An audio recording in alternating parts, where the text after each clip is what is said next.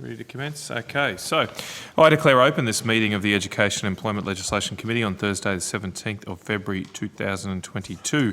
The Senate has referred to the committee the particulars of proposed expenditure for 2021-22 and certain other documents for employment and industrial relations matters within the Attorney General's portfolio and the education, skills and employment portfolio. The committee may also examine the annual reports of departments and agencies appearing before it. The committee has decided that answers to questions on notice will be required to be returned by close of business Friday 25th of March. The committee has resolved that written questions on notice should be received from senators by close of business on Friday 25th of February. Under Standing Order 26, the committee must take all evidence in public session. This includes answers to questions on notice. I remind all witnesses that in giving evidence to the committee, they are protected by parliamentary privilege. It is unlawful for anyone to threaten or disadvantage a witness on account of evidence given to a committee, and such action may be treated by the Senate as a contempt. It is also a contempt to give false or misleading evidence to a committee. The Senate, by resolution in 1999, endorsed the following test of relevance of questions at estimates hearings. Any questions going to the operations or financial positions of the departments and agencies which are seeking funds in the estimates are relevant questions for the purpose of estimates hearings. I remind officers that the Senate has resolved that there are no areas in connection with the expenditure of public funds where any person has a discretion to withhold details or explanations from the Parliament or its committees unless the Parliament has expressly provided otherwise.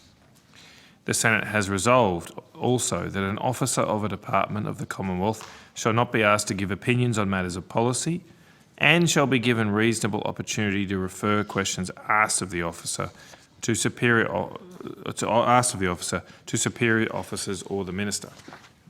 This resolution prohibits only questions asking for opinions on matters of policy and does not preclude questions asking for explanations of policies or factual questions about when and how policies were adopted. I draw the attention of witnesses to an order of the Senate of 13th of May 2009 specifying the process by which a claim of public interest immunity should be raised. Witnesses are specifically reminded that a statement that information or a document is confidential or consists of advice to government is not a statement that meets the requirements of the 2009 order. Instead, witnesses are required to provide some specific indication of the harm to the public interest that could result from the disclosure of the information or document. An officer called to answer a question for the first time should state their full name and capacity in which they appear, and witnesses should speak clearly into the microphones. Mobile phones should be switched to silent. Senators, departments and agencies have been provided with the advice on the arrangements in place to ensure the additional estimates 2021-22 hearings are conducted in a safe environment. This guidance is also available from the Secretariat. The committee appreciates the cooperation of all attendees in adhering to these arrangements. Today, the committee's focus will be on the Department of Education, Skills and Employment. I welcome the Assistant Minister, the Honourable Jonathan Duniam, who is representing the Minister for Education and Youth. I would also like to welcome representatives from the Department of Education, Skills and Employment. I have here the Secretary, but Dr. Brunesius, you are here. Mr. Duniam, would you like to make an opening statement? Yes, if I could, Chair, very briefly, and I'll table a copy of this also. Just a statement on behalf of the Acting Minister for Education and Youth, Stuart Robert, regarding the Australian curriculum ahead of the ACARA appearing before the committee today at 5 p.m. Public consultation led by ACARA on a draft of the Australian curriculum between April and July of this year elicited significant public awareness and showed that parents and the broader community care about the curriculum that children learn at school. The Australian Government wants to acknowledge that ACARA undertook a significant body of work to refine, to realign and declutter the curriculum in line with the June 2020 Terms of Reference and in line with the Commonwealth's view that the curriculum should be evidence-based to lift learning standards and to provide a more balanced view of our history. Education ministers met on the 4th of February this year to consider a version 9.0 of the Australian curriculum, which incorporates changes since ACARA's public consultation version. At this 4 February meeting, ministers agreed that ACARA should provide a revised version 9.0 of the Australian curriculum to EMM for approval by April 2022. There was unanimous support from ministers to the consent content within the health and physical education curriculum, which had been strengthened significantly from the April consultation draft. All jurisdictions agreed that further work in the important area of mental health for young Australians will occur in the health and physical education curriculum, and ministers noted that the Australian and Western Australian governments would write to ACARA requesting further work in the learning areas of mathematics and humanities and social sciences.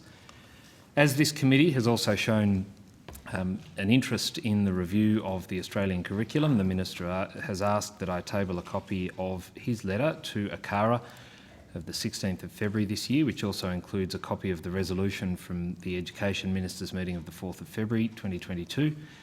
You'll note that attachment B to the letter, which is a list of experts and or organisations, is not attached, as these experts have not been approached or agreed to participate in work on further revisions, and it would be inappropriate to name those individuals and or these organisations without their agreement. Thank you, Chair, and I'll table a copy of this now. Thank you, Minister.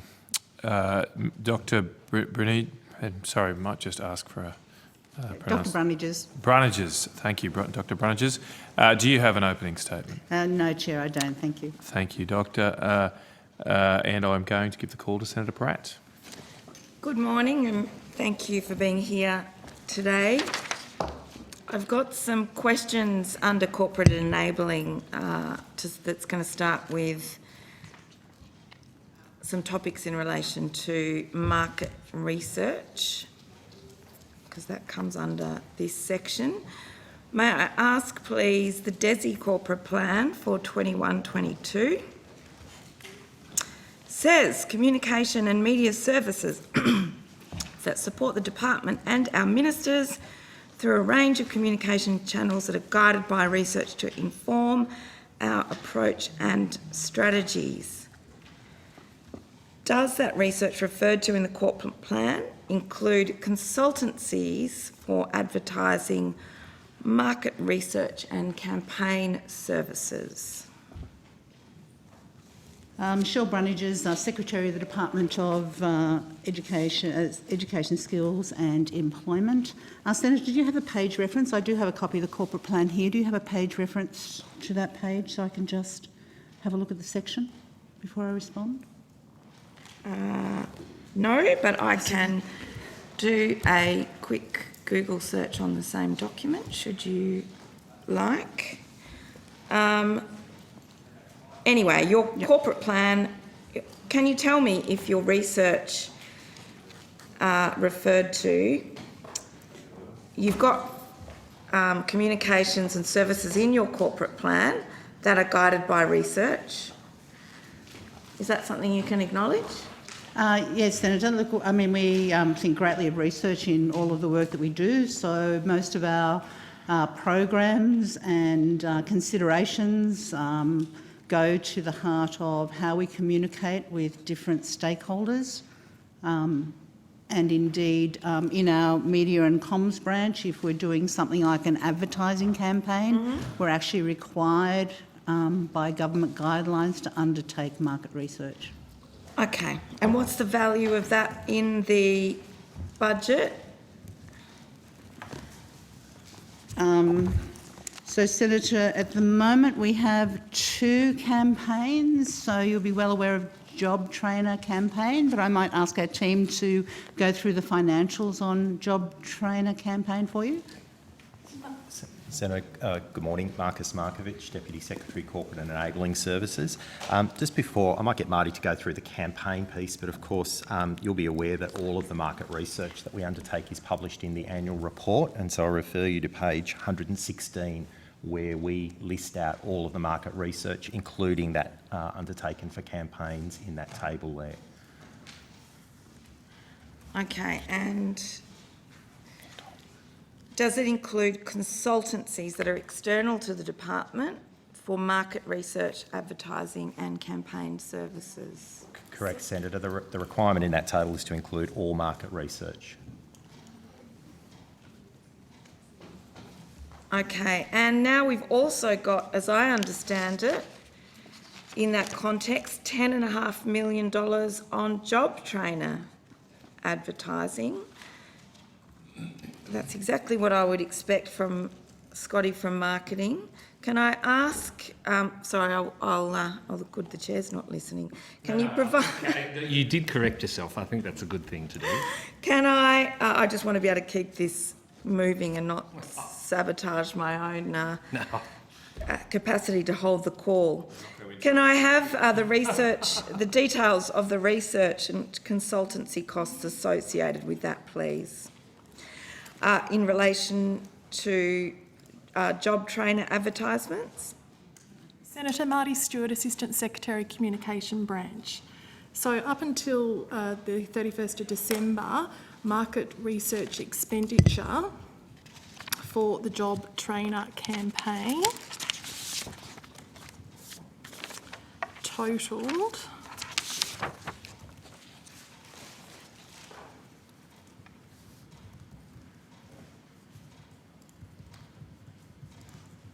there was $98,000 for benchmark research, $126,000 for concept and materials testing, and benchmark research was $29,000. Okay, can you provide any details of the research and consultancy costs for any research on the use of language around skills and skill shortages more specifically?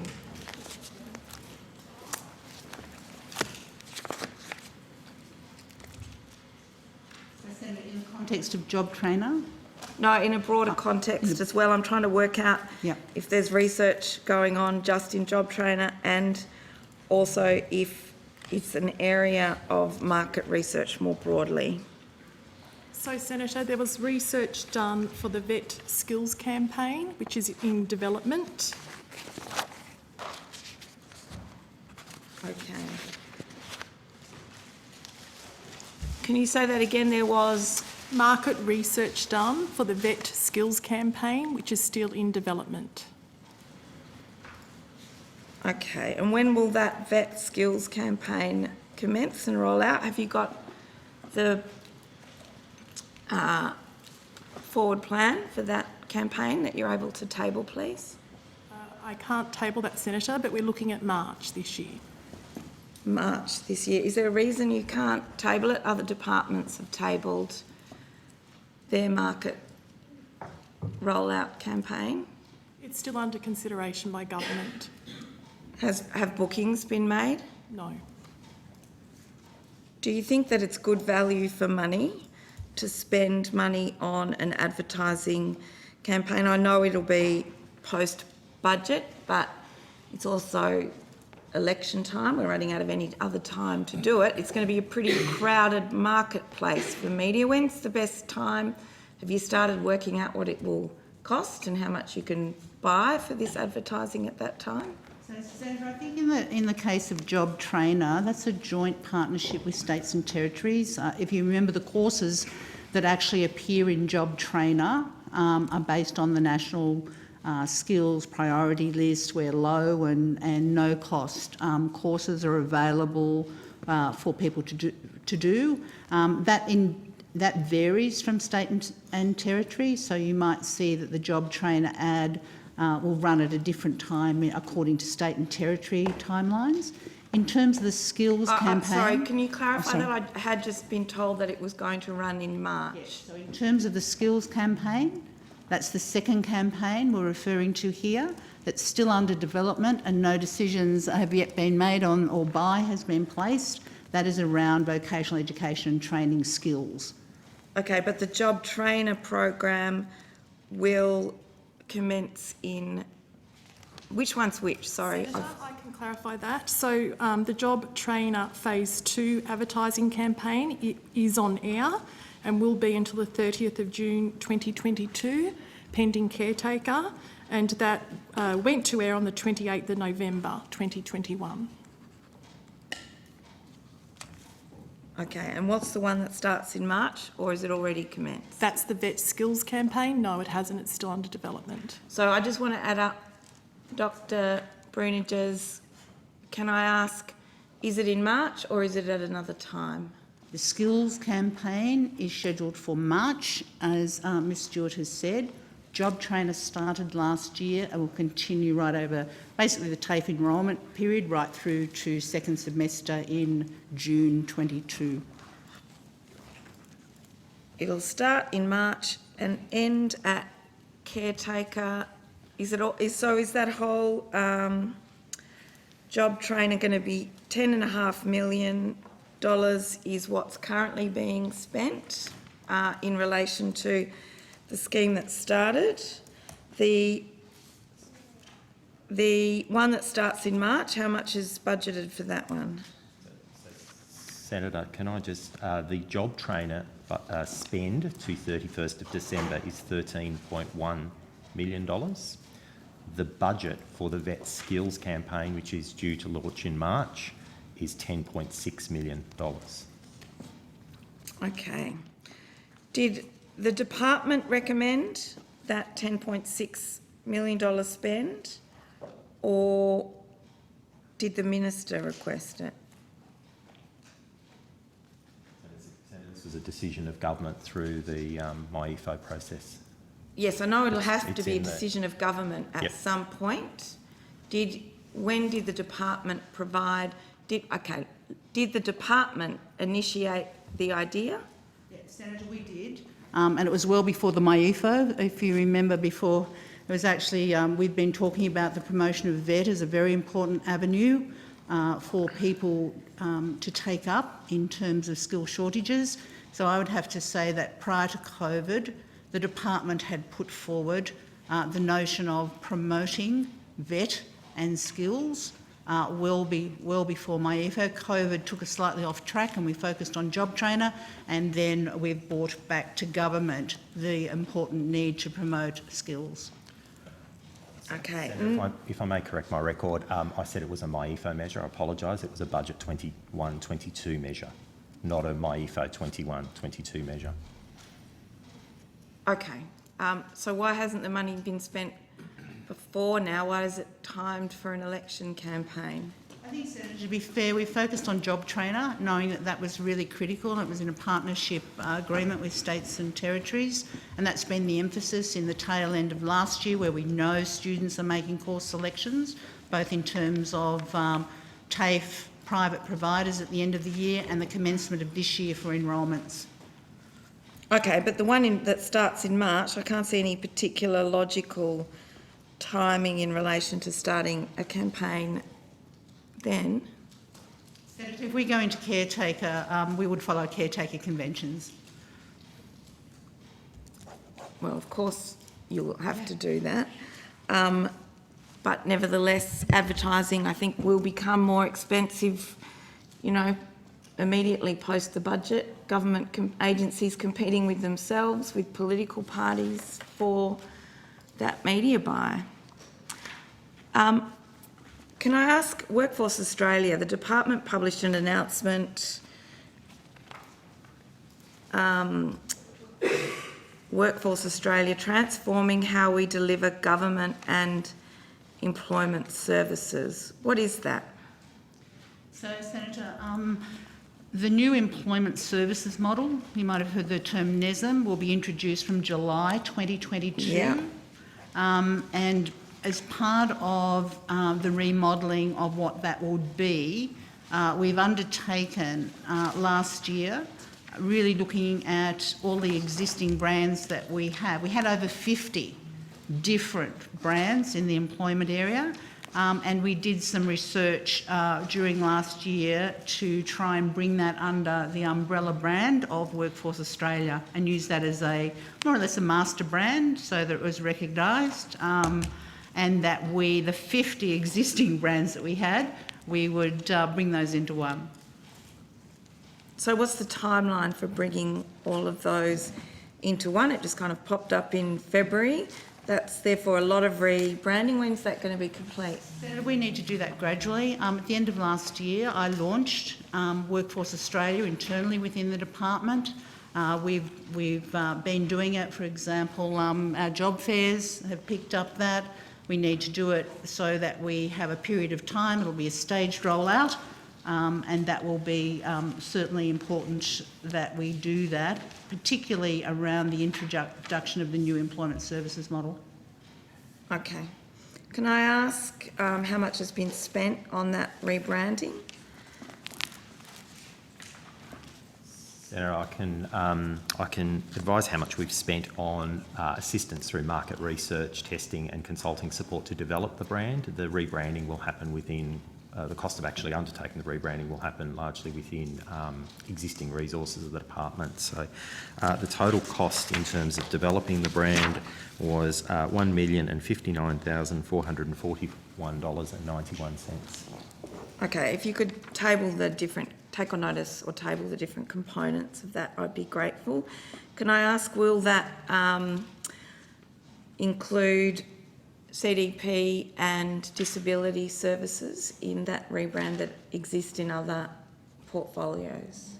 We haven't really talked about that because they are in other portfolios. Our immediate concern was we had 50 different things out there, new model coming in place. How would we brand that in a way that Did you consult with them, therefore, on that, if you're trying to consolidate or not? We haven't at this stage because, as I said, it's a staged rollout. But what we certainly did, Senator, was consulted with Services Australia. If you remember, Services Australia was in the same position of having lots and lots of different functions, and the brand of Services Australia, we used some of the information there to support some of the work that we did. Okay, and what's the benefit of that $1.59 million spend and the rest of the costs to job seekers? I think it would provide a clearer line of sight for job seekers rather than knowing what's on offering. You've got a single point of contact as opposed to 50 points of contact. Once you have that single doorway or entry into all the things that we're doing in employment, that will be an important step forward. So can you give me a quick overview of what's coming in under that? I think we have... So Senator, You got something you can table that shows us? The Secretary's referred to 50 sort of programs that exist within the employment space, so we do maintain a visual of all of those brands at the moment. The intent is to... All right, if you're able to table that document, that would be terrific. Certainly we can table that. That represents the existing brands, and the intent is to put a sort of a single brand and architecture over the top of it, so citizens don't have to navigate these one by one. They appear and act more as a family, but certainly we can table a document. And is there joined up back-end data through the department for all of those services currently, or is it just the branding? So that's exactly what we're working to deliver through the redevelopment of our systems and getting systems to come in through MyGov. So citizens will come in through MyGov, access services, and you're quite right, behind this we actually need to join up the services. In many cases these systems have been built over a period of time independently, and the intent is to bring it together. So there's two bits. There's the creating the sort of the piece, the branding piece over the top, and then of course fundamentally the technology piece to support bringing it together to simplify the citizen experience. Thank you. At additional, I'm moving on to another topic. At additional estimates, we pointed out that in the 12 months previous, the department had entered into 141 contracts with Hayes Personnel Services at a cost of $25 million, and the department provided a response on notice SQ21 00152, and I'd like to table, please, the document. I've got it here, Corporate and Enabling 1. That is, that's the table that has a list of the AusTender documents, and the Secretariat, I think, has it on file already.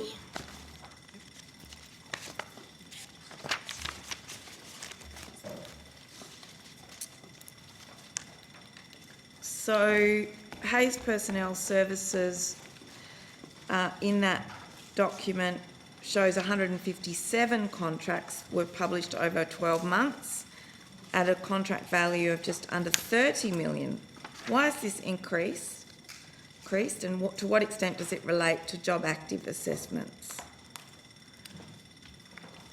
So Senator, we're just tracking down the question on notice. I've got a copy of that one here with me. I can answer the proportion or the value of Hayes contracts has increased. The record I've got here is a slightly higher number. That is in line with department has used additional contractors over this period. You'd be aware that Hayes is one of the major contracting providers in there. We run a competitive process for all of our procurement activities, and Hayes has been successful in those processes. Are they by far the largest, or, you know, I don't quite understand why you're putting all those eggs in that basket? Senator, they are the largest for our department. I wouldn't say by far. We do have other suppliers of contractors to the department that are very significant providers and in the tens of millions. Okay, can you answer specifically what they're doing in the job active space? Which contracts relate to job active assessments, if any, and in which programs or activities overall those Hayes personnel have been working? So, Senator, I probably need our outcome 4 people to answer that question specific on the contract, but they are listening and we could get back to you with that information in outcome 4. Okay, that's late tonight, I think, so... They will be listening and they'll be able to, so I've Give it probably to got us the quickly macro information. tonight, We do have that's a large number of contracts across the department and they'll be able to drill down to the specifics of your question. All right. Is it normal for DESI to enter into 157 contracts with one provider over 12 months? Why don't you have a couple of big contracts rather than 157 of them? So I would say, Senator, the arrangements that we have for contract labour hire vary from some bulk recruitments where we might get people to come into one of our processing or call centre teams, and they vary right down to a short-term temporary placement, for example, of an executive assistant for 6 weeks. So, and everything in between. So where we can, we do try and group up and go to the market with larger bulk contracts, and they're in the employment group. We've spoken about those previously. They're used quite considerably, and in other instances, including my own area, we're seeking to fill an individual role. Okay. Most of these are done, I would point out, through panel arrangements. So the government does have panel arrangements and we do procure off those. Okay. How many people are associated with those 157 contracts? How many staff have been pulled into the department that are working for the department, doing things within the department but are not paid by the department? So just Under for that Hayes, contract and in general? So, Senator, what I can tell you is the total number of contractors that we have on in the department at the moment. So as at 31 December, we have 1,442. What I don't have is that number split by which agency they're from. I've got contracts, but I don't have number of people by agency, so I would need to take that on notice, but we certainly can get that. Okay. So there's 187 contracts based on AusTender of word searches for personnel or advisory, and that is at a cost of 164 million. And I'm also happy to table the document that, you know, we've pulled off AusTender. You might come up with, it's just a search of those tenders. That's a big increase on the previous 12 months. What's your explanation for that, and to what extent does that relate to job active assessments? Check, is the committee happy to have these tabled? Yes, okay, accepted. Yep. Senator, I think it'd be fair to say that, with the new employment services model, it's probably the largest procurement and exercise outside defence. So the IT build is enormous, and the additional personnel that we've used in call centres through COVID also accounts for some of that. But I'm certainly happy in outcome 4 from the employment area to give you a better breakdown. If we can get it here before outcome 4, I'm happy to table it for you. Thank you, I appreciate that. So in that context, if you're able to therefore tell us which programs or activities those staff have been working in, how many staff are subject to those contracts, and the extent to which it's normal for DESI to have 871 contracts for personnel or advisory services over just 12 months. Is that normal? I haven't been through a build of a new employment services model before, Senator, so it's probably not typical of the department to have such a large surge, or since my time here, that would not be typical. I would think, and I don't want to speculate given we're getting data to you, but I would think the primary reason is because of the new employment services model and what we've had to do around specialist IT and indeed probably call centre contracts. Senator, and that's the Secretary's statement's probably reflected in our estimates update. So in the PAYS documentation, you can see that there is an increase for 2 years of sort of a surge workforce, and that declines over time. So reflective of exactly the Secretary's point. Why don't these people work for the department? Why are they contractors? So, Senator, the majority of that workforce is temporary in nature. They won't be ongoing employees. They've been brought in, as the Secretary's mentioned, to undertake the new employment services model, both the technical build and its implementation. We do have a number of other projects, again, back in the budget documentation, that are time limited, and in that instance we would use contractors for that. They won't be ongoing positions, and as said, you can clearly see that in our forward estimates. Okay. But while they're not ongoing positions, people are pretty adaptable in the public service. They could go and do a different role doing something similar, helping another department transform. So I think it'd be fair to say, Senator, all of our staff, something I'm really proud of, all of our public servants have really stepped up, and not only have we used internal surge capacity over the last 2 years, but the additional surge that you're talking about is around the specialised build. We've also been able to surge to other departments with our APS staff. So you might be aware when Services Australia, when COVID first hit, we were able to surge and support our colleagues in Services Australia by sending a range of staff over there. We use internal surge capacity if one area needs help, and this is over and above that because it is a temporary project, 2 years surge, and then it'll be back to BAU. So just turning now briefly to another topic. Mr Markovich, I asked you in Senate estimates last June if you were aware of any conflicts of interest that Minister Robert might have. Do you recall that? I recall that conversation, Senator. Okay. At the time you stated to this committee that there is an annual process as part of the development of our financial statements where ministers coordinated through the Department of Finance are required to declare related transactions. There is that annual process where if any of our ministers had a relationship with any of the transactions or entities that the department is dealing with, we would become aware through that process. You recall that? I recall that testimony, Senator, correct. Okay, so you accept that the department would become aware of any related transactions. So I am perplexed, therefore, when the response to question on notice SQ21 1027 from the last round of estimates came in. We sought further information about declarations from the annual process. It had a very unhelpful answer.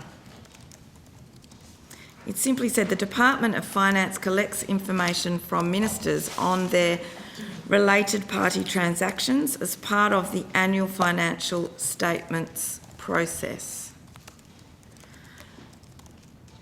So, does the Department of Finance tell you what it has become aware of? Because it doesn't sound like it does. It's difficult to understand that both of those responses could be correct. So, Senator, firstly, my apologies if I haven't been clear in the response. I was responsible for clearing that. The Department of Finance coordinates that process. If there is something to alert to the department, it is passed to us and then published in our annual report. But unless you saw the whole declaration, how would you know whether there was something relevant in it? Do you expect the Department of Finance to be totally across all of your contracting arrangements and company names or all of those kinds of things? So there's some very specific rules about what that process looks like, and that would be a matter for the Department of Finance. This is and you recall at the time, I think I mentioned it was sort of an accounting kind of process. We do a similar process internally to the Secretary about a specific sort of conflict of interest. So the process is Department of Finance works with ministers, gathers information. If there's something departments need to be advised of, they are advised of that, and then we have an obligation to put that in our financial statements. Okay. There is nothing in our financial statements disclosed. So that's the process and the requirements. So I apologise if that kind of didn't. I haven't used the right words to describe that, but that was certainly the intent. So we've talked about this now at a few estimates. Does that mean that there are no related party transactions that Mr. Robert has been involved in? What I can describe to you is the process that we go through. That's what I've described. Do you know if within the Department of Finance's records there are or are not related party transaction declarations? I can't comment on the Department of Finance's records. I can assure you that if the department became aware, we have an obligation to include in the annual report, and it's not in our in the financial statements in our annual report, and there is nothing in there. So the Department of Finance is required to inform you of any related party transactions, but they have not. That would be the process, Senator, yes. Okay, if there were any, they would inform you? Correct. But you wouldn't know if there were any unless they informed you? Surely... That would be a matter like all ministerial things, It's a matter declaration for of the- interest, a matter for Prime Minister and Cabinet, Senator. So Well, until we have a Crime and Corruption Commission, perhaps that will remain the policy setting.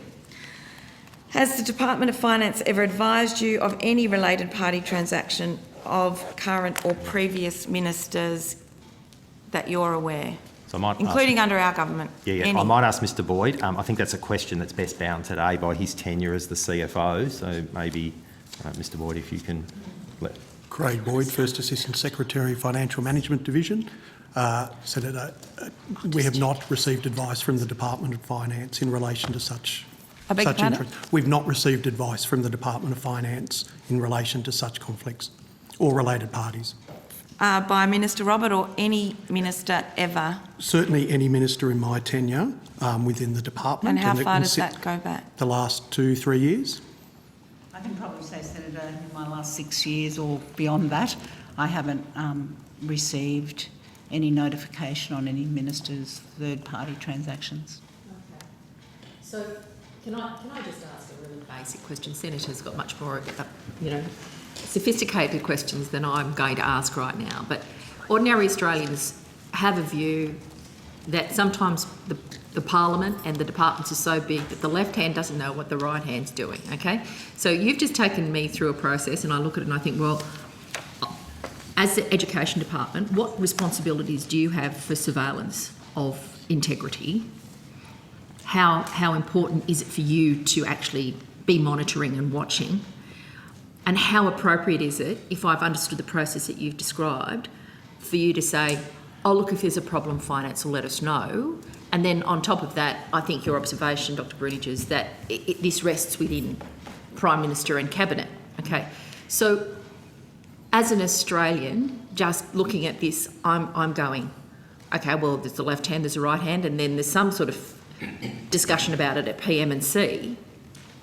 But I don't have confidence based on the answers that you've given, which have clearly outlined the process, that those different versions of reality are actually operating in an integrated way that would lead me to think that this is operating with integrity. So I think there are system failures there that look very obvious to me, and I hope to be able to be advised that you don't see any risk here, because it looks like it's replete with risk to me. So, Senator, let me assure you on two fronts. Our financial statements are always under audit from the Australian Audit Office, so they would indeed check key personnel within the department, and they go through a whole process that takes a great deal of time, energy and effort from our colleagues in the ANAO to go through in excruciating detail all of the transactions and anything there. Just On the second record, how frequently does that occur? every year, Senator. So With vigour. with vigour. So I think... And you talked about the department there. Can I just say, have you got anything you can tell me about the oversight of the ministers and their interactions? and That is a families? responsibility for Prime Minister and Cabinet, Senator. Okay, so can I ask in that context three things? What confidence do you have that finance will let you know? Have they ever sought further information to clarify their investigations? And have they ever made a query about any transaction or any contract ever in the context of conflicts of interest? Are they looking at all? I'm assuming they must have come up at least once or twice just that to would be- prove that they're doing their job and that they are actually looking. Yeah, so Senator, again, that's a question for finance. The ANAO... No, well, it's not a question for finance. How often do you hear about from the Department of Finance so that you can be confident that they have looked? Yeah. So again, we would rely on the ANAO audit process, which I think starts early in the year, if I'm right, Mr Boyd. What month do we commence that? That's right, Secretary. So we have an interim audit process, so that usually commences February, March. The ANAO undertake their work. Department of Finance writes to us twice a year to actually advise us of the outcome of the process they've undertaken, as we've discussed this morning. So your question about are we confident Department of Finance would advise us? Yes, in all of our dealings with the Department of Finance, they're very thorough. So in your second question about the process they undertake is a question best directed to Department of Finance. We don't undertake that Okay, but process. have they ever queried with you, what's this third party related? What is this contract for? Who does it relate to inside the department to ensure they don't, that you're confident they're looking for conflicts of interest? They have not raised any such queries with us, Senator. Ever? No. Okay. I think, Chair, we're ready to move on to early childhood. Okay, thank now. you, Senator Pratt. I might just ask quickly, just finish this section, this question around the oversight of ministers, as Senator O'Neill put it. I presume some of you have been in the public service for some time. Have these arrangements changed at all over the last decade, or have they been pretty much the same? Look, Senator, they're set out in the Statement of Ministerial Standards. In my knowledge, that's how Prime Minister and Cabinet monitor potential conflicts of interest. So that was a similar process 10 years ago, say, that it is today? Yeah, well, I presume so. Maybe there's been an update in ministerial standards, but I think in the main it is a rigorous process and they do that. On the other side, on the internal side, our key personnel undergo absolute rigorous with pecuniary interest statements, and that is subject to audit. But audit in checks. my memory, at least, there's never been a role under different governments of different political persuasions for departments to somehow oversight their own ministers. Oh, no, Senator. So there has never been a time in my in excess of 40 years in the public service where a department has taken responsibility for oversight of ministerial responsibilities. That's right. Thank I you. understand that, but the Department of Finance should be checking with you. Well, it didn't seem clear that you did understand that, but anyway, you do now. Thank you, officials. We are moving on to staying within the department, but moving to early childhood and childcare. If we can have those officials at the table. It doesn't look like we need to. They're all here by the look of it, so we'll just keep on air. In the basis that, are you supposed to turn a blind eye?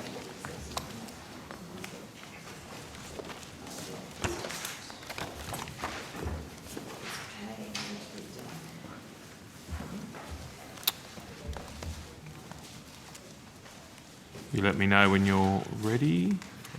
Yes, Chair. You're all ready, Mr Phillip, thank you. And I'm giving the call to Senator O'Neill. Thank you very much. I actually observed today as I was coming here, one of the senators being escorted to the room by her staff, and it reminded me of the moment when, you know, as parents you take your child to the early childhood centre and you drop them off the day and you hope that it's all good when you get back at the end. I think our staff have that sort of very close relationship with us. We need people to look after us, to grow and to be supported, both as adults but particularly as children, right? And we know that the early childhood sector is critical in delivering that support and care, and perhaps it's no more important than at this time when we know that there is a mental health crisis across the nation, that many of the families who run small businesses are under extreme pressure. Young children will be picking up on all of that in these developmentally formative years of their life. So what's going on in early childhood matters profoundly, not just for the moment, but into the future. So my questions are really about the apparent crisis that there appears to be in this sector, and certainly on the back of comments that have been given to me, and I'm sure other senators as well, concern about what's happening at their local early childhood centre. Now, they don't understand it from a sort of systems model, but the questions that I'm asking impact directly on individual families. So I'll ask for you to be as forthright as you possibly can in giving me the reality of what we're confronting. So the first question I have is about closures. How many early learning services have experienced partial or full closures since the start of the Omicron wave? That's practically since, say, the 1st of December. Let's begin with that as the hard marker. Senator Brenton Philp, Deputy Secretary, Early Childhood and Childcare. I'll ask my colleagues to see if we have the data from the beginning of the Omicron wave. I'll note that closures as of today, there are 52 across the sector, and that's a sector of 16,500 services. Okay, so 52 completely closed down. So the data that we have only goes to... And what period of time are we talking? Yep, so the data we have only goes to complete closures, not partial closures where a room might otherwise be closed. Average closure duration is 6 days. Okay, can we come back to that? But let me just clarify. So 52 completely closed centres. At today, as of this morning. Okay, and can you provide us with the data on which centres are that have closed by state? We can, Senator. That's available from the ASEQA website. We can look that up and provide that. Okay. I'll ask one of my colleagues to see if we have that present. So just the number 2, closed completely by state and territory, Senator? Yes, Senator. Yep. Yeah. So 52 in total across the country, though, and the period of time to date, when is that from? So that's as of today. Yes, today. but from what period of time did the count commence? Oh, that's today's number. So the way that those numbers are represented, Senator, is that that's a real-time count of the services that are closed at the moment. So even through the course of today, that'll fluctuate as some of those services will reopen and notify ASEQA that they're open and available. Others might come back on if they've got a closure because of a need for a deep cleaning or otherwise. Okay, well, that's good for me to ask the question. I'm trying to get the scale of how many, like if it's 52 that are closed today, that's 52 groups of families that use that resource that are completely denied access to early childhood. Big problem if you're trying to manage, your kids. I can't imagine what that would have done in my life. I never faced it with my own children. 52 today. Now, across the period of time since the 1st of December, I'm really interested to see how many have had total closure, and that's a clock-on, clock-off model that you're using. So how many? So, Senator, the number that I have is that from the 22nd of December through to the 10th of February, 1,883 have closed. And as I said before, for an average duration of 6 days. Okay. And Do you have any insight into how many families that would be? I think we'd have to go in centre by centre, you Yep. know, how That's big right. the centre was or how many rooms they had, Yep. Senator, to be able to Well, if you touch can that. do that on notice. Can we take that on Yeah, notice? please, that I'm would be- not Absolutely. sure whether we're able to do it or not, but I'm happy to take it on notice and see Because, what we can provide. as I said at the beginning, these figures are, Yeah. system-wide, yes, Yeah. they matter, but they're actually really, how many families? Yeah. I mean, I see Senator Duniam, he's got young children, he'd know how critical for family balance Indeed, these services are, and when they're not there. My wife works in childcare, and to disclose that here, of course, but when a staff member in a room is COVID positive. that room closes. Yep. 20 families in that room affected. Yes, that's Yep. a point well made, and obviously every state's different with regard to close contact rules Yep. and the like. Makes it difficult. How many of those ones that have closed in the way that you've described have actually shut down and not come back? Do you know? So the numbers that we have on total closures, Senator, bear with me for a moment. And you've marked it at the 22nd of December. My right. question was the 1st of December. Why was the 22nd your marker? That's because that's the number that the date that we picked from when the beginning of the Omicron wave really started to affect services. Okay. And so, I mean, when we take on notice the question that you have, You can go see back what to the we- first. Well, we'll see what we can do. So a lot of this data is contained by CEQA. That's the Early Childhood Quality Authority. So we'll see what their data set is, and we're able to provide on that. On the other question, though, about those who have permanently closed, from the 1st of July last year through the 9th of January this year, there have been 372 that have cancelled or closed fully, but we've also had 461 new applications. Okay, an application doesn't mean an opening. So what's the correlation between the 400, what did you say? 372 Closed. cancelled or closed, Yep. and 461 new applications. And how many of the new applications have actually commenced providing service to families? I'd take that on notice, but I'd assume at least the vast majority, if not all. It's You'd have to go unlikely. through state regulators, I Yeah. presume, Senator, because they're the ones who approve the application and opening, but let's take that on notice and see what we can provide. So we've had more applications than closures. That's right. But we will just refine that to actual openings Thank rather than you. applications. Yes, well, because that's where the rubber hits the road. That's Yeah. literally where the doors open and you can take your child. Yeah. It would be of most interest to me to understand if there was an overlap between those two, or if the 461 are in different jurisdictions and different contexts, right? So what have we lost and have we gained? Because an application is not an opening. So let's be clear about that. Yep. And I think too, Senator, it might actually depend on population growth in particular areas. You'd anticipate you'd have more openings where there's greater population or more children Yep. in there. But we will take on notice, find out how many are actually open, and maybe provide that by state and territory. Yes, thank you. Find if we can. Yeah. That'd be great. As finally as you can do it, down to electorate level, of course, would be interesting. I'm not sure we can do that one, Senator. We will do what we can for you. But there might be regional data as well that you can, but whatever's a sort of a natural point. Can I go now to partial closures, which I expect are more common? So what's the numbers there? Of the 16,500 services, how many have had partial closures? So we don't have records of partial closures, Senator. So what typically happens there is that a room might be closed for a short period of time. Well, who keeps those records? The services will maintain those records, but that's not... But there's no oversight of that. So So the state regulators, Senator, would maybe have a line of sight of that in some of their data, but I'm happy to take that on notice as well. I'm not sure that they do, because it might be only closed for half a day and then you get a positive RAT test and then it's open the next day. So I'm not sure at the fidelity level that data is captured anywhere apart from the service. Or maybe there's an umbrella provider that has a number of services. They might be looking to move staff if there's a particular outbreak in an area.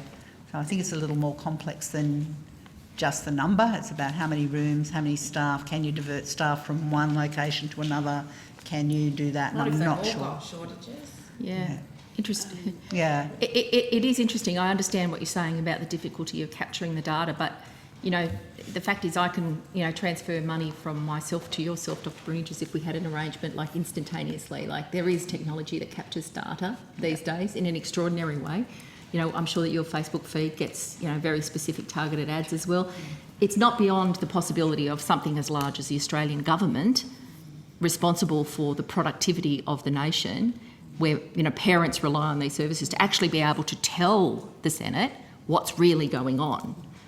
If it was a priority, the information would be collected and it would be reported on, because it might be difficult to keep the data given the systems that's in place, but I'd posit to you it's a hell of a lot more difficult for a family to try and manage it, even if the room's just one room shut. Just one room? Well, that could be the end of somebody's job because they can't put their child into care to go to work. So, Senator, you know, I totally agree at a personal level. What we have to be very careful in this situation is not to create more red tape and burden on services. Correct. By having antiquated data collections back into the central office that will take them off task of what they're doing. So I take your point. At what level of the fidelity we've got, we'll check with states and territories, but I do not believe that they will have it at a room level. I think they might have it at a centre letter. We've gone through and done the closures. They're monitoring that fairly closely, but the partial closures I think is difficult because the nature of a partial closure could be anything from a number of hours to half a day to a day, depending on the situation in the centre. okay, thank you very much. I appreciate that. And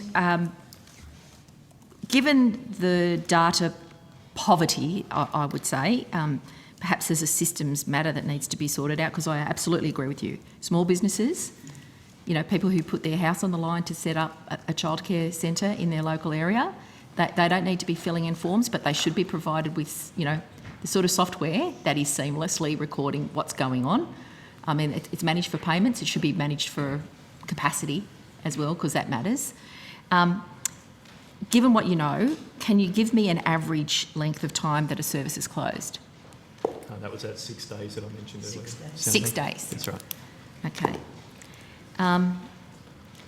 What has been the trend on allowable absences since the 1st of January 22 compared with previous years? I think we'd have to take that on notice, Senator. That's not a number we've got in front of us. So just for people who might be listening, Australian citizens, allowable absences has been factored into the policy making of the government. So can you just explain clearly to me what it is? Put it on the record. No, of course. So there's two categories. In the normal course, a family will receive 42 allowable absences per child over a financial year. One allowable absence is that is a day in which a child will not be present at a childcare service or an early education service, and which the childcare subsidy will be paid without reason or rational. So that might include school holidays, it might be where the child's unwell, all sorts of reasons in that category.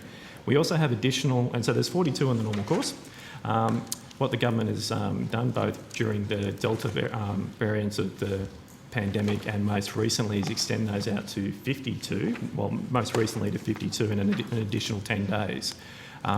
And has also right now paused the accretion of those allowable absences at the moment because of the Omicron. So if a child is absent for whatever reason at the moment, they don't contribute to their allowable absences. And this is different to additional allowable absences, which are those that when a family exhausts their 42 days in the normal course, they need to provide evidence of the reason for absence, which may be that the child is unwell. Okay, so the allowable absences is a pretty good indicator of how many kids are at childcare, how many days they're there. You can get a sense of, you know, how many out, how many days in, how many days out.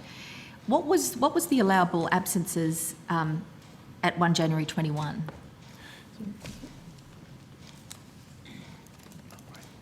Jump in here. So across the country, Senator? Yes. Yeah, so I might just jump in here. So First Assistant Secretary, Provider Analytics and Integrity Division. My name is Kelly Pearce. So we don't tend in our system to track, we can look at it, but it's not something we habitually track in terms of allowable absences. We do track and record things like attendance, and enrolments. So we don't have here, as far as I'm aware, no, we don't have here, a tracking of from the 1st of January to now the usage of allowable absences. That is much more around an individual parent's entitlement. So it doesn't quite work that way. But as I said, we do monitor what's going on in the system, noting that we're usually about a fortnight behind at least in that data because services habitually, are only required to record their enrolments and enrolments and attendances at the time, every fortnight. So they measure who shows up, which is that. Okay, so let's go to who shows up, right? Yeah. So,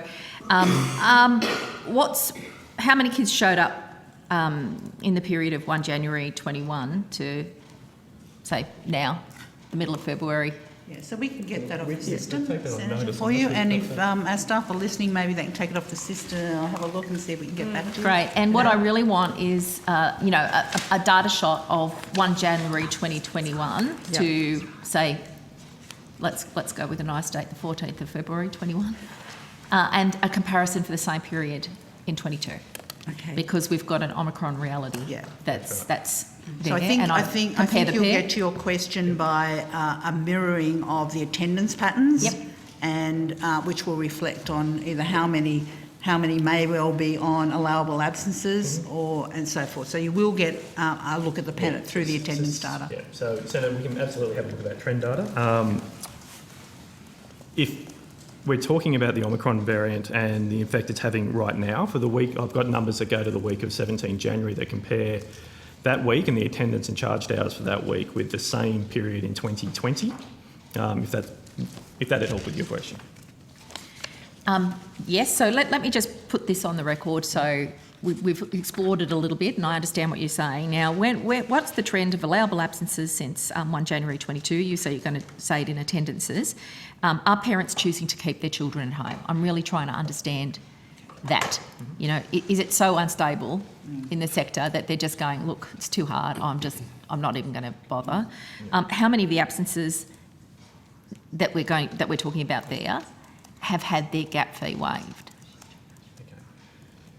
So maybe if I go through the data that we have for that January period, and that'll explain a little bit of what's going on. So what we've seen so the week commencing 17 January 2022 compared to the corresponding week in 2020, so we're trying to compare it to a date in which hasn't been affected by COVID. What we've seen is that when it comes to... So this is a 2020 comparison, is that correct? Correct. Okay, right. Yep. And looking particularly at centre-based daycare, being the most prominent version. Attended hours in New South Wales were at 84.9%. In which year?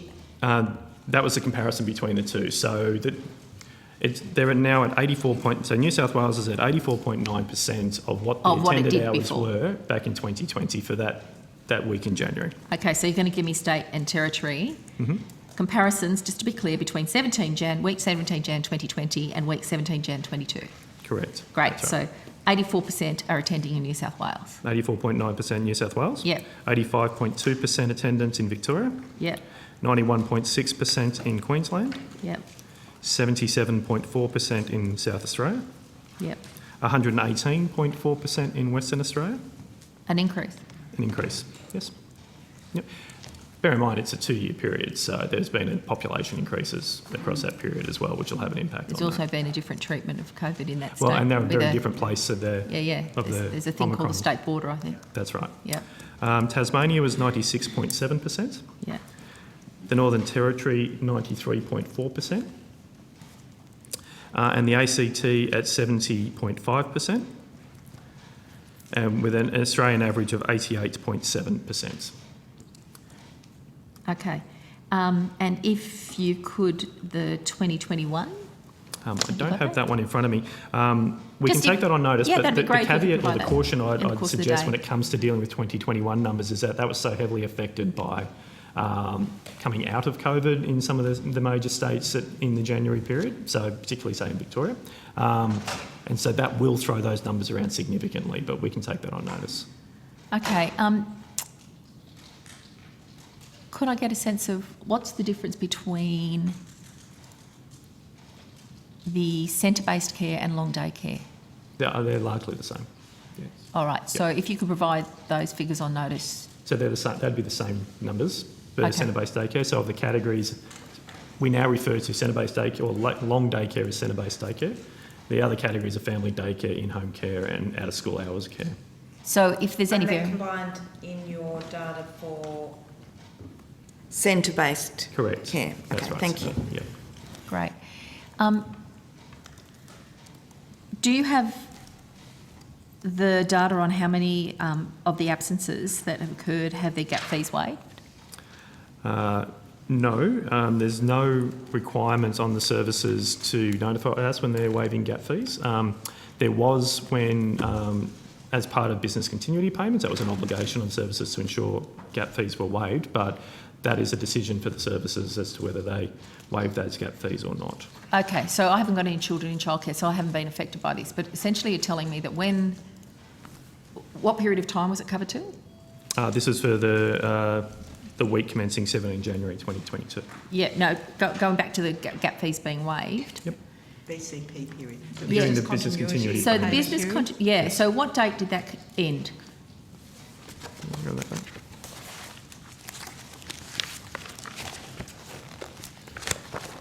That one? 5 November. Okay, so since 2021. 5 November, it's basically you're on your own, good luck, your service might charge you or they might not charge you, is that correct? And you've got no oversight of that? So it's a discretion of the service if they're going to waive a gap fee. We enable that to happen. So typically the obligation is on a service to ensure a co-contribution by parents to the cost of childcare. What we've done as part of that BCP or the other gap fee waiver provisions was to enable services to not enforce that obligation on families. So since the 5th of November, you haven't demanded that they enforce it, but you've said it's up to you. No, Will so- you explain to me Yeah, the so business be- model? I wanna Before understand. the business continuity payment, so gap fee waiver was always there, and a provision the service could indeed waiver, Senator. So back since childcare's been, there's always been the gap where and services could choose to do that on hardship grounds and so forth. Yep. During COVID, we actually put in a special business continuity payment. To keep Things services going. viable, Yep. basically, and we worked with the sector to be able to do that. And during that period, we actually put a different set of conditions on the business continuity payment around gap fee waiver.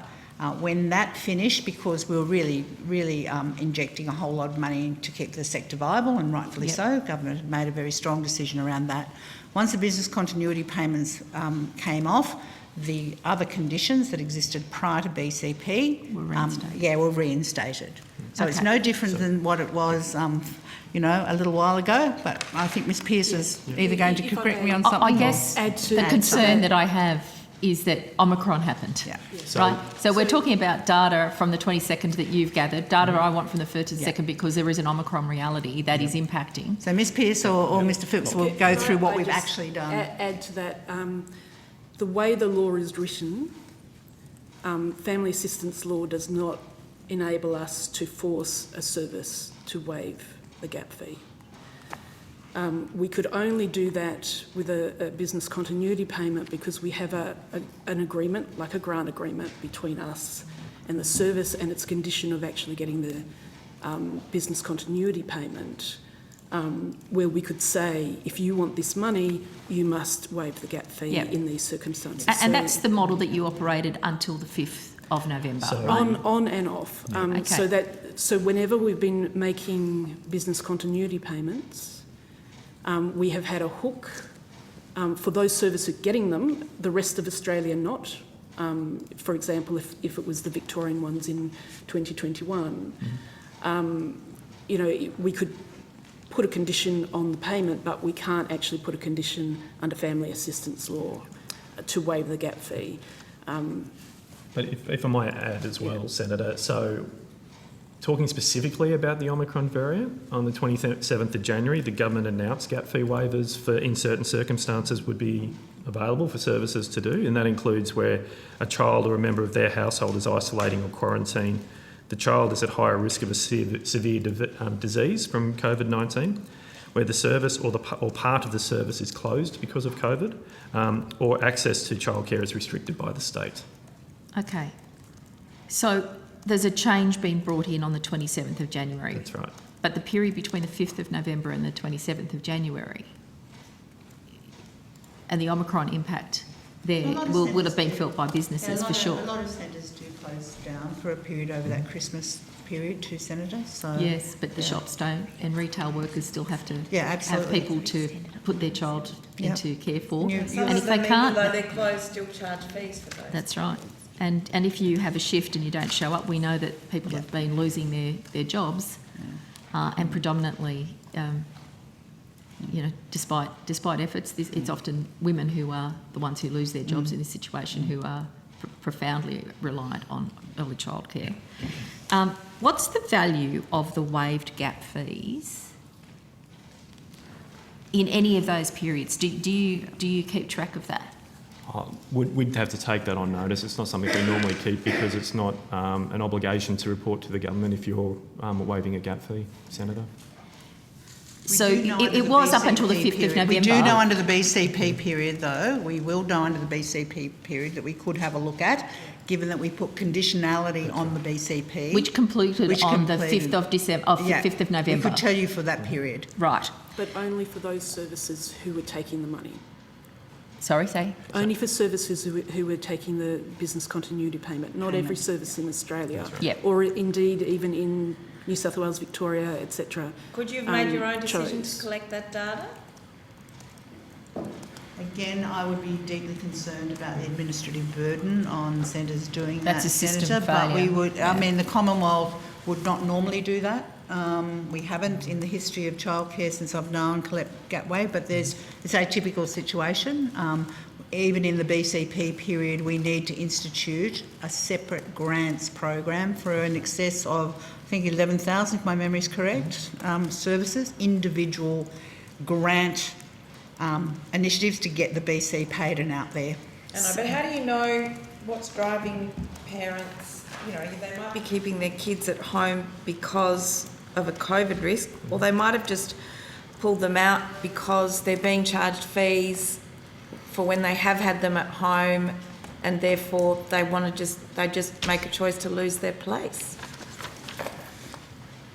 So I think, Senator, looking at the percentages we just read onto the record about the percentage average in each state and territory, it's remarkably high, given the situation the general population's in. I think the lowest was ACT at 70.5, if I've got that correct, Mr Phil. That's correct. Yeah. The highest, you're looking at 96.7%. So... I understand that, but there is nevertheless chaos in some of the centres because And we don't they're quite not know how sure. much because of the partial closes. They're not sure. We've got no data. And we've got the and we've got a hold their workforce. data. We're trying to lift workforce participation. Yep. So you don't want people taking their children out of childcare because having to pay the gap is making working unviable anyway. Because they've had to, they've got to juggle going in and out of childcare. Yeah, and indeed, Senator, that is also one of the reasons why gap fee waivers are only available in certain circumstances, because the balance is between ensuring there's the revenue stream for the services to continue to stay open and pay their own wages, and encouraging parents to use those services and to continue to participate in the workforce.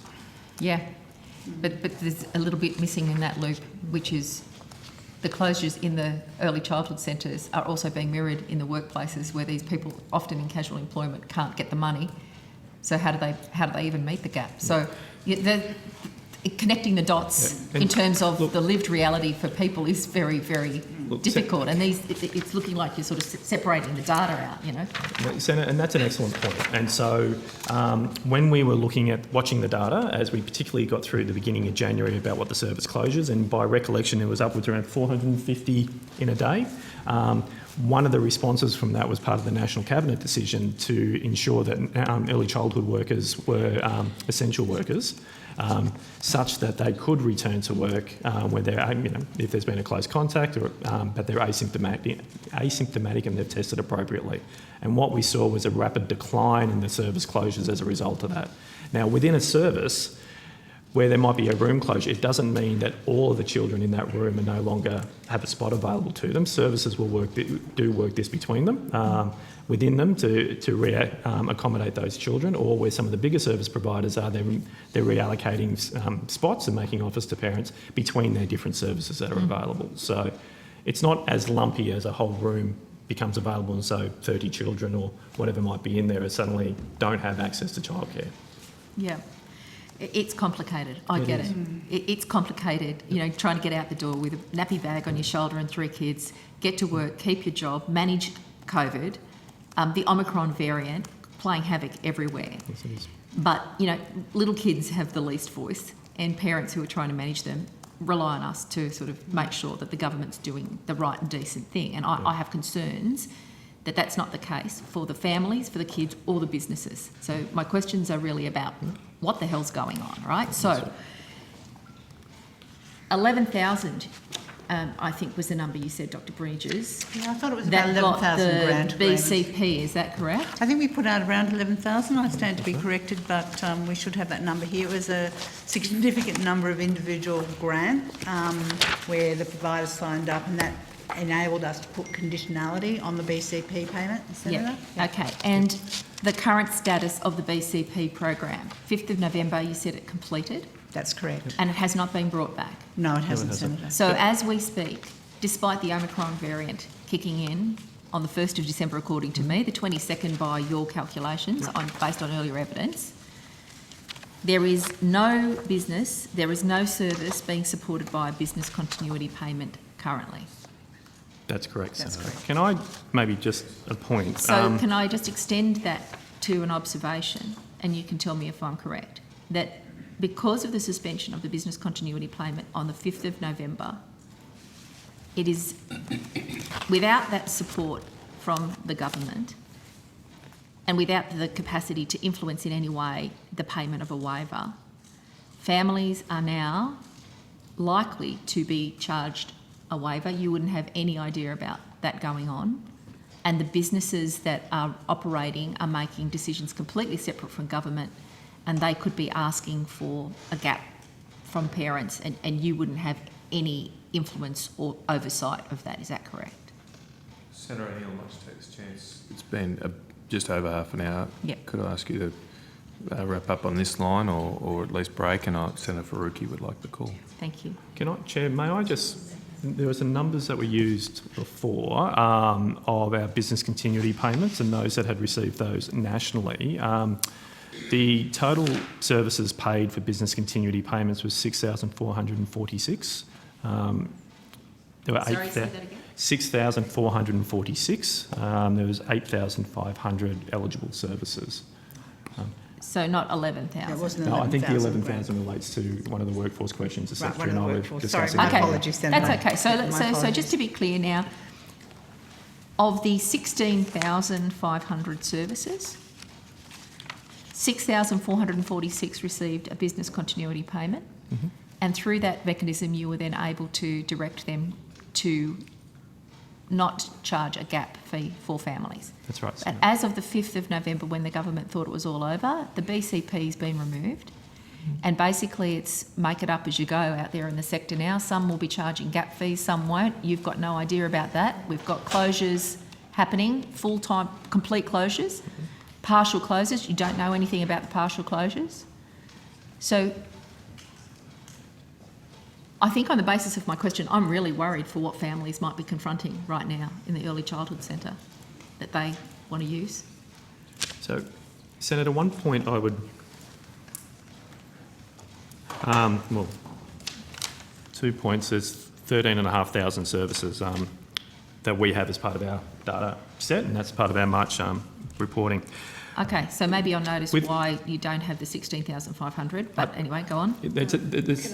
the SEQA number. Are you using a SEQA data? Because I'm just using that the figures includes that you gave me today. That it includes the 15,000 would include preschool services. Yep. which we don't, Yep. standalones, which we don't pay. So Right. the other important point to make, I think, Senator, is that... Sorry, does that affect those percentages then that you gave me about the attendance for New South Wales? No. So those attendance numbers were just around centre-based daycare Okay. or long daycare. All right. The other important point is when the business, the key point for the business continuity payments is that there was a 50% or greater expected decline in attendance in a service. So those numbers I read out earlier about the week of the 17th of January, the lowest number there was in the ACT of 70.5%.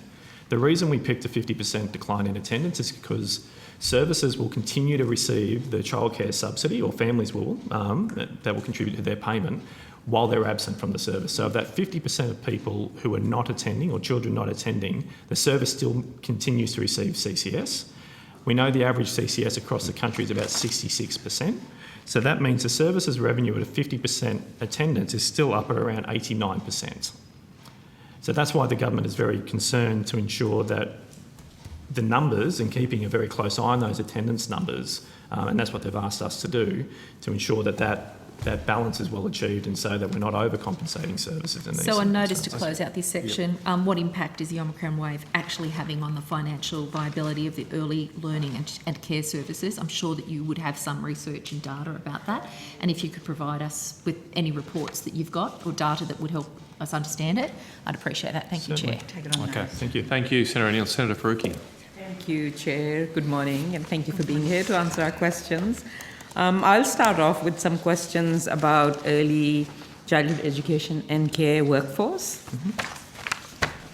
So, as you know, we are seeing a huge, unprecedented number of vacancies.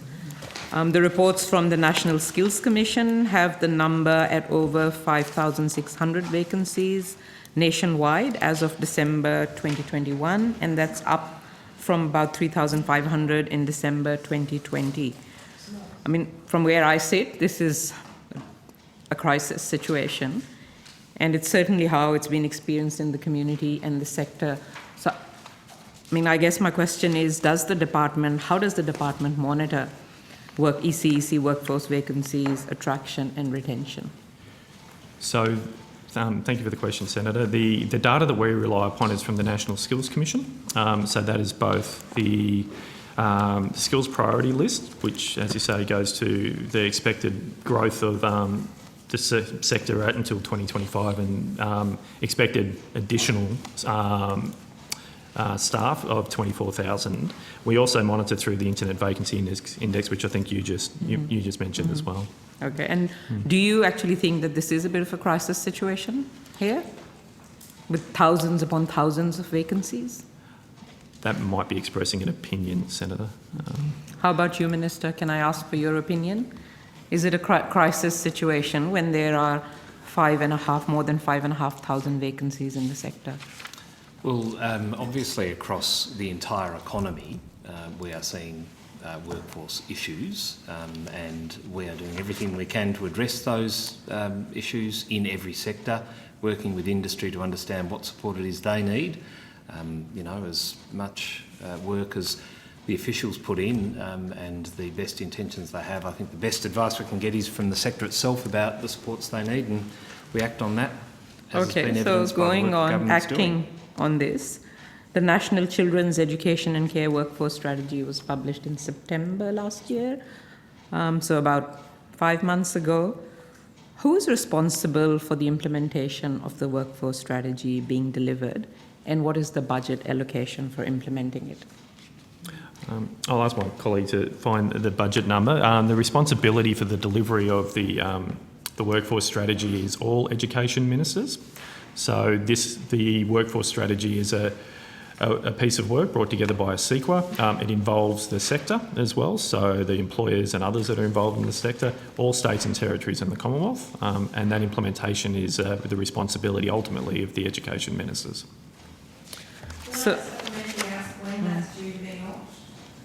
So the strategy itself has been launched, Senator. The implementation plan for that is due to return to education ministers mid this year. And what is the budget for the implementation?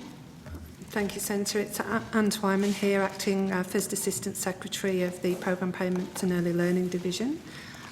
We have a figure of 450,000 in 21-22 was allocated for the development of the implementation plan. So that's the development of the plan emanating from the strategy and evaluation plans, and that's from joint Commonwealth and state national project funding. Yeah, I'm asking about the implementation of the plan, not the preparation of the plan.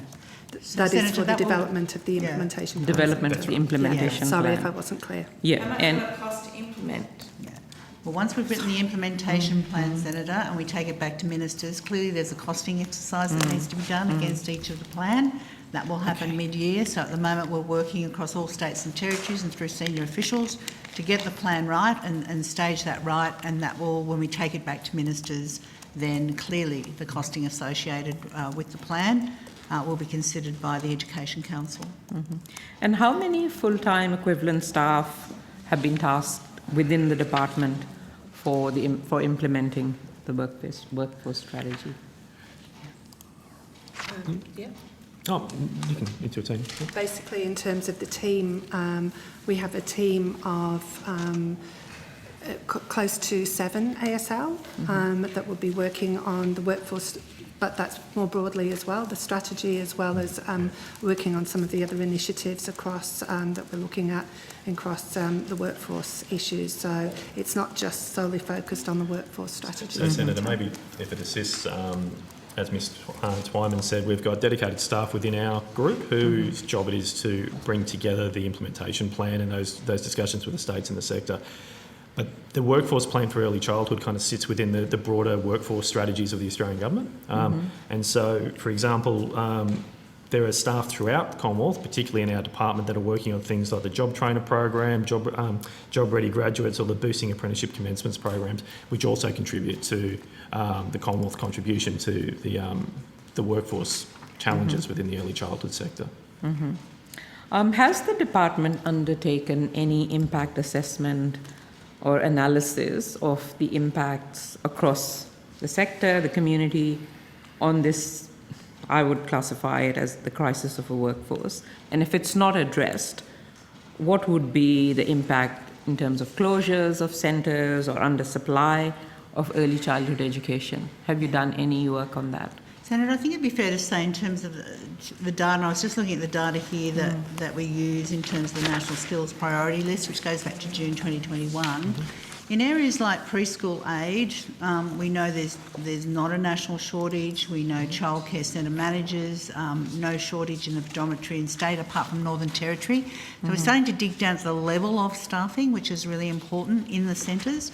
We do know that both at the childcare worker and pre-primary school teacher in early childhood, they're the two areas of particular shortage. Both with family daycare worker, out of school hours worker, childcare centre manager, preschool aide, there's really only a couple of spots where we're seeing shortages come from the most up-to-date data we have. In both those cases, it's the Northern Territory for out of school hours worker and childcare centre manager, and New South Wales also has a shortage in out of school hours worker.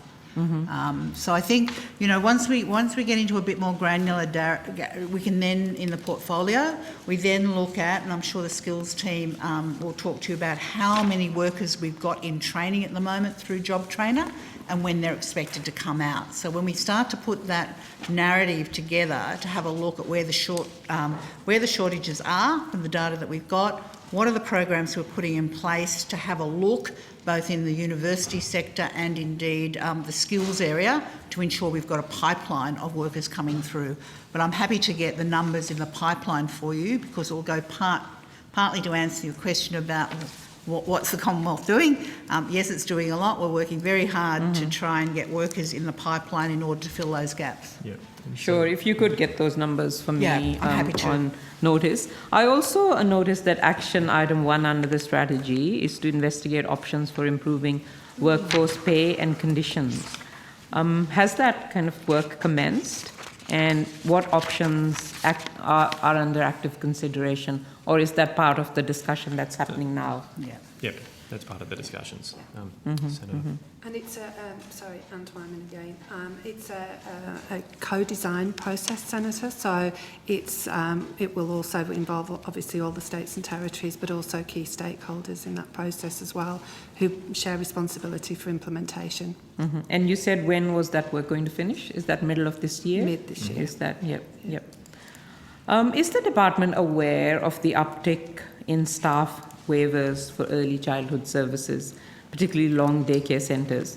Because again, I've seen the National Quality Framework data that about 20% of long daycare centres in WA and South Australia had a staffing waiver in Q4 of 2021. And that's pretty massive. And that again points to the shortage. Because I know that there's a lot of requirements before you can do a waiver. So what do you think is happening and what are the main drivers of these high level of waivers? So, thank you, Senator. One of the key drivers for those numbers, particularly is particularly about early childhood teachers. And so 90% of the numbers that we're aware of, at least on a national level, relate to not having access to an early childhood teacher, and that's why the waiver's in place. Now, some of that might be on a temporary basis because the teacher's left and they're looking to replace that person. But largely it's around the teacher qualification. So I just want to stress that it doesn't mean that there's a reduced number of adults in the service. It's about the qualifications of those people who are there. One of the things that the Secretary mentioned before was about the Job Ready Graduate Program. We've seen a 22% increase in early childhood teaching enrolments as part of that program, and a reduction in costs of 42% as part of that. So this is part of the medium to longer term work the Commonwealth is doing and bringing to the table to try and solve some of these concerns. And what's going to happen in the meantime? Childcare centres will close or run short of staff, or what's the story? Yeah, so we're working closely with the states to understand what can be done in those areas. We're doing what we can to ensure that we have enough teachers available to be able to do this, and I'm sure colleagues in the next outcome will talk about the teaching profession more broadly.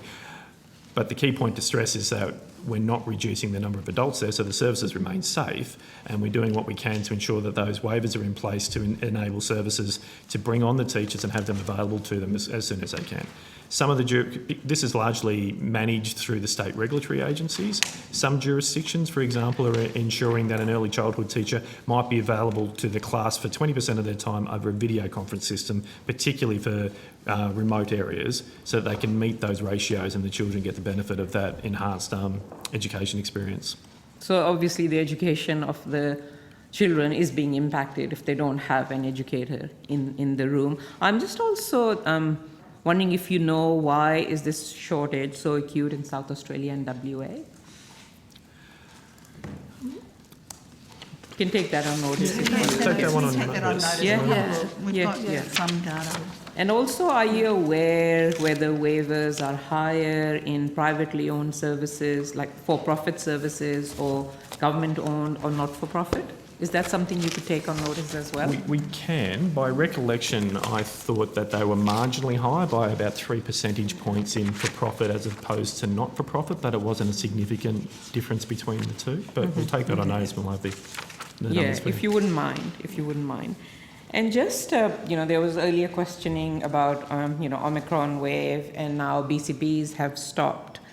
But centres are still experiencing a lot of extra cost to their services. So there's still kind of staff overtime, increased use of sick leave, there's additional rostering complexities, there are ventilation improvements. Have you been engaging with the sector to estimate these additional costs now, and what impact it's likely to have going forward? So we've been absolutely engaging with the sector throughout the COVID pandemic.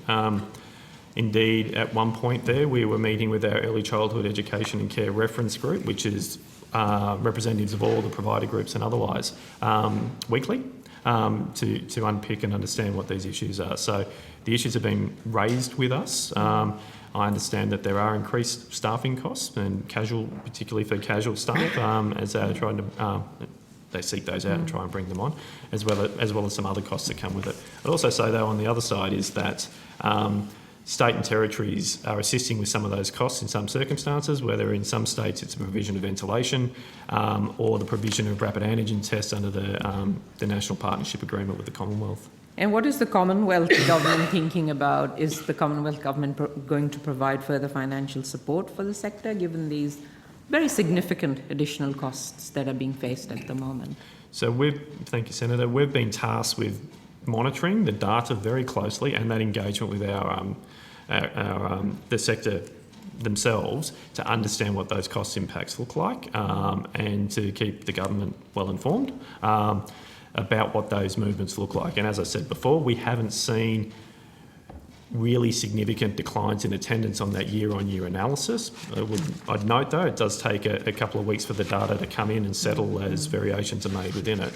But we're keeping a very close eye on that to inform the government about what that means for the revenue of the services and what their cost structures are doing as well. And has there been any assessment of the additional workload and stress on staff and service managers and what impact this might have on workforce retention? Yeah, thank you. So through our conversations with our expert, our reference group, that does come up. It is a conversation we're having. We know a lot of the services are providing extra support to their staff for the stress and other things that come with the Omicron pandemic, particularly because it is very different to the Delta variant in that how the services can support their staff to ensure that the children remain safe, well cared for, they have access to those services, and that the staff can participate in them as well as they can. So you're saying you are talking to the sector about absolutely. that and providing support and advice? Well, we're definitely talking to the sector. A lot of that support and advice comes through them as private sector providers to their services. Okay, but there are government providers as well? State government Yes. providers, absolutely. Yes. Do you know what proportion of early childhood education and care centres have satisfactory air quality and ventilation? Have there been any audits done, whether they're at state territory level? Do you have that information or data? So we don't, unless Ms Twyman corrects me. That is being managed by the states and territories as part of their state regulatory agency work. I know in states such as Victoria, they've engaged very closely in that to understand what the ventilation requirements are and whether there are grants and other things available. But it hasn't happened in every state. So, I mean, as the department responsible for overall delivery of the service, have you looked at every state and territory and figured out what the situation is? So that's a matter that we would leave to the state regulatory agencies. So you wouldn't check at all whether, given 2.5 years now of this virus, which has devastated everyone and impacted children and parents and teachers and caregivers, you don't know what the state of play is? So It is vital, absolutely vital. We would have as a safe conversations at workplace. the official level through ASOC about those things in early childhood, but the Commonwealth would not have the same legal basis as a state regulator in order to enforce and to audit. I think my memory is correct, but I think New South Wales has indeed carried out an audit of not only their schools but some of their childcare centres. I don't know whether that's complete or not, but I'm certainly happy to find that out. We would not, given that the state and territories both approve and then our funding flows and they regulate the services. Sure, Dr. Bruin, yes, Yeah. I understand that, but I'm just saying, you don't even know the state of play and whether there is support required for ventilation. That's my question. We would hear it through the groups that Mr Philp has spoken to and through ASOC, and ventilation is something that has been risen in that group, there's no doubt. But can I tell you, centre by centre, no, I'd be stepping right into a regulator's patch and we wouldn't want to do that, Senator. Given the sort of anecdotal level of knowledge that you have, have you provided any support to the early learning centres to help them with ventilation, which we know is really critical to prevent transmission? Has the government provided any support of any kind? No, Senator, not to my knowledge. No, not with ventilation. Nothing to any state government who you say is responsible for the implementation of good practice? It would only be through partnership funding, Treasury to Treasury, but I'm not aware of any, Senator. Has any state government or territory government asked the federal government for support on ventilation? Senator, we've got currently out in the market requests by states and territories and providers to put submissions for additional funding, and that comes out of the Emerging Priorities Fund in schools. Well, that 25 million. That 25 million. That hasn't been spent.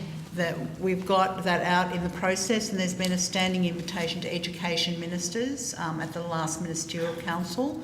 Please consider their needs through that, but I haven't yet seen the applications. I know it's due to close, I think, very shortly, actually. So would an early childhood centre that's really struggling and wanting to do the right thing in terms of ventilation be actually able to make an application for that? I think through states and territories, again, the regulator, through the state and territory kind of invitation, Senator. What about the peak bodies for the sector? Would they be able I to would make an have to application? again, check the guidelines, and I'm happy to take that on notice. And have any of them asked for support? Sorry, have? Separately, have any of the peak bodies for the early childhood service providers asked for support from the government? For ventilation? For ventilation and for anything else? Well, what are the peak bodies doing? I'm sure they're going, hey, look over here, we're drowning, we're not waving, can you help us? We've had numerous conversations with the peak bodies, and yes, they've asked for support on a range of things. That's why we're keeping a very close eye on the data. So can you provide us with the requests that you've received? A lot of those requests will be as part of those early childhood education and care reference group meetings. So they'll raise it as part of that. Yeah, but still, what are those requests? That's my question. Can you provide us with the details of that? What are the requests and when do they come in? And what I'm have happy you to done? take that on We can notice, take that on probably in notice, the Senator. minutes of those meetings, Senator. So, So have you responded to requests from the peak bodies and to what amount? we would use that information to provide advice to government, and that would be a matter for government. So has Minister Duniam might be able to help us with this? What has the government done? Because we know that this sector is in crisis. You've indicated you'd have intimate knowledge of it because of your wife's engagement I in try the and sector. keep myself a little bit separated from that for Not obvious from your wife, I hope reasons. so. Senator Tony. But nonetheless, you know, to be aware of this issue, every Australian, whether you've got kids in childcare or not, I'm sure Senator Faruqi would be very mindful of this, even though, you know, she hasn't got any little children. Not in anymore, but childcare, they- not like they- me. they But want nonetheless, childcare. once you've been there, you know Yes. how critical it is. Absolutely. And they would be, since the 5th of November, when those business contribution payments dried up, then Omicron on top, they would literally be screaming at the government saying, we need help, we need help, we need help. What has the government done? How much has the government invested in response to the cries of the peak body to help them manage the crisis that they confront? Look, in terms of responses to peak body requests for support, I'll take that on notice to provide to you that. I mean, I think it's been made pretty clear here today that there is that open channel of communication between the Commonwealth and these peak bodies, state and territory governments as well, and I'm sure the Minister as well is working very closely with industry representatives on this too. Just on this ventilation issue as well, I might point out, in line with the point that's already been made around this matter being a state and territory matter for regulators, the building ministers as well have sort of taken a bit of a global approach at looking toward this issue relating to all sorts of public or communal type buildings. It's something that's been on the agenda for discussion at the building ministers meeting, which I chair. I think the AHPPC has considered it as part of their deliberations too. So that will probably have some role in informing what happens in the early childhood education sector as well, just for a bit of broader context too. So I guess I'm reassured that the conversation's going on. But if I'm running my small business and I'm paying for Hang on, Senator O'Neill. I mean, it's actually Yeah, Senator sorry. Faruqi, so I might just I check just with have a Senator few more Faruqi. questions, Senator Yeah, O'Neill. we'll I'll have to push come up back. against it. I'm going to have to come back with more You'll have questions. time later. That's Sure, sure. I just want to go to another area. According to the ABS data on Consumer Price Index, which was released in January this year, out-of-pocket costs for childcare have continued to rise pretty significantly. They've risen 6.5% over the last year and 14.7% since the last election in May 2019. And of course, that is way beyond wage growth, which has actually slowed down during that period. What is the government's plan of reining in the costs of childcare? And I'm particularly asking because I think earlier you said around 12,000 centres services, and only around 6,000 got BCPs, am I right? So half of them had no obligation to waive the gap fees at all. And so I'm just wondering, like, for them, for those parents, it would have been pretty hard at that time. So what is the government's plan for reining in the cost of childcare? So, Senator, I If might any. talk to data first because I've got the March 2021 data. I think you rightly point out we've got the average out-of-pocket childcare cost for Australian families was $4.26 per hour, which was down from $4.87, which was down from 12.6% before the package went in place. In March 2021, the average hourly childcare fee per child for all types of services was $10.25, and 68.2% of centre-based daycare services were charging at or below that hourly cap. Out-of-pocket costs for around 70.8% of children were less than $5 per hour per child, and out-of-pocket costs for around 24.3% of children were less than $2 per hour.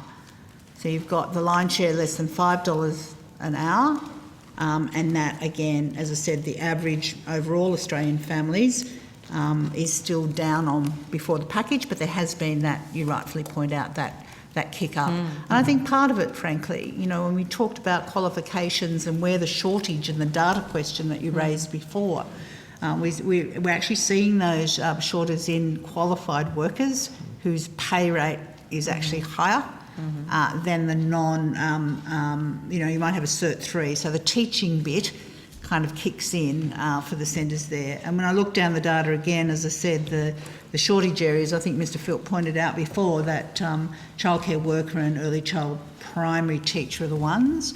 In response to what the government's doing, I think we've looked at what's happening in job-ready graduates and the average price actually decreasing for people going into that.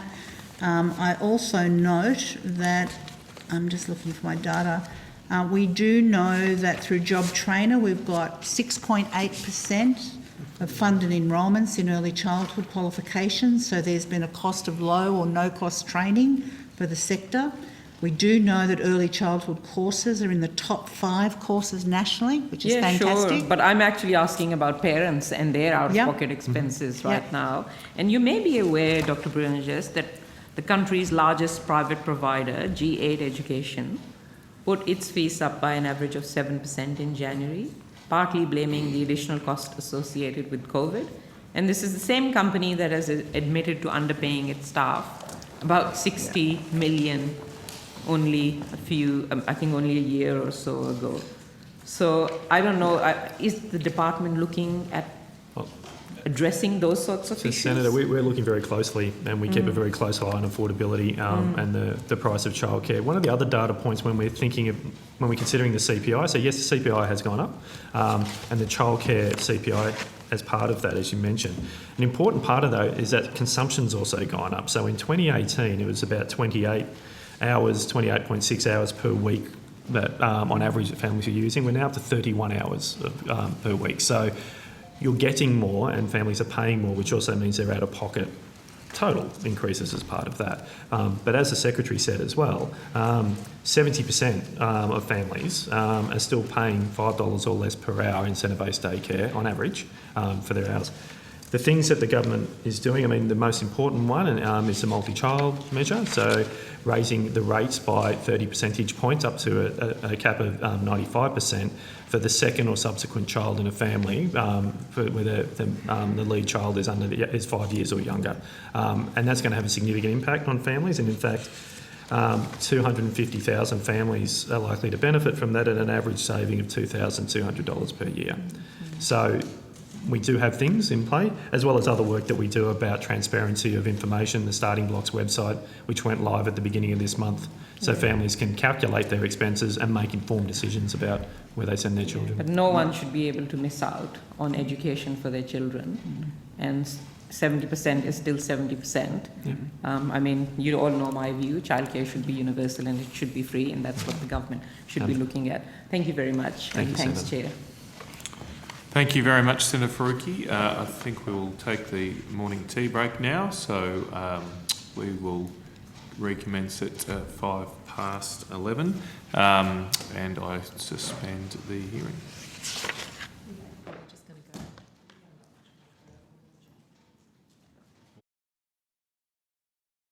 We'll recommence the hearing, and we are still on early childhood and childcare, and I give the call to Senator O'Neill. Thank you very much, Chair. And if I can just go back to the line of questioning that Senator Faruqi had, and I had to continue to allow her to have the call and not interrupt her. From a small business point of view, there is sort of a big gap between what small businesses have to deal with in terms of outgoings and costs, and where a government might be seeking information to get a bit of an oversight of what's going on in the sector, right? And COVID's challenged all of that and called on government to actually have a timely response. So my question goes to the timeliness, particularly given the pressure on these businesses, about what is the government doing in terms of providing financial support to the businesses that are operating in early childhood? Thank you, Senator. So at present, there is no business continuity payment in the early childhood for early childhood services. But if I go back to my previous evidence, the childcare subsidy subsidises the costs for families and therefore directly the cost of services. So if a service has the average childcare subsidy rate of the country of 66%, they can have no children attend and still receive 66% of their revenue. So the more children that attend, that revenue number goes up. As I mentioned, with 70% attendance in the ACT at the moment, that works out to be at a 66% childcare subsidy, 89% of their revenue coming through the childcare subsidy system. So we're not clear, based on the evidence we received earlier, but about what's going on with ventilation. Is there any clarity about the additional costs for cleaning, for example? Because there would be an increase in costs to businesses to manage COVID protocols.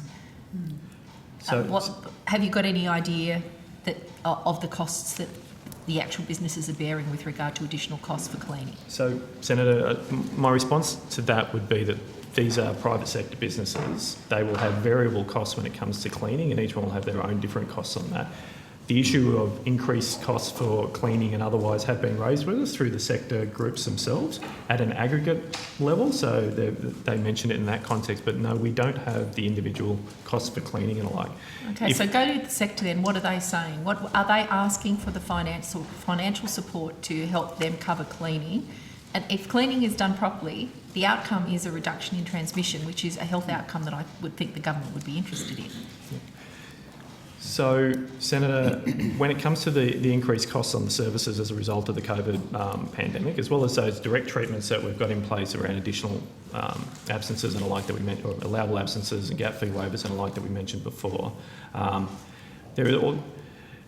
AHPPC advice that a number of things may assist when it comes to the transmission in the childcare sector. The most prominent one of those is the vaccination of those who are around those children, and that's why the Commonwealth is supporting the vaccination rollout. Indeed, as a priority cohort, Department of Health have met through our expert advisory group to ensure that that they could line up incursions, priority set, pop-up services and the like to ensure that the vaccination rates are high within the early childhood sector as essential workers. Yep.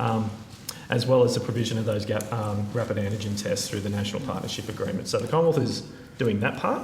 The states and territories are also then going down the path of supporting ventilation and other things where services require it. Some are providing grants. We can have a look at what's available on notice about those. Have you provided any response to requests for additional funding for ventilation from any of the states or territories?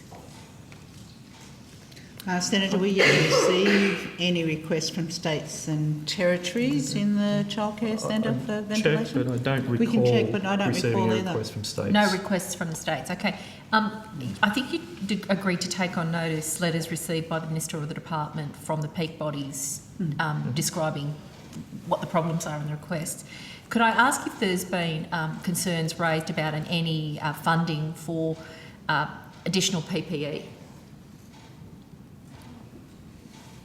Not that I recall, Senator, but I'm happy to take it on notice and have a look through any correspondence we've got. Not that I recall. Or any support for additional labour costs to manage the practical challenges of the Omicron?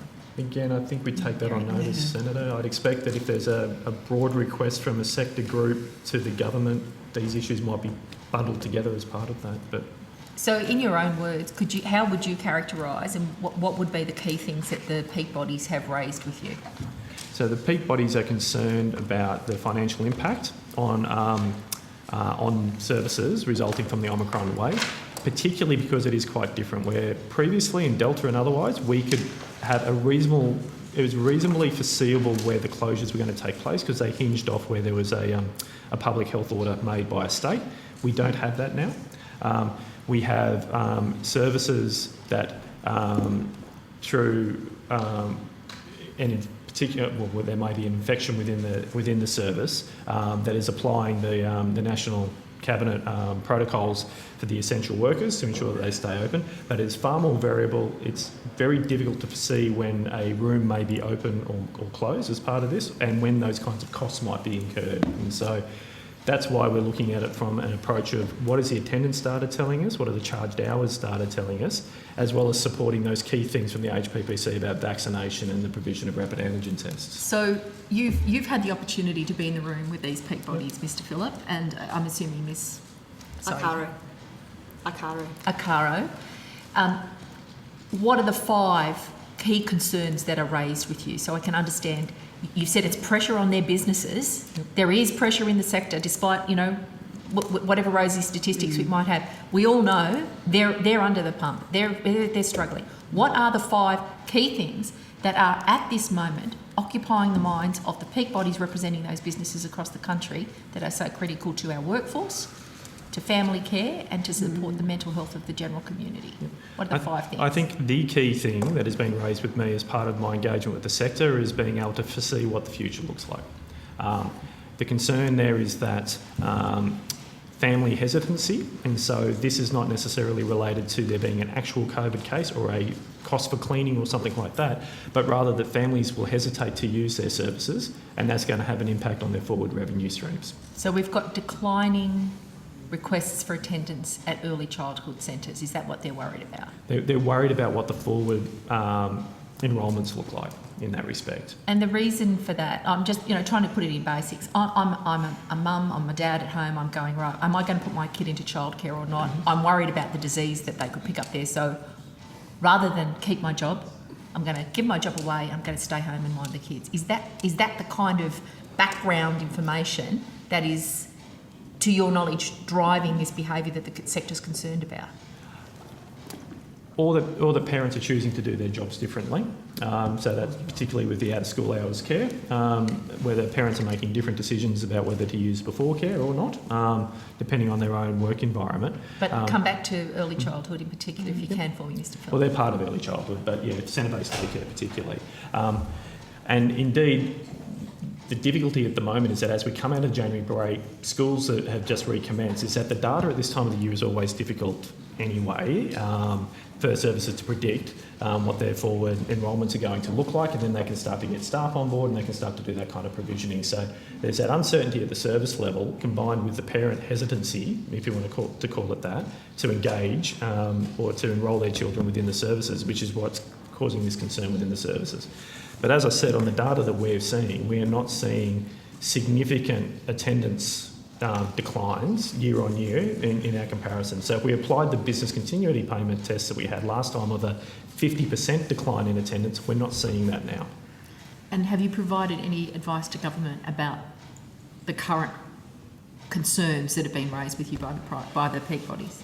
We're in constant discussions with government about the concerns that are raised and all the other impacts that COVID may have on the services. So are there any documents that describe this problem in more detail than you've been able to give me today verbally? Are there any documents that you can provide us with about your conversations with the peak bodies and what you're providing to government as solutions to the problems?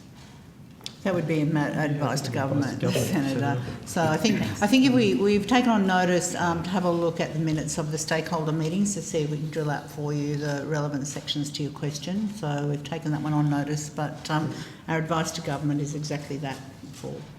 I now want to move on quickly back to the conversation about workforce shortages.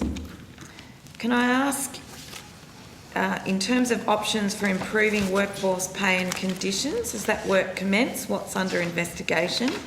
And has the department been asked to develop any plan similar to the $800 bonus retention payment for aged care workers? So, Senator, in relation to the workforce strategy, I think we've outlined that the implementation plan is currently being developed, which includes all state and territory. So that's the investigate options for improving workforce pay and Does conditions. that mean you won't unilaterally make your own decision as a government to give a bonus?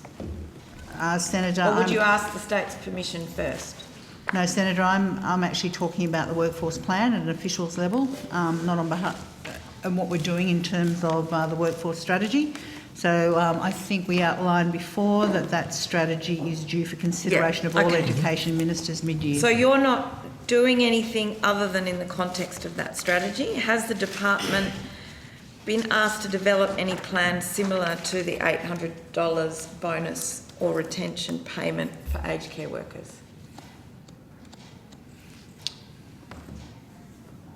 Sorry, Senator, the reason I pause is we've been asked for advice in a number of areas to support the workforce. I'd have to take on notice if there was anything specific that relates to an $800 payment similar to the aged care sector. Okay, so Dr. Bruniges said that the work you're doing is in the context of the implementation strategy, which has to go to the states. Do all the areas of advice that you've provided have a pivot point back to the states, or are any of them they can go straight to this government as... Thank you, Senator. The way the workforce plan works and the implementation is that the sector, the state and the Commonwealth can all bring either joint activities or individual activities to the table as part of that. As we mentioned earlier, there are things that are in the broader Commonwealth employment program around the job trainer program and boosting apprenticeship commencements and the job ready graduates that go towards employment and workforce within the sector.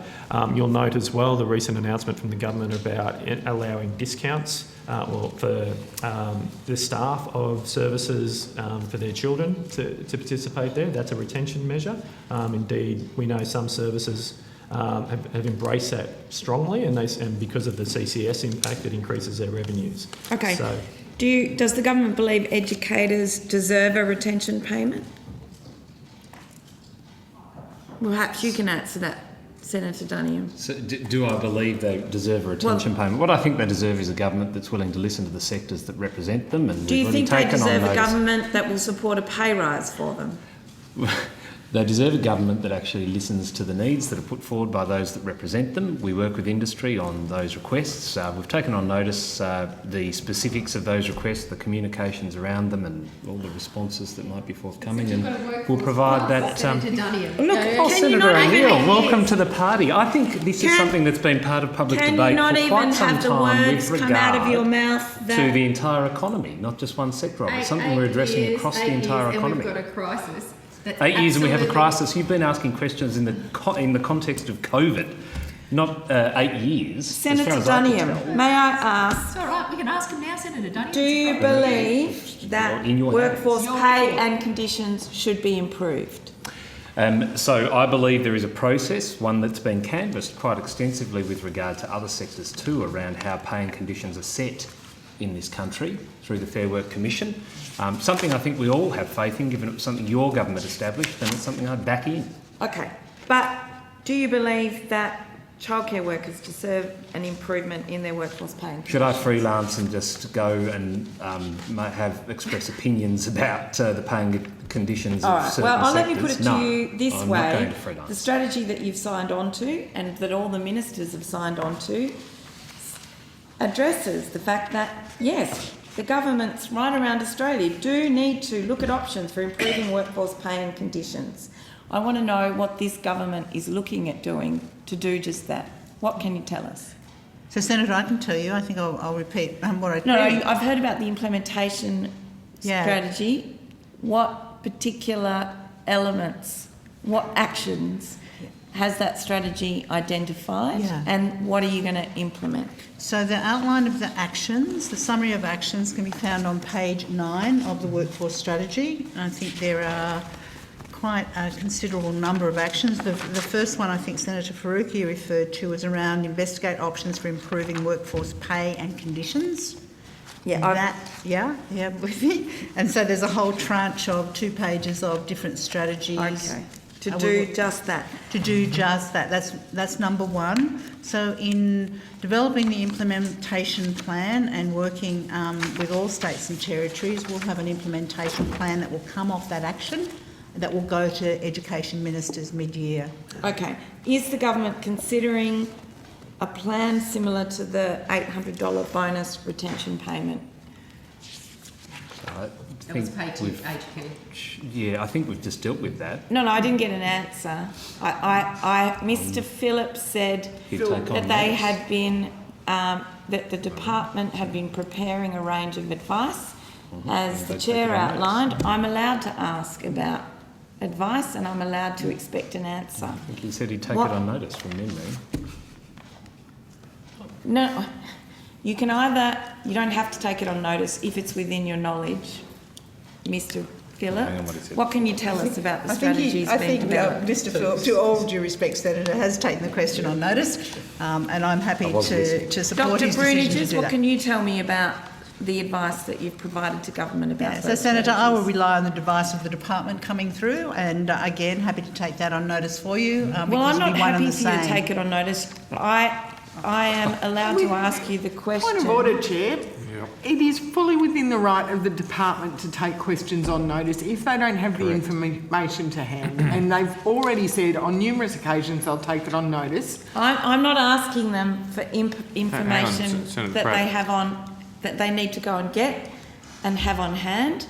I'm simply asking what is in Mr. Phillips. There's no Mr. second Phil, eye. sorry, I've only got my near-sighted glasses, not any long-sighted glasses on.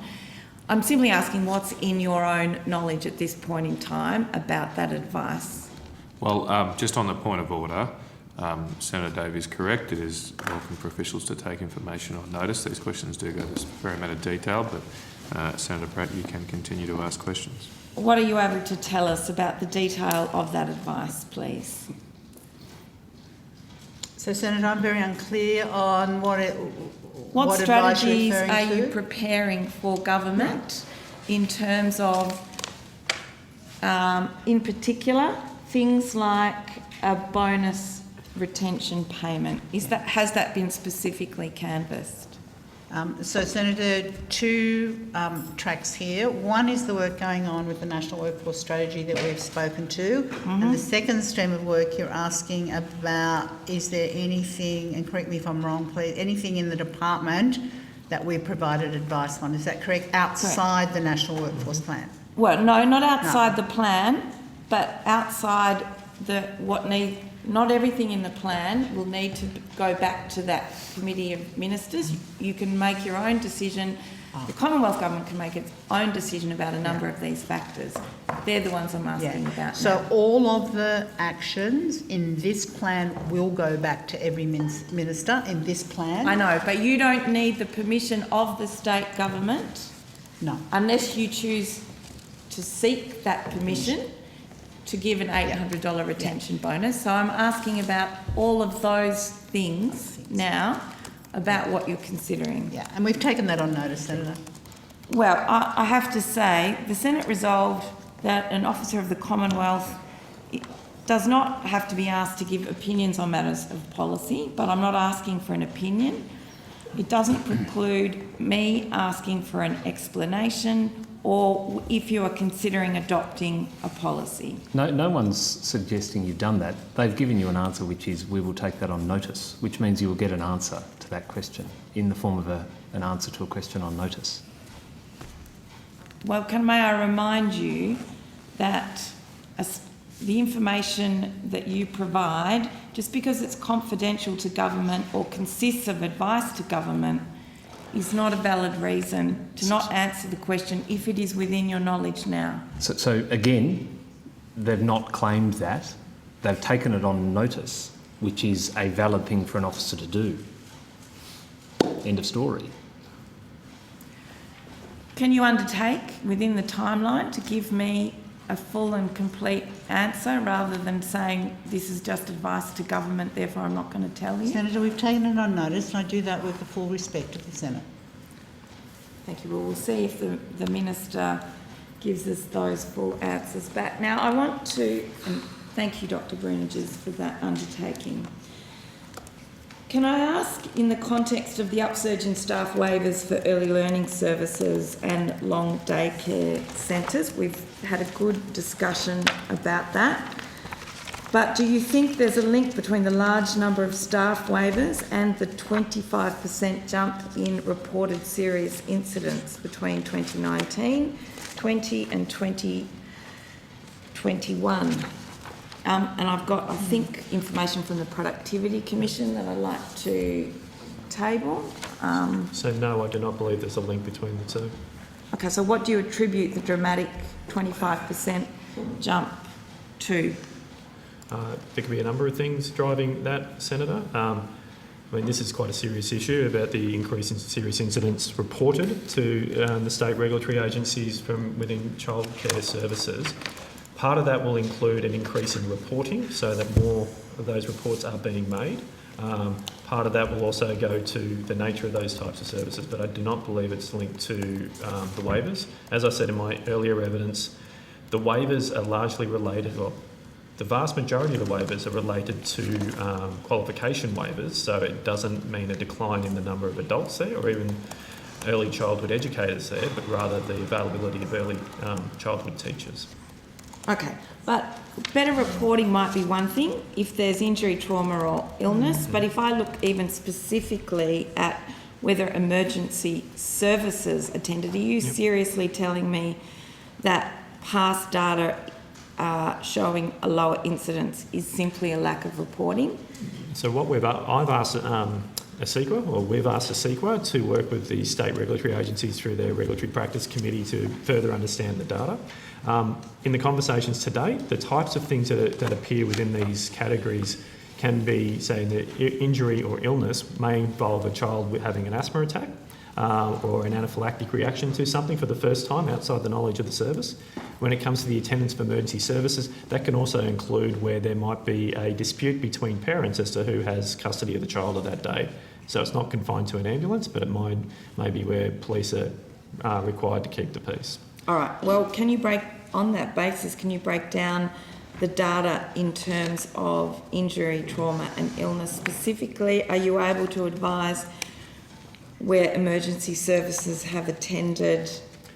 So, Senator, that would all be material. As a basis of an injury or trauma? So, Senator, that's all data that would be held with the state regulatory agencies. That's why we've asked ASIQA to work with them to unpack that data so we've got a better understanding of what's going on and then what else we can do with that.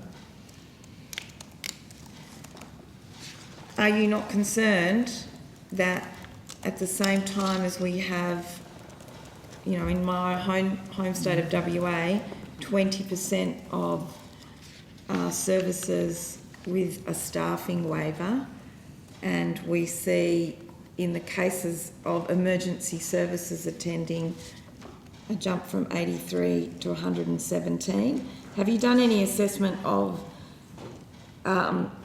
incidents alongside that 20% of services that have those shortages? So, as I said, the data that could go to that analysis is held by the state regulatory agencies. That's why we've asked ASIQA to work with them, bring them to the table and unpack that data so we can understand what it means for those attendants of emergency services or what those trauma or illness reports mean and look like. So you've asked for the data to answer that specific question? We've asked for ASIQA to bring them together to, yes. And you haven't got interrogate that the data yet? No, we do not. So you acknowledge it's a problem? I think an increasing of serious reports is something that we need to pay very close attention, or reports of serious incidences, yes. When will you have that data? I don't have a date on that, Senator, at this time. Senator, that would be through the Regulatory Practice Committee. CEQA convenes all the states and territories to meet on a regular basis with the Regulatory Practice Committee, and we'll be making sure that that's done through that forum, which is meets regularly. And finally, may I ask, given Western Australia has already a significant number of services with a staffing waiver, and that has been at the same time as we've been relatively immune from Omicron and COVID, what support and advice have you given to them should the prevalence of COVID in the state emerge or the pandemic actually arrive there? So we have regular conversations with the states and territories, particularly around the impacts of COVID and the Omicron. Indeed, at an Assistant Secretary level, it meets at least weekly, and if not more frequently, to share that advice, understand what's going on, what do the numbers look like, and what do the different treatments look like, so we can identify, and particularly within the Commonwealth, refer whether it be a Department of Health issue or something. So West Australia's been listening in to see what adjustments and things other states have done so that they can learn from that. I'll confirm that they've been participating in those conversations, yes. Okay. I think we're done. Thank you, Chair. Senator Pratt, we don't, I think, have any more questions for...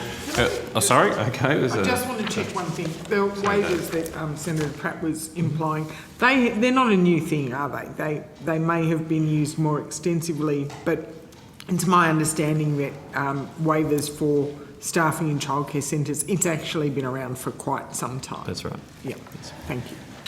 Okay, thank you. Thank you to all officials from early childhood and childcare. We're staying with the department and moving on to the school section. Do they need to come from another room? We might just briefly suspend there.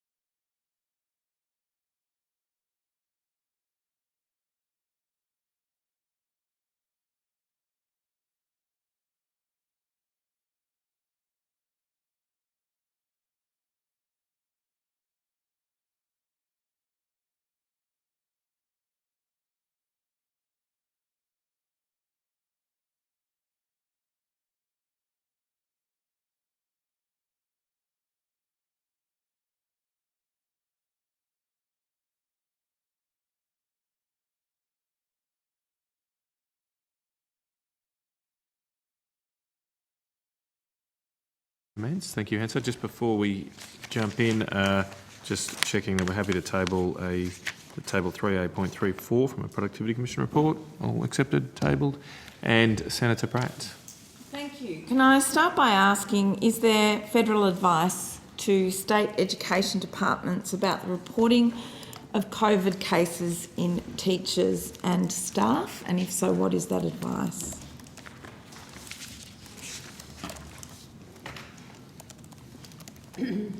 Thank you, Senator.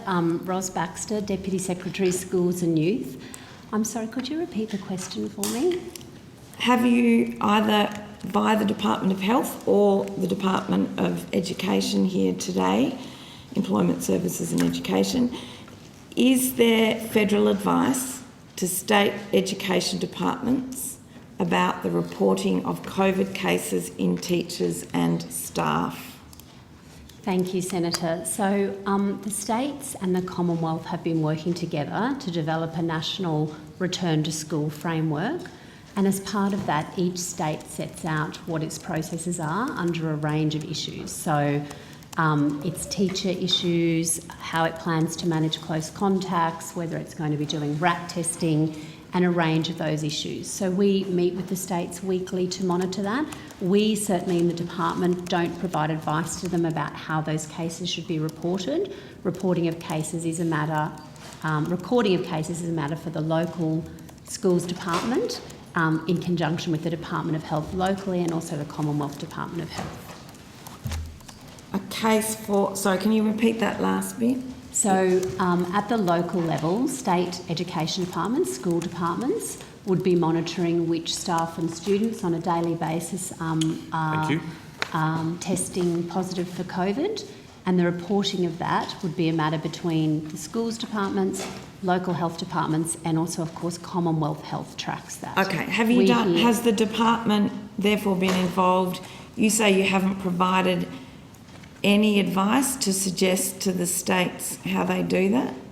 Well, no, we haven't, Senator, because as part of the National Return to School framework, there are a number of issues that are being managed, as they rightly should be, at the local level, and that includes tracking of cases, what's the appropriate regime for RAT testing, how will they manage their workforce issues. So we are not and will not be providing them with advice about how to do that tracking locally. That's a matter that's more appropriate for them.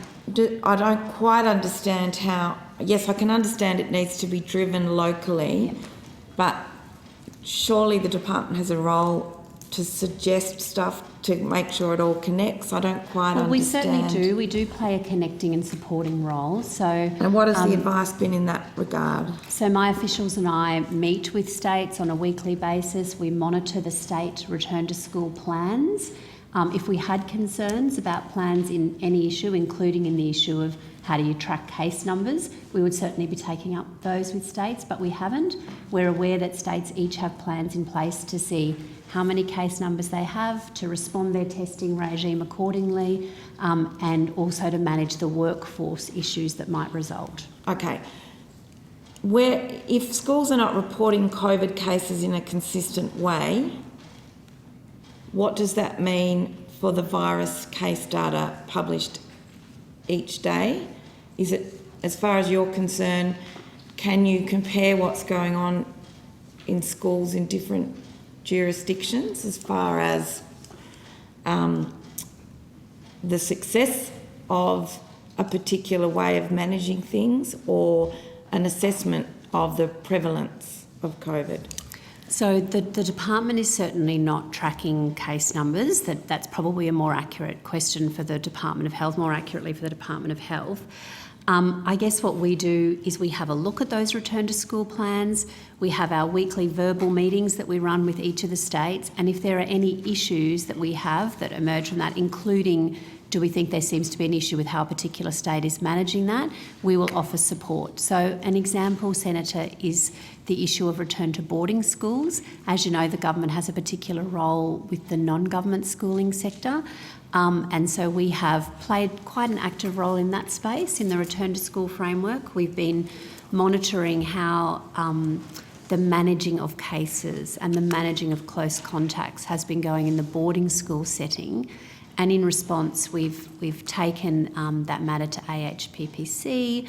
That matter's been raised at Education Ministers' meeting, and we are having regular meetings with the states and territories to ensure that there are processes and advice in place for boarding schools so that they understand how to appropriately quarantine, how to manage close contacts, what do they do if a child does test positive. So that's an area where, looking at the advice we're getting, we identify that there's an appropriate role for us nationally to provide some consistency.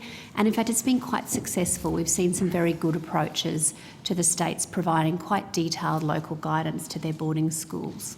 Okay, I appreciate there can be good local guidance, but what does that mean for the national picture in terms of virus case data published, particularly as it pertains to incidents in schools? What can you tell us about is reporting consistent in schools, or are they all doing it in a different way? I know you haven't told us that you've told them how to do it. Yeah. I want you to give me an explanation of how states are doing it and what's working. Senator, I'd have to take on notice exactly how each state is doing the reporting in that regard. We do not record case numbers, and that's quite deliberately something that's the province of the Health Department. But we do talk to the states about how are their cases progressing, are they concerned about those cases. I don't have that detailed case information state by state here with me, but we could certainly take on notice to look at what we have been provided by the states. What's the point? Is the point of these discussions, what's the role of the Commonwealth in this? Jurisdictions can talk to each other, they can have a teleconference and do this. What is the Commonwealth's role in being online to talk to schools? Okay, so Senator, we play a role in helping to support the National Back to School Framework, and there are about 6 or 8 matters that we regularly track. So, as you know, the Commonwealth has played a role in supporting the provision of RAT testing.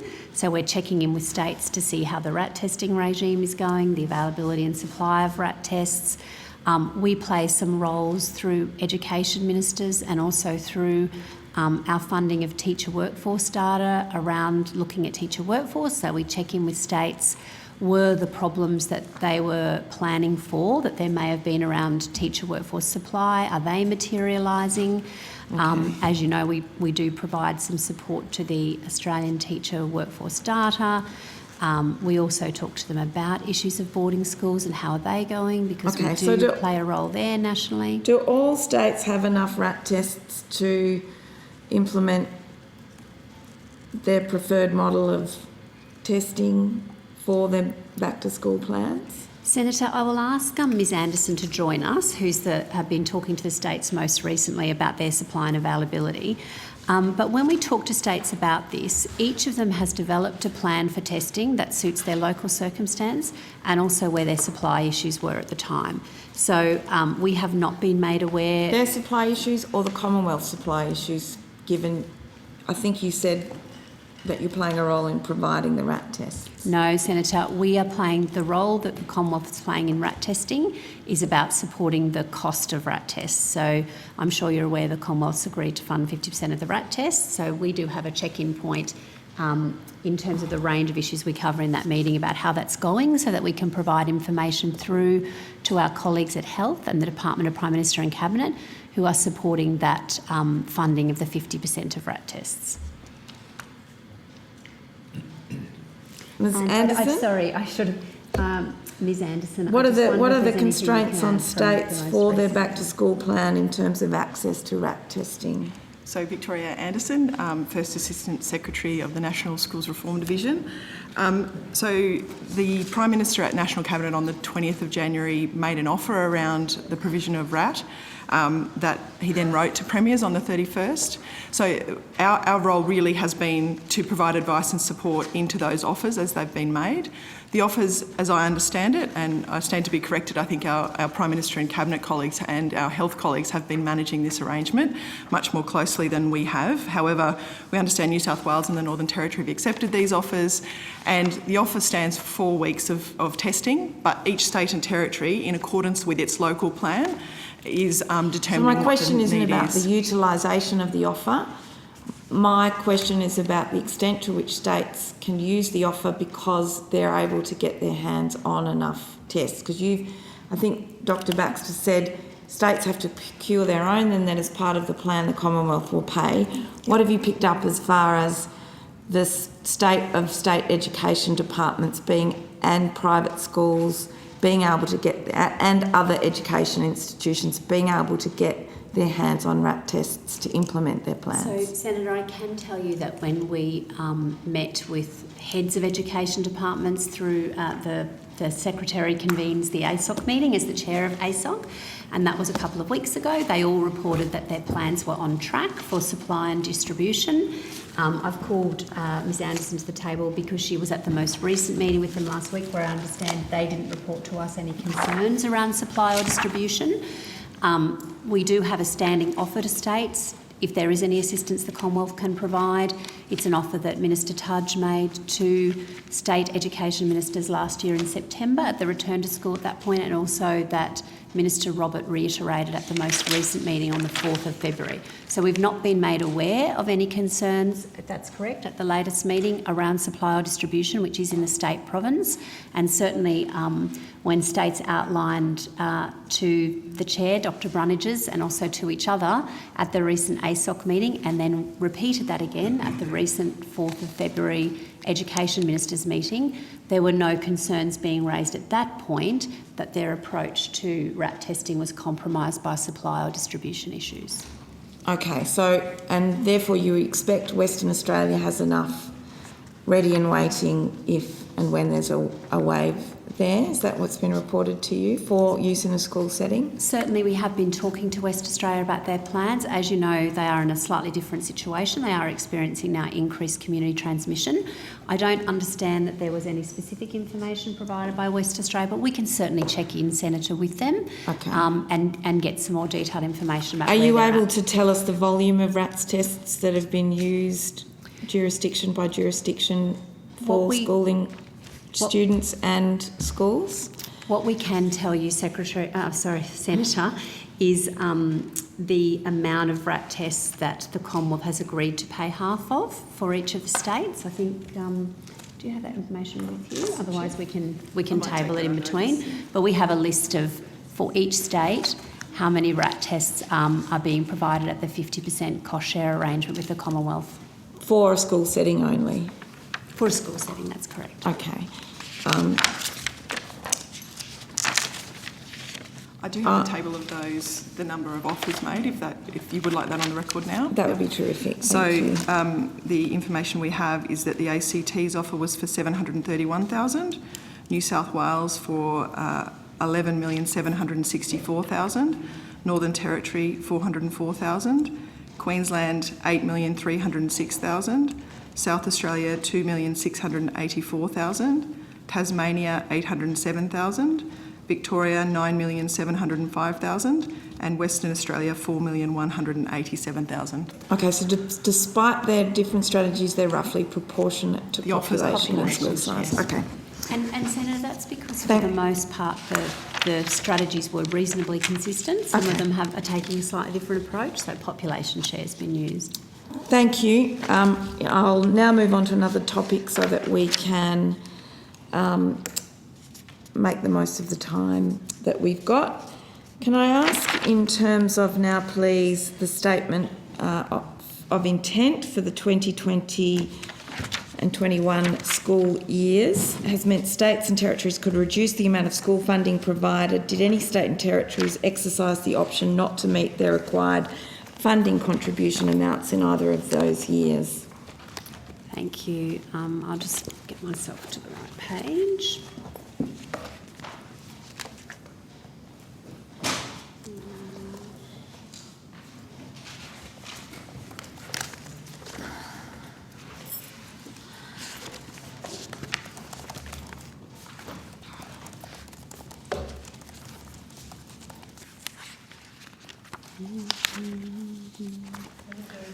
So,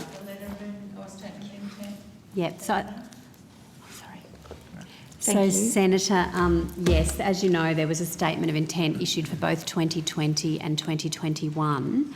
And what that means, Senator, is that in relation to the range of requirements that the Commonwealth puts on states, which is not only in relation to funding, but is also in relation to things like A to E reporting and some of the other requirements, that it basically says we agree to exercise flexibility and that states can come to the Commonwealth and let us know if they're going to have any concerns in meeting them.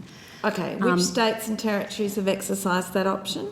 Under the statement of intent, I think none at this point. Is that correct, Mr Harding? Fabian Harding, First Assistant Secretary, Funding and Data Collection. At this stage, we are doing, it's under the 22A section of the Act. At this stage, we're running through the process for 2020. So under 22A states, so if you're just talking, around the financial piece, under Section 22A of the Act, states are required to put forward a report to the board each year about what they have done in terms of funding. And at the moment, the states have provided those for the 2021 year, and that is currently being considered. So do you know yet if they have all met their required funding contribution or not? So there have been... For 2020, sorry. It's for 2020. We're reviewing 2020, and that'll be done later this year coming through. So I think it's in April this year, we'll get 2020. Okay, so can I ask, have they pre-declared? Do you yet know if they've exercised the option not to meet that requirement? Have they proactively declared it, or are we not going to know until you assess it? And if you've told them they don't have to meet it, are you still going to completely and fully assess it? So, Senator, I just checking on my 2020 data, we have received reports from all states and territories now on 2020 funding. We expect that they will be, as a result of that, meeting their bilateral obligations. In April of 2020, South Australia did seek special consideration under the Statement of Intent to account for $7.6 million in 2020 funding, which was redirected to early years maintenance as a COVID-19 economic stimulus measure. And the former Minister for Education did agree to that request, but no other states have approached the government regarding any impacts from the COVID-19 pandemic at this stage. And where was that funding diverted from for that early learning infrastructure improvement? That would have been in relation to the schools funding that 22A acquits. So the 22A process is for states to report and acquit on their schools funding. Yeah, overall schools funding rather than the add-on bits. Yes, and the Statement of Intent says if as a result of COVID you need to make some shifts, let us know and we'll consider it. Okay, so if you're still auditing that year, you're still to assess whether they have actually all met it. When will you know that by? So let me just check the timing for you. You might have that to hand. The final report will be due to the department by April 2022. So why did the Minister issue that statement? Was it for South Australia? No, Senator, we or had in order to be able to vary or reduce the amount of funding they provided. Why did you give them that if they were going to meet it anyway? So, Senator, I think there was some concern, particularly at the beginning of the pandemic, especially when it was first coming out. And actually, most of the discussions we had around this were not necessarily around funding. They were also around the range of other requirements that the Commonwealth imposes on states as part of the overall funding regime from the Commonwealth. So, for example, the one that I recall in particular being raised as a concern was around A to E reporting. Okay, so can you therefore advise where, other than in funding, which I think we've covered, where are the variations state by state in where the Statement of Intent has not been met? Yes, I've advised you, Senator. Yeah. That was the only one that we're aware of. I'd have to take... what about all of the other things like reporting? So I'd have to take on notice. I'm actually not aware that any changes to A to E reporting did eventuate. Okay. But at the time that states and territories, and in fact the non-government sector as well, made these requests to the Commonwealth, it was because they were concerned that in a context where children were at home, studying from home, they had lots of pressures on children and families, they didn't want to add the pressure of A to E reporting on top of all of those other things, or they were concerned that they wouldn't be able to mark and assess student performance in the same way, so they sought this dispensation. It was really in some ways a letter of comfort that there was going to be some flexibility provided. I think it was around, if I remember, Dr Baxter, it was really around, Senator, you remember ministers jointly agreed not to carry out NAPLAN 2020? Yeah. So you green-lighted I think you've answered that adequately. You've green-lighted a funding cut in South Australia. What was the value of that again? Senator Pratt, I'm just going to rotate the call. Would you like another minute or two? I just want to be reminded of the figure Okay. that was taken out in South Australia and diverted. So to be clear, it wasn't a funding cut. Tell me what was diverted to school maintenance, early childhood maintenance. It was $7.6 million. Okay.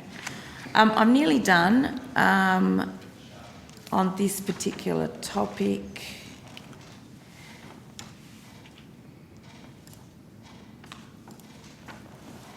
Are you going to extend the Statement of Intent for the 2022 year?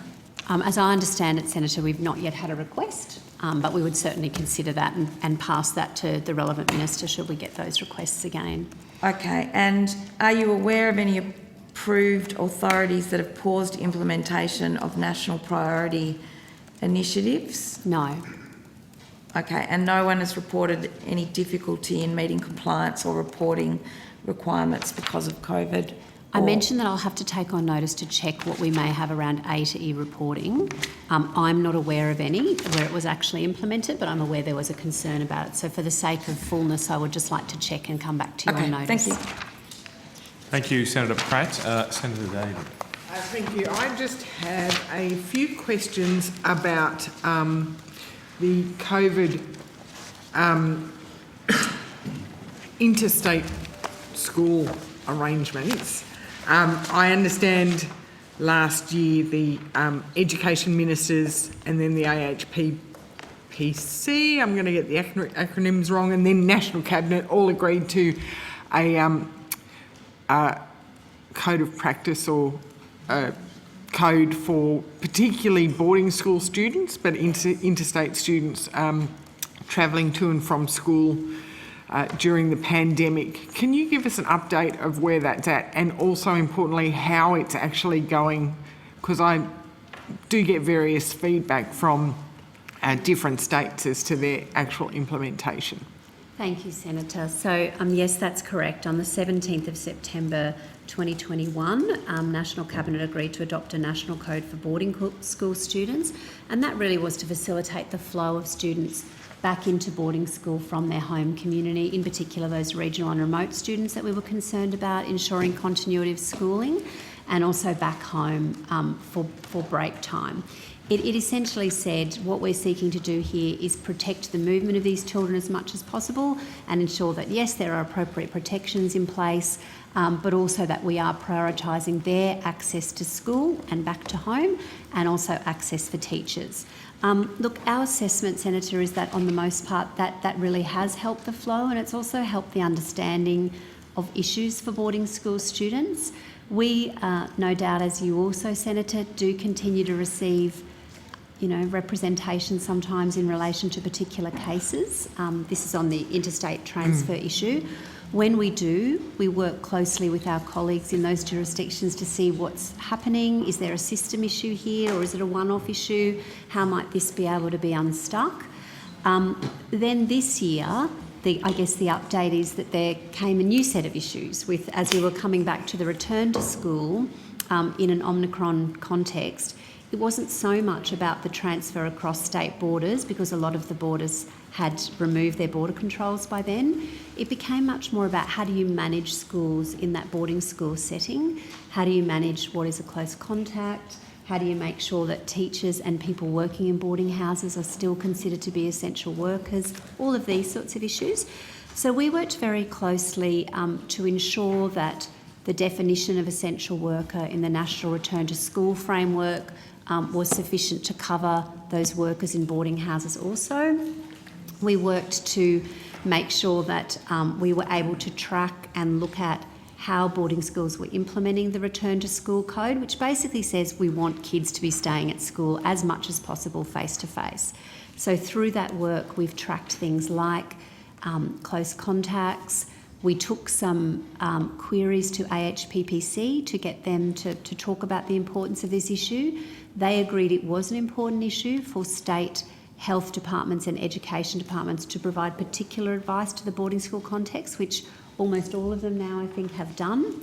We have then set about tracking to make sure this is going okay. We have regular meetings with each of the state and territories and the non-government sector representatives as well.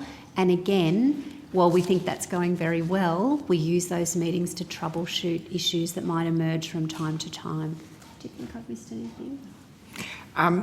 And certainly, I know from the feedback I'm getting, maybe at the beginning of the school term, especially with Omicron, it's a different scenario again, and we always seem to be sort of adapting and pivoting.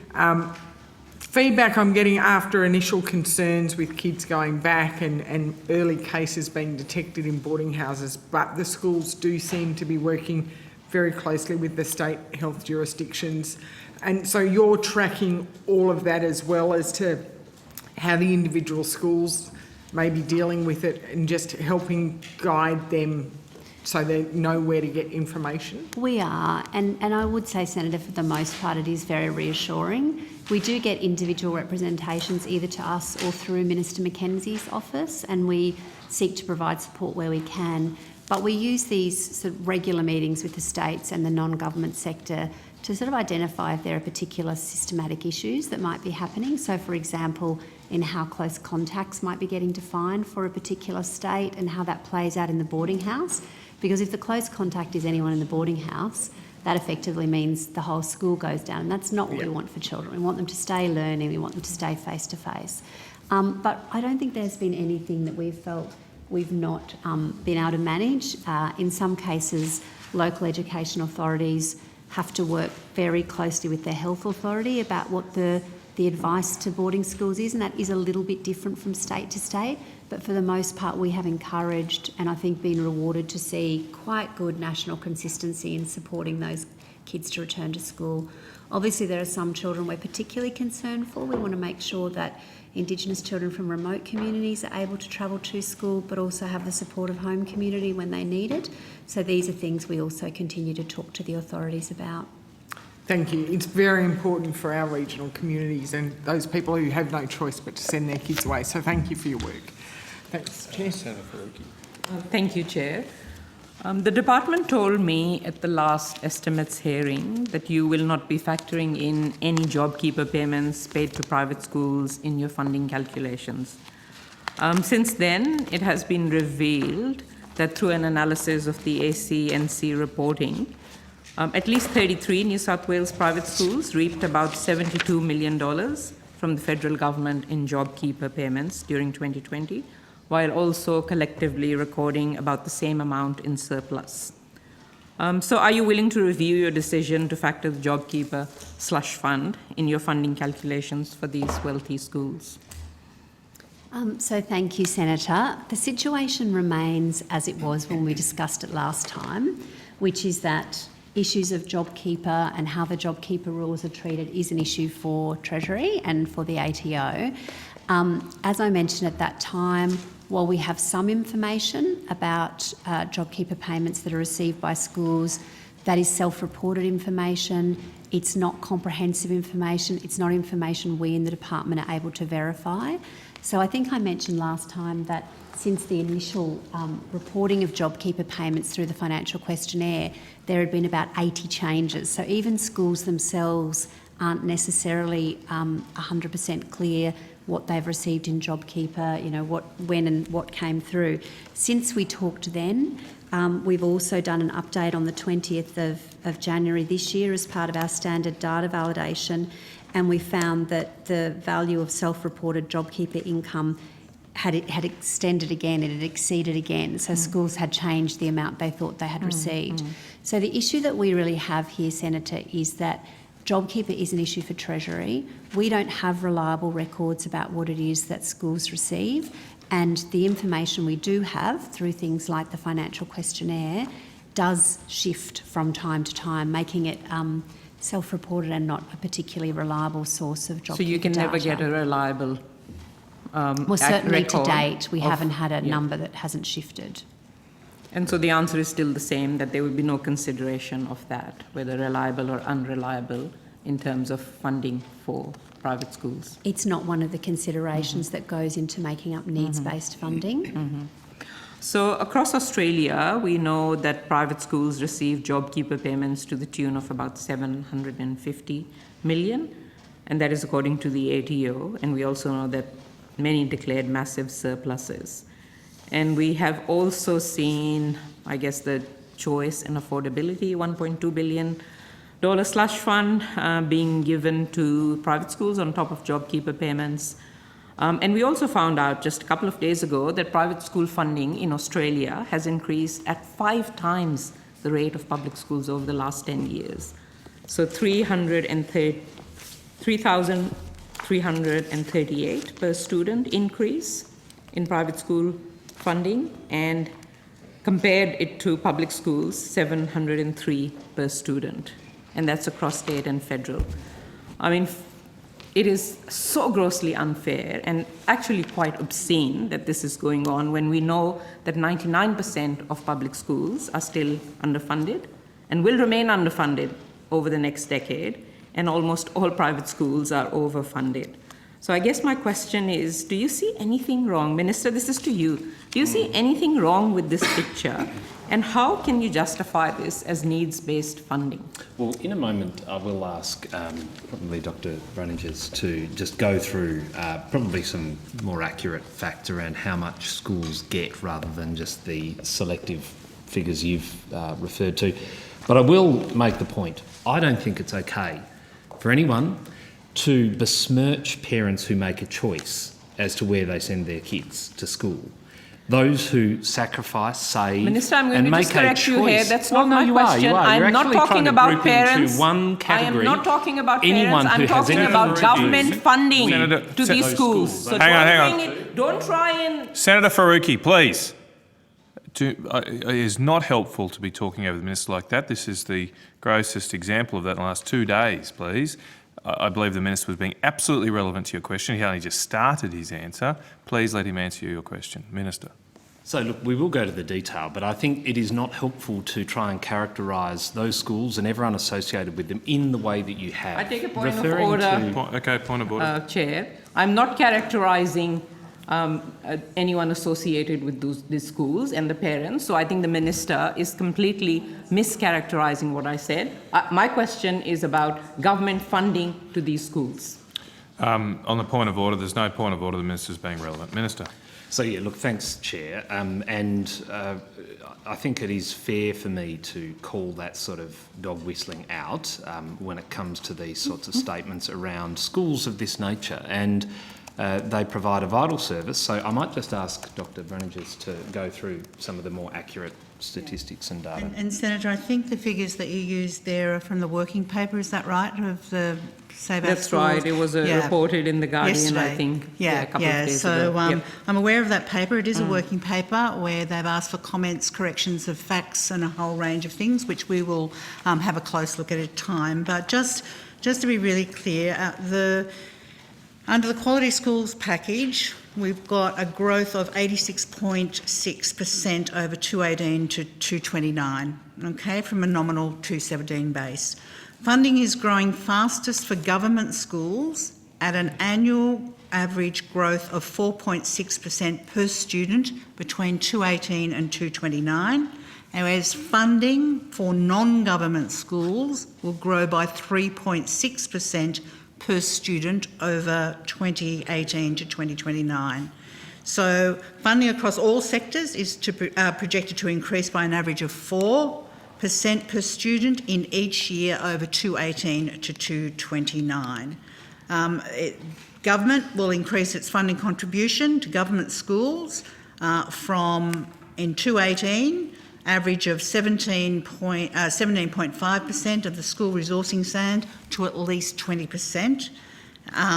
And then by 2023, the Australian Government will increase non-government schools at a minimum of 80% of the SRS. Dr. So there's Brunninges, a story... Yeah, I do know all of that. Do you still know that with all of what you've said, 99% of public schools remain underfunded So to the Senator, national standard, and they will for the next decade? So I think we have to separate here, Senator, with all due respect, what the Commonwealth funding is doing and what the state funding is doing. Yes, I've heard that story again. And I might just ask Dr. Baxter to have a look at the state's contribution to the school resourcing standard. I've outlined the Commonwealth's contribution and where we're going, but I know Dr. Baxter's got state by state that might be helpful.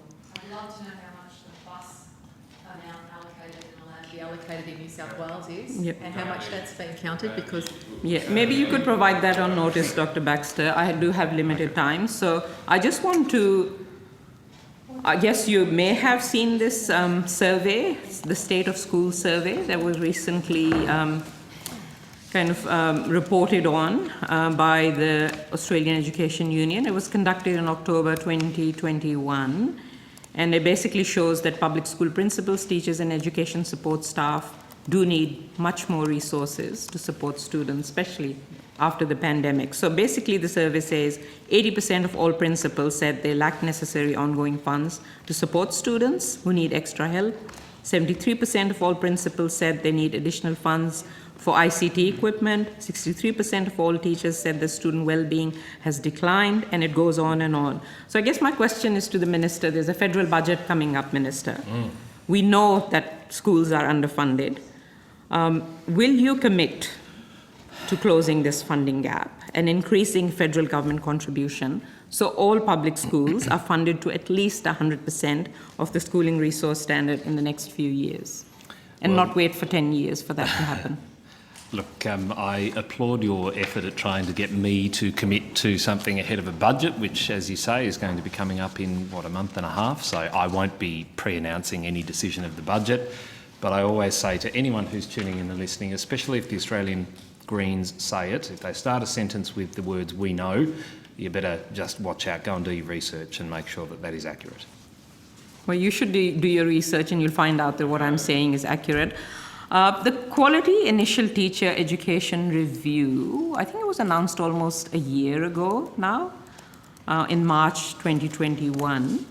And from what I understand, that the report of that review was originally going to be handed to the government in October this year. So I guess I'm just wondering, when will the report be complete and released? Senator, I think you're right. It was last year, and I might just have a look at when we received the report. And I think the release of the report's a matter for government. But okay. Yeah. I So know, the report is ready? I know because I've had a conversation with Ms Paul that the report is pretty much final, and it will be up to government to So the release that report is final. So, Minister, will we see this report before the election? I'll take that on notice. If you could and take that yes, on notice, I'll, that'll be good, and see give what us a date information on I when. can get you Yeah, today. when that report will be released. Just a couple more questions, Chair. There has been a pretty disturbing report recently about a school chaplain at a public school in Queensland who shared anti-vaccination information in a parents' group. I think it was a parents' group of about 300 people, and urged parents to carefully consider whether to vaccinate their children based on so-called medical evidence that the chaplain shared in a parents' group. And according to the media reports, the chaplain, whose position, of course, is funded by taxpayer dollars by federal government, shared an anti-vaccination letter calling for the halt of the rollout of the COVID vaccination to children. And the letter contains false claims about mass vaccine injuries and claims that information on adverse reactions has been withheld from the Australian government. I'm just wondering if you are aware of this, and is there anything that you are going to do about this? Because the school chaplains program is actually funded to a tune of $61 million a year. Are you concerned by this? What's the Thank you, action going to be? So I think, Senator, you're right. The Australian government does provide substantial funding for the school chaplaincy program. And for the very most part, those school chaplains have been a really important part of the mental health work that the Commonwealth has funded over the last couple of years, particularly during COVID, when we know our staff and students are really undergoing particular pressures. We've had lots of information about the important role the chaplaincy program has played during that time for students. I'm not personally aware. I will ask Ms Jolly to come to the table. Yep. I'm not particularly personally aware of this report You about haven't this seen the particular reports? chaplain, Okay. but certainly the Commonwealth would consider that not If to you be could, an just look appropriate into it role and just see of, what action the can be chaplains. taken. There is also a petition going around calling for the removal of taxpayer-funded chaplains. And, I don't know, Minister, if you want to look into that, but this money really should be going into funding secular, inclusive support for students through counsellors and best practice initiatives. Well, I think there where is you an can important put that view. distinction, those, I think I think that might be, we should take that as a comment, Dr. Baxter, really, because you are asking for. I was asking the Minister here, not Minister Dr. can, Baxter. I don't know can't if ask Ms. Jolly, officials you for have more opinions. information on this particular case, or otherwise, just if you could take that on notice and just see what actions can be taken. Senator, if there's any more details, we're more than happy to take that on notice and link with our Queensland We can counterparts send to you the follow. reports that we received. Yeah, Thank you. that's fine. Thanks. Thank you, Senator Faruqi. Who am I? Senator Pratt. Keep going. Thank you very much. Can I, maybe just at this point, do you think we can finish schools before lunch? Yes. Possible? Okay. Well, perhaps we'll take that opportunity to break, depending on how long you've got. Okay, Senator Pratt. Thank you very much. I'd like to ask in terms of the youth round tables, are you able to tell me how many have been done? Yes, Senator. I'll just start there. I think I've done brief electronically. There's been 4 round tables held in 2021 and 1 has been held in 2022, so 5 in total. Okay, so are you able to tell me a list of the people who, where they were, who attended for both 2021 and 22, and the number of attendees and where they were? I do have that if you Yep. would like. Would you like to read that in, Senator? Yes, please. So, thank you, Senator. The 29 July 2021 Youth Roundtable, which was around youth priorities, was attended by the Australian Youth Affairs Coalition, IAC, Your Town, YMCA, represented by the Y New South Wales, Children and Young People with Disability Australia, the NT Council of Social Services, Multicultural Youth Advisory Network Australia, MYAN, Create Foundation Limited and Little Dreamers. The 12 October 2021 Youth Roundtable around the youth policy framework was, this is in addition to departmental attendees, these are the organisations attending, was attended by Your Town, Children and Young People with a Disability Australia, the NT Council of Social Services, Multicultural Youth Advocacy Network Australia, Little Dreamers and IAC. The 26 August 21 Youth Roundtable, which was a COVID-19 vaccination meeting and had that specific focus, was attended also by the Department of Health, IAC, Mission Australia, the Brotherhood of St Lawrence, Foundations for Tomorrow, UNICEF, the Y New South Wales representing YMCA, MYAN, the Multicultural Youth Affairs Network, Children and Young People with Disability Australia, Think Forward and the Foundation for Young Australians.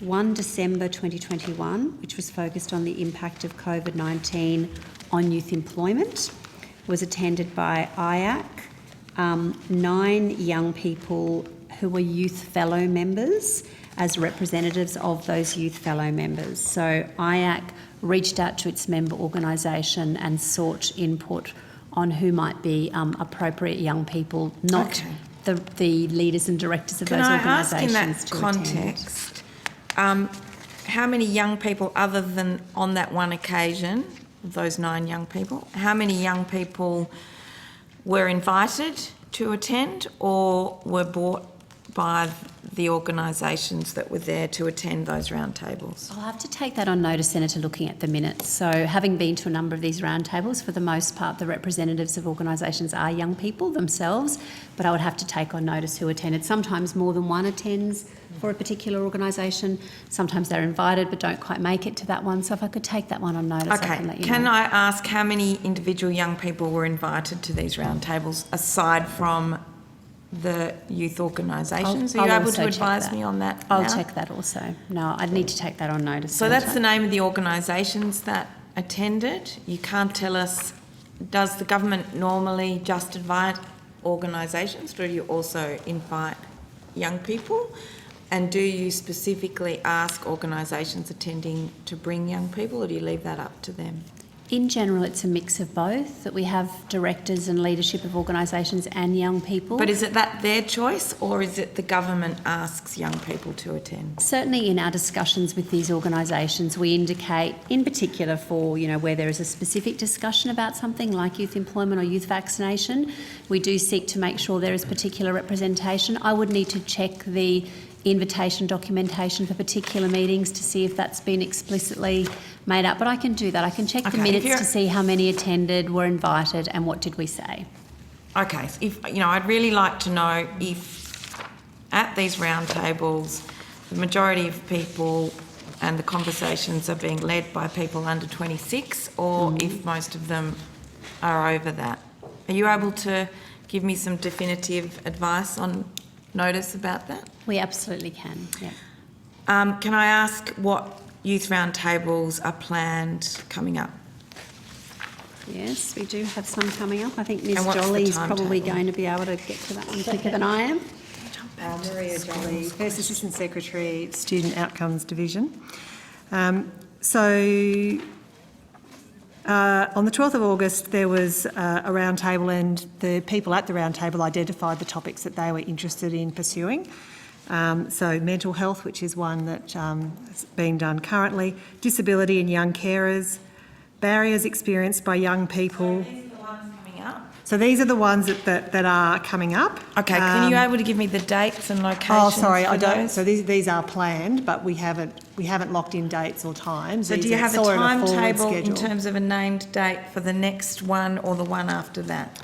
I'd have to take that on notice and get that for you, Senator. It's I don't have that with me.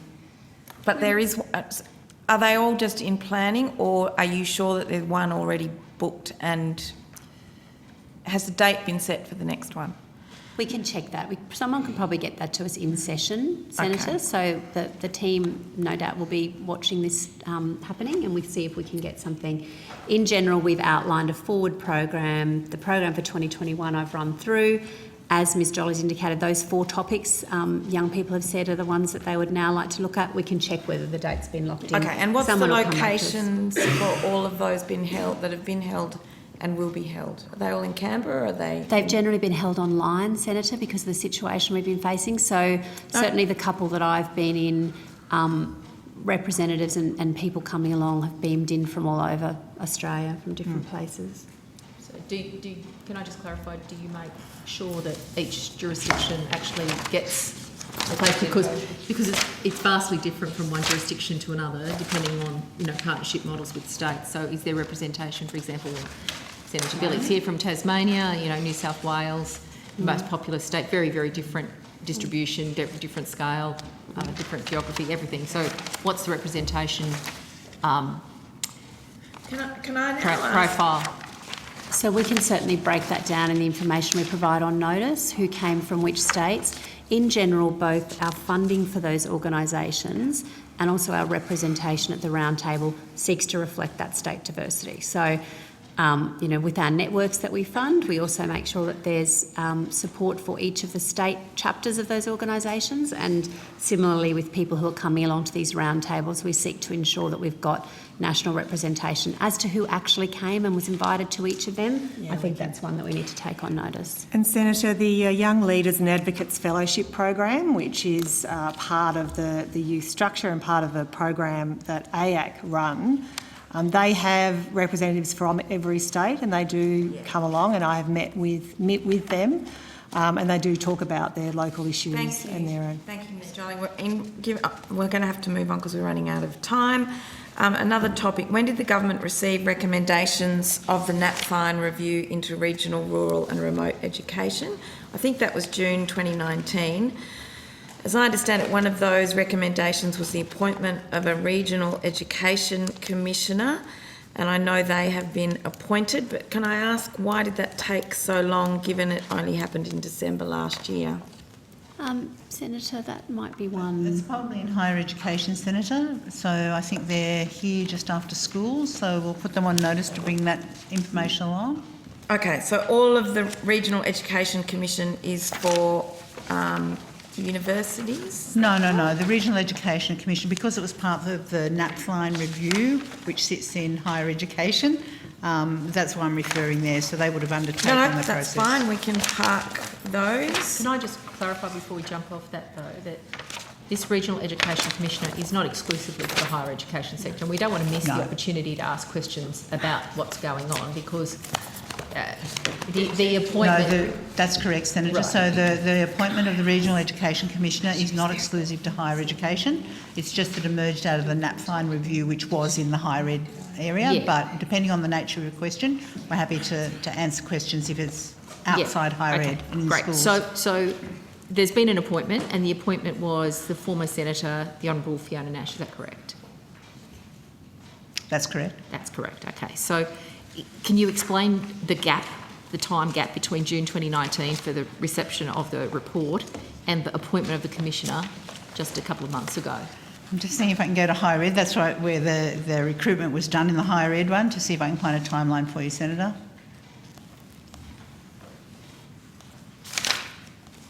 And if not, they're on next, so I'm sure they'll bring so we can one get with that them. answer to that question. So what's the...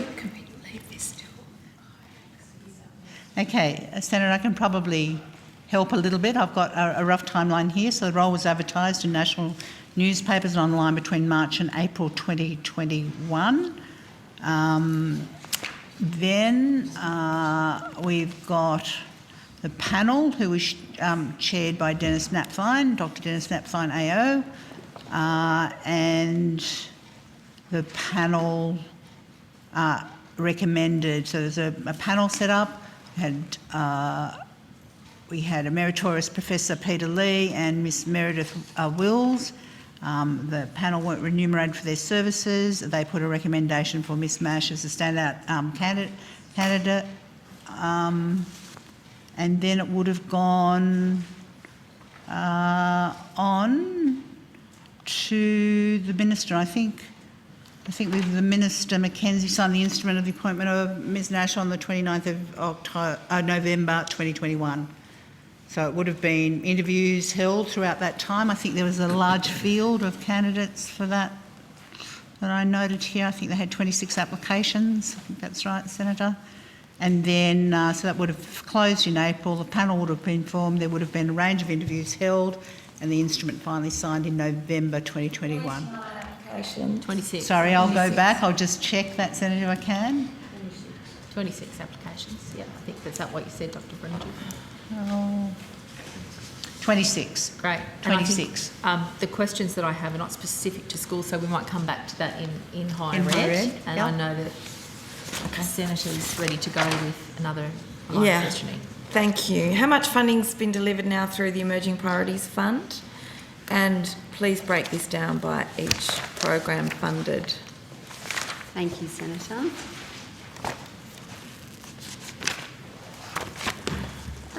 Senator, so far we have funded projects to a total of 7.05 million. So we have funded Smith Family Catch-Up Learning to $3 million over 21-22 to 22-23. We have funded Amadia Resilience for $2 million in 21 and 22. We have funded Math in Schools for 1.5 million over 2021 and 21-22. We have funded Stand Tall Australia for 300,000 in 21-22, and we have funded Science Assist for 250,000 in 21-22. A grant round was recently opened for the fund, but I can see that it was only just over 2 weeks, right during return to school, to put in an application. How many applications have you received so far, and why did you leave schools only 2 weeks to apply? So, Senator, we did, I think you may be aware that we extended the time so that it actually doesn't close until midnight tonight. So I can't tell you at this point how many applications we have. You extended it from when to when? 28th? So it was originally due to close last week, and it's now been extended another week after some conversations we had with both state authorities and also non-government authorities. So why did you extend it? Because people complained that I can't see how you could have closed it last week, or frankly even this week, given applications weren't open until the 28th of January in terms of the fund actually being advertised.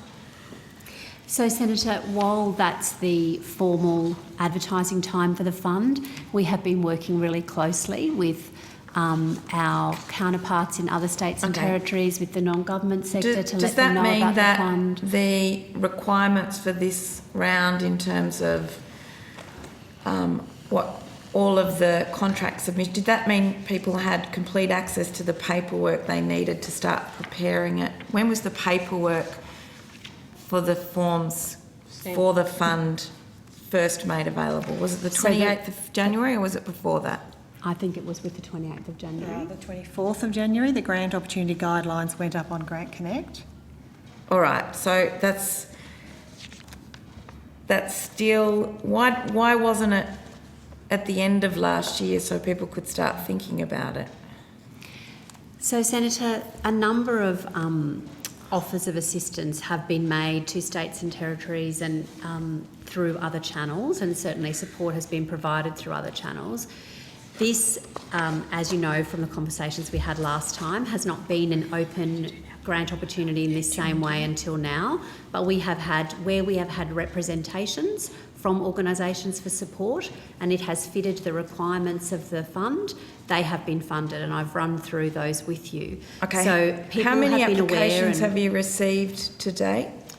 For the opportunity that's currently open? Yes. I don't have that figure here with me because it doesn't... Must be sitting in a portal somewhere. I might be able to find out. I'll see if I can get you you. something while we're in here. But normally we don't look at them until it's closed, but we're happy to see what we can do. It's all right. We're not asking you to look at them. We're just asking you to tell us how many are in there. How did you make schools aware of the grants round? Okay, so we have been talking about the Emerging Priorities program with schools and also with the non-government sector for the whole time it's been open through our various channels. Talking to schools, what does that mean? You've emailed them and said this round is going to open. Do you email each school principal around the country? Do you tell the State Education Department? Or do you just put it on the Community Grants Hub? So we certainly have the communication, the standard communication that goes out through Community Grants Hub. But in addition to that, Senator, as I mentioned before, we are having weekly meetings with our state and territory schools directorate counterparts and also with the non-government sector. So we have made them aware of that. So just the directorate? Okay. No, and also Minister Robert at the Education Ministers meeting on the 4th of February indicated that this would be available and also that he would look at extending the time to closure from today. So while this is the period for this open round, and we are aware that, you know, the support in order for it to flow in a timely way to help schools, we can't have this opportunity open for a very long time. We need to make sure that we're able to do the assessment and get the money flowing to schools and to communities who may need it.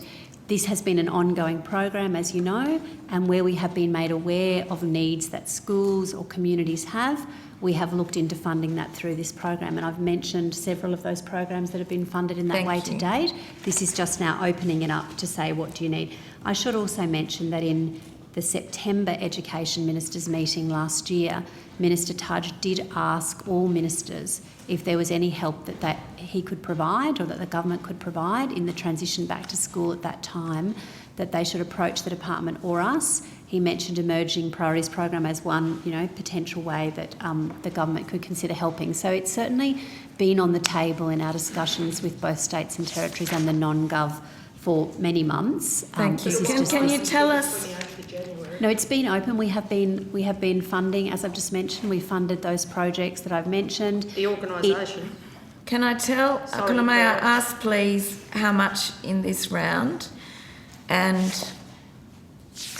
how will we know whether the issues raised by states and territories are actually what gets funded? Are you able to give us a view as to what the emerging priorities are that states raised, that Minister Tudge then pointed towards this fund to get them addressed? So there's a few questions in that, Yeah. Senator. So 11.2 million is the amount that is open in this particular opportunity that still remains to be expended. No requests were raised in relation to Minister Tudge's offer back in September, and we had reiterated that offer in senior officials meetings that I had been having with the states as well at the time. So it wasn't that they raised issues and Minister Tudge was the said, invitation, let us yeah. know what your issues are. He said, you're heading back to school, I'm putting out an open offer, please let us know if there are things the Commonwealth can help with. We reiterated that in our senior officials meeting, and most recently on the 4th of February, Minister Robert has also pointed to this EPP round as something that when he met with his ministerial colleagues from the states that they may also like to consider. But we've had no representation from state and territory school systems for back to school support. So in the context that they opened on the 28th of January, when do you think schools found out about it? I've received advice from various school sources that once it opens, it takes time to get through to all the channels, and that schools found out as late as the 9th of February. And that even though you've extended it purportedly from next week to this week, it sounds like the 9th of February would have been around your original closing date. They're still maintaining they can't make a submission by the 17th? Senator, we've had no representations that I'm aware of from schools or from state government or from the non-government sector that they need longer other than that 17th of February. They are very aware, as we are, that it's a balance between making sure there's enough time for people to put in an application with they also want the money and we still need to assess can a school, go through our processes. Can a school, given that's the case, if they do have an issue and they seek to make you aware, or a Member of Parliament comes to you, can you extend the deadline beyond today? Senator, at the moment, the closing deadline is end of today. There would need to be a decision of government to make a change to that. But we are certainly always happy, and we've communicated this to our state government colleagues in the very many conversations we've had about this and the non-government sector, to hear if they need longer. Now, they told us that they did need a little bit longer. We extended by a week. We also did hear from them that, you know, they are very aware that communities and schools also do need to kind of get this money going. So it's a balance. There's obviously a process that the department then needs to go through in terms of accurate assessment and depending on how many may I ask, without applications naming we the get. school, may I ask, if I've got a copy of a letter that a Lower House MP received on the 15th, writing to them saying, help, we don't have time to apply to get this in by the 17th, as we only found out on the 9th, what do you advise I do with that correspondence? So I would advise that you forward that to the department and we can have a look at that. You would be aware that as well as the Emerging Priorities program, there are a number of other programs the department has that have provided support during COVID. So even if, you know, in many cases, some of the things that we have been providing support with have been provided through other programs like our student support package, our literacy programs, our chaplaincy programs, our range of mental health programs. Thank you, Chair. No problem. Given the time, we've just got some quick questions now about NAPLAN. Okay. Thank you, Dr. Baxter. Are we still on schools then? We're still on schools. Do you mind if I might intervene to ask, I've got some very quick questions here. Just while you'll well, you'll be the judge of that, Sarah Neal. They'll be very, very quick. I wanted to ask if the department has provided any advice, especially to National Cabinet, but to anybody in government, about the impact of masks in schools, especially on children's learning development. Have you been asked to do any of that work? Senator, I'm not aware of specific advice that the Education Department has provided. I know there has been work done through health, working with their state health chapters around masks. In general, state education departments have landed pretty much in the same place, which is that masks are advisory up to a certain age, and after that they become mandatory. But I think it might be a question better directed to the Department of Health. But I'm just wondering, there's no interdepartmental committee here on COVID in schools that you sit on or so as I provide advice to? mentioned, we do meet on a weekly basis with the schools departments from each of the state governments, and we also meet with the non-government sector. Issues about... And that's about COVID, sorry, that's about COVID. In particular, yeah. Issues, we track how masks are being used in each of the jurisdictions. I will check with my colleague Ms Anderson, again, who attended the most recent of those meetings, but I'm not aware of issues being raised in that forum around concerns about learning and the use of masks, but Ms Anderson may have some more information for us. Thank you. Thank you, Ms Anderson. So I think in addition to the forums that Dr Baxter has mentioned, there is a COVID IDC that she sits on. Right. There's been consideration around the epidemiological sort of advice to AHPPC late last year on primary schools that went to AHPPC and the National Cabinet. So largely we haven't been directly involved in that, what I would consider to be more health-related advice, but we do sit on a range of bodies, both within the Australian government and also with, as Dr Baxter has said, with our state and territory colleagues. I mean, obviously I understand that primarily this is a health issue, and there is a potential there obviously for masks to prevent the spread of COVID-19, but the reason I ask you here though, because there's potentially education impacts too on children's pedagogy and learning, and so I would hope that in the decisions we've made, we've balanced those benefits and costs and not just looked at the health impacts, but also looked at what I think, Senator, potential too, education impacts there are as particularly well. the verbal cues. That's of a I'm about teacher to get to that. I'm and- about to and, get to that. Yeah, for Well, I was talking to a teacher just on the weekend. She's a special needs teacher, Yeah. and she finds it impossible at the moment to help her children who are falling behind, but everyone is in masks, and in her words to me, it's just non-workable to teach children in that environment. So there's clear impacts. I mean, I particularly wanted to raise with you, though, that's anecdotal, of course, but there was a study published late last year in November, I believe, by Brown University, and obviously overseas have had much more experience with masks in schools, but that presumably is experience we can learn from. That study concluded that children born during the pandemic have significantly reduced verbal, motor and overall cognitive performance compared to children born pre-pandemic. The report goes on to say, masks worn in public settings and in school or daycare settings may impact a range of early developing skills, such as attachment, facial processing and socio-emotional processing. Are you aware of that study? It had a little bit of media.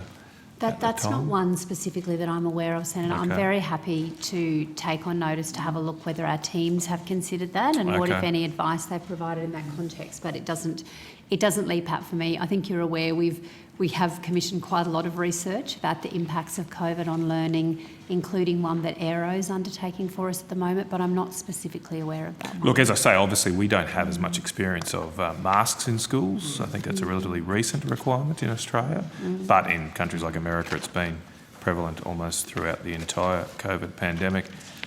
So look, yeah, I would, if you could take on notice what advice has been provided. I'm particularly interested in what advice has been provided through the IDC or to National Cabinet directly to help inform the health decisions that are being made and ensure they do balance up other factors than just simply the reduced transmission of COVID. Thank you very much for that. And I'm going to Senator O'Neill. O'Neill, thank you. We've discussed our plan and its merits and deficits on a few occasions now. Whatever people might think about it, it certainly gives us pretty interesting data to interrogate. So I note that the national NAPLAN report was released in December last year, and concerningly, I think it showed indications that the gap between high and low socioeconomic groups actually widened during the pandemic. So, you know, the headline is one thing, but we start to have a look at the detail. Kids with advantage, not troubled so much, but kids from a low socioeconomic background with less access to things like the internet perhaps, lower levels of literacy with their parents, in communities where housing might be insecure, all of those factors really significantly impacting. So, mindful of that, and with some detail, could the department please talk me through the findings? Where was the widening gap apparent? So, Senator, while they're looking for data, and ACARA may have even deeper analysis than we would have because they hold they'll the be here data. later. Yeah, and they'll be here later, Senator. But you hold the reins of the policy response, I think, and recommendations, don't you, Dr. Bruniges? I think government holds the reins of the policy response. Nice Senator. distinction, yep. Just thinking back, if you recall, we did have a conversation about 5 pieces of research under Minister Tehan that were commissioned, and one of those pieces of research was on our website, and I'm happy to provide a copy from you, had said that students from disadvantaged groups are likely to suffer more. So right from the start of the COVID, we had a look at that. When NAPLAN came out December last year, or the preliminary results came out, it basically said, well, not much change here. And so when the final report came out and you start to look at subgroups, that's the time that you see this actually happening. So overall Australia, I think the results were pretty stable, steady state. As the national report did further analysis, the gap that you're talking about, the 15th of December report, started to identify the fact that we're seeing a gap between low performers and high performers, and that gap's actually widening. So even further to that, there's some key takeouts by jurisdiction that are slightly different as well. So you can look at subgroups at the national level, But when you start to get deeper in the data, take each state and then look at subgroups in each of the states. That's what the state governments would be doing, overall. So the patterns, you still see a significant gap between Indigenous and non-Indigenous students. We have seen some improvements between 2008 and 2021 in the reading performance of Indigenous students in years 3 and 5, and in the numeracy performance of Indigenous students in years 5 and 9. But the between 216 and 221, the difference in achievement between Indigenous and non-Indigenous has remained largely with no noticeable closing or widening of the gap. Right. So I think if any you of did the the gains analysis, that were made yeah, predominantly happened between 2008 and 2016, and that is flatlined. We've actually at a national level. Yeah, which right? is. But you need to look at each state. You need to dig in and have a look at subgroups, and then you might have a look at both reading and numeracy will tell a different picture as well. And I think some of the policy responses that you spoke before about the importance of phonics. A lot of states have embedded phonics in the reading, and we've seen a number of states and territories We've discussed that on many occasions, Dr. Bridges. Phonics never ever fell out of the syllabus, so let's be clear about that. It was always there. It was. All right, it's not like it's a new thing. It's been around for a really, really long time. Perhaps I should have used a different example, Senator. Gosh. But it frustrates me when it's reconstructed as this brand new technology. My goodness. Sounding out, who was doing that, 60 years ago? It's not new. Let's go. So I think basically the overall trends, males and females remain unchanged. Male students continue to do better than female students in numeracy, while female students continue to do better in male students in reading and writing. So that trend has been borne out in terms of the report. So if you want to particularly look at the gap, the questions I think for ACARA would be, in what state and territory and in what strand do we see the widening, and what subgroup? I.e., is it low socioeconomic from areas that we're seeing? The research that we had done before would tend to suggest that's exactly where we'll see it. Right. So that you get disadvantaged students, as you rightly say, falling further behind because of COVID settings and needing all of those supports that teachers do, and being at home. Everyone found it hard, but particularly for learning needs of disadvantaged students, they found it harder. I know that when we were talking about the emerging priorities funds that Senator Pratt's just asked questions about, my first concern was that it was a big announcement about, a response. The quantum is 25 million, which is an enormous amount for somebody with a mortgage of 300,000, but for a whole country, with how many million kids in education, Dr. Baxter? 4-ish million. I've got if you want the exact 4 million number kids, enrolled. 25 million over, is it 4 or 5 years? We've got around 9,500 schools. Yeah, so it's not a lot of money, and I take on board what you just said earlier about looking at what we might have expected and how this report is revealing that concern, that there was an emerging priority that was already known, that would be, disadvantaged kids, and that this gap is increasingly widening. It's not like we didn't know. And even though some of the money from the emerging priorities has now been expended, which wasn't the case when I first started asking questions. So that catch-up fund is a classic one that's put in place. Yeah, I mean, and I would also add, Senator, that, and I know I mentioned this before, but the EPP is not the only place that we fund things that support teaching and learning, including for disadvantaged students. I mean, I've got a list of my programs here that I could go through with you and identify which ones target that. We have multi-lit, we have programs aimed at Indigenous children, we have programs aimed at remote and regional children.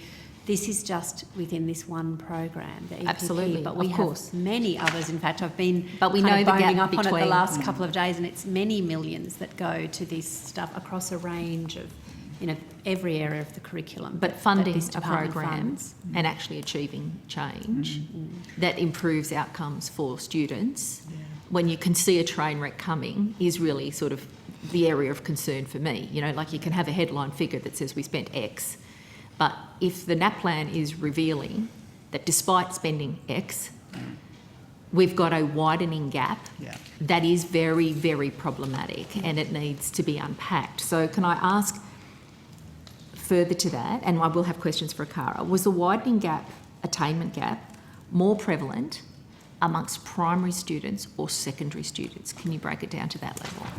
We'd have to ask Akara that, I think. I think, don't Senator. have that And just with me. remember, we didn't do 2020 NAPLAN. Of course, We've yeah, got, so we've there's got a- a gap there year as well. So we've got 2020, 2021 data and then going into 2022. So I think, you know, if you were to stand back and have a look, you've probably got a lot of other factors, ones that you've mentioned before, mental health, anxiety, of students who've had 2 years. Yeah. I actually think we probably can do what we do now, but longitudinal data will be very important for us to be able to track and monitor those students, what's been done. And I know states and territories are indeed looking very closely at how they might do that. And indeed we are in NAPLAN about how you actually quantify and describe growth over time as opposed to year three. So yes, I understand. Yeah. I understand. Cohort specific over time. But this is probably another one that you're going to refer to, Akara, but I will ask, did the gap that's been reported in the December findings occur across disciplines? Again, Senator, I think it is a question for Akara. I would just add to the comments that the Secretary has made that Akara was, you know, really just indicated it as a preliminary indication, and they did say that they felt more analysis needed to be done. So they are currently conducting that further analysis, and they're trying to work out what exactly are these, you know, doing a little bit more detail about what are these trends, and also is there a connection between the 2021 NAPLAN results and the pandemic, or whether they reflect longer term trends unrelated to COVID-19. Yeah, and So that's that would be exactly good what to they ask stated about in their that media work. release. So, I guess the question is, that work to me would be an absolute priority because, you know, talking about it and responding in a year from now is another year of lost learning opportunity for students who have been already identified in 2019, December 2019, as being in a position where they're falling further and further behind. We also have the aero work. I do think our teaching workforce out there, you know, who are dealing with classrooms today are very cognizant of the shifts in both attitudes to learning and the fact that homeschooling for a range of students wasn't the same in every place and space, that there was a variability there that teachers of today, as children come back into school, will be looking and doing. I think Akara can give us, once it does that analysis on, as I said, it's kind of about going in by state and territory, looking at the strands. Is there a difference in strands? Is there a difference in year 3 and 5? Did the older children cope better? Did the younger children worse? That we really can't tell until I look at the data, I think. Yeah. So I think I've established pretty clearly for myself that the data revealed a widening gap, that the gains that were made for Indigenous and non-Indigenous students primarily happened between 2008 and 2016, and that despite that awareness, we're really not clear about exactly what the situation is. So it's pretty unlikely that there would be the development of a response capacity if you're not fully apprised of the problem at this point of time. Yeah, I think we need to wait for Akara to have a look at that data, the whole trend over years, Senator. And the interesting part for me is the curriculum issue about which particular skills, which particular assessment items have repeatedly shown that year 3 have difficulty with, because it's the teaching and learning thing, as I know you do so well. That's the thing that tells the teacher about what to do next. So I think we're getting better at analysis. Akara's job is to look at that, and I think we'll have some really important information out of it, as we will with international studies like PISA and TIMSS as well. And we have the Aero report that we've commissioned also, Senator. When's that we've landing? Commissioned, education ministers have commissioned Aero to look at what are the impacts of online learning. Yep. And secretaries also commissioned some work to look at PISA and which particular items and, you know, what's So can happening I ask there. for a date of the landing of that report for Aero and for your commissioned work, Dr. Bruniges? No, I'll try to get that for you, Yeah. Senator. I don't know exactly what So, the Senator, landing that's date being is. done at the OECD, just making sure we have a look at Australia's performance over time and where the decline is. So you're saying that, you know, we're declining, but the The important question is, why are we declining? Yes. And in what areas are we declining? So trying to do that analysis of the nature and type of questions our 15-year-old students get repeatedly wrong is a really important thing to do. So Minister, having heard the words, we are declining, why are we declining is still being interrogated, are you concerned by these results, Minister? Well, look, I mean, the results are something I have to confess I'm not in possession of an in-depth knowledge of, but as has been outlined, there are a lot of complexities with this. I think it would be good to interrogate. But decline's not disputed, Senator Dunigan. I'm sorry, Minister. It would be good to interrogate this further with ACARA when they're at the table to actually drill down to some of these variables and other factors that need to be considered against this overall picture you're referring to.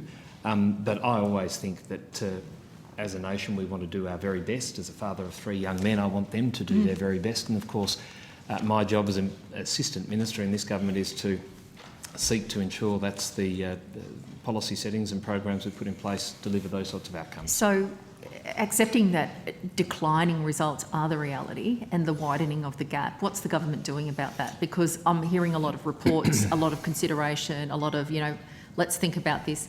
The reality is when kids lose 1 year of schooling or a second year of schooling or a third year of schooling while the government's making up its mind about the data, we have a lifetime lag in personal capacity, productivity impact, safety, health. Everything's affected by kids missing out on getting the skills that they need, and that's for the Minister, if I can. So, yeah, look, if I may, I think, I don't think anyone sort of wants to sugarcoat where things are at, and the work that the department and the government are doing has been well canvassed here, and we can continue to talk about the initiatives that are in place around that. And Dr. They're not Dr. working Baxter. though, Minister. That's the point. So What's are you in place asking is if not we found working a because silver it's bullet? declining. Probably not. But Well, I don't think the kids work, want bullets, but they do want a government that's actually acknowledging the reality and responding as in a far as I'm timely aware, way. both Minister Tudge and Acting Minister Robert have both acknowledged the point that you're making, Yeah. and So the acknowledgement question is, then what are you takes doing? the- That's my and question. I think, as I've already said, the programs that are underway, and you might belittle reviews, but I think it's important to be well informed of what needs to be done in response to the situations we face.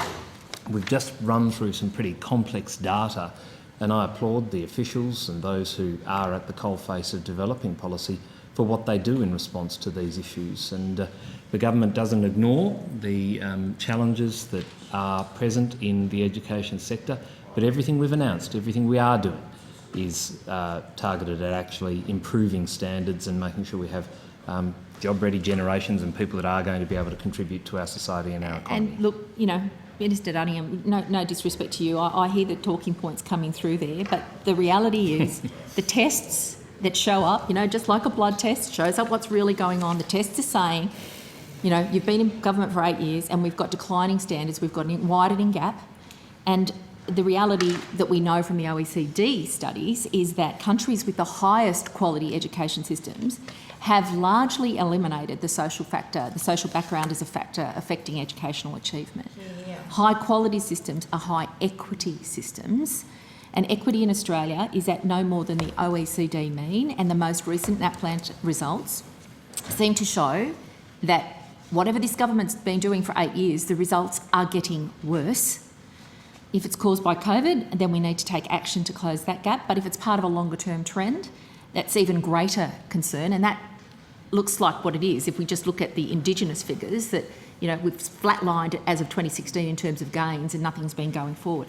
So my question is specifically, what is the government doing to close the equity gap in schools that puts us so at odds with the top performing schools in the OECD? And as I've said before, I don't think anyone in the government has denied that challenges exist and that we have an aim and a desire to actually get the best possible outcome for the students in that system, so that we are going to have these future generations well skilled, capable of achieving things previous generations haven't. But if you want Dr Baxter to run through all the programs we have that are aimed at addressing this issue, I'm happy for us to do that now. I'm sure you would be, because we've been hearing about these programs, we've been hearing about funding, we've been hearing about the programs, we've been hearing about funding. It's not happening. We're not getting the results. We're not getting the results. Whatever you're doing, it's not delivering the results that kids and their families need. You have to acknowledge that. I mean, that's just the reality of it. So, and we'll continue to work hard to do our level best to get the best outcome. Okay, and, more of the same. So, Senator O'Neill, I've got 5 more questions. It is 1 o'clock, so okay, you're going to finish. Are we going to finish schools at this? Yes, if I can do great. these 5 questions. Let's get through it. Thank you. The Productivity Commission's recent report on government services showed that the government, which includes Commonwealth and state funding for private schools in Australia, has increased at nearly 5 times the rate of public school funding over the past 10 years.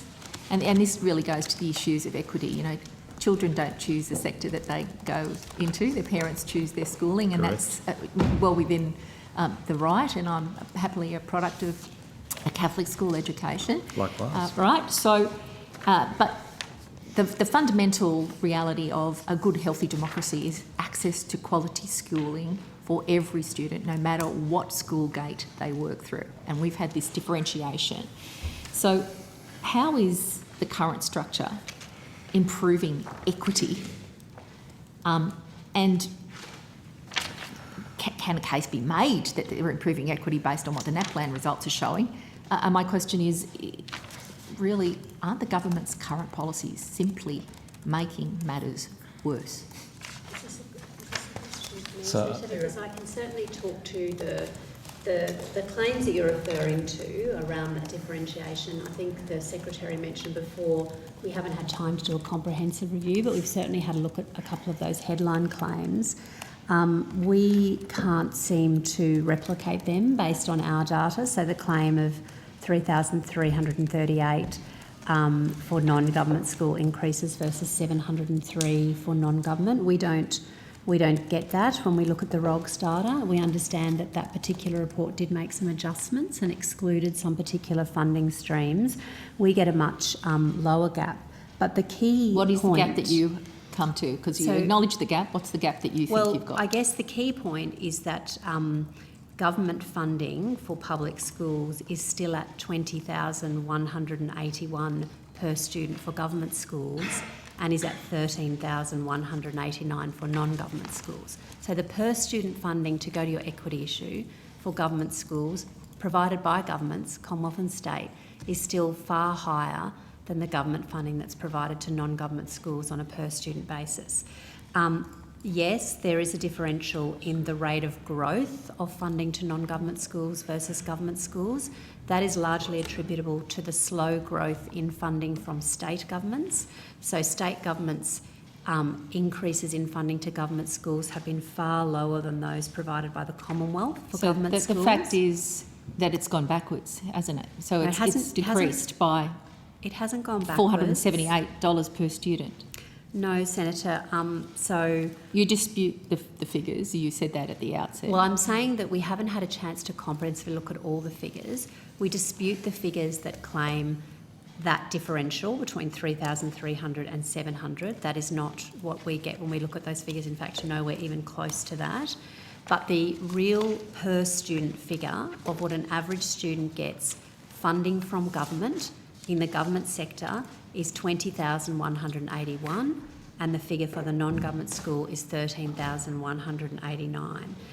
So there is, I've got those figures right. There's a, that is an indisputable fact that is in ROGS, that there is 7,000-ish more dollars in government funding that goes to students in non-government schools, government schools rather. Yeah. So I know that the narrative that the government wants to produce and that the numbers will be used to construct is that everything's fine, but we commence this by acknowledging that there is an increasing equity gap, and that is manifesting itself in the actual NAPLAN results that are subject to further interrogation, but that is a reality, and we're not doing well in PISA. OECD averages, in terms of investment, are not adequate here. We've got a problem. And I've sat in this room over many years now asking questions when Senator Birmingham was in the seat that you're in now, Senator Darnium, and there was this big push to change the Australian Education Act and reshape the funding model. that reshaping of the funding model under this government that's supposed to have delivered gains hasn't done so, and isn't it correct that some states and territories have reduced their public funding because the Commonwealth scrapped the National Education Reform Agreements of 2014, which required the states and territories to maintain their funding. Scrapping that arrangement allowed the states to pull money out. Isn't that the reality? Well, Senator, what I can tell you is that there are requirements in the current National Schools Reform Agreement for states to reach a certain funding share for government schools at a certain point, and unfortunately many of them are on quite a long trajectory to reach those, which is largely responsible for this difference in funding growth to government schools. Okay, so to be clear Victoria, for people for example, won't reach their 75% until 2028, Queensland not until 2032, so that difference... That difference is a lifetime of difference for kids. It's a lifetime of difference for kids because it was renegotiated. So to be clear, in 2014, states, according to the National Education Reform Agreement, states were required to maintain or increase their funding. They were replaced under this government by new bilateral agreements, and in those bilateral agreements, the Commonwealth gave states and territories a new loophole that allowed them to count capital depreciation and the cost of school buses towards 4% of their recurring funding requirements. And that has had a material impact on how many dollars flows in the doors of those school classrooms and the sort of education that children are getting. Senator, I would just make one observation that in some education jurisdictions, the transport of students with a disability to school is in the education budget, not in the Transport Department's budget. So part of the debate and argument about the transport inclusion may well be related to the fact the Education Department pays for the transportation of students with a disability, not only by buses but by taxis, a whole lot to school. So it's a cost of education, not a cost of transport. You will never get an argument from me about supporting kids with disability. But when the state of New South Wales is allowed by a funding agreement arranged by this government to count the costs of busing kids to school as an education cost, I will scream blue and black every single day, because that is just not on. It's not when you go to schools, and parents are going to schools where there aren't readers, or they're dog-eared, or the schools are fundraising in the midst of COVID to try and get decent literacy resources into the classrooms for their kids. That is a failing. So 4% allowed to be counted in their contribution of capital depreciation and school buses. Now, have all of the eligible states claimed that 4% in recent years? No, not all of them, Senator. My recollection is I believe that Mr Harding might have a different view. The ACT is... The ACT hasn't. ACT didn't claim the 4%, but everyone who has actually... Sorry. Thank you, Mr Harding. Can you start again? Because I did have a little trouble doing the last The ACT did not go for the 4%. But everyone else has claimed the 4%. Because that was a good way for them to reduce funding and sort out their state bottom line. And that was allowed because the government removed the requirement for states and territories to maintain or increase their funding and gave them a little 4% door out the back door. But Senator, you have to, if Dr Baxter reads the difference, the 4% of inclusions for things that are attributed to education costs, the gap in the states and territories is much greater to the 80% of the SRS. That's correct. So while you have the issue that you've mentioned with the 4%, the important points are that the Commonwealth funding, which has increased 64.1% over the last 10 years to government school, only includes recurrent funding. It does not include any of those matters. And even leaving aside the 4%, you still have very substantial gaps between what the state is funding and the 75% target. In fact, they are worth, in 2022 and 2023, about $3.5 billion, the state's difference between what they are funding, even with the 4%, and the 75% target that they have in the NSRA. Now, the Commonwealth funding, which has increased in a far greater way to government schools, I mentioned 64.1% in the last 10 years, it's going to increase 101% over the next 10, from 2018 to 2029. this is far greater than the increase we are experiencing for non-government schools, which was about 49% over the last 10 years, and it does not include those matters that you've discussed. So we don't include Commonwealth regulatory items in our recurrent funding count, for example. So, yeah, two last questions. All right, so two last questions. Yep. The value of the 4% loophole in the last year of reporting, how much was that? I'll check if I have that with me. Do you have the page?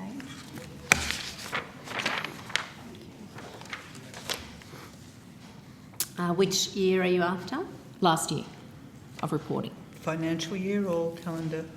Well, if you've got both, I'm happy to have them. So the 4% national discount for the value states, yeah. of the 4% is, I actually can't read, that's too small for my glasses. I think the number's pretty big.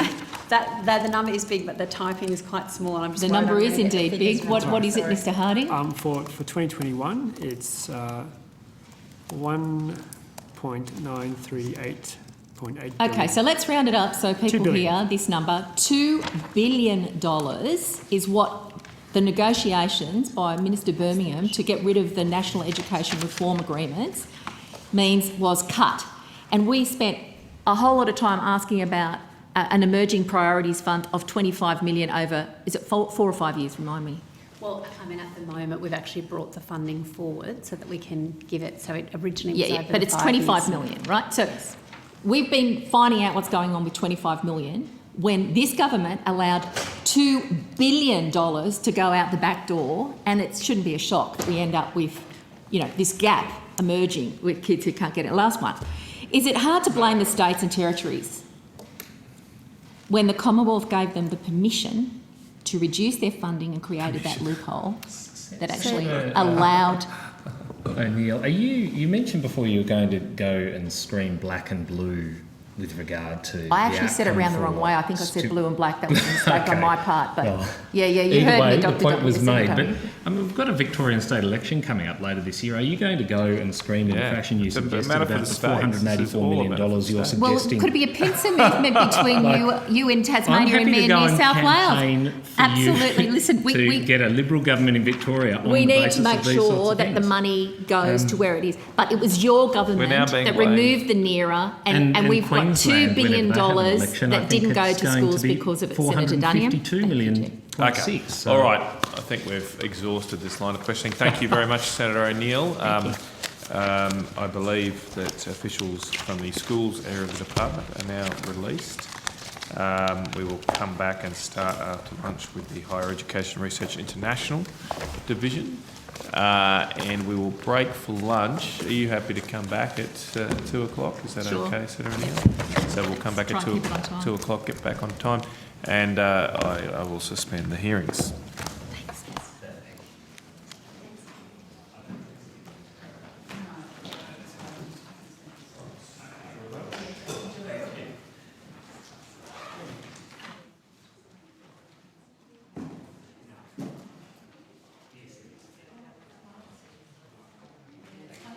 International Division of the Department of Education, Skills and Employment to the table.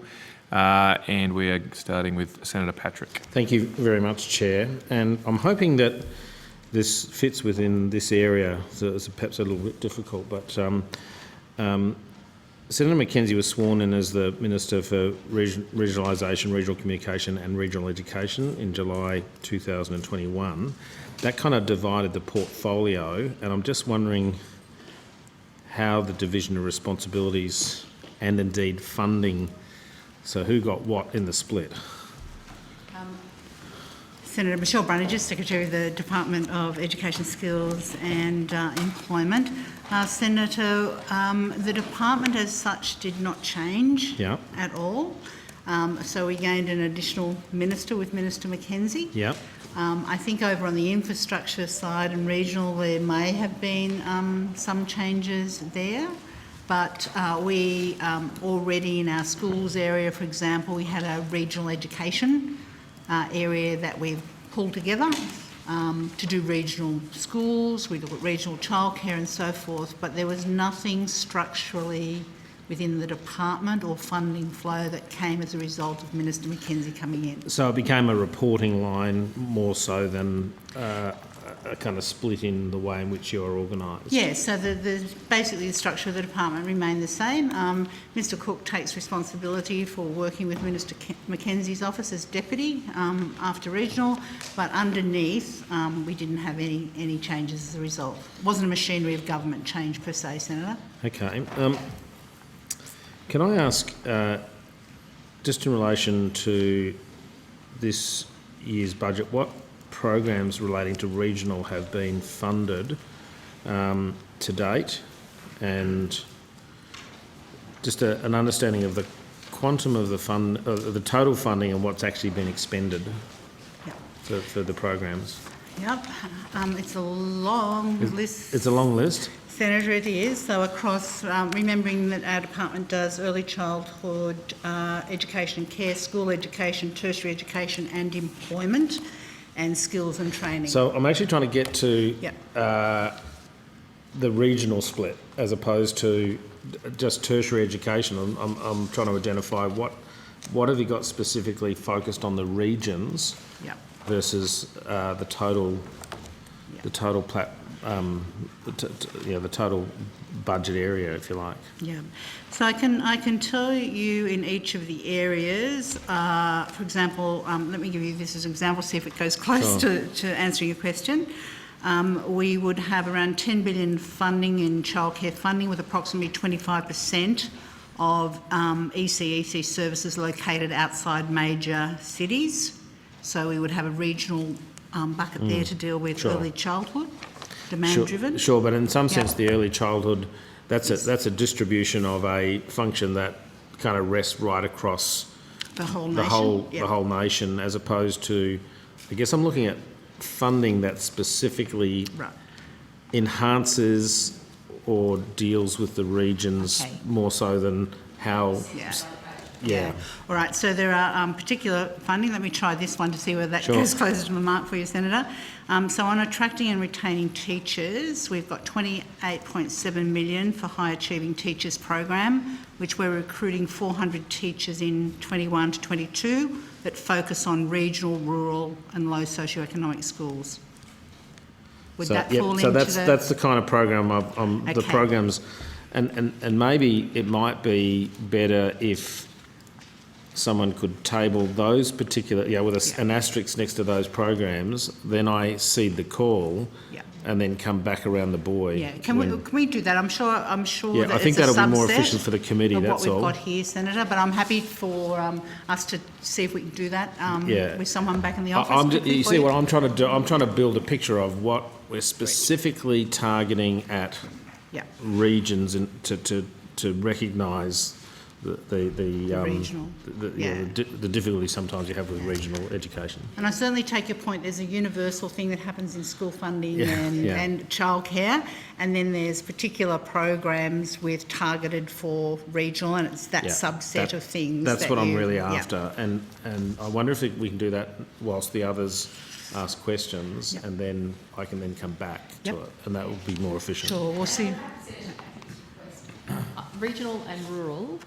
And you mentioned low SES. That would definitely not just be regional and rural. That would be definitely city parts would be in it. So I'm interested in this data. It would be really important to carve that out. And if there is a subset of low SES that's regional and rural, then get that split really clear between those contexts. We might have to take that bit on notice, but I'm happy to try and at least carve out the programs quickly. I'll get someone working on that now, Senator. Thank you very much. Senator Faruqi. Thank you, Chair. As you know, there have been huge job losses which have been reported at universities during the pandemic. The Centre for Future Work reported a loss of 40,000 positions in the first half of 2021, and there are many other reports of tens of thousands of jobs lost, and I know that we've had a discussion about this before, but I just want to know if the department has now conducted your own analysis of job losses in the pandemic in the higher education sector. Senator Tony Cook, Deputy Secretary, Higher Education Research and International. Thank you for the question. I think we've actually made this data public recently. So based on information provided to us by universities. The number that we have in relation to 2021 compared to 2020 is 11,627 FTE job losses across the higher education sector. And that's up to December 2021? So I think it's March. So the points that we use are March. I'll just check with Mr. Paddy. So the points that we use are March to March. That's the normal process that we do to collect that data. Yeah. And what's happened since then, in the last year? We don't have that data available Will you to collect us. that data? We'll collect that. So we'll collect again in March this year. We'll collect what that looks like from 2021 to 2022. And do you know what the discrepancy is then between that 11,000 and the 40,000 that the Centre for Future Work has reported? My understanding is 40,000 is the tertiary sector, which includes VET as well as higher ed. Yeah. So you haven't done... so coming back to the tertiary sector, have you done the tertiary sector? Not because I'm responsible for higher ed. I'm not responsible for VET more broadly, yes. Okay. I just want to come to precarious and insecure work in universities, and we know that has been, casualisation on universities has been increasing as well. And again, reports suggest 70% of university workers are employed through insecure contracts.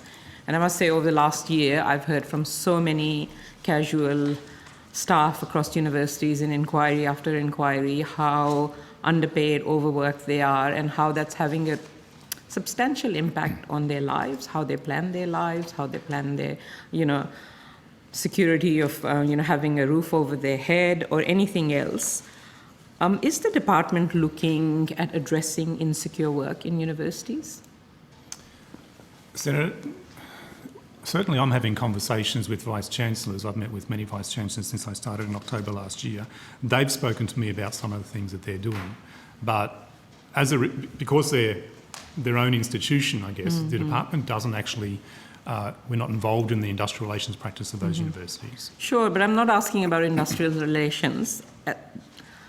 These job losses are going to have an impact on the learning and teaching environment at the university. Obviously, you're responsible for the education that happens at universities. And in the case of learning and teaching, they're bigger classrooms. I know there's less or no direct interaction sometimes of students with their teachers. That's what I'm concerned about. Have you looked at it from that respect to ensure that insecure and casualised work firstly doesn't impact on staff and then on learning and teaching itself? So, Senator, my understanding that's something that TEXA would be doing as part of the standards. So part of the quality standards from TEXA's perspective is very much about the quality of teaching and learning. So that would be a role, and TEXA's on a little later this afternoon, that'd be a role, and I think we might have mentioned this at the last hearing, about the potential for TEXA to be looking at some of those issues in relation to the question that you're asking. So you haven't looked at providing more funding or recommending more funding for universities? Because that is one of the key issues. The lack of funding, and that universities have had to do that, especially during COVID when there was no support provided to public universities. That's not something that you've looked at, even though you're responsible for providing the funding for universities? Certainly there's been a lot of discussion around funding in terms of universities.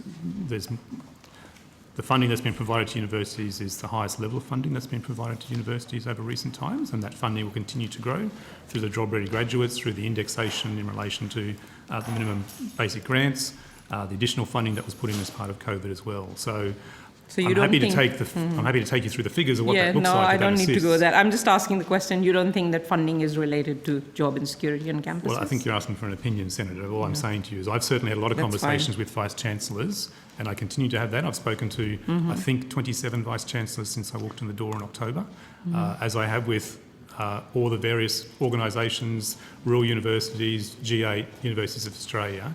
And so I'm in constant contact with them about any particular issues they want to raise. And do you know that they are doing things to address insecure and casualised work? Well, I've certainly been also looking at some of the transcripts from the hearing. I know you had University of Melbourne up in the last week or so, and looking at, so I've certainly looked at where your inquiry, well, not where, the Senate's inquiry is going. So I'm aware of that and we'll continue to... No, but when you've had discussions with universities and vice-chancellors, do you know that there are commitments in those universities to reduce insecure and casualised work, or that's not the conversation you're having? The Vice-Chancellors haven't gone into that level of detail. We can certainly have that conversation with probably their DVCRs and other people that are the more corporate officers in the universities, but certainly the conversations I've had around Vice-Chancellors, they understand and they're aware of what their workforce looks like, and they've spoken to me about particular strategies they might want to look in relation to teaching and learning. If you look at what's happening around, for example, was it Federation or Flinders, making announcements recently about the trimesters to try and focus much stronger on teaching and learning in those universities. Mr English might want to add. Sorry, Senator. Mr. No, English I think that's fine. Okay. I'll just move on to another aspect of this issue, which is on wage theft. And in recent months, Sydney universities have disclosed Sydney University has disclosed $12 million of wage theft, Melbourne University $9 million, RMIT $10 million, Monash $8 million, and it's climbing. Newcastle University admitted to $6 million in underpayments. I'm just thinking that as a department which is responsible for university funding, are you concerned about this, and what are you doing about this? And coming back to that question of insecure work as well, clearly you fund universities. Are you looking at ways to incentivize, let's say, universities to offer more secure work, reduce casualization, create more permanent jobs? Or that's not something that you think is your responsibility? So, Senator, there's a few questions in that one for me. So, wage theft, I've certainly met with the, I think it's the Fair Work Ombudsman, and she's taken me through what the issues are around particular universities. She's briefed me on the discussions that she's having with those universities and the agreements that they're reaching in relation to resolving some of those issues. So I won't get into detail, but I'm certainly aware of that. That's one we've heard, those details from universities themselves. Yes. I guess my question is to the department and what sense of responsibility you have. Well, again, I guess the responsibility is in terms of the Fair Work Act and what their responsibilities are around that, and they're working that through with the Fair Work Ombudsman.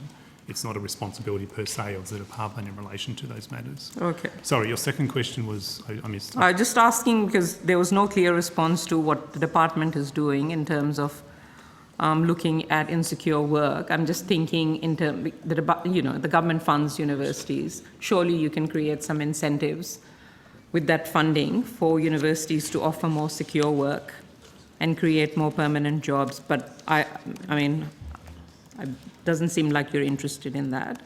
Well, I don't think it's a case of not being interested, Senator. So then what is the department doing? What the role of the department is versus the role of the universities, who are obviously independent in terms of their employment arrangements. But the government has put significant additional funding into the sector. Last year, as you know, there was $1 billion added to the research program in terms of the research industry. I think the pre-pandemic level between 2019 and 2021 was a reduction of about 1%. But you also know that overall the job-ready graduates package actually reduces funding.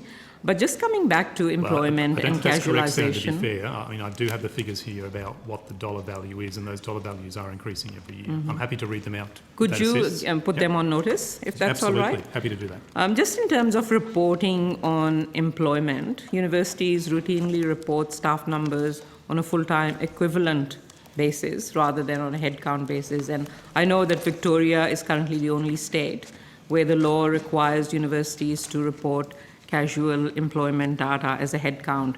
Is that something that the department is looking at, to require universities to report that, so we get a fuller picture of the headcount of casual and staff and insecure staff? Senator Dom English, First Assistant Secretary, Higher Education Division. Our data collection does require permanent staff or part-time staff to be reported both on an FTE and a headcount basis. On the casual staff, it's reported on an FTE basis because through the year, the casual staffing numbers are so variable, a headcount is a little less meaningful. But I think Victoria does do that, from what I understand. Could you just double-check for me? I'm quite sure Victoria does that, so it can actually happen.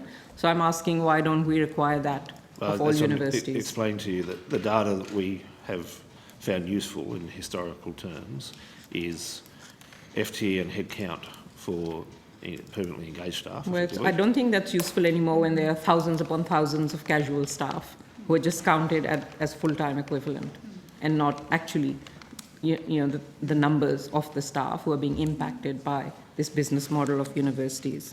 Senator, I think that's a really important point that you're making there, and I do know around the country there are some jurisdictions actually looking at the staffing profile and Yep. the shifts in staffing profile. Exactly. I was just thinking through our surveys of employer and students and satisfaction, there's probably a high, we could look at correlation between then you can do staffing profile and student satisfaction and staff satisfaction. That would be another interesting way to do it. But Yeah. certainly happy to take it away and have a think about it, have a look Yeah. at what Victoria have actually done. Yeah. And at the If moment, you could, that'll be really good. I'm happy. And I'm happy to take that away and have. And I have think a it's look at it. something, Minister, that the federal government could actually look at doing, because we also know that insecure work really impacts, it's gendered. The impacts are gendered, and women, and especially migrants, people of colour, are overrepresented in insecure jobs, even at universities. But we don't even have the full picture of how it's impacting. So it's not a very difficult fix to do. If one state can do it, I think other states can too, and federal government could actually implement this pretty quickly. So do you have any comments on that? Senator, I said I'm happy to take it away and have a Okay. look from a department point of view at what other states and territories are doing and how that compares with the data streams that we do get. More than happy to do that for you. Thank you. Course offerings as well have been slashed during COVID-19, during the pandemic, and I think almost 37 public universities, that's kind of the rough figures that I have cut courses. Some have slashed entire majors. And from my reading of the issue, while courses have been cut across the board, a lot of this impact has been on arts and social science degrees and course offerings. So I'm just wondering if you have any data on how many course offerings have been cut since the start of the pandemic. So we do not collect data at the level of majors or units of study that are or are not offered continuously from year to year. Universities are required to seek agreement when they finalise a program that is in national significance or national shortage.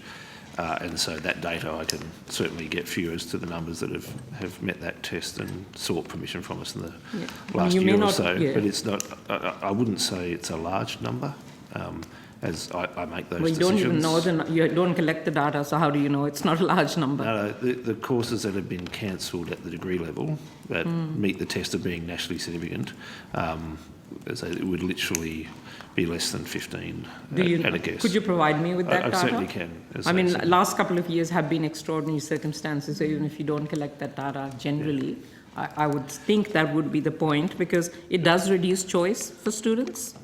Certainly, I mean, part of the other thing to recall, though, is some of the distinctions that had been opened up in courses have been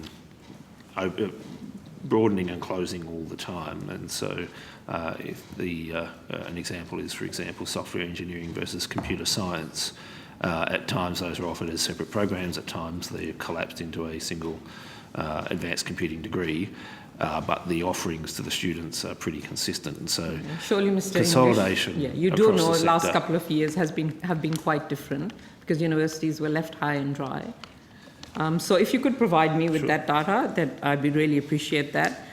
I just have a couple of questions on job-ready graduates changes, and they are around what was the total average of the Commonwealth Grant Scheme funding per student place per year prior to the job-ready graduates reforms? And what is it now under the current budget? And maybe you could take that on notice. I'm happy for you to do that. I can deal with that now, Senator. Yep, okay. Yep.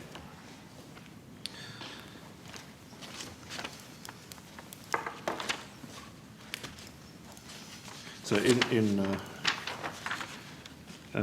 in real dollar terms, Senator, the student contribution, the Commonwealth contribution per place, say in 2018, was 11,513. And what was it in 2017? 11,780. Sorry, what was that? 11,780. And the student contribution in 2017 was 8,338, and in 2018 it was 8,348. And what about 2020, before the job-ready graduates reforms? What was the CGS funding per students per place then? 11,408. So that was still that 11,000. Okay, and after? So in 2021, it's 11,501. In 2022, it's 10,616. And have they kept pace with inflation? Well, Senator, the average is affected by a number of factors. So we did return indexation to the overall university funding. You recall the per student funding has always been indexed by CPI, but the maximum basic grant amount was previously frozen for those years, 2017 and 2019. Yep. We've since returned CPI indexation to that amount. But the average payment per student is also quite affected by the composition of the student body and the choices students make about the types of subjects they take on. So, like I say, we have always indexed the Commonwealth contribution at the Except individual for those 4 level. years.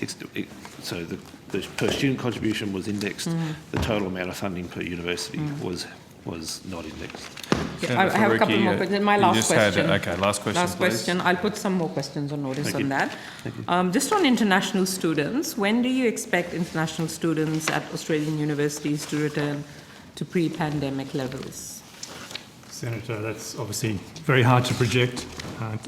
In the sense it's hypothetical, depending on anything else that happens into the future as well. We know that I think it's about 50,000 or 66,000 international students have come back since December, based on Home Affairs data between now and the 4th of February. It would not be possible for me to predict when it would be. There's no looking analysis at that's been done. Obviously, you do analysis and you do predictions.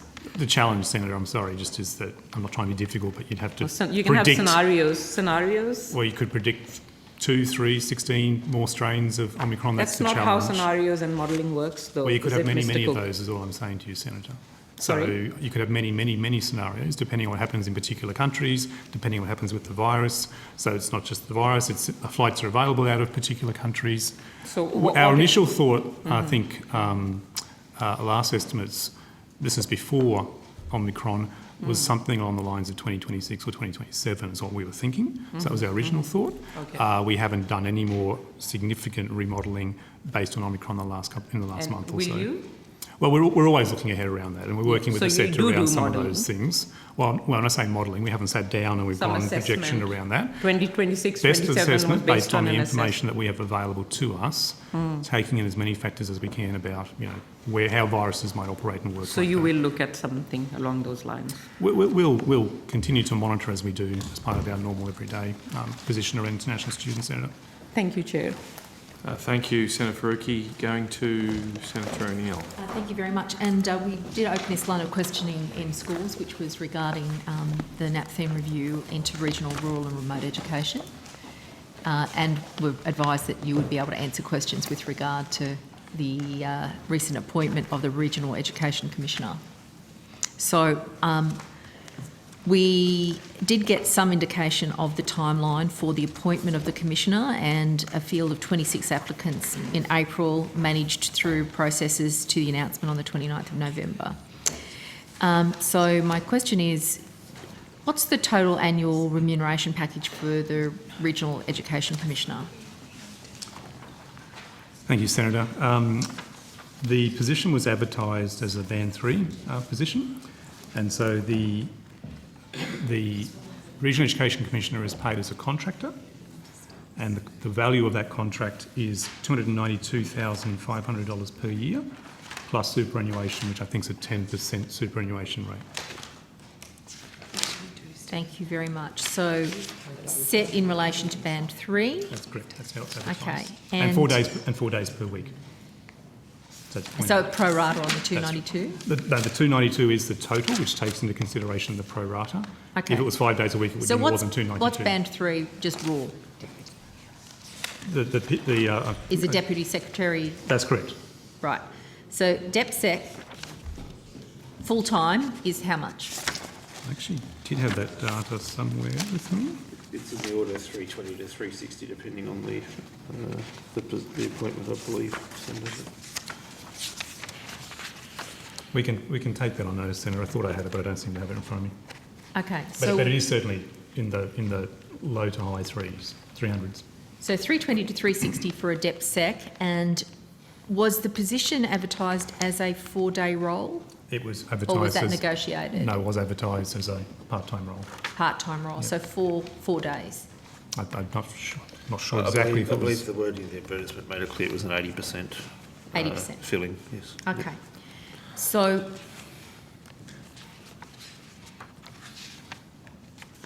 as much as a Deputy Secretary pro rata? That's correct. Okay. That's how it was advertised. It was advertised as a Band 3, so it's very Now, upfront about that. in terms of the Regional Education Commissioner, is this an independent position?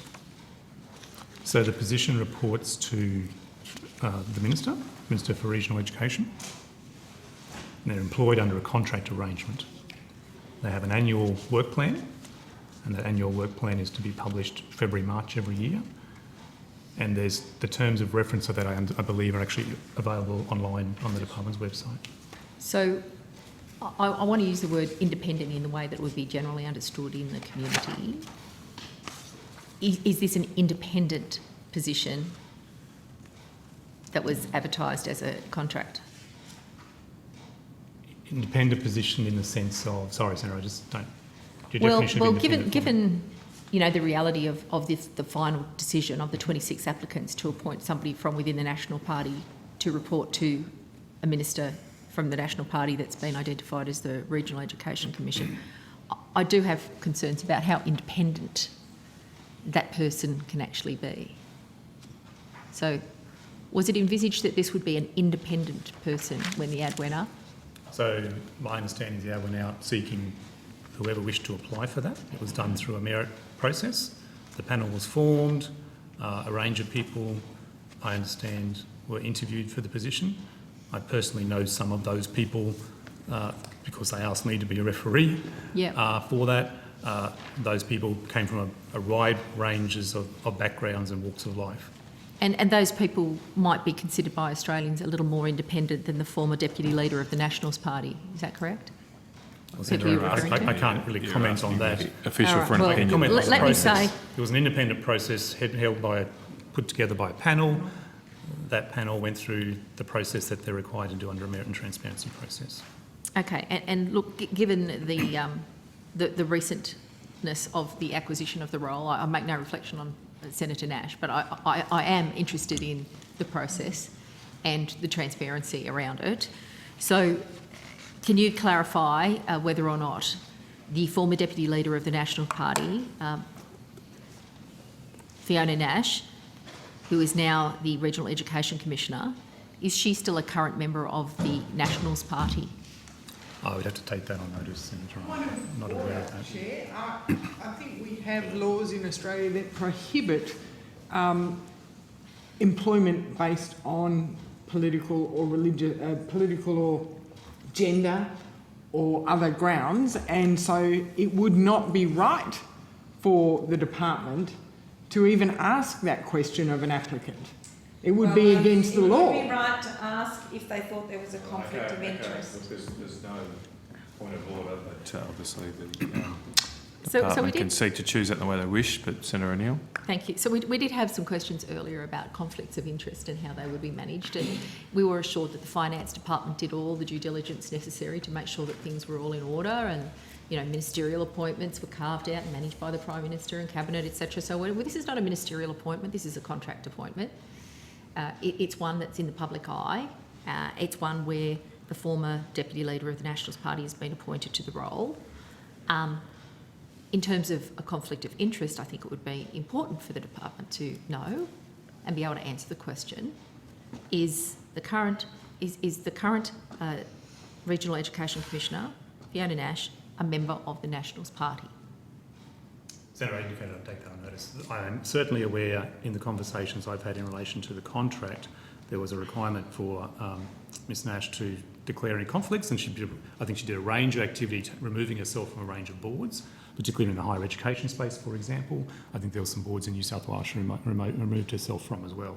I don't know the particulars of that one, but as I indicated, I'm happy to take that on notice. So who would know the particulars of that if you don't, Mr Cook? Well, we can ask. I mean, I'm happy to take it on Can I notice. ask a quick follow-up? Is it a requirement of the APS Code of Conduct or for any APS staff not to be a member of a political party? They have to This- declare they declare it. any member of the APS is a member But they're of the fully free to be a declare member it of on a a political pecuniary party. interest in the APS, and records are kept of that nature. And normally, as secretary, I would write to individual members saying, if you're conflicted, blah blah blah. So it's all ready, and that in fact is checked by the ANAO when they do the financial statements, as I spoke to you this morning, the key personnel in particular. Thank you. So somebody in the department, Dr. Bruniges, would be aware of whether or not that conflict of interest has been noted. Is it you, Dr. Bruniges? No, it wouldn't be, because it's a contractor appointment. So, Senator, we're happy to take it on notice and see if anyone in the department has that on file. So I if would it's a look after contractor, key you don't personnel. have to investigate conflict of interest, is that? Normally a contract like this, they would have to declare any perceived conflict of interest or actual conflict So of interest. actual and perceived is very important, the Yeah, distinction, both. right? But my concern is nobody can answer this question, whether an actual or perceived conflict of interest with regard to being a member of the National Party, reporting to the National Party, Minister for Regional Education, has been considered. Can you clarify that? Yeah, They haven't said they don't know. They said they'd take it on notice and they will get you the answer. Yes. I don't. I'm sure if it's listed somewhere, it can't be that hard to find. I am interested to find out in real time today, rather than, on notice in a notification in several weeks. Can I also add to this discussion that normal practice of committees, though, is not to seek personal information of individual APS staff members. Now, I realise this case is slightly different with a high-profile person, but I think we just need to be a little bit careful here of not setting precedents that committees seek to divulge in the public domain the personal interests or otherwise of individual members of the Australian Public Service. That would not be, I think, an appropriate Chair, path for the I committee take to that go on down. board, and those restrictions are there for a good reason. But as you point out, this is a slightly True. different I'll let model, right? the This is department will a take it on notice. But former Minister of the Crown and an active participant in democracy, member of the National Party, who has been appointed to this role. Well, look, we take all of those We things. haven't confirmed or otherwise whether they're a current member of the National Party. You're asking that, you're seeking to ascertain. You haven't confirmed it, so... Yep, I'm actively seeking that The witnesses information. at the table have taken that matter on notice, but in light of the evidence already presented by Mr Cook indicating that this was an independent selection process and appointment, one that went through all of the usual protocols for transparency, the public can have confidence that the best person for the job has been selected. And I want to be assured, trust me, Senator Stoker, I do, but I am not at this point, frankly. So,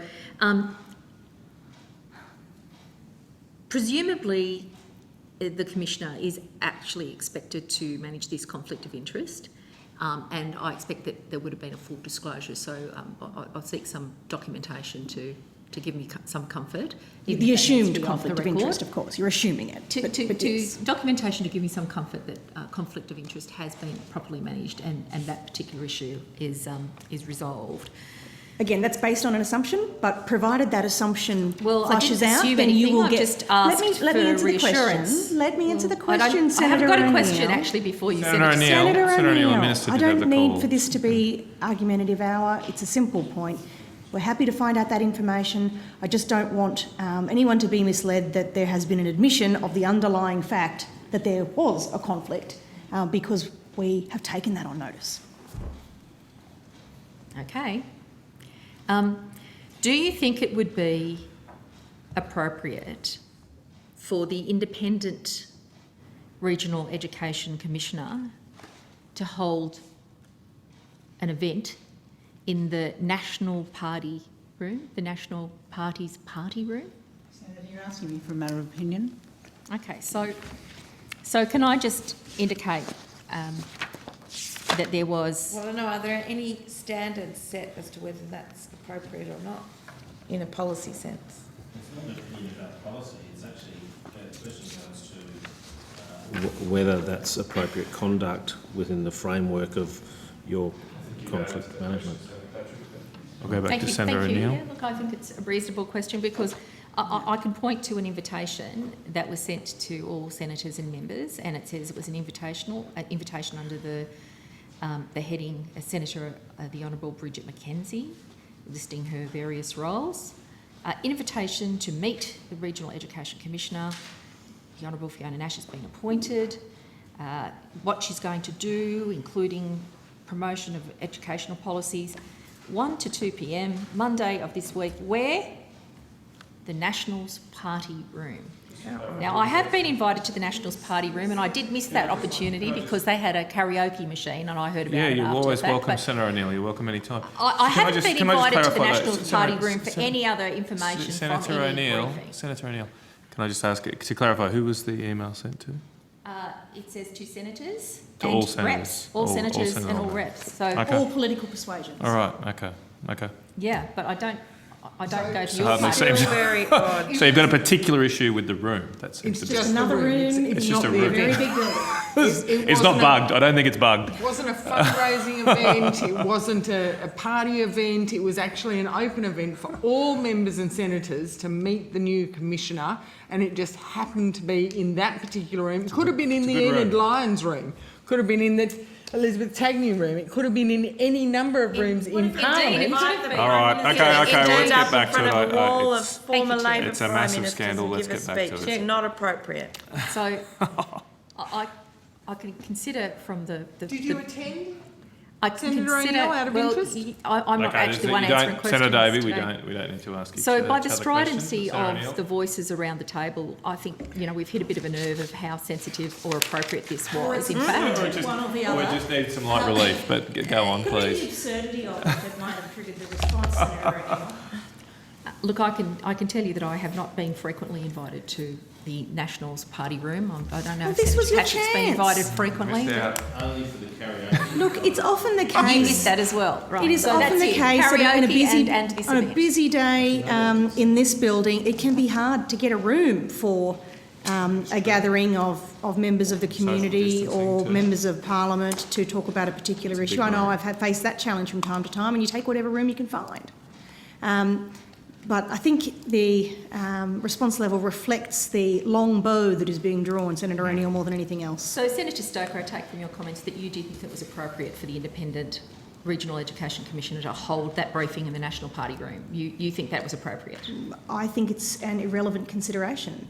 Right, okay, so can I go to the department? When you are operating in circumstances where you don't know what motivated that, and it could well have been the fact that it's the only room available in the building.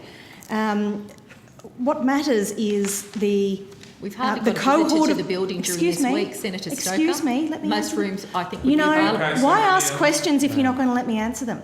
Well, because some of the answers sound quite ridiculous. Okay, Senator O'Neill, I do not need you to provide commentary in that regard. We're here to ask questions. Please continue with questions.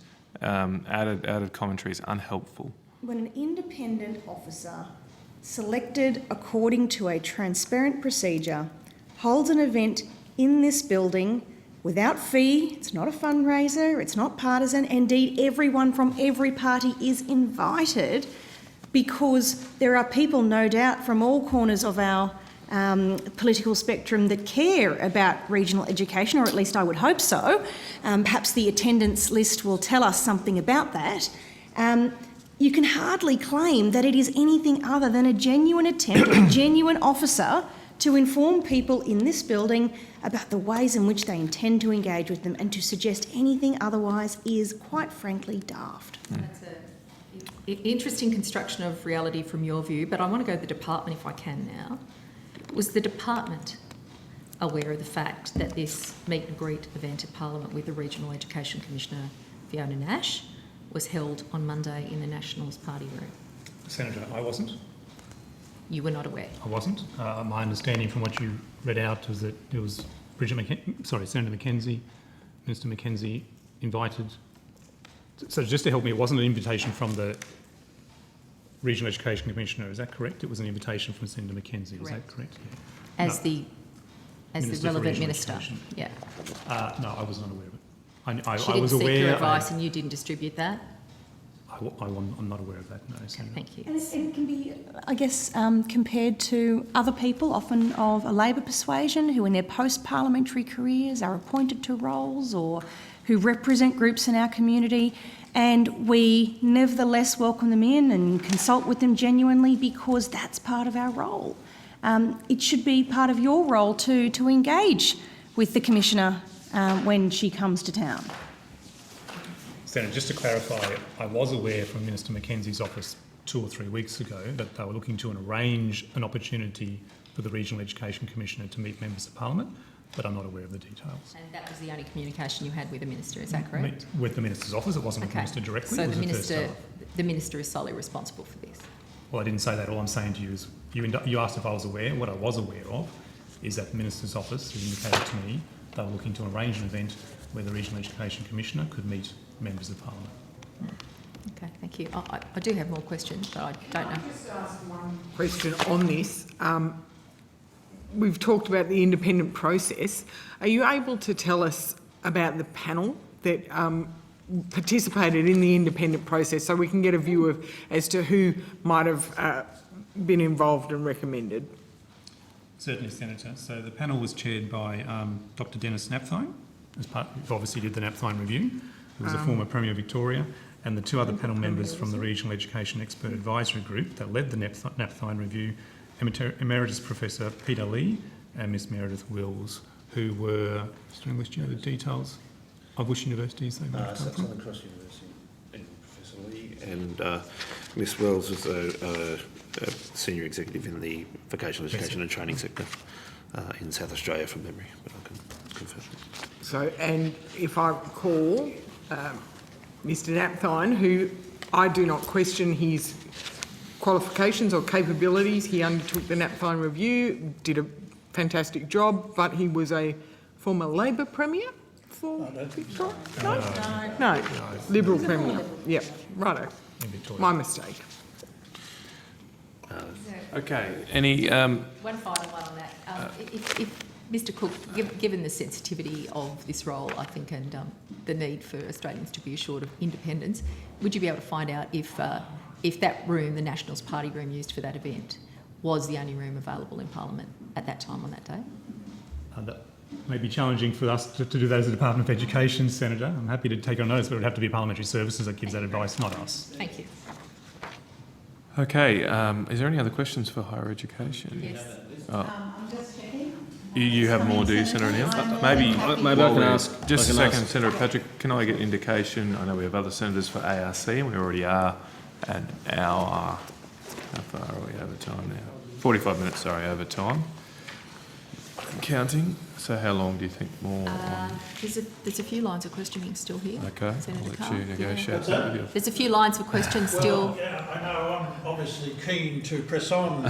Senator. I'll let you guys as work you that know- out in the Labor Party room. I can ask a couple of other questions, but hopefully we can Well, get we'll those. go to Senator Patrick now, whilst the Senator Neal works out next steps. Fantastic. Asterisk. As suggested, my little sheet here is a start, preliminary, and go through the ones that I've gone through and manually done, and then on notice give I you don't the think I've other. got the time to. In some sense, what I want to do is establish what dedication we have towards regions, and that may draw out further questions. Yeah. And it might be that I end up doing those on notice. So that was the purpose of kind of trying to get an overall picture. There are a couple of programs. Well, one of the programs I was quite interested in, I actually went to Port Pirie recently and was shown around the Uni Hub there. The regional hub? Yeah, they call it Uni Hub, but can you tell me a bit about that program? Yeah, we might be able to give you some details on that. I'm sure Mr English has a lot more details than I'll have here, but Sure. happy to. The Uni Hub Centre or Regional University? Was it- Uni Hub. Although some of them do adopt their own naming convention, and I'm pretty sure. I'm just trying to find to confirm it. But the Regional University Centre is a program that we initiated about 4 years ago to fund the delivery of support services in regional Australia in locations where there aren't other university services available, but there's a need to support online students studying in regional Australia, and so typically there's one or two exceptions to this, but typically the facilities offered in a regional university centre is access to a private study space, access to computer, good internet connection on the physical side, and on on the sort of social side, it's support for study skills, some introduction to university life, studying remotely, how to manage and look after your time, engagement with other people who are studying, and engagement with the support staff at the centre. That's the minimum service. And what's the name of the fund that actually... The Regional University Centres. Okay, okay. And also that particular community hub, which is Port Pirie, Port Augusta. Yeah, Port Pirie. So they're together in partnership. Yeah, so $2 million they've received in relation to funding to support them with that. Is that over the 4 years, how much funding have they received? $2 million, so it's 1.94 million over those 4 years, 2018, 19 to 21, 22. And have they been funded for this year? Yes. And how is that funding allocated? So are they assured for next year and the year after? And we're currently working with the Minister to set up the arrangements for considering the continuation of funding for the existing centres. Okay, just help me work through this slowly, and I apologise. So they're basically up to June this year they've funded? That's correct. 2022, okay. That's correct. And sometime between now and June, the Minister will examine some advice that you're going to provide them or have provided them with, and you would anticipate a decision would be made on extending that funding, and I guess not just to Port Pirie, but right across. There were 16 in that first round who are up for renewal of funding this year. There was another round of 8 or 9 from memory, and there's continuing funding for these centres. They are expected to be ongoing activities. Each location obviously should be re-examined for its viability and its contribution over time, but we expect to keep it. Okay, so you would conduct, if you like, an audit of what they've done to make sure that you're satisfied with getting value for money for those programs? Correct. And then, but the general intention is, provided it passes that test, the government's policy is to support those sorts of hubs. So ultimately, that's a decision of government. No, I understand we provide advice. I guess government will decide as to where that goes, Senator. Sure. The government has made a continuing provision of funding to support these centres ongoing. There's been a series of rounds. Yeah. So, are all of what position are these hubs in? Are they? I guess if no decision's been made, they're sort of waiting. I mean, is it common that they wait and they get a notice a month beforehand? No. How does that work? We are trying to wrap this up as rapidly as we can. Yeah. Part of the great achievement of the Regional University Centres program is the way they're delivered in different locations is quite bespoke to the circumstances. Yeah. And so that means we've been doing a lot of work with all of the centres, and we've been in active discussion with them about what are their challenges, what are their facilities, what's their costs going forward. Are their partners still engaged with them, because they all had co-funding from councils and businesses and universities, usually at about a third of the total cost of running the centre. And so we're looking at, is that still there? Are their facilities still up to scratch? Do they need further investment in capital and other reasons? So we would like to resolve this very quickly from now. We don't want to leave it to the last month, but there's a bit of work to do to understand each centre well enough to make the right decision about their ongoing funding. Sure. Now, just in the previous legislative change that we had, where from a university perspective, South Australia, the Adelaide universities became regional. They were classified as regional. Has that affected the way in which they're interacting with these hubs at all? There would be incentive to. I understood there were incentives for these universities to conduct activities in the regions, but now that they're classified as regions, that may remove some of that incentive. No. Have we seen any effect in that? We think we've kept pretty strong incentives for all universities, not just regionally based or metro-based universities, to engage with the regional university centres. There is funding for the centres themselves to exist. There's funding we provide for additional places in the universities to support distance education students, in effect, through the university centres.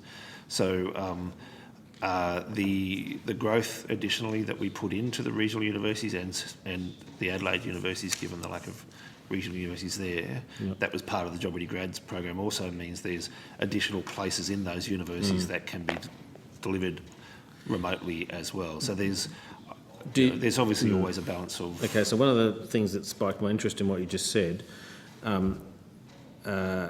if you've got a hub and it's fully allocated in terms of number of students that you're funding, do you look to increase that that funding? So it seems to me like there might be a cap there, and I'm just very keen to make sure regional players get access, regional kids get access to education. Yeah.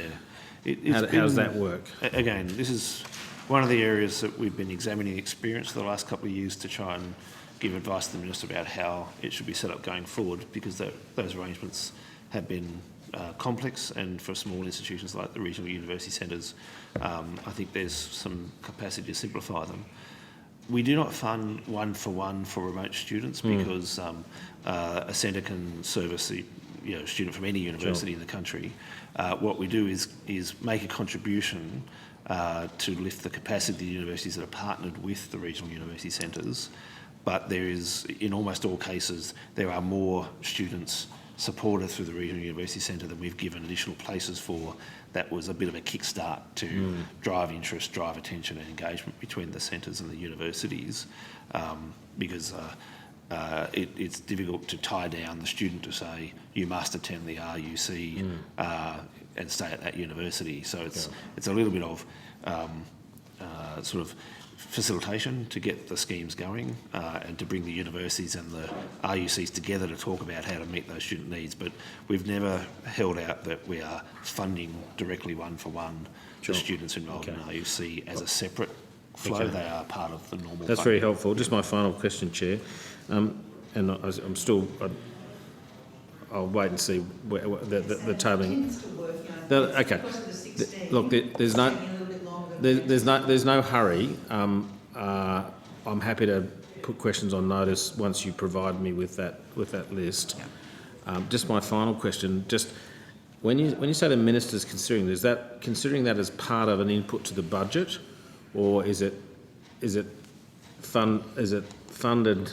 Because obviously then the notification point becomes the budget, or will it happen before? No, Senator, we are in the happy position of this program has been funded on 3 separate occasions through the budget process, and effectively we're working on how best to make use of that funding stream with the minister in the end being the final decision maker on in money essence, already it's committed. not about whether the funding will continue. It's about how you might tweak the funding to get better outcome. That's correct. And so the notification could well come before the budget.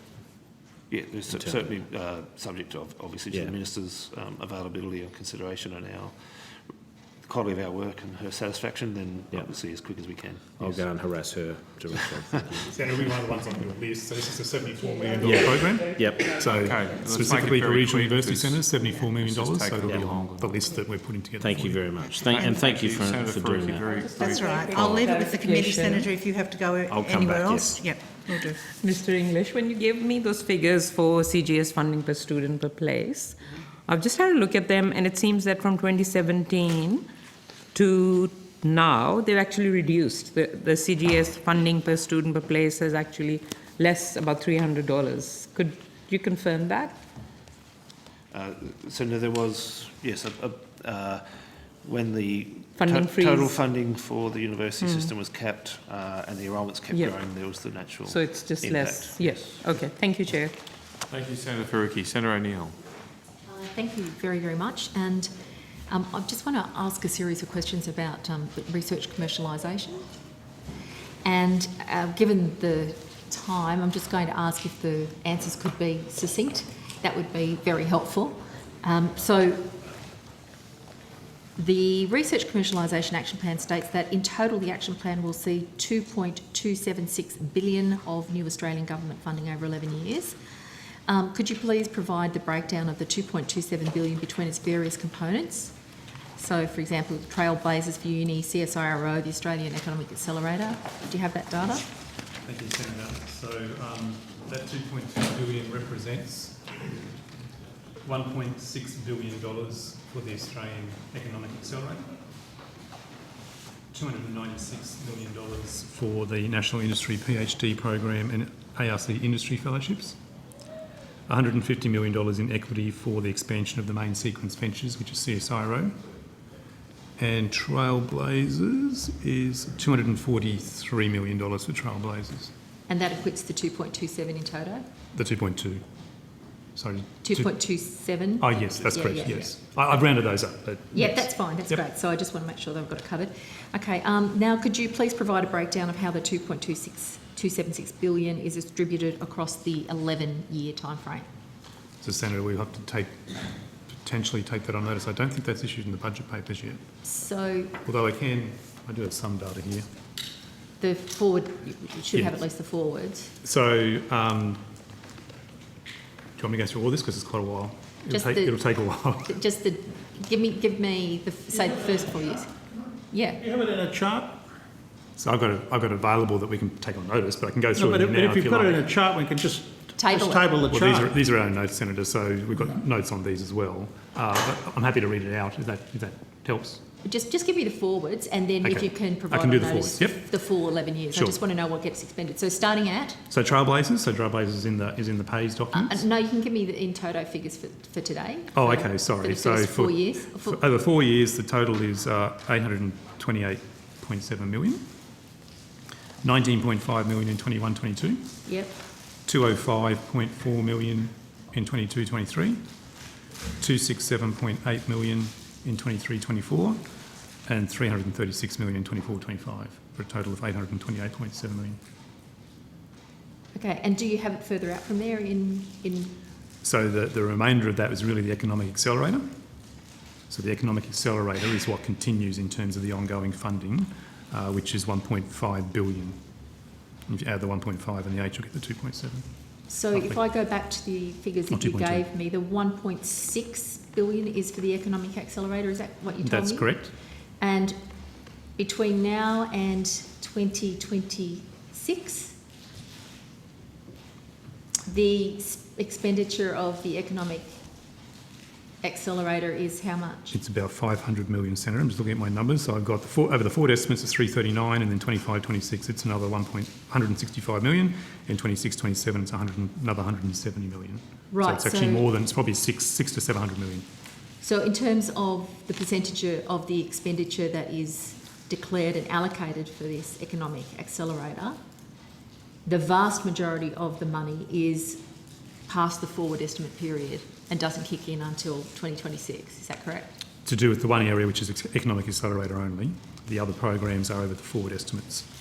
So the Trailblazers, the industry PhDs and the fellows and the main sequences ventures are predominantly up until 2026.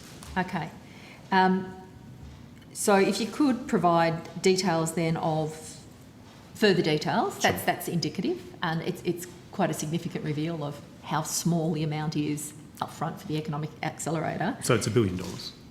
Sorry, $1 billion in total in the package over the forward estimate. So about half of it is over the forward estimates, a little less than half, $1 billion versus 2.2 billion. Okay.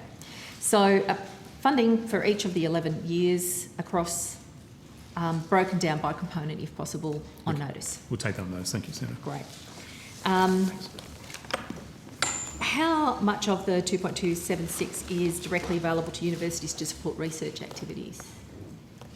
So the large majority of that would be for universities. Absolutely, because it's for grants. Trailblazers Economic Accelerator is for the grant process, where they can get funding up to $500,000 for the first stage, up to $5 million for the second stage. The PhDs are also in relation to universities as well. So if you aggregated it, what percentage? I'm saying the vast majority. I haven't got a percentage, Mr. Angus. So beyond about, I think off the top of my head, about 1 to 2% of the funding being used to actually run the system, so they have the board and the staff to run the accelerator, for example. The rest of it is available in grants to go out to the research community. Okay. The action plan says that 2019 the higher education sector invested $12.7 billion in research and development. It notes that over the past 15 years, Australian universities have drawn on a steadily increasing volume of their own funds in order to drive scale and success in research. I'm quoting there from the document.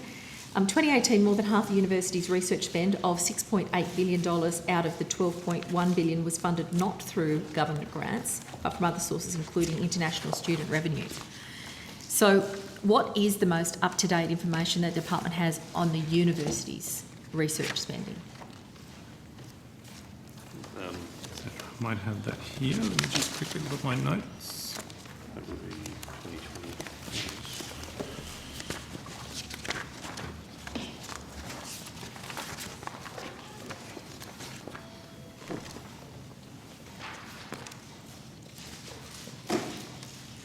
So I've got government investment here, which is what you might have just read to me. So apologies if that's what you actually read out to me. So Yeah, I've got so whole of my government question investment. is that the universities have their funding that sits outside what the government gives them, and my question was going to that. What's the most up-to-date information the department has on the university's research spending?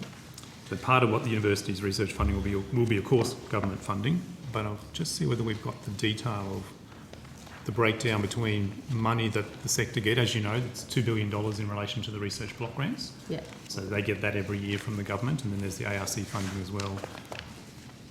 We might be able to come back to that, but I'm not sure we've got it right at hand as to what the breakdown is. The data we put in that report, Senator, was only just compiled.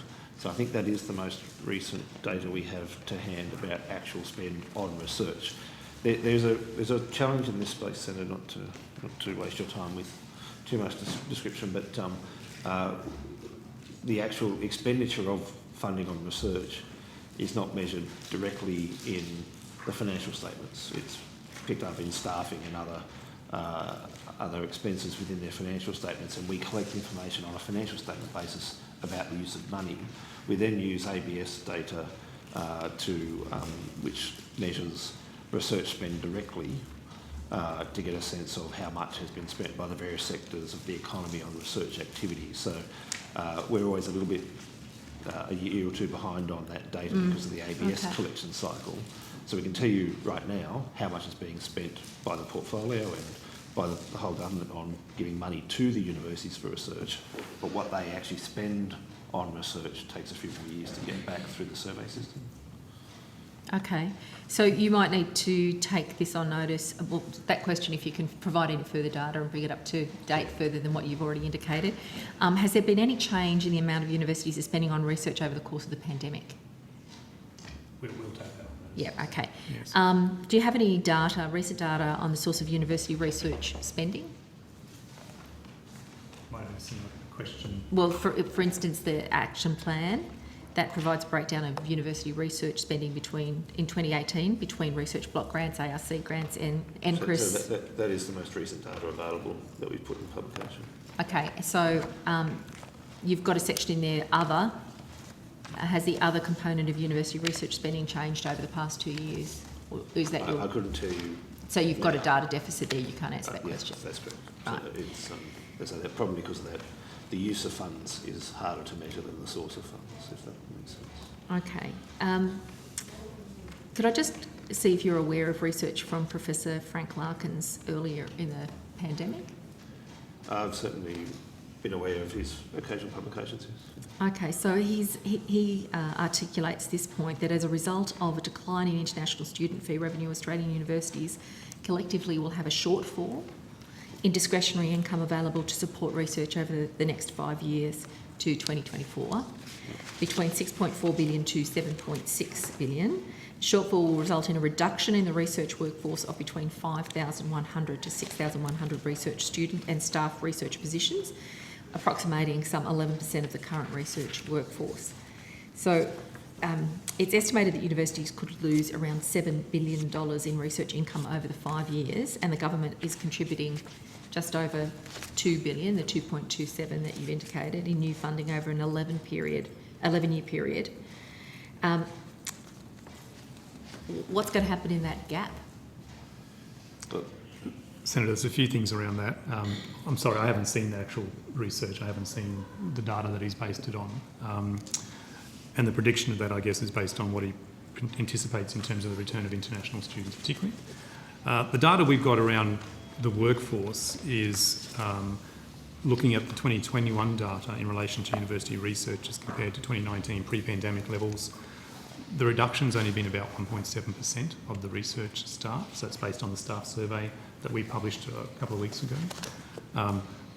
we anticipate that's probably to do with some of the additional funding that the government provided around research in 2021. So as you know, there was the $1 billion additional in 2021. In terms of what that means into the future, I mean, again, I've got funding tables here, which I indicated to Senator Faruqi I'm happy to put on notice about the increase in funding for the university sector over the next several years, and there's every year, effectively, there'll be an increase in funding if you remove the one-off $1 billion. But Mr English may have something to add, but it's a bit hard for me to, I guess, comment on some of the prediction, because I'm sorry, I haven't actually seen that research. Okay, well... I'm happy to look into it, but I haven't seen it. Yeah, consider it a question on Sure, notice then, yeah, because sure. that gap is a very significant gap. And some of those things, obviously, in the future will be government decisions around looking at the university sector more broadly. Yeah. But Professor Larkin's analysis reflected the state of knowledge at the time he did his work, but that now is, some of it's a year old. And at the time, Professor Larkin's analysis, our assessment, University of Australia's assessment, they were all in the same territory of if it declined by this much in terms of international student enrolments and took this long to recover, then you would see that impact on revenues for universities.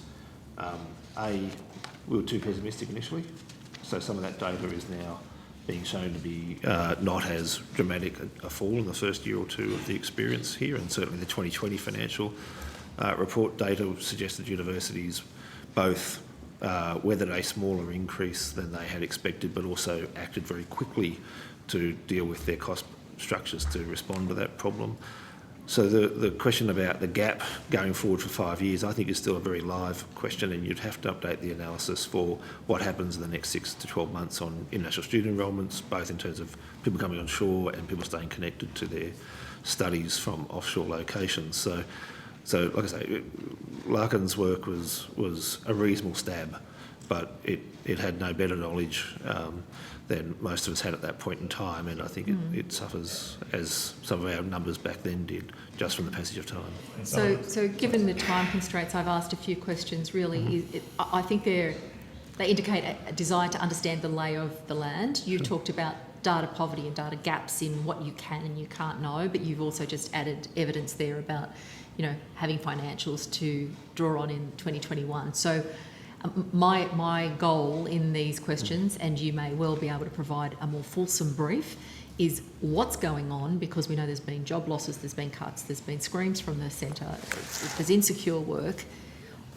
You're the agency, you're the department that has the capacity to describe the reality to the best of your knowledge with the most up-to-date information. I can sort of look for the needle in the haystack, but I think Dr Bruniger's a full-scale expose of what is the state of what's going on in higher education. Let's see if we can pull the data sources that we have, Senator, in response to some of the questions you've asked. We're more than happy to do that. I think a combination of the questions we've already taken on notice, if we have a look at that and the intersection between them, it will give us a fuller picture, and we'll be able to also identify what gaps of information.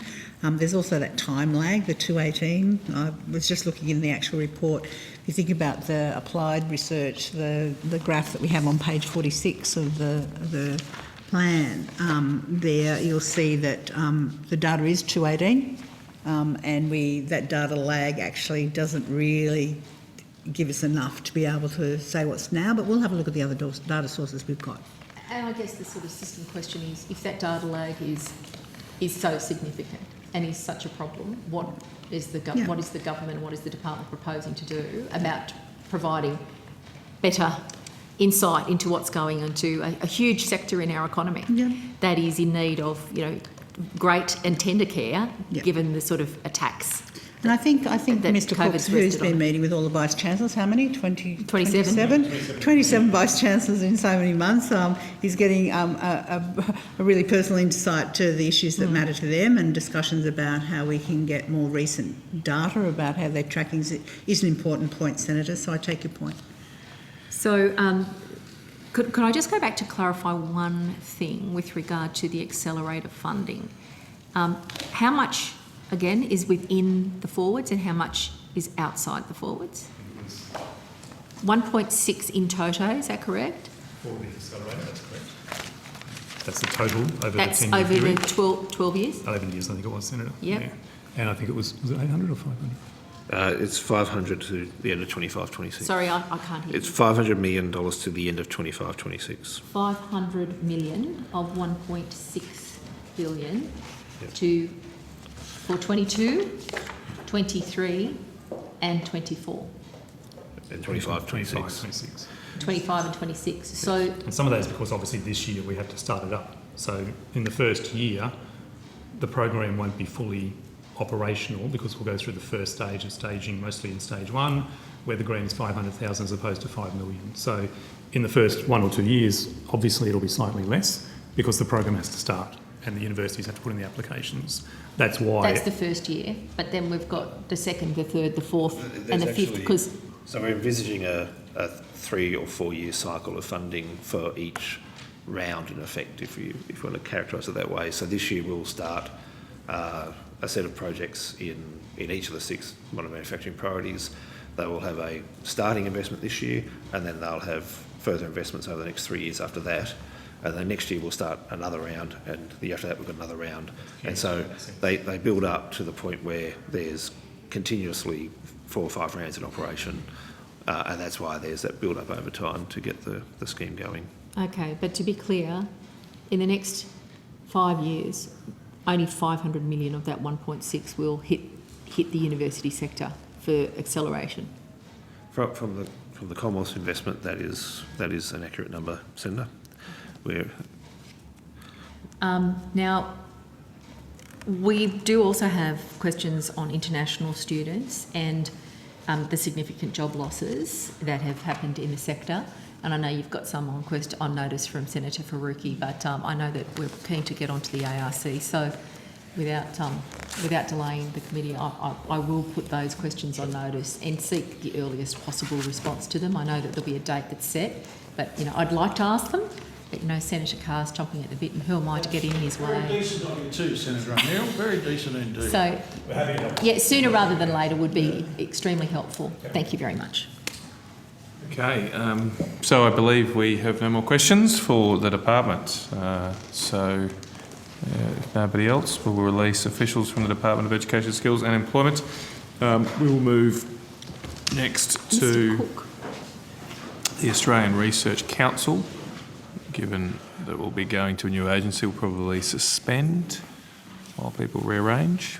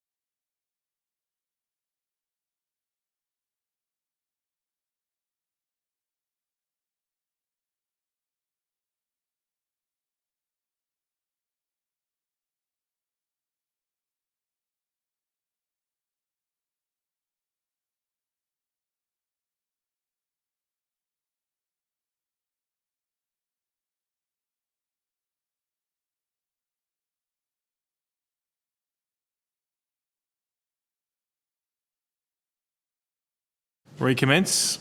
Am I right to go? So I now call representatives from the Australian Research Council. Thank you for appearing. Ms Zielke, do you have an opening statement? Okay, over to you. So, good afternoon. Judy Zielke, Acting Chief Executive Officer of the ARC. I commenced in this role on 1 February this year, and I'm pleased to bring my experience in the national innovation system over the last 2 or 3 decades to the position and have the opportunity to work with the team and our stakeholders. I acknowledge my predecessor, Professor Sue Thomas, As CEO of the ARC for almost 5 years, Professor Thomas's commitment and dedication to advancing the role of the ARC in Australian research funding and policy has been significant, and I would like to recognise her contribution today. The ARC has an integral role in supporting the Australian research sector to produce high quality and impactful research.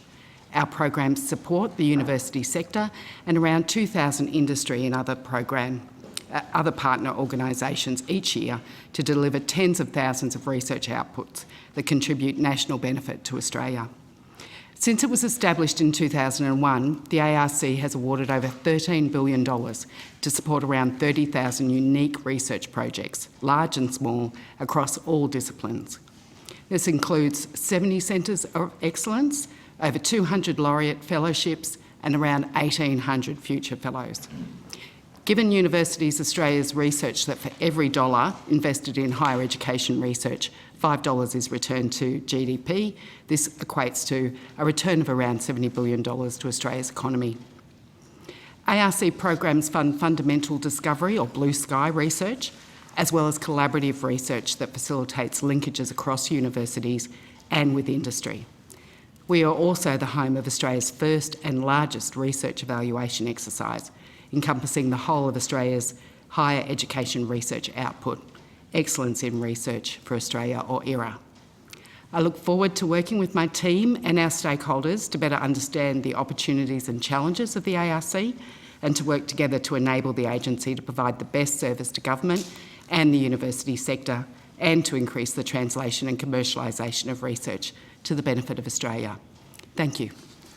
Mr. Elkey, I'll go to Senator Carr. Thank you, Mr. Chairman, and just welcome Ms. Zelke. I think we, for the interest of transparency, I should declare that you and I worked together in a previous life as you were actually seconded to my office from the Department of Innovation. And I would just say to you, I do strongly welcome your participation here. I understand you're on loan from the CSIRO. Is that the case? Yes, Senator, I've taken the leave without pay for this position. Well, I do appreciate your expertise and your long-standing commitment to science and research. So welcome aboard, and I look forward to working with you in this capacity. Ms. Southwood-Lee, this is your first estimates, or have I missed something? Yes, that's correct. So welcome as well. Thank you. So you've joined the ARC recently, haven't you? Yes, I commenced on the 28th of October. And Senator, I'll just acknowledge that it should read Dr. My Southwood-Lee apologies. as well. No, the nameplate doesn't help. That's my apologies for not getting that right. Look, can I begin with some matters that, Selke, I appreciate you may not be familiar with, but officers should be here that can answer these questions. In previous estimates, in October and back in June, I raised some issues regarding the sensitivity files that the ARC was collecting on Australian academics. And the former Chief Executive was asked her to consult with institutions and applicants who had difficulties with their grant applications as a result of those sensitivity files. And a number of questions have been asked on this matter. Particularly, I asked question SQ 21 000 887, which went to the issue of the university's role in this matter. Now, I have correspondence that was written by Ms. Thomas, Professor Thomas, in January this year, I believe, and you may be aware, it says, you may be aware that our past two estimates proceedings of 2021, Senator the Honourable Kim Carr has requested details of 5 grant applications that were rejected by the Honourable Dan Tehan MP in his former role as Minister for Education based on advice from Australian national security agencies. The Australian Research Council has previously declined to provide this information on the basis that public release of that detailed research or organisations could reasonably be expected to cause damage to the organisations and or individual researchers involved. That's not what was actually said at the time, but that's what the letter says, right? The ARC has investigated whether there were legal grounds on which we would be able to continue to refuse the release details of the applications. As no legal avenues remain, I am writing to advise that should information be requested at Senate estimates proceedings or questions on notice, the ARC will be required to release the university, the application IDs, the name of the researchers, application titles, research funds, and any correspondence between the universities and the Australian Research Council that relates to due diligence process for these applications. Are you familiar with that? The team have briefed me in relation to it, Senator, yes. Yes. So and I've seen have I accurately quoted that letter? That's how I recall the letter, That's Senator, right. yes. So, given the proposition that's contained in that letter, there are no legal grounds, and given the number of times I've asked you if you want to claim public interest immunity, and that has been rejected, I now ask you to provide the relevant details has been contained here in regard to the university application IDs, name researchers, application titles, research funds, and any correspondence between the university and the ARC that relates to the due diligence process for the applications referred to in this correspondence. That's the 5 applications that were referred to. Now, given you've said you've got this information, can you provide that today? Senator, I don't believe we can provide that today, but I'm happy to take that on notice and provide it as quickly as possible. Thank you. And I'm wondering, given that the IRC indicated to me in the previous estimates, because I was particularly concerned about the procedural fairness and natural justice arrangements that have been entered into for our scholars that had been subject to these sensitivity files, and I'd been advised that there were appropriate natural justice and procedural fairness arrangements in place, and that subsequently, however, that guidelines were still in the process of being prepared for the application of natural justice and procedural fairness, which I thought actually contradicted the previous assurances that was already in place. I would ask now, and this was taken on notice last time as well, where is the answer to that question that I asked in the previous round at page 123 of the previous Hansard?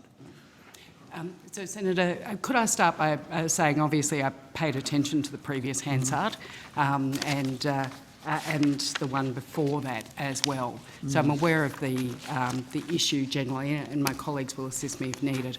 Can I start by saying, since being in the role, I'm not aware of any files, so to speak, in relation sensitivity files. Sensitivity files. So we obviously keep information for every application and consider that information on a case-by-case basis given their application.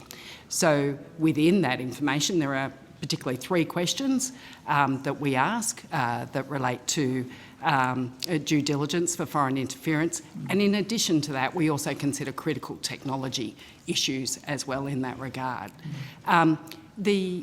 So in regard to your query about guidelines in particular though, the website, the ARC's website, gives a substantial amount of detail in relation to how the process works. So there is a process arrangement in place, but no, there are no guidelines as such. Okay, well, Mr. Lockie, that's not what we were being told at the estimates in previous rounds, that they were being developed.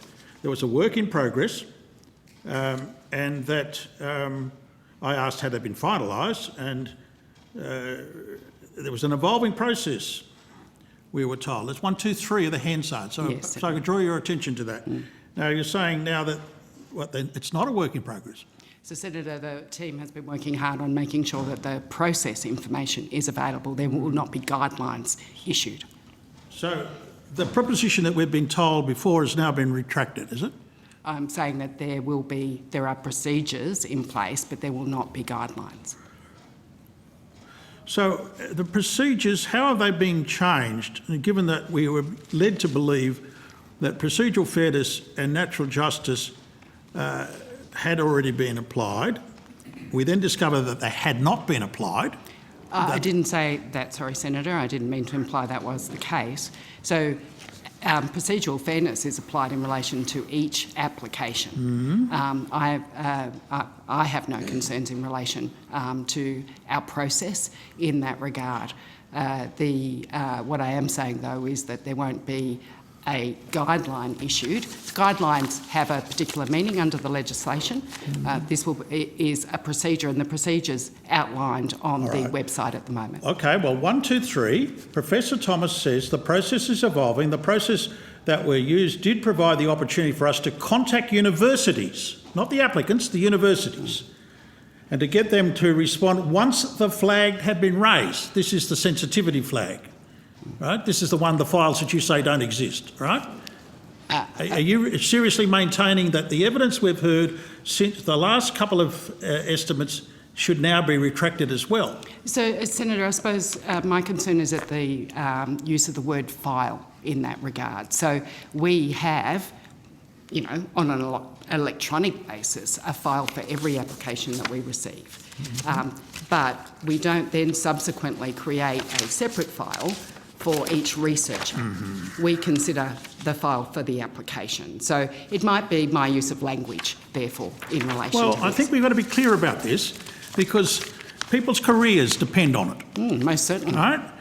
When I asked the question about individual academic records being referred to the Minister, this is on page 22 of the Senate Hansard on the 4th of June 2021, only as part of the application process, says Ms Emery.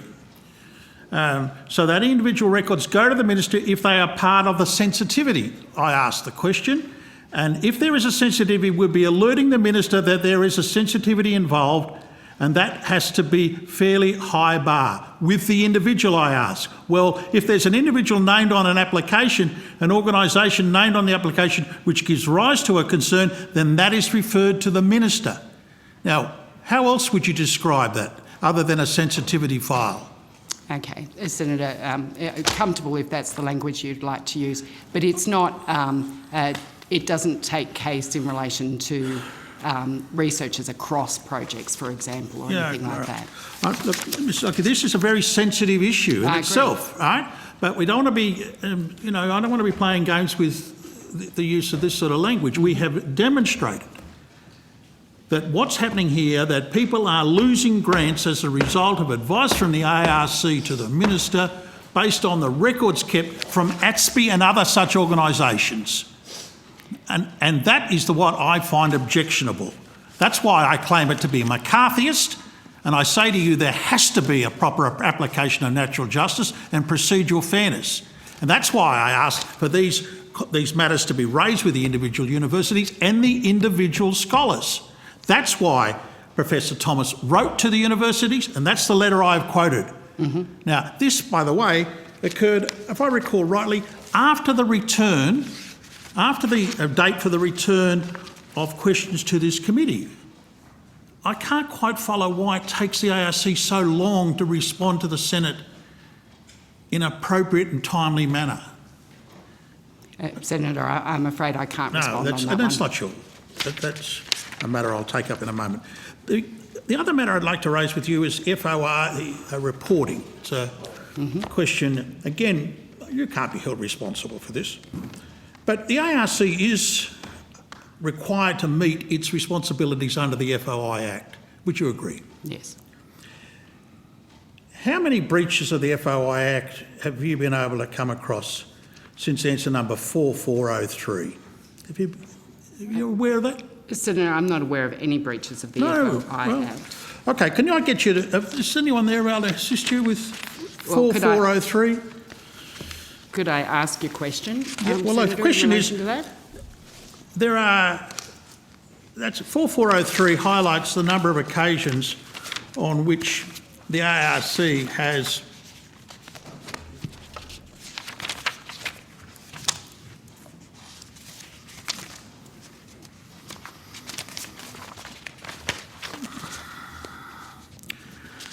I asked how many times did the ARC breach its obligation under the Act? Section 15. Answer 1. 2018 1. And then there were 4 in 2021. Sorry, 2 in 2021. That's how I read that. Would that be a fair description of that information? I don't have that page in front of me, Senator, but I'm sure if that's the record. Yeah. Since arriving in the role, I have asked questions in relation to various governance arrangements. Yeah. And I'm not aware of anything in the last financial year by way of breach. I am comfortable to check that, though, and come If you back would, to you on please, those. 4403 will be there in black and white. Now, perhaps you'll tell me I've misread it. As I read it, there's an acknowledgement there of breaches of the Act. Now, I think that's a serious matter. Now, I'd put to you another one, that is 4404, that's 4404, states that we start from 2019, the ARC has received 46 FOI requests. I can go through this in seriatim if you like and ask you, is that correct and all the rest of it. Let me put it to you that that is correct. The answer says the released documents are not published on a disclosure log. My question to you is why not? Senator, I'm happy to take that on notice. I'm not aware of the answer to that one. Is it a requirement of the ARC in terms of the FOI Act that they be disclosed? Again, I'd need to get clarity, so I'd need to take that on notice. But as I understand it, the legislation provides for disclosure logs to be basically we've both been around a long time. We know there are requirements, yes. right? Now, but there is some flexibility. Yes, in of course there is. legislation. There are 46 separate FOI applications to the tune of 1,259 documents. None of them have been placed on the disclosure log. That's my information. That's certainly what I can show you from what was displayed as of 4 o'clock last night. Now, why? 1,259 documents. Yes, there are discretions, yes, but not 1,259 times. Why? I understand your question, Senator, and I'm happy to take that on notice. Well, it just seems to me, given these bits of correspondence, these difficulties we're having, is it possible, Asoka, that in your new role you might have to actually look at the question of the ARC's culture of transparency and accountability? Senator, we'll take that as a comment rather Well, it's than a question. Will you look at the question? It's been taken on notice. Now, I mean, I know that there's policy of staff shifting ARC, but it doesn't explain such a discrepancy, surely.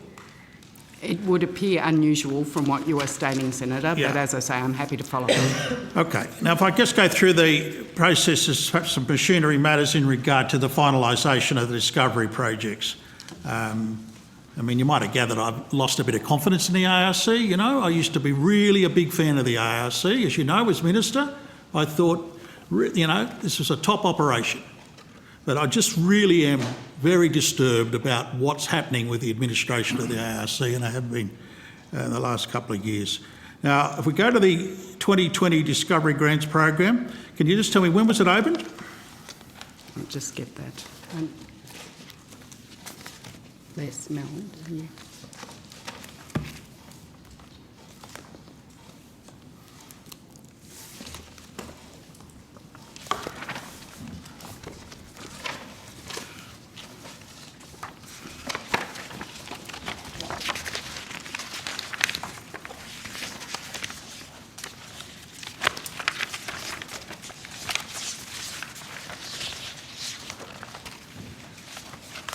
Apologies, Senator. I know I have a table in front of me here somewhere. Do you have another question we could move on to? Sure. I mean, whilst it goes we're to the just checking issue about the application process. So it is important to get. So, sorry, Senator, the round opened for applications for discovery projects for 2022 on the 11th of November 2020. Okay. And closed for applications on the 24th of February 2021. All right. So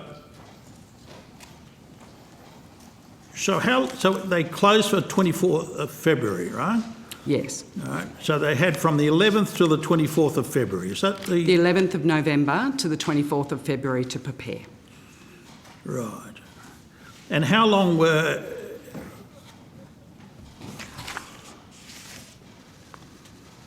How long have the committees had to actually look at the applications and their rejoinders and final assessments? So, Senator, applications closed, as I said, on the 24th of February 2021, and the decision was announced on the 24th of December 2021. 24th of December. Mm-hmm. Right. And the list of recommendations received by the Minister, that was on the 2nd of December, is that correct?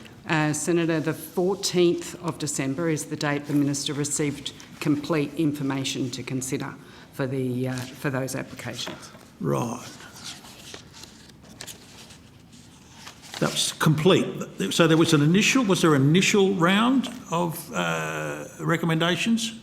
So, Senator, the Minister received information in 3 briefs. The final brief was provided to him on the 14th of December. Okay, so let me get this straight. First brief, 2nd of December. When was the second brief? I'll just get that date for you. Thank you.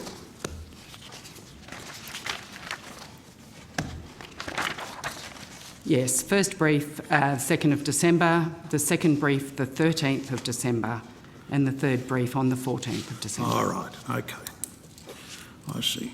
So the 2nd of December, that's the same day that Mr Tudge was stood aside, wasn't it? So this... I'm sorry, Senator, I don't remember that day. All of this was handled by Mr Roberts, was it? From As the I second understand through... it, Minister Robert. Sorry? Yes. As I understand it, Minister Robert dealt with it, yes. Yeah, all of the 3 briefs were in his period. The Yes, briefs no, all went I'm to sorry, him? the 2nd of December is correct. Yeah, that's Yes. correct. Okay. And so when you say the 3 briefs, they came back as a result of further questions from the acting minister, is that? Senator Moore, as I understand it, in relation to ARC providing additional information to the Minister. So a combination of those two. The Minister seeking information and us providing information that we hadn't provided in the first brief. Right. You felt a need to update the information. Okay. Yes. So were all the approval grants part of the original list of the recommendations made on the 2nd of December? Were there any changes in those recommendations between No, Senator, there were no changes in the recommendations. Right. So the second was in effect your final list of recommended grants. Mm-hmm. It was the additional information went to clarifications on the nature of the grants, were they? Additional information in relation to due diligence, Senator. Right. The discovery application guidelines indicate a number of steps, and are you satisfied that the applications met all of those steps? The assignment of application detail assessors, the detail assessment process, the application rejoiners, the selection of advisory committee meetings, and the selection of advisory committees that made recommendations, in fact, to the ARC CEO? Senator, yes, I've not seen anything that to not believe that that's been followed, and in fact I have a table that shows me the various dates those steps were undertaken. Yeah, okay. Now,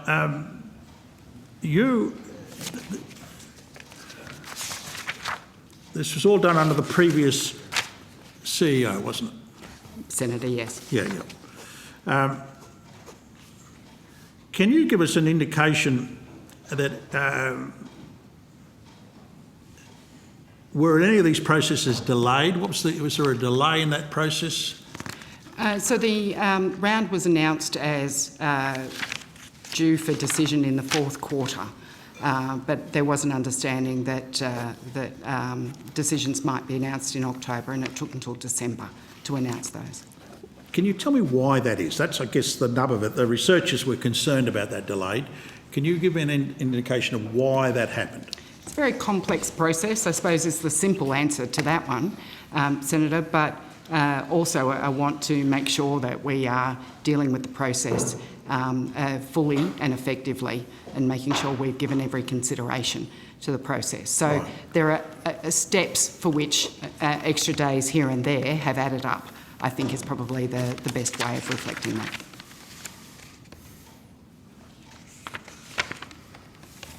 But those steps were all contained within your administrative structures. They weren't any ministerial interventions prior to the 2nd of December. No, Senator, they were within the ARC and other agencies' control, yes. Yeah. Okay. Now, there were 51 applications that didn't meet eligibility requirements. Are you able to tell us what the nature of those, or the failure to satisfy the eligibility requirements? Are there any categorisation that you can provide on that? Not that I'm aware of. Anything else?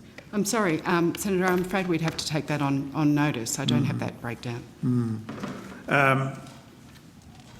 Were there many individual chief investigators and partner investigators express concerns about the delays in the announcement process? Did you get any advice on that matter? I understand that we did receive queries, Senator, but I don't know how many of those. As you would expect, every round of the programs receives queries in relation to how things are going. Yeah. We do regular updates through newsletters to researchers, universities, etc., and try to give updates in relation to the timing as we understand it.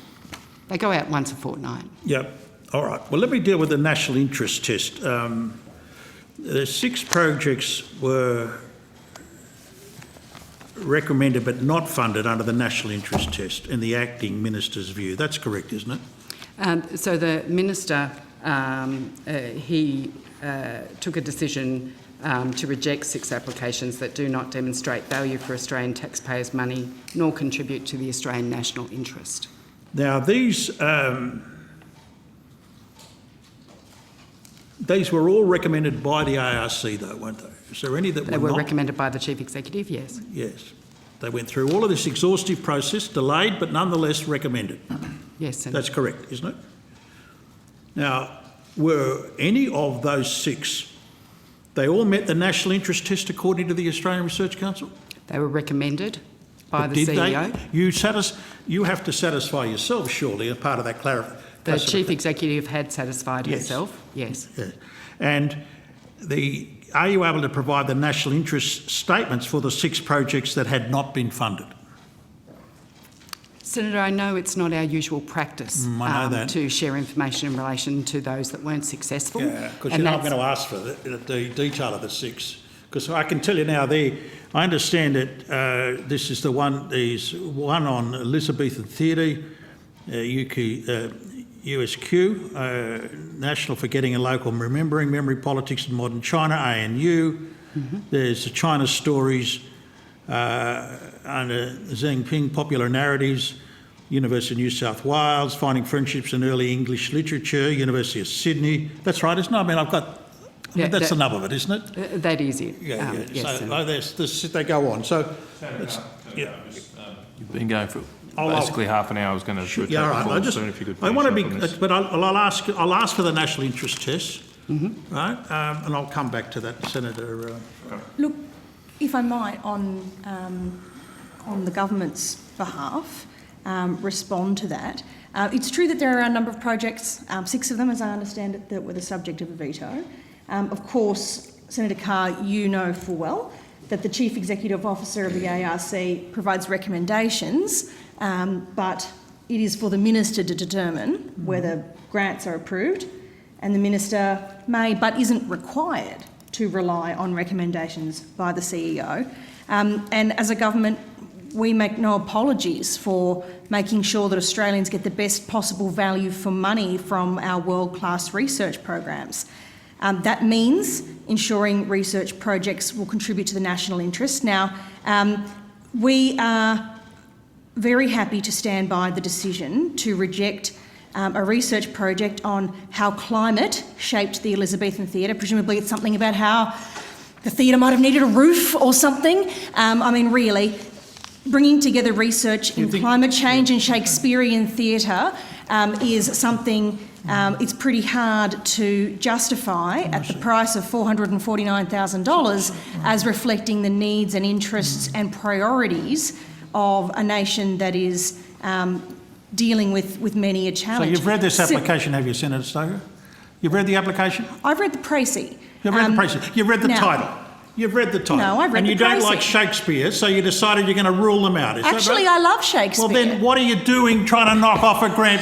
What we are doing is directing funds to projects Well, that then- reflect the priorities of the nation. I'm going to go through a list of grants that you did fund. Similarly, no, the minister used the entire process, but I'm not the Minister for Education, Senator Pratt. You might have noticed that. However, as the representative in this committee, I have informed myself of those things. Similarly, the cultural production of religion by science fiction and fantasy novels is something that we are comfortable that at the price of $94,000 is funds that can be more usefully spent providing medical services to children with diabetes or indeed research into much more practical applications. I could keep going, but I can provide... Senator Faruqi. Senator Faruqi, I haven't given you the call yet. Let's let the minister finish, and then I will pass you the call, and you can ask your own questions. Now, of course, given there are people in this room, including yourself, Senator Faruqi, who do take a great interest in research, nothing is to stop universities from funding these research projects themselves, but as a government, we're going to put precious taxpayer funds into the research of matters that have a direct reflection in their output and their impact for the Australian community. But fantasy novels and fiction and climate change in Elizabethan theatre are ones that the Minister for Education in the application of the public interest had no problems with the exercise of his discretion. All right, well, now we will move on. I'm sure we'll be on a similar topic, though, to Senator Faruqi. Thank you, Chair. The Minister of Education has no expertise or experience in research, and the research process is rigorous. So I think what you are saying is just because you have a narrow interest and you don't like people highlighting the climate crisis or any other form In Elizabethan theatre.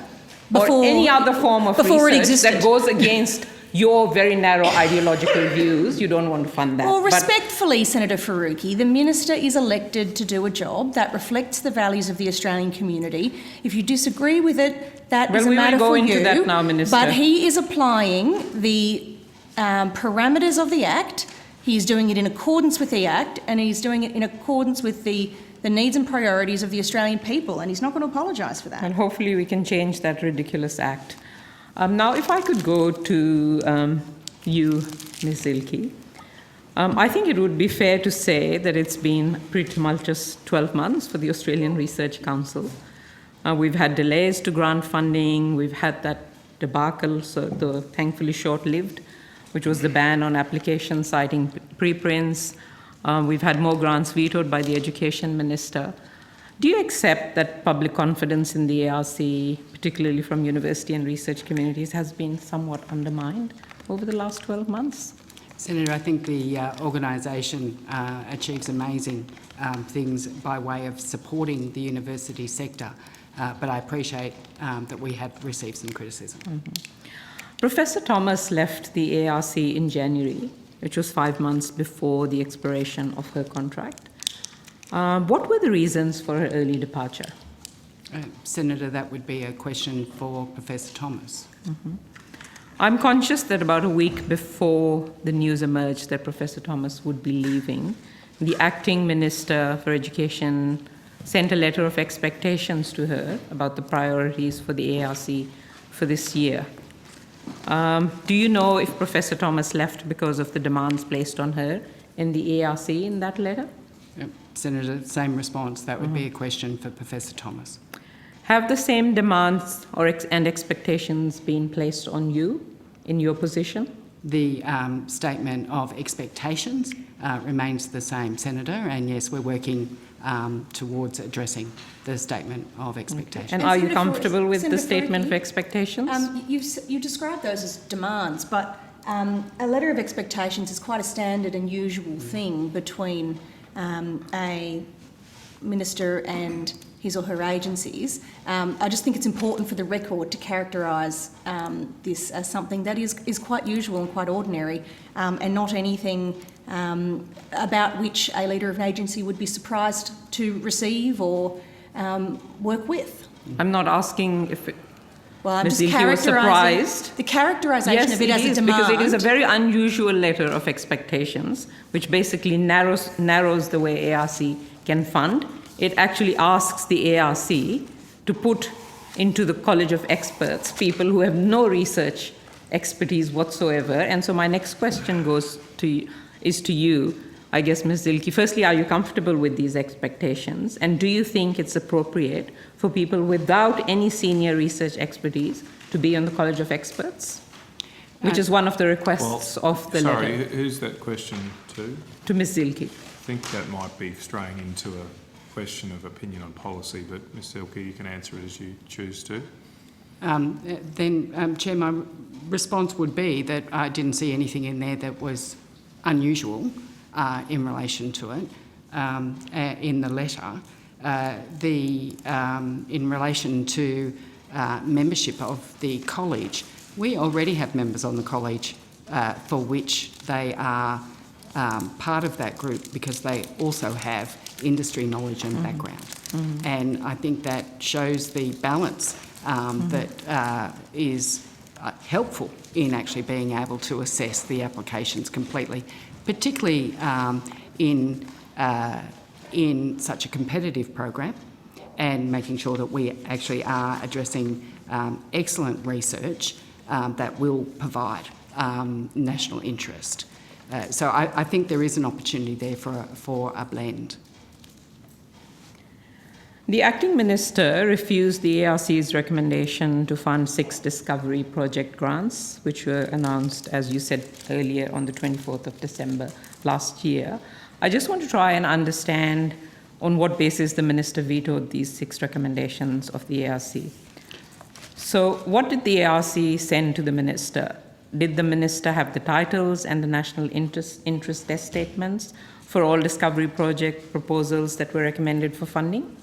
Yes. Okay. And did the ARC provide the full proposals of the 6 recommended projects that the minister ultimately declined to fund? I'd need to take that on notice, Senator.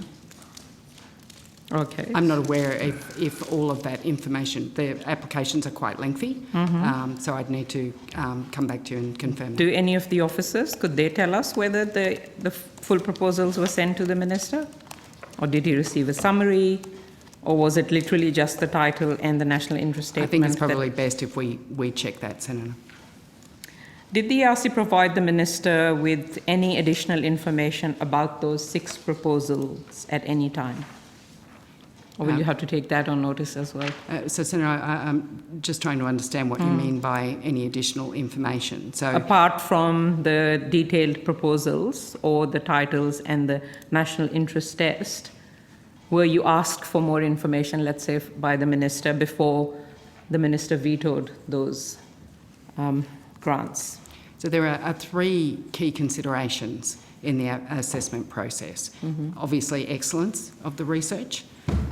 There's also the due diligence consideration, as well as national interest. So those 3 issues are dealt with in providing recommendations to the minister. So you already provided those recommendations. After those recommendations were provided, was there any additional information that was sought Not from the outside minister? of those 3 areas, no, Senator. There was no additional I'm just noting information. that, we provided different briefs to the Minister as with additional information. You said but that they all were within those 3 areas. So due diligence, national interest On those test 6 and proposals? research excellence. On those 6 proposals? On all of the recommendations. So not particularly, was there any extra information on the 6 proposals? It's that I need to take on notice. You need to take that on notice as well. Okay. On the 24th of January, the Minister claimed on ABC News Breakfast that 6 other projects were chosen instead of the 6 that he vetoed. But as far as I know, the list of the ARC recommendations to the Minister, which was also tabled in the Senate on the 11th of January, states that all discovery project recommendations were sent to the Minister on the 2nd of December. So I'm sorry, Senator, could you just ask that question again? Yeah. Is your focus on the date? Or? Yeah, no, I'm focusing on the 6th. So the Minister on ABC on the 24th of January claimed that 6 other projects were chosen instead of the 6 he vetoed. So what I'm trying to understand is, was the list provided to the Minister bigger? Did you provide another 6 projects for the Minister to choose? The same group of recommended projects. So it was went the same forward. group of recommended projects, out of which 6 were vetoed? Yes. Yep. So the Minister didn't, or the former Minister Tudge, did they request a particular number of discovery project recommendations from the ARC at any time after you had recommended all those projects? Okay. So no other projects were really chosen by the ARC to replace the 6 not funded by the Minister? No. Okay. So basically, I think you're confirming that the Minister's claim that 6 other projects were chosen is incorrect. I don't have that copy of that statement in front of me, Senator. Okay, I want to have a few questions on delays to upcoming grants. So, when do we expect to see the guidelines and deadlines for discovery projects 2023? Senator, I am hopeful that we will have that within weeks. We're doing some work on the national interest test aspects and providing additional clarity, and that will be then provided to the Minister for decision. We're not far away. Okay. I'm conscious of that the sector is eager to I know those. there's a lot of concern because, as I understand, the ARC has already released timelines for Discovery Projects 2024 grant round, for which the application process will open in November, but there's nothing for 2023 yet. I believe that's the case.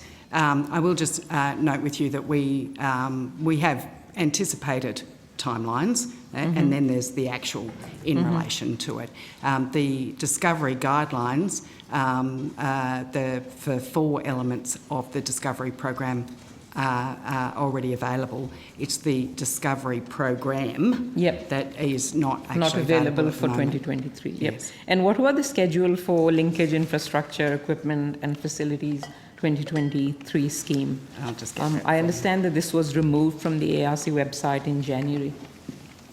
Oh, I'm not aware of the issue in relation to the website or your query in relation to the website, but I'll just get those dates for you.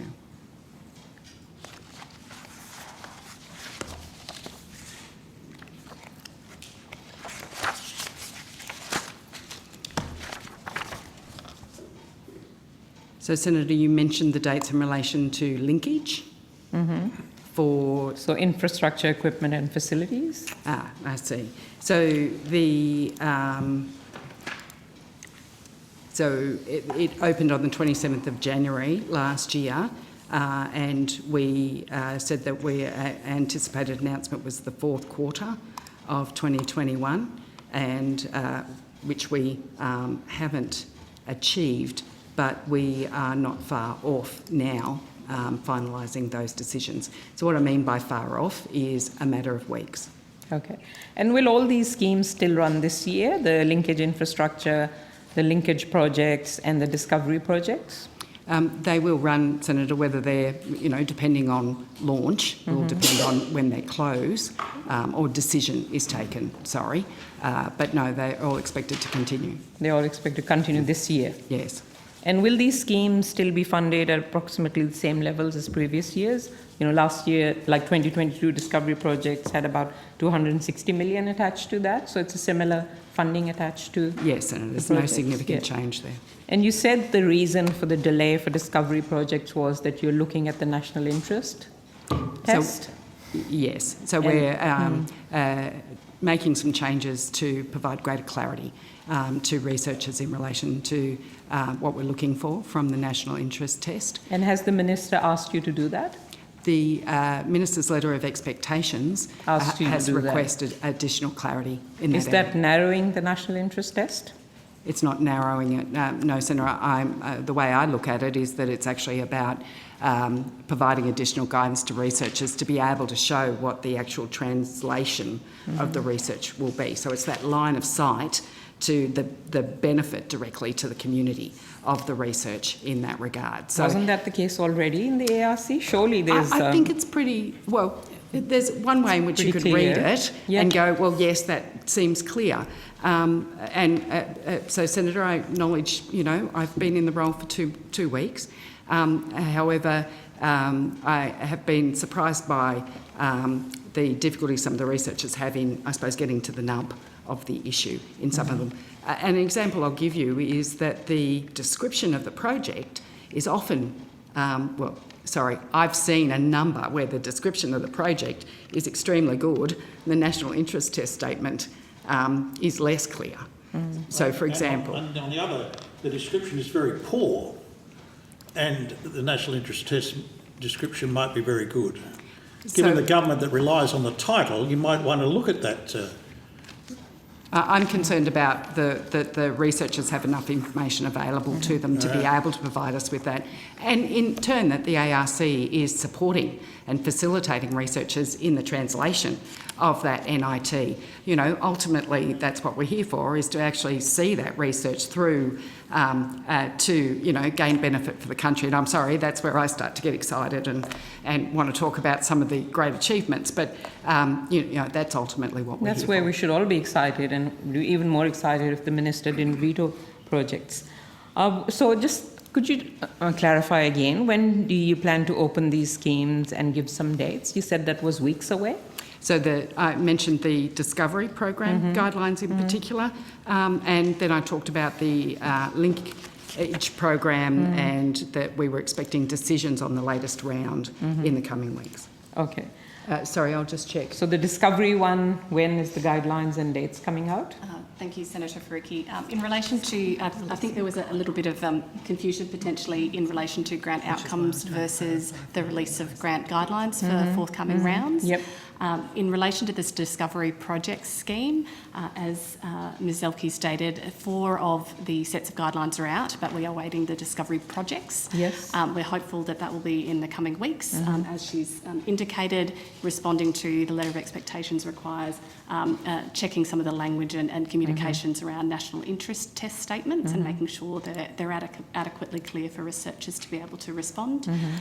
Linkage and LEAF, or Linkage Infrastructure Equipment Facilities Program, they are likely to be a little bit longer than that, given that, as the letter of expectation stated, the Minister has asked us to consider the role of the national manufacturing priorities and the focusing of research around those. So that will take a little bit more time to make sure that we've got the settings right there. So could you give us an indication of the time, like weeks? What does that mean in March?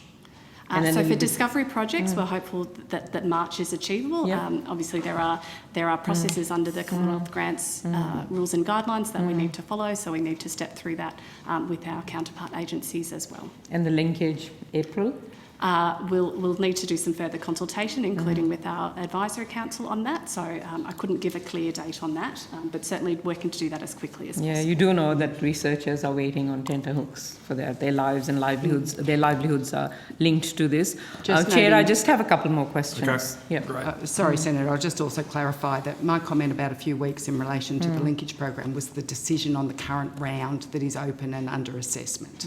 Yep. So as opposed and that's to the guidelines. for 2023, yes. Right? And the deadlines will also come within that time. Yes. Yeah. Okay. So the ARC announced new industry fellowship schemes through the linkage program on the 9th of February, I think. And it said these will be supported through additional funding. However, this does not clarify whether these fellowships will be entirely funded from new money to the ARC, and researchers have expressed concern to me that funding from the Discovery Programme, and especially its fellowship schemes, could be used to fund the new linkage fellowships. So will the new linkage fellowships be entirely funded from new money to the ARC through the University Research Commercialisation Action Plan? Yes, Senator. So there will be, so there is no Yes. money that will be taken out of Discovery. No, to it go is into new linkage. funding. Yep. Okay, great, thank you. Thank you, Senator Thanks, Faruqi. Chair. Just before we do Senator, I just had a quick question on the 6 grants that were refused. I've got a spreadsheet here, it was a response to a Senate order, the list of all the approved projects and the 6 that are refused are listed there. But they don't have the amount of money they were asking for in this table. So do you have those figures in front of you? So say, for example, the project on the Elizabeth, climate impacting Elizabeth I in don't. Theatre. Senator, no. Do you- information. You have that? If it assists. Okay, so how much was Chair. that project, the So climate? the project on how climate shaped the Elizabethan Theatre was $449,000. And You able to go through the others? Or? I'm happy to. The cultural production of religion by science fiction and fantasy novels was $94,000. A bargain. Finding friendship in early English literature, $165,000. Popular narratives, China stories under Xi Jinping, $106,000. National forgetting and local remembering, memory politics in modern China, $130,444. And finally, new possibilities, student climate action and democratic renewal, $436,069. Okay, so there's well over. That was worth $449,000. So I've got that as about $1.5 million of savings. Thank you, Minister Robert. All right, Senator Carr. Thank you. Well, I'm just interested to see, Senator Stoker, the University of Western Sydney, the Student Climate Action and Democratic Renewal was actually a project based on improving student participation in Australian democratic institutions. Given your interest in these things, I'm just wondering, is your brief actually point to that? Does the brief point to the fact that it The deals with project democratic actually renewal? was about improving student participation in democratic institutions in Australia. For a particular side that of is- politics, I think. That is one. That's one interpretation well, of that's what it the said. information that's in the Yeah. in the brief I've been given. It's an interpretation that I think reflects the perspective that certain people in the room might Yeah. come to it. Yeah. But I don't think there's any doubt here that this government has a responsibility to use precious taxpayer Sure, funds as okay. wisely as is possible, and We'll get to that. We'll get to that in because doing its investments in research and otherwise, that is always front of mind. all right now. Could I just say that I really feel uncomfortable and I don't like the trashing of researchers and their work that is Senator happening in Faruqi, this well, area. I'm sorry, Senator Faruqi, you do not have the right to make those sort of statements. This is not a chamber for debating. You not a did not have question. the call. You were not raising a point of order. Senator Carr. Thank you. So a number of these projects were, of course, the rejected projects were relating to China. Was there a particular emphasis on the minister's rejection on China research projects? I'll take on notice the substance of what you say, but my understanding is that it is based on the public interest I see. aspect. Well, that's why of the test. I've put on notice that I'd like the copies of the public interest statements for each of these projects. All right? We'll establish that basis because, you see, I mean, another way of looking at this, Senator Stoker, was to acknowledge that the government actually funded a number of Chinese research projects. Right? Which Sure. is, well, I just The find government doesn't have a problem with researching matters that relate to China. I The know, government I has a know, problem that's with not using taxpayer funds wisely and in the public interest. I'm sure you wouldn't suggest that all projects that mention the word China are created equal. On the contrary, I'm making the point there's some inconsistency in the approach that's been taken. That's why I want to see the criteria. If it is ministerial whim, ministerial discretion that's being exposed here on the basis of whether or not he feels like supporting a project versus another, well, we should know what criteria has been used, because there were a number of projects funded associated with the People's Republic of China, and presumably they met all the criteria, as did these projects that were rejected. Look, Senator Carr, this isn't your first ride around the block, and you know that as trends in academia and public discussions change, people tailor their applications or cut the cloth to fit the moment. I see. Lots of people have inserted the words China and climate change to try and attract funding because they are topics du jour, but that doesn't mean they are projects created equal, and the Minister is very happy to cut through the window dressing and get to the substance of what a project adds to the public interest. I'm interested in that. See, the China It's got to be Belt value Road- for the taxpayer. The China Belt and Road Initiative, New Model for Economic Governance project, that's DP 220111632, the University of New South Wales, $283,000, 283,250 was funded. Political connections in clean tech, my God, a climate change policy But Senator in China, Carr, Senator funded Carr, this shows- $391,000. But Senator Carr, this proves the point. The government isn't making some decision here based on a political Well, choice. I'm trying to establish It's about the merits and the substance of individual proposals. I am just interested to know, is there any logical and coherent rationale for the minister's decision, or is it whim? Did he get up on the wrong side of the bed and decide, I don't like this project, these people are not to be funded? Senator Carr, you are a master of the theatrics of this place, but you know as well as I do that ministerial discretion is provided for by the Act, is perfectly and ordinary. used 3 times only by this government. And that his decisions are made in accordance with the criteria and reported in the usual way. That is not true. There is no criteria. There is no criteria. The minister has acted on the basis of his discretion, and I'd like to know what is his criteria, because it's not apparent from what he said. It can't be the basis of the national interest, because we've got the national interest statements. They met all those criteria that the ARC had assessed. Now, Senator Carr, the minister has put on the record his reasons for rejecting these 3, and the reasons are 4 simple words: not value for money. Not value for money, and that is an overriding concern when we have to act in the Australian taxpayers' interest. What was the criteria of measurement of value for money? Oh, okay, Senator, that's not helpful. Senator Pratt, I know your value for money. Senator Pratt, that interjection's not helpful. I don't think it's I think your assisting value your for colleague. money. I'll always give you that respect. I wasn't saying you're not. I'm asking the question. Really? because I think it's another subjective. way that Labor senators like to disparage women of different kinds of political view, Senator Pratt. all I'm saying. So let's up the tone of things, shall we? Okay, Senator Pratt, no more interjections, please, Simple Senator question. What is the criteria for measuring value for money?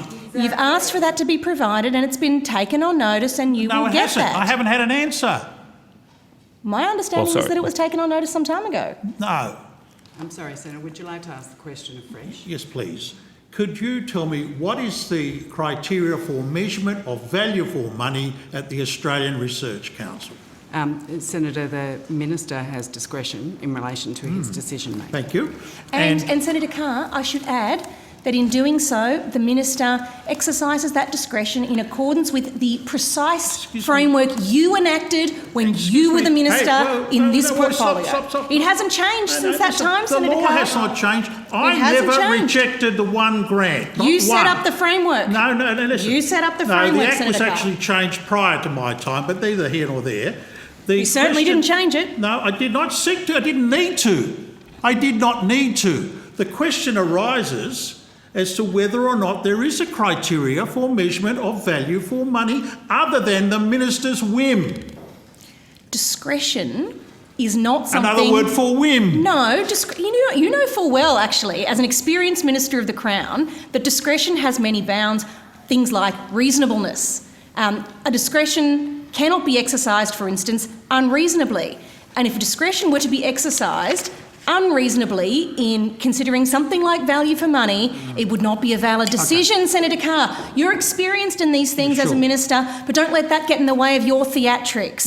The minister here acted quite properly, and you know it, using the framework that was in place when you were minister. Ms Selke, can I ask you, there are 138 members of the ARC's College of Experts wrote an open letter to the minister expressing their deep unease at the minister's intervention in the axing of these 6 grants.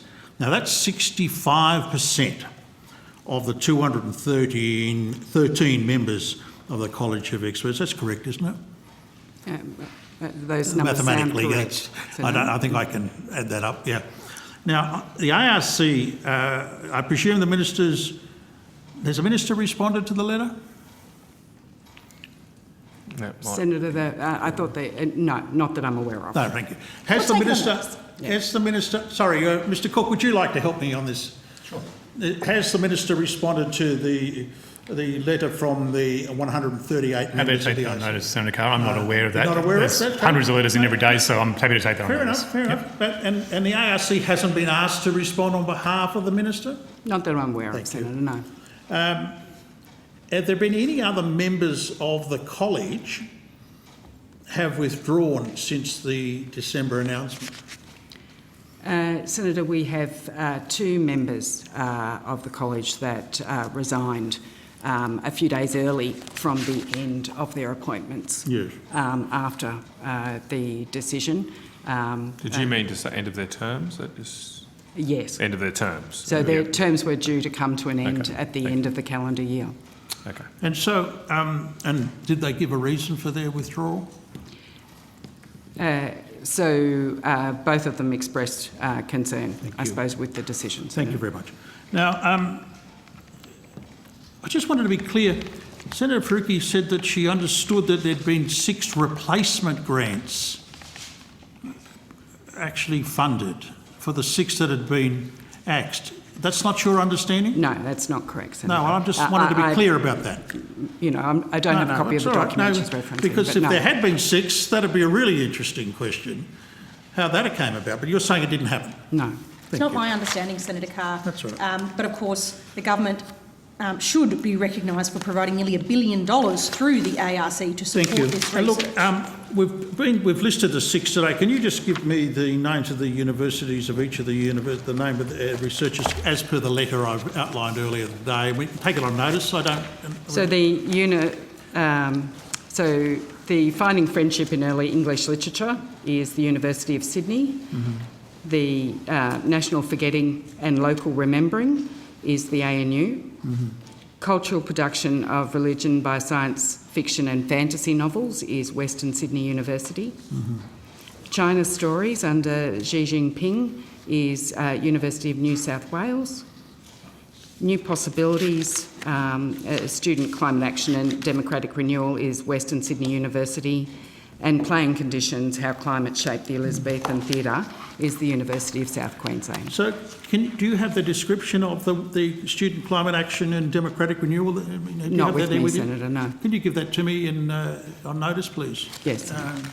Can I just, sorry, Senator, before I take that one on notice, can I just note that, you know, there is reasoning not only from the ARC but from all grant programs that generally we do not share information in relation to rejected applications or unsuccessful applications because of the potential that leads to, you know, concern being raised about them as researchers. So I just note appreciate that point, but look, this has been a matter of public controversy. I'm not seeking information that's not widely discussed So it's not, it's in a different category already. And of course, we wouldn't want to prejudice the ability of universities who are otherwise quite handsomely taxpayer funded to themselves invest in researching in these important subjects. Nor reapply, because there could be a change of government. Right? At some point will be. That's right. Well, can I keep going on the questions here? The letter of expectations that you've already referred to, Ms. Oakey, the revised national interest test. Now, what are the plans for consultation with the sector in regard to those revisions? Senator, there are a number of things in the letter that we will want to consult broadly with the sector on. In the immediate, though, I've been speaking with the Advisory Council in its current form in relation to some of those aspects, and will continue to do that. The national interest test, as I mentioned earlier, is about, I believe, two things in the Minister's expectations. One is clarifying for researchers how to best present that, and also therefore assist in assessment of the national interest test. And in turn, the letter also refers to ensuring greater uptake with industry and ultimately, as we said earlier, greater translation of the research to achieve national benefit. So there are two aspects that we're working on in that regard. So clarity in relation to information for researchers, as well as how to improve translation of those. And would that have affected the 6 grants that were knocked back? The information will largely be contained in the information to applicants in those changes. But again, I'll just note that the Minister is the decision maker in relation to those grants and has that discretion. Okay, so the Minister's letter basically asks you to assess the national interest test, doesn't it? That's correct, isn't it? I'll just check the wording.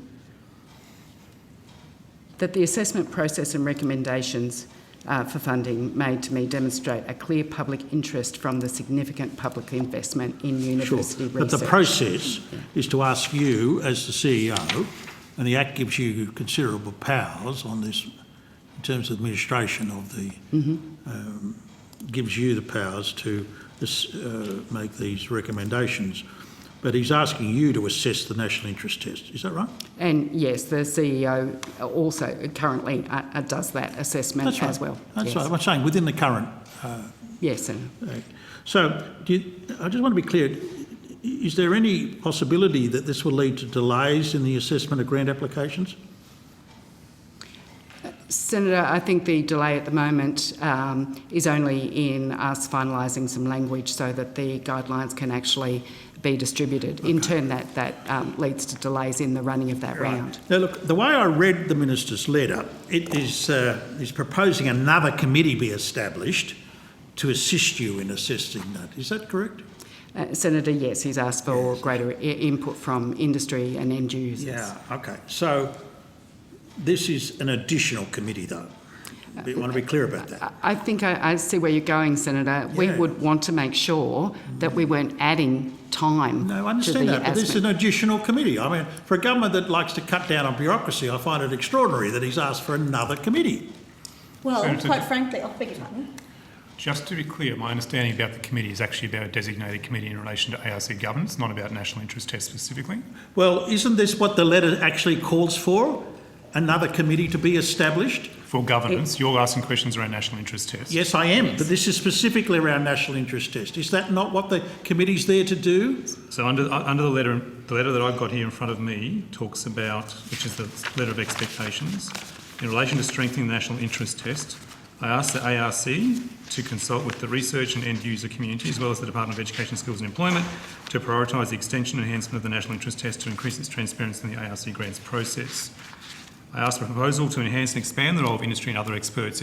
I don't have anything here which says by creating another committee to do that. Right. I'm sorry. Well, that's how I read the letter.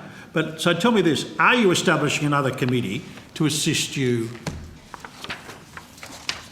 Because that's what I thought you were saying to me just... Senator, I should have been clearer. It's not necessarily a committee, but the Minister has asked for greater involvement by industry and end users in consideration of the NIT. Will you be establishing another committee? That decision hasn't been taken. I see. Senator Carr, can I just, we scheduled a break at 4:30 for our CT. And Senator... Look, you know, I've got this shocking proposition to put to you, Mr Chairman, that is... We've got a lot more questions. No, well, I'm very efficient when I want to be. Okay, all right, you might be nearly done. If you're prepared to give me a little leeway, Yes, that's I would fine. like to finish I could finish my whole contribution and disappear. Okay, we'll take you at your word. If you can keep that to 10 to 15 minutes, Yes, I'm happy yes, to do yes, that. yes, Senator Carr has a good track record on that. Yes, I front. do. Thank I you. think I keep my word on this. Over to you. It always depends on the answers. That's my caveat.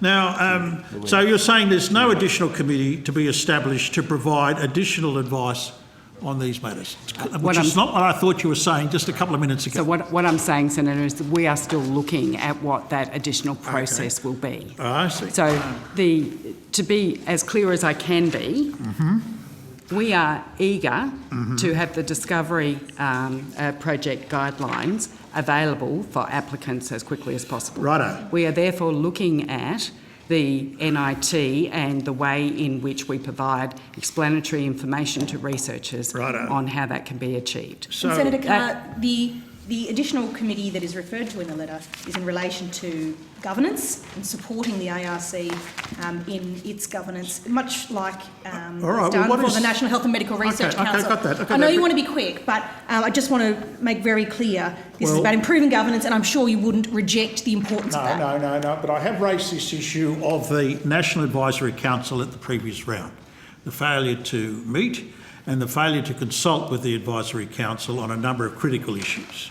Then I'd suggest a governance committee is in order. No. What is the relationship between this committee, this governance committee as you describe it, and the ARC Advisory Council?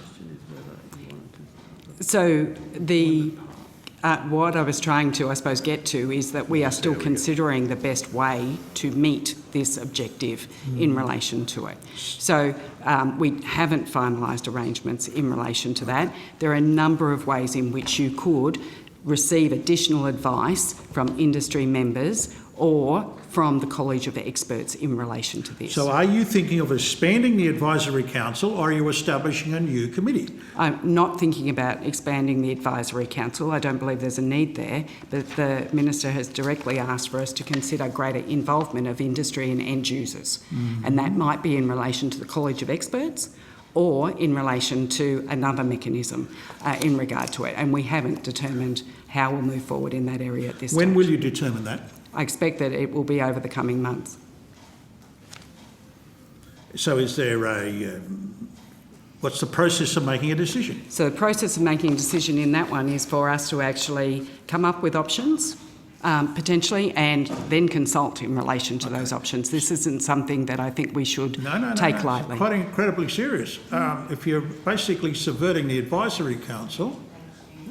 Subverting, sorry, Senator, subverting, it's the word I used. Subverting. We object to that characterisation. That is not its purpose. You know what good governance is, and good governance is what we haven't the committee... seen a lot of it. We have not seen a lot of it. That's what the committee's all about, and I wouldn't want to see you stand in the way of that. Well, I should just note, Senator, that point's quite clearly made in the letter that we need to ensure that we have greater interaction with the new advisory committee. Take this on notice, would you please? Could you clearly there are sixes and sevens about where you're going with this. I'd like to know is there how the committee is to be chosen, how is it to be appointed? Is there how a shortlist would be constructed, the terms of reference, what grants will be involved in this committee's decision making? Will it be making decisions in regard to grant applications? Will we have a committee being the first? Well, that might be a good start, but given the Minister, as I read that letter, we could get into that. Is it just linkage grants or is it other grants? The request is in relation to the assessment of NIT in general. I know. So it's for all programs. That's right, all programs. So it has quite it could have far-reaching implications. So can I ask this? Is there expectation that the proportion of research programs that ministers referred to in regard to the national, the manufacturing priorities and they go through resource technology, food, medical products, recycling, defence, space. Will they be providing a proportion or a percentage in monetary terms of all programs, or just the monies in regard to linkage? Linkage. Just linkage, yes. right? Okay. And Senator Carr, I think an important misapprehension you might be working on is the idea that this is something that is different or subverting, or I think you used the word subvert. I did. Now, that fundamentally misconceives the language or the concepts in the Minister's letter, which very clearly says it's about building on the expertise of the existing advisory committee. It's about allowing them to have more resources to be able to do what they do better. All right. Well, Then can I just, sorry, my apologies, but there are two discussions here about potential committees. There is the advisory committee and its reformation, and that's quite clearly a very important step for us to undertake. And the right. other issue is in relation to purely about the NIT. Yeah. The advisory council's role covers all of ARC's Absolutely. aspects. And you are, in terms of the Act, I draw your attention to the Act and the special role the CEO has in the Act. Yes. All right, because there was a transformation of the way in which the CEO and the Advisory Council met when the Act was redrawn. I draw your attention to that. Now, what is the, where do the humanities and social sciences fit into this evaluation? Senator, there's no separation between them. No, so how do they fit in? Or are they to be excluded like In the same way they currently do. Yes, really. Senator Carr, you're really asking for Detailed the office, questions, well, for the officer to speculate in circumstances where this is a process that is at its early stage. Yes, yes. When did this letter arrive? It's important to be reasonable about these things. No, I'm being very reasonable. When did this letter arrive? The 6th of December. 6th of December, early stage. Early stage. Minister's letter, 6th of December, and we're at the early stage. I hope there is a change of government and there'll be another letter that'll arrive. Well, now, in regard to the metrics that have been referred to, the Minister's letter talks about metrics being set. Now, what are those metrics? I assume you're referring to the ERA metrics? Yeah, well, that's what the letter talks about, the focus on metrics. Now, what are those metrics that you're going to apply? Senator, there is further work to be done in that regard. Indeed, there is. Right. So just in relation to ERA, the review of ERA and EI has only recently been completed.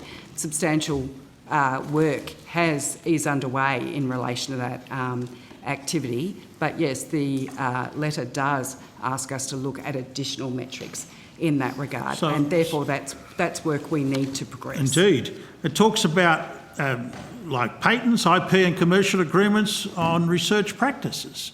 That be added. Yeah. Yes, Senator. Any risk associated with that, Ms Zelke? Risk, I would have... so sorry, Senator, we're still working that through, but again, I'll just note that ARC grants are focused on both fundamental research through discovery largely, and with linkage focused and applied more as we move along that and pathway. Applied. And without fundamental research, there is no commercialisation. But if you apply these metrics, you may well distort the entire assessment of Australia's research sector. Would you agree?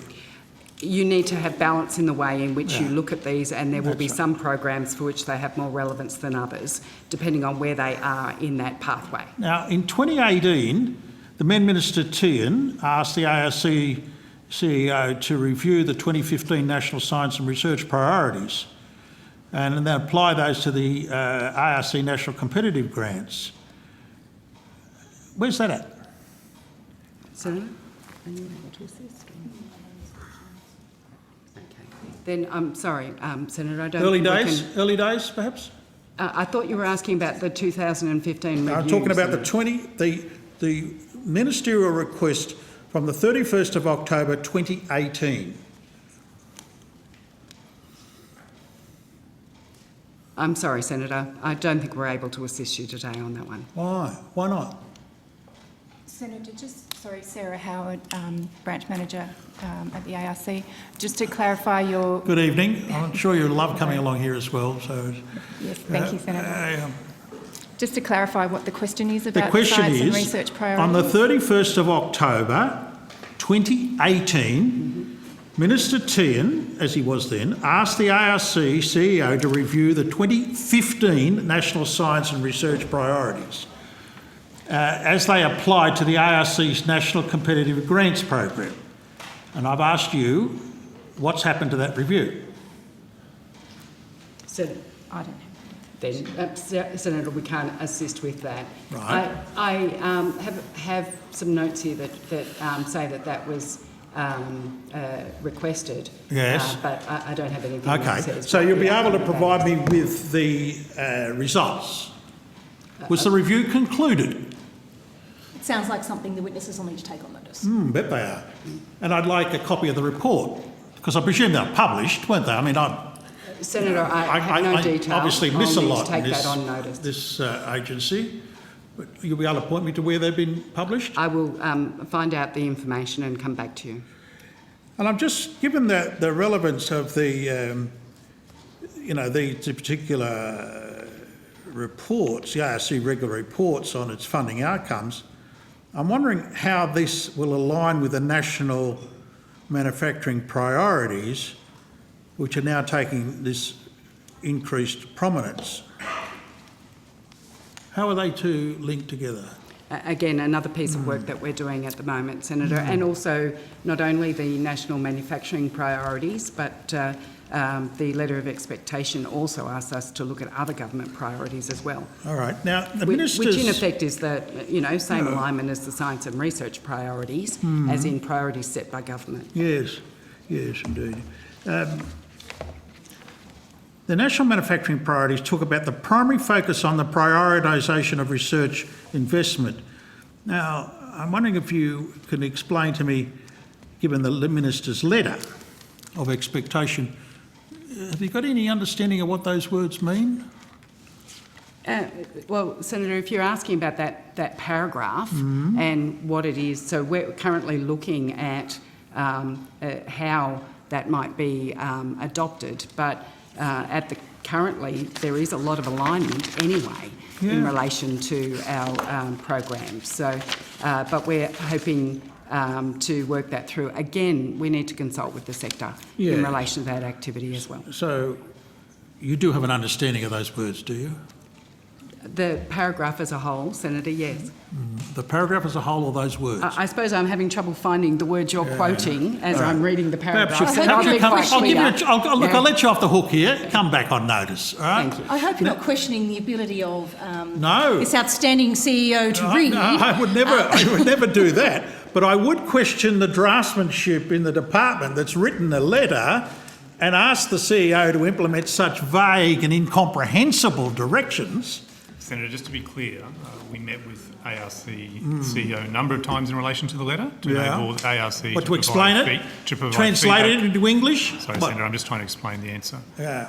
To enable this ARC CEO to actually provide feedback on the letter. They received hard copies of the letter, sought feedback from the department. The department sought feedback from the CEO before the letter was finalised. Okay, and you still missed it. After all that, you still missed it. Senator, the letter Some things never change, do they? The letter is very clear in Senator relation Carr, to with those your things. theatrics, you want to be on an Elizabethan stage doing some play about climate change. They wouldn't have me. Kim Kardashian theatre on the stage. Can I ask you, Ms. Oakey, is there an upper limit on the percentage of grants aligned with the national manufacturing priorities in the linkage program? So, Senator, are you referring to the letter and the request in relation to 70%? Yeah. Have you got any understanding of the upper limit? At least 70%, Senator? At least, but any sense of upper limit? Senator, it may well be the case that in any round there could actually be a higher level than that. I mean, you don't. That's not the maximum, is it? No. How does it affect the Centre of Excellence program? Centre of Excellence is part of the linkage program. Yes, Senator. I know. So how does it affect it? Again, we're working through the detail at the moment. The Minister request to expand and diversify the College of Experts by adding industry and end user experts. Is that going to be applied to all the grants as well?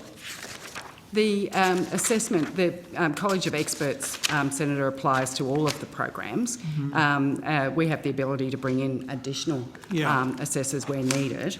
But yes, it would apply to all of the programs. And quite frankly, it just makes sense that end users should have some input into the things that are researched. It's a matter of basic common sense. I'm not arguing that, Toss. I just want to know, if you actually had a collaboration fund built into this, right, through the research and development taxation system, you'd actually get a much better response on all of these things. But that's another policy question, which we're not here to discuss.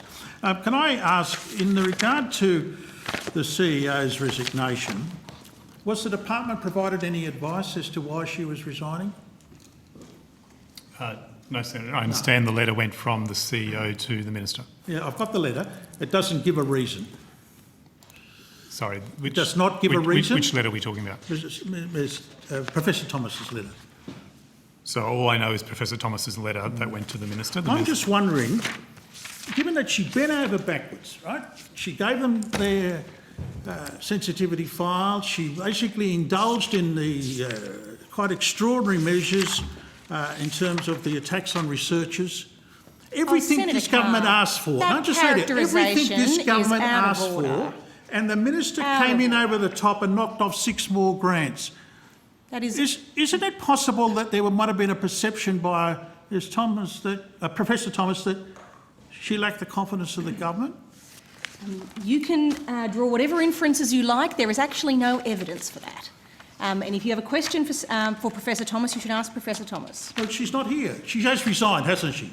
She's not on leave or anything. We had that conversation last meeting about top secret long service leave. There's none of that, is it? It's actually a resignation, straight up?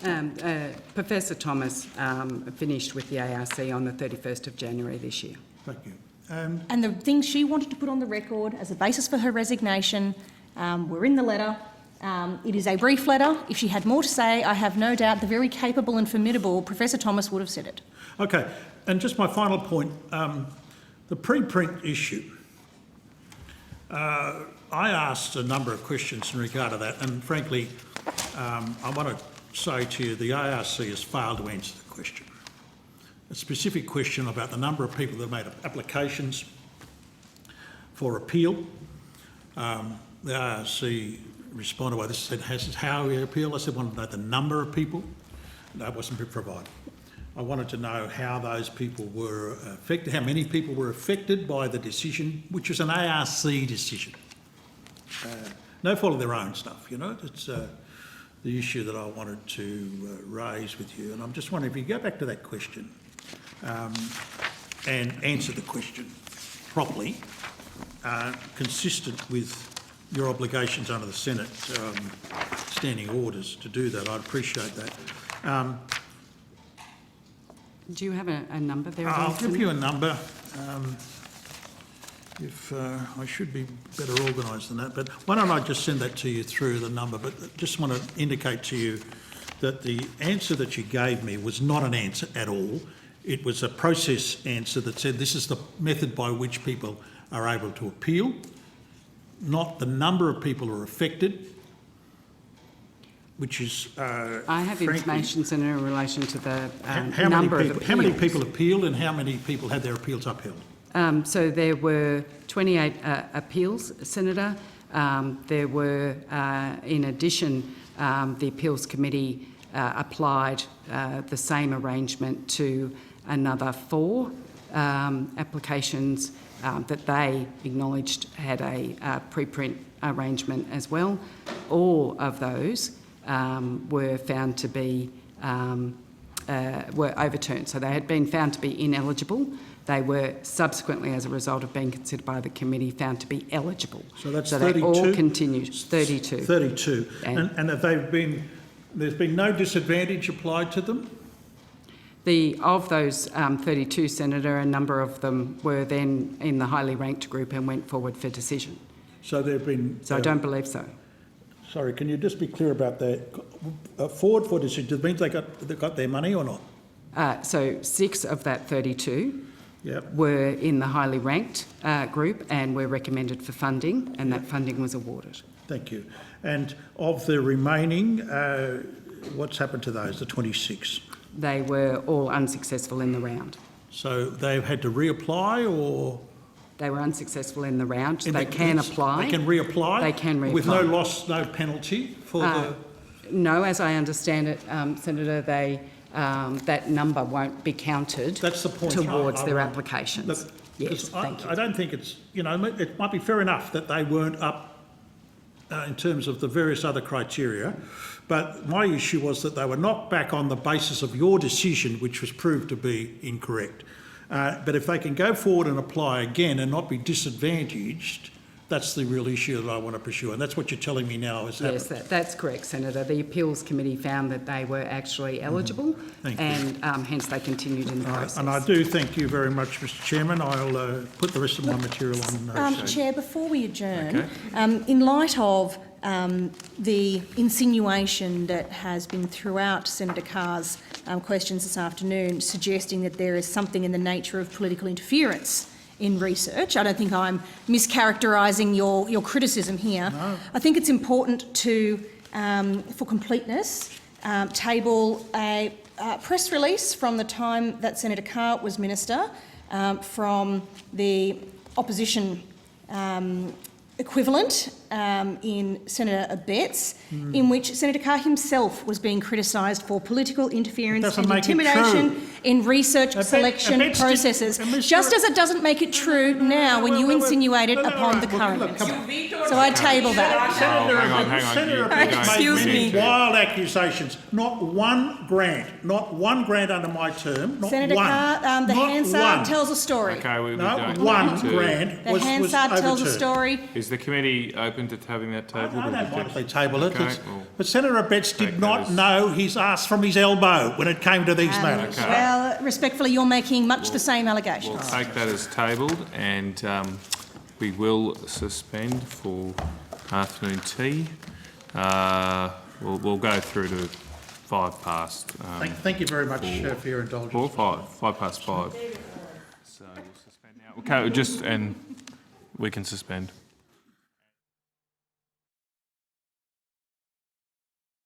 We will resume, and we are calling to the table the Tertiary Education Quality and Standards Agency. Do you have? I've got people remotely. We do have people remotely as well, do we? Okay. And so who is the lead witness here? Is it you, Professor Coldrake? Would you like to make an opening statement? No, thanks, Senator. Anyone else like to make an opening statement? No? I'll go to Senator Abetz. Thank you, Chair, and thank you to representatives at the table. This bracket of questions follows on from my bracket last time round. And following questions at the previous estimates, I'm aware that Texan's press release that was issued recently indicated a reversal of one of your decisions by making Alpha Crucis College a university college, which followed the lodgement of an AAT appeal. I recently visited the Alpha Crucis College campus in Hobart to ask them about their story, but that said, can you provide details of the appeal process and why a reversal was necessary and occurred? Sure, thank you very much, Senator. As you would, and I've been through obviously the transcript from your previous discussion, Alpha Crucis made a representation to the AAT following the initial decision, and that is a totally usual part of the process. If an applicant or an aspirant for university college category is not happy with the outcome, either the outcome or the process, then quite properly they have that opportunity. That was a process that lasted a little while, it's fair to say, and the AAT required both parties to furnish additional materials, and that material was shared as between us over a period of time, and it included the acquisition of further expert reports, and having considered that material, which constituted some new evidence, we made a decision that they met the requirements for university college category, and we are the first to congratulate them on their achievement. Look, thank you for that, and that was gracious of TEXA to do so, and I noted that in the media release. I suppose a simpleton like myself asks the question, why couldn't TEXA have said, if you can provide this information, then we might be able to get there without the need for lodging an AAT appeal. And if I might say, being a lawyer in a former life, involving lawyers always has a silver lining, but not so much for the clients. And so why was it necessary to put Alpha Crucis to this expense and delay, rather than simply saying, if you can provide this extra information, then you can get across the line?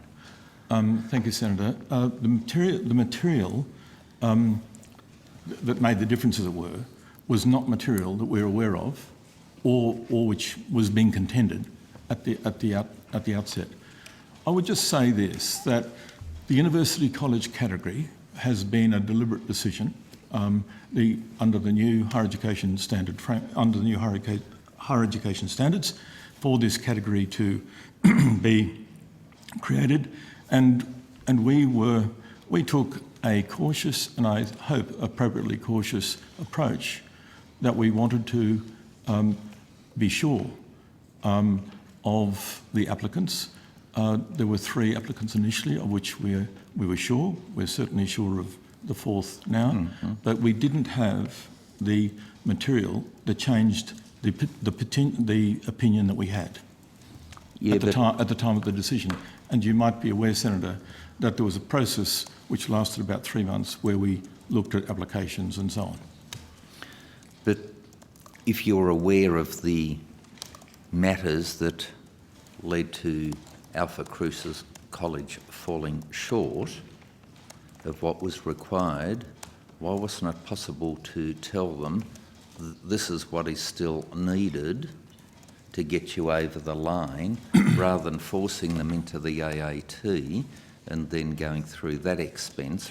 Why not engage with them and say, look, if you can provide this material, which finally did come to light, and when they knew what was required, etc., and avoid a lot of legal cost, delay, and also upset. Thanks, Senator. Of course, we're sensitive to the regulatory burden that's imposed on any aspirant in the process. Without being apologetic about it, we were working to a required legislative deadline, and we had no problem with that. We had to do the work. Deadline issues last time and the time frame. We did the work in a given time, and it was important that the work be done because of the promulgation of the new standards on the 1st of July. A critic might say that the process was abbreviated. On the other hand, I would just say that in light of the experience in that round, we may provide an extra step in the process next time. Right, because I also understand that Alpha Crucis College identified a number of issues before the decision was made and requested a meeting, but were told just to go to the AAT after the decision was made. So do you think that will change for the future? Senator, a period of time we had allowed applications were required within a certain amount of time. They were applications that had to be done in a limited amount of space, 15 pages. That's quite challenging in an academic environment. Many people don't draw their first breath in 15 pages. And it was a requirement. The decisions had to be made. We didn't enter into discussions between the receipt of the applications and the arrival of the decision. And you can be critical of that, and that's fair enough. But of course, in light of that experience, we're likely to review any shortfalls in the process next time. That's a learning. This is the first round of applications for university college category.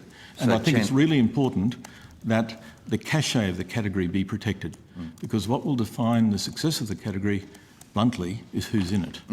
Absolutely, and that is why I asked whether next time round things might be done differently, and I think you indicated that potentially that would be the case. So if the new decision was made on the basis of extra evidence, which presumably Textor could have asked for and obtained much earlier last year, then doesn't that mean that the original decision was incorrect, or at least formed suboptimally? Senator, I think we made, you never say right, I think we made the appropriate decision on the basis of the material we had at the time. Further and new information was revealed over the subsequent 5 or 6 months. As I said, the Administrative Appeals Tribunal requested information of us, requested information of Alpha Crucis, and that process was an iterative process and included the acquisition of additional expert opinion. So the college incurred significant detriment from the legal costs and delay. Are you able to indicate what costs Textor incurred on their side? I would prefer to take that one on notice because right, I don't know. But just to say that the price of regulation has a price attached. That's the price of doing business. One of the difficulties always is that quite often it's a fairly expensive price to pay for institutions that are seeking to enter any category because they're less experienced and so on. But I think it'd be appropriate to take the core of your question on notice. Yeah, look, accept that aspect, but it then raises another question whether in the circumstances it would be appropriate for Textor or indeed the Commonwealth to pick up the tab of what one assumes would have been a successful AAT hearing. It was resolved before it went to hearing, which is good, saves time, costs, etc. But this could have, I suppose the point I'm making is this could have been resolved without the need for AAT proceedings having to be initiated. Well, Senator, with respect, we didn't know certain material that came to light. I don't know where we go with a system in which unsuccessful aspirants can sue the Commonwealth if they're unsuccessful in a particular set of matters, because we're dealing with applications for entry into sectors, we're dealing with applications for transfer, I think that's well above my pay grade, but I'd be very cautious about responding to that question. Right, because it just seems to me that this could have been resolved by Texas saying, look, for what it's worth, new system, etc., these are the deficiencies in the application, or this is why you didn't satisfy us. Are you able to satisfy that deficiency or perceived deficiency at the moment? And if that would have been the request, as I understand it, it would have been fulfilled and the stamp of approval could have been given without the delay and the cost of initiating proceedings in the AAT.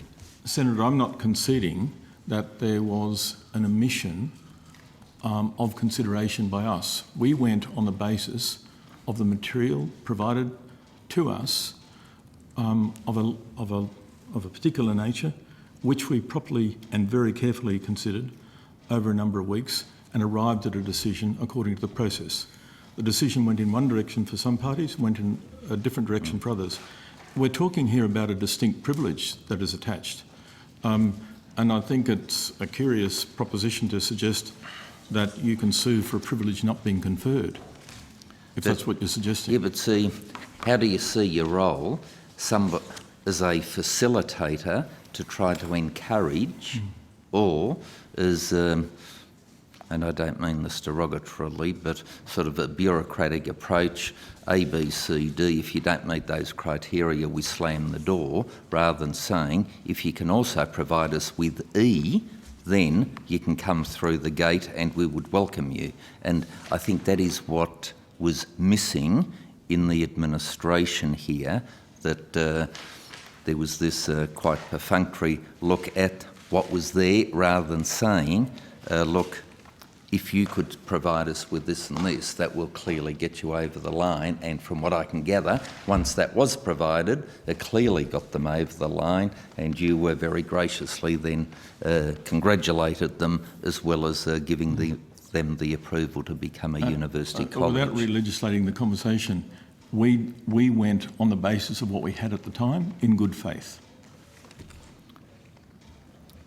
Right, well, can I then encourage you in the future to, rather than just dealing with the information, if you could see your role as well as a facilitator in the event of an organisation coming close to the threshold, saying, look, this is a perceived difficulty or deficiency at this stage.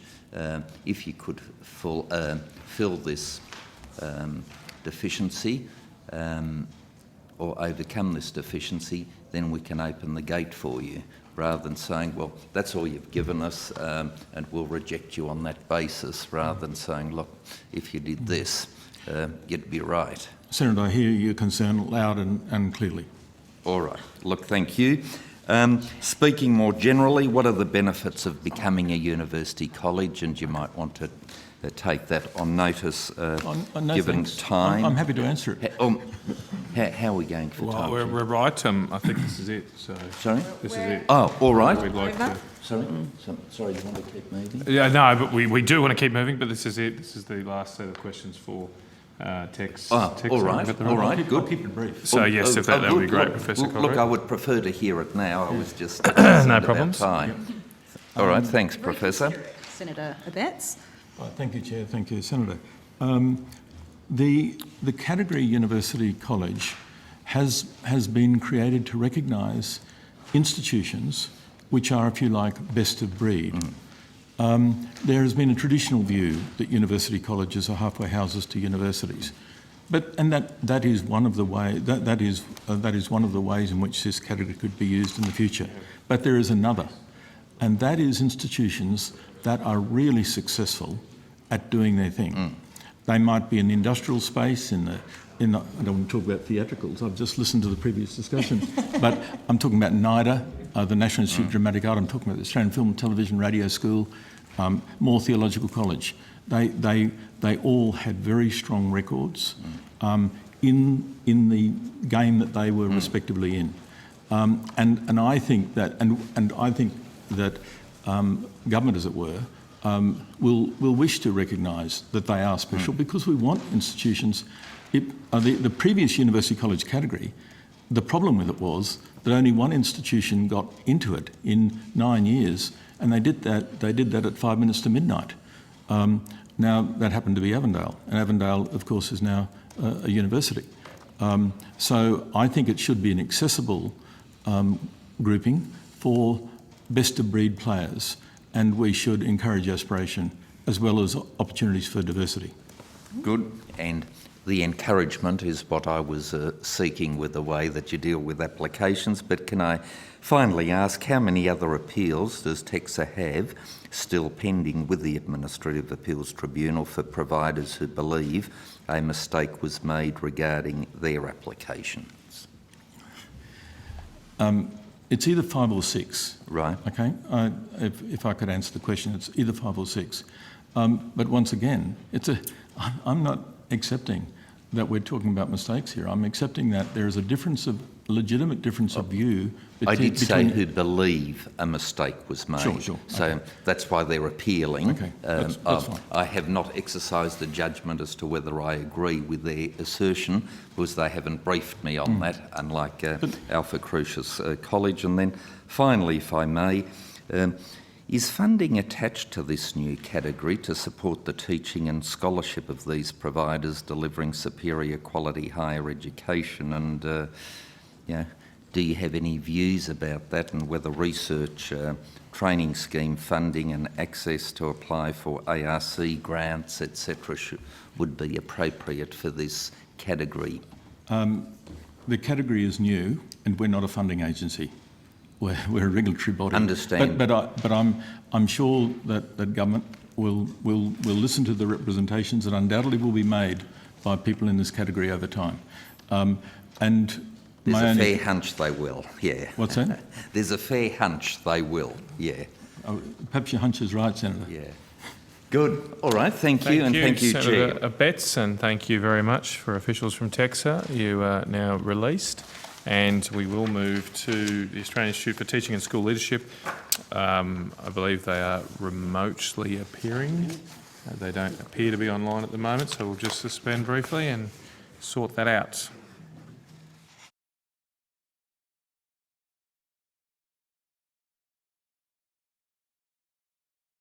Back on, and I welcome officials from the Australian Institute for Teaching and School Leadership. I believe you do not have an opening statement, and so therefore I'll go straight to Senator Pratt. Thank you very much. At last estimates, the department informed us that you've done high-level modelling on teacher supply and demand. So I'd like to ask, Eitzel, do you track the number of students commencing and completing initial teacher education? Thanks for the question, Senator. We do receive data on student enrolment, as you indicated, and that information comes through to us periodically from all of the 47 institutions responsible for initial teacher education. And what does that data tell you about whether we've got an adequate supply of future graduates to keep pace with student enrolments as they grow? With school student enrolment, Senator? Yeah. Well, you can tell us where the problems are. So, but yes, school students, but there might be other areas you want to highlight.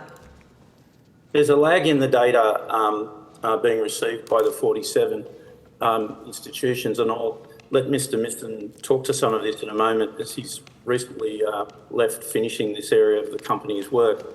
The bulk of the picture indicates supply constraints are likely to continue, as they've been in past years.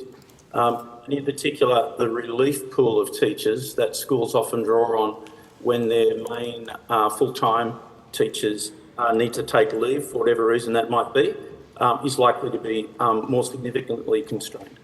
That's already at crisis point. How would you characterise that concern? Is that in a business as usual scenario, or is it building off the current crisis in teacher supply for relief? We don't have data relevant for 2022, but certainly the information coming through to me from stakeholders and employers around Australia is that they're in a period of significant workforce supply, particularly in non-metropolitan areas, and in some cases they've used jurisdictional initiatives with their teacher regulatory authorities' approval to fast-track some people into the workforce to meet that significant short-term supply. Wow, okay. Your report was in December. What year is the data from that in the National Teacher Workforce Characteristics Report? You said there's a delay in the data. That's correct, yes. That was 2018 data. The report that comes out later this year will be 2019 data. Why can't you get more timely data? Yes, that is a vexed question. There are a number of factors and other organisations who provide the data to us, and they go through their own cleansing exercise and a range of things like that before we can get the data for the Oversight Board to have. But Mr. Misson could probably give you some of the key players who are involved in the data and how long they take to supply the data through. Do you have concerns about, and we don't have time to go through all of that, but do you have concerns about the validity of the data in terms of what it tells us about the problem in the context of its timeliness? How big could the variation be in what's predicting what we need to do in the future based on data that's that old and making decisions now. If we need to make decisions now on what to do about the problem, is the data too old to help us do that? I'd probably say to you, Senator, just as a reminder, the ATWD data is sort of supply-side data, and the real key and the piece that needs to come is in the demand-side data. And if Dr. Baxter is there, she could give a sense of some of the modelling the department has done and some of the liaison with jurisdictions about their future demand data need to indicate the severity of a short-term, medium-term or long-term response. Okay, that would be terrific. However, I might just contextualise a similar question in my own words. Are there enough students entering teaching degrees to replace those who'll be retiring in the next 5 years, in addition to the demand for teachers to deal with growth in the student population in different cohorts? Again, I think the best answer, Senator, is the modelling that the department is doing on behalf of Australia's education ministers to match some of those factors causing supply constraints, such as resignation and retirement. And Dr. Baxter, because she attends the EMM meetings, has offered to take this type of question should it arise. Okay. Thank you, Dr. Baxter. That's useful. Thank you, Mr. Grant. So yes, the department has done some modelling, as we talked about at the last estimates. It's preliminary high-level modelling, really looking at the period between now and 2025. Look, I don't have the modelling here with me. The modelling broadly shows that demand for secondary teachers is likely to outstrip supply of new graduate teachers by 2025. Not by a significant amount. Primary teaching, my recollection is that the modelling indicated primary teaching was not outstripping demand, but that secondary teaching was, and it does point to demand and supply not being matched in a couple of key areas, like geographically with certain regional areas and also in certain areas of teaching. And while my higher ed colleagues would have more data on this, we do have early indications that the government's Job Ready Graduates package, we've got some preliminary data from that suggests an increase that's probably not taken account of in that data that I've just mentioned. A head count to 1 December 2021 of undergraduate Commonwealth supported places has seen increased commencements in all education fields compared to 2020. So childhood teacher education 17.6%, primary about 3%, 2.8%, secondary teacher education 4.9%, which is very encouraging, and other education 8.7%. But I would just say that final 2021 data won't be available till mid-22, but that's the latest data we have. Okay, how many more ITE graduates will we need to replace the flood of teachers that are retiring? Because we know 1 in 6 of the teaching workforce is approaching retirement age, and there are plenty of other younger teachers quitting the profession. So our modelling, and I should caveat and preface this by saying we are still validating that with states. We've done a bit of initial testing. As I think Mr. Grant's mentioned, certainly last time, there has been some trouble getting some of that demand data out of the states, but the modelling we've done does take account of teacher age, and it also takes account of student enrolment growth. And look, my recollection, and I'd have to take on notice the exact numbers, is that up to 2025, nationally, it was in the order of around about 4,000. But that's not taking account of those extra teachers we're now seeing enter initial teacher education in the wake of the Job Ready Graduates package and some of the incentives that were built into that. Okay, for can I students ask to take up education. Quickly, if you've got an understanding, what kind of attrition rate is in your modelling for teachers who are under 30 or under 40 that are planning to quit teaching? So I'm sorry, Senator, I'd have to take that on notice, that we have built-in assumptions for that, for retirement, for those bits and pieces. I would also say that the Quality Initial Teacher Education Review has been looking at some of those things as well, and that report, when it's released, will canvass some of that. But I can take on notice to tell you what some of our assumptions were. Well, I'm advised in the data that I've got that it's 1 in 3. I'm sorry, Senator, I can't recall, and I don't have that much specifics about the modelling here with me. But I do know that we did work with states on what were the right assumptions about how many are retiring, how many are entering, how many are leaving mid-career, and some of those factors that impact demand. Would you know at this, I appreciate that you might not have the data with you, but is the data that you've got, that you've been working on, got that kind of quite extreme circumstance that we're hearing on the ground, that 1 in 3 teachers under 30 plan to quit teaching? I'm sorry, Senator, I can't recall. That statistic does not... Okay. I don't recall that statistic, and I don't recall it being that dire. We have worked with the state education departments on it about what some of their trends look like. I'd have to take on notice exactly what we have. But that is the general trend. Secondary school, some shortfall. Primary school, tracking okay. Regional areas experiencing shortages, and some fields, particularly STEM, experiencing shortages. So I have to let you know that the data of 1 in 3 teachers aged under 30, 34%, and 40 to 49, 32% intend to leave, and that's from your own National Teacher Workforce Characteristics report. Yeah. So it may be that there are assumptions. I'm sorry, I just don't have it here with me. Okay, but so I how can many get it for you on teachers notice. does the model, in terms of how many teachers we need to have graduate and to retain, how many do we need?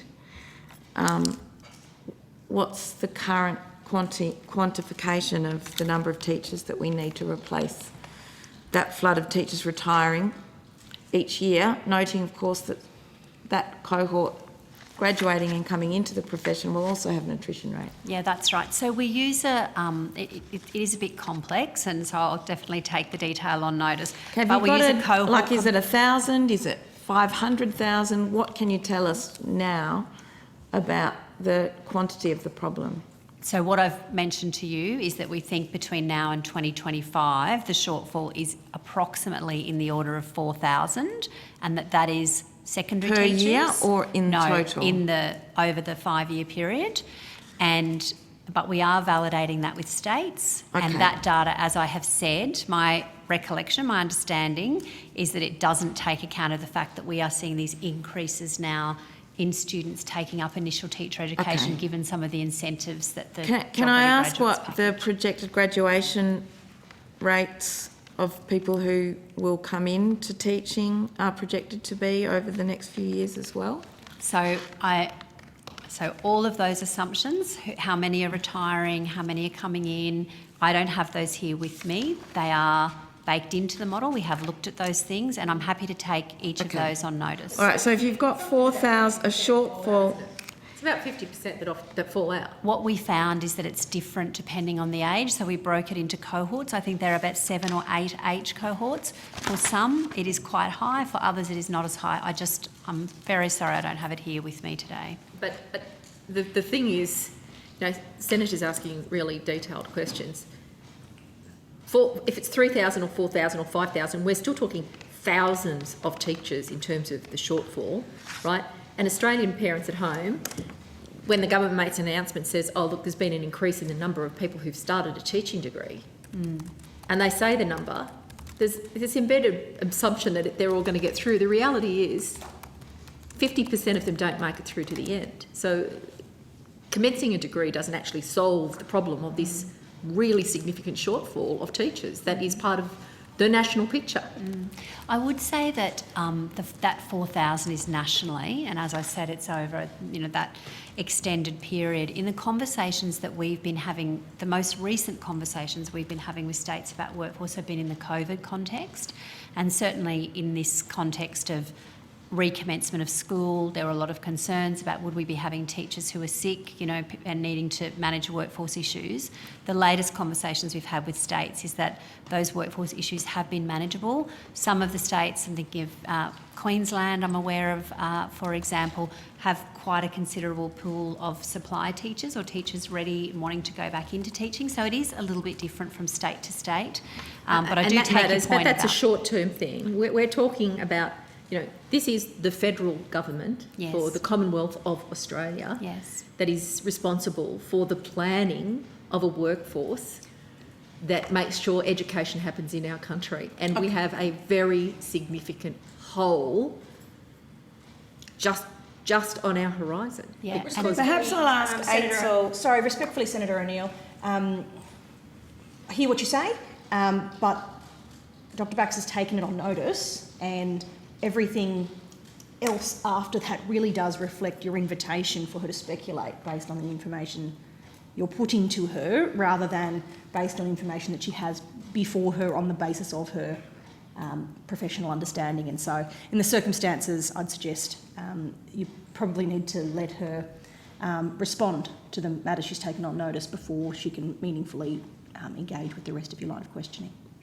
Well, with respect, Senator Stoker, it's not like this is a new conversation. We've been asking these questions coming here.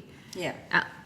Time after We should time. know how many teachers there are, how many leave the profession, how many are going to graduate in general terms, noting that's not going to be exact data. And of course, this is state data, Senator, is the other issue. So a lot of the work that we have been doing through Education Ministers' meeting is to try to obtain this data from states and test it with states. That has been quite an extended process to try to get that information from states.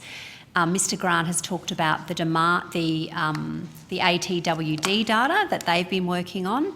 But the demand data in particular has been quite tricky for us to get. We do have this preliminary data that I've just mentioned, the top line number to you, but we are going back to test that with states because we don't run the schools, we don't employ the teachers, so we want to sense check, including those assumptions that we've made based on things like the sorts of data sources you've mentioned, Senator Pratt. Thank you. But it has to be a kind of two-way conversation to do some sense checking. So I think we have done, good preliminary work on this, particularly given how difficult it has been to get some of this data from the states. Thank you. Before we conclude with Aidsel, can I just ask, have you done any work with the department on modelling and analysis of teacher supply and demand?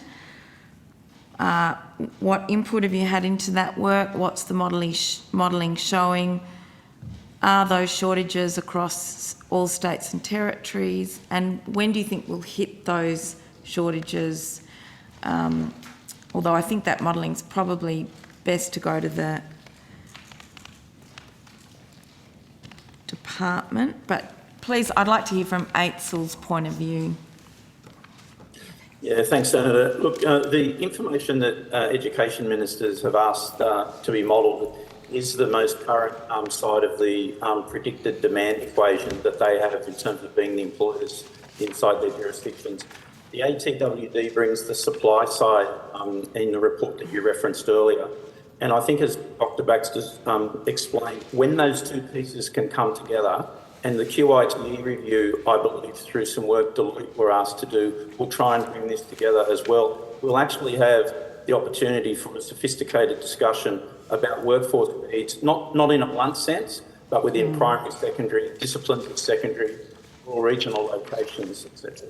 Okay, will you be able to update the data more specifically in terms of doing your own modelling on demand for teachers based, for example, on the census data when it comes out? Surely you need to know how many children there are in Australia and what the size of the local population that they live in is. In general, I think, Senator, one of the pieces there that is available is the Australian Bureau of Statistics data that pushes out its modelling through to 2030.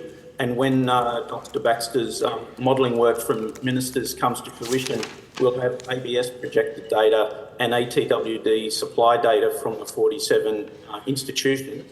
And I think we'll be in a position then to start making some inferences and put positions in front of ministers for the first time, it will start to align demand and supply.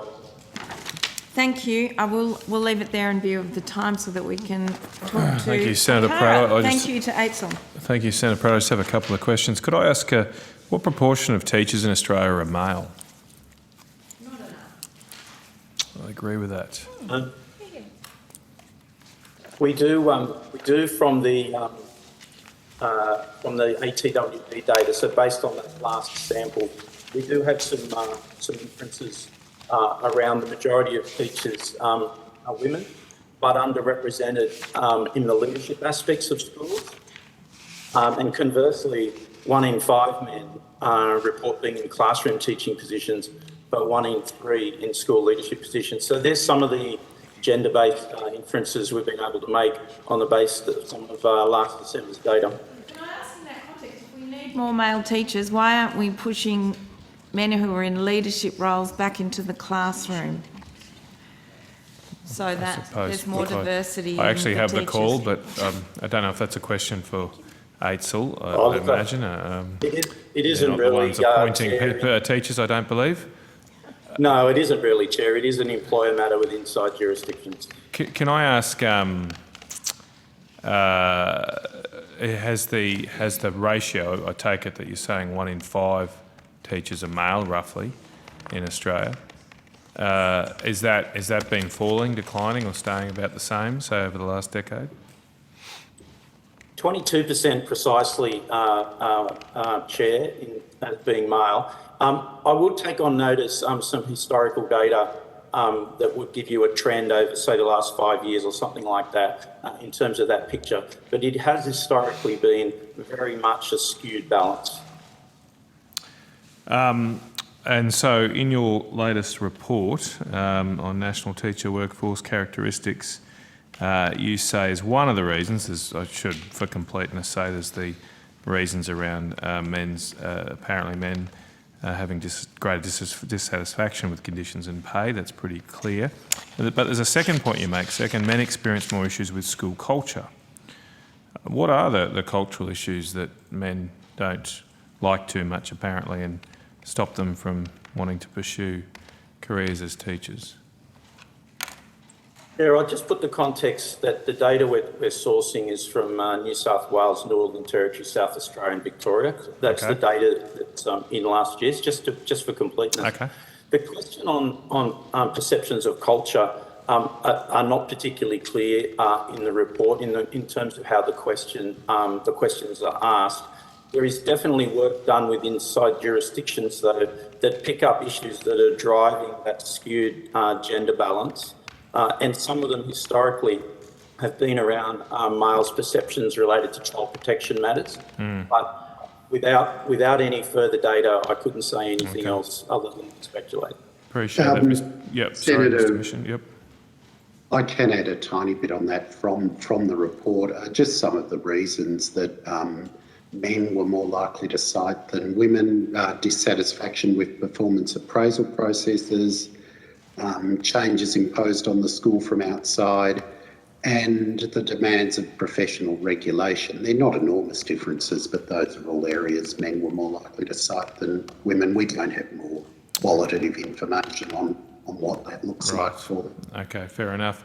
Then my final question, this may be beyond a little bit of your remit, but are there specific programs there at the moment to seek to encourage men to take up a career in teaching? If so, do you benchmark or look at the effectiveness of those programs in your reporting? I'll let Mr. Misson get to some detail, but we don't have any sort of benchmarking or monitoring of what the various employers in the states and territories might be doing in terms of some of their initiatives. It's one that we receive from time to time on an anecdotal basis, but it's not something we monitor nationally. I'll just see if Mr. Misson does have anything to add to that. Oh no, nothing further, Mr. Grant. I mean, we play a role in promoting the teaching profession generally. We're always conscious of giving examples of a range of groups, including men and other underrepresented groups. Okay, well, thank you very much for that. I don't think we have any more questions, so very much appreciate your attendance, and I will release officials from the Australian Institute for Teaching and School Leadership. Thank you. Okay, so we'll now... Thank you, gentlemen. We will now be going on to the Australian Curriculum Assessment and Reporting Authority. Is Ms Foster on the line? Is that... Okay, we might just suspend while we...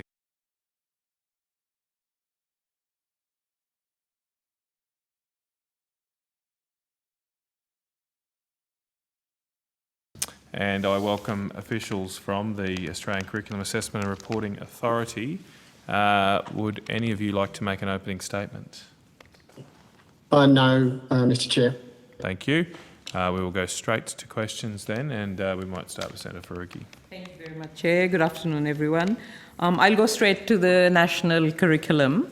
And we all know that there have been disagreements between states and federal government on the curriculum. So I'm just wondering, when do you anticipate that these will be resolved, and when will the curriculum be finalised? So, Senator David De Carvalho, Chief Executive Officer, Australian Curriculum Assessment and Reporting Authority. Education Ministers meeting met on the 4th of February to consider the final version, draft version of the Australian version 9.0, as we're calling it. At that meeting, it was agreed that ACARA would be asked by the Commonwealth Minister and the Western Australian Minister, who had remaining concerns in a couple of learning areas, to take some further time to address a range of issues, and then return to Education Ministers at a meeting in April for further consideration and hopefully final endorsement. So we don't yet have a timeline. We don't know. The next ministers' meeting is in April, but we don't know whether that will be the meeting where everyone will agree on things and finalise it. Well, that is certainly our hope, Senator. The instruction from Education Ministers was to do the work and then return with a revised version to a meeting in April. Obviously with the intent and hope that that would be the meeting at which final agreement and endorsement would be reached by all ministers. And this curriculum was initially meant to be finalised by the end of last year, am I right? That was the original timeline. The original timeline set was to be concluded by the end of 2021. Due to publishing the revised version in 2022. Yep. And has now ex-Minister Tudge's continuous interference in the national curriculum development and his very public culture wars of whitewashing and airbrushing history, has that screwed up this national curriculum development process? Minister, of course, I would not accept the terms in which you have asked that question. The Minister is one of the education ministers who will be approving, who has a role. The Commonwealth Minister, at the moment it's the Acting Minister, Robert. The Minister Tudge, when he was in that role, is fully entitled to express his views to the board of ACARA, which he did. Any correspondence or positions that he has concerns expressed, we would not consider them at all as you've characterised them, as interference or stuffing up the process. How long do you anticipate it will take states to transition to the new curriculum once it has been finalised? Well, that is a matter for individual jurisdictions. They decide the time frame for implementation. Some of them, assuming that the curriculum is approved in April, may choose to start implementation from next year. Others may decide to start implementation a little bit later, perhaps in 2024. So those timelines are matters for individual jurisdictions to decide. In the previous round of estimates, the Department of Education informed us that, and I quote you, Dr. Baxter, you said that sustainability and environmental issues are a very big concern of the current review of the Australian curriculum. Could you update us on where the review is at when it comes to issues of sustainability, environment, and climate change? And are they part of this new curriculum? Because I don't see a mention of them in this letter that was tabled this morning to Mr. Scott from the current minister. Yes, thank you, Senator. So, as Dr. Baxter said in the previous evidence, that is correct. And this reflects what the community response was to the release of the draft consultation curriculum back in April last year, with revisions to the cross-curriculum priority and sustainability, which was strongly supported in the feedback. And we have taken on board that feedback. We have worked very closely with the curriculum reference groups that were established to conduct the review, and that work has been reflected in the final draft, but that will be made public once the ministers endorse the curriculum, and it's published on a new website and not before. And is there broad agreement on the inclusion of the reality of climate change in the national curriculum? So you said it had been agreed by the reference group, but there hasn't yet been discussion amongst the ministers on this? So just to be clear, what I said, Senator, I said that we had made proposals in the concept draft, in particular, re-looking at the way the cross-curriculum priority in sustainability expressed, and that in the final revisions that we have made in response to the consultation feedback, those revisions will go before ministers in April for hopefully review and agree. Have you had any feedback? It's reasonably clear from what David said, but just in case there was any confusion, the current version hasn't yet been agreed by ministers. I do know that. Yep, and particularly for those playing at home, I wasn't sure whether that was abundantly clear. And it's not just the Commonwealth that has had matters they've raised for further work. There's also been input from the states, and the process is tracking as it should. Yeah, I do know that, and most of the states, if not all, were very critical of the previous minister who's been booted out now, his comments. I don't think that's in the spirit of things. It has been widely reported that was the issue, Minister. Well, what you widely report and what is either factual or relevant is not necessarily the same thing. But it is important to know at this point that it is still being worked on, and there remains input and further work that has been requested by both Commonwealth and state parties. And it's not, I think, reasonable to suggest that there's a Commonwealth boogeyman in this story. Everyone is working together to get this right. That wasn't not really the case, but I'll move on. Mr. De Carvalho, has the current minister or the previous minister provided any comments on the environment, climate change and sustainability changes in the curriculum? Senator, the letter that was tabled this morning summarises a range of Commonwealth issues in particular in relation to mathematics and humanities and social sciences. It does not raise any concerns in relation to other aspects of the curriculum. And there has been no other correspondence which does relate to that from the minister to ACARA? The correspondence that we've received from Minister Tudge when he was in the role and Minister Robert are in the public domain. That is the extent of the correspondence that we have received. Thanks very much. Thanks, Chair. Thank you, Senator Faruqi. We're going to Senator O'Neill. Thank you very much.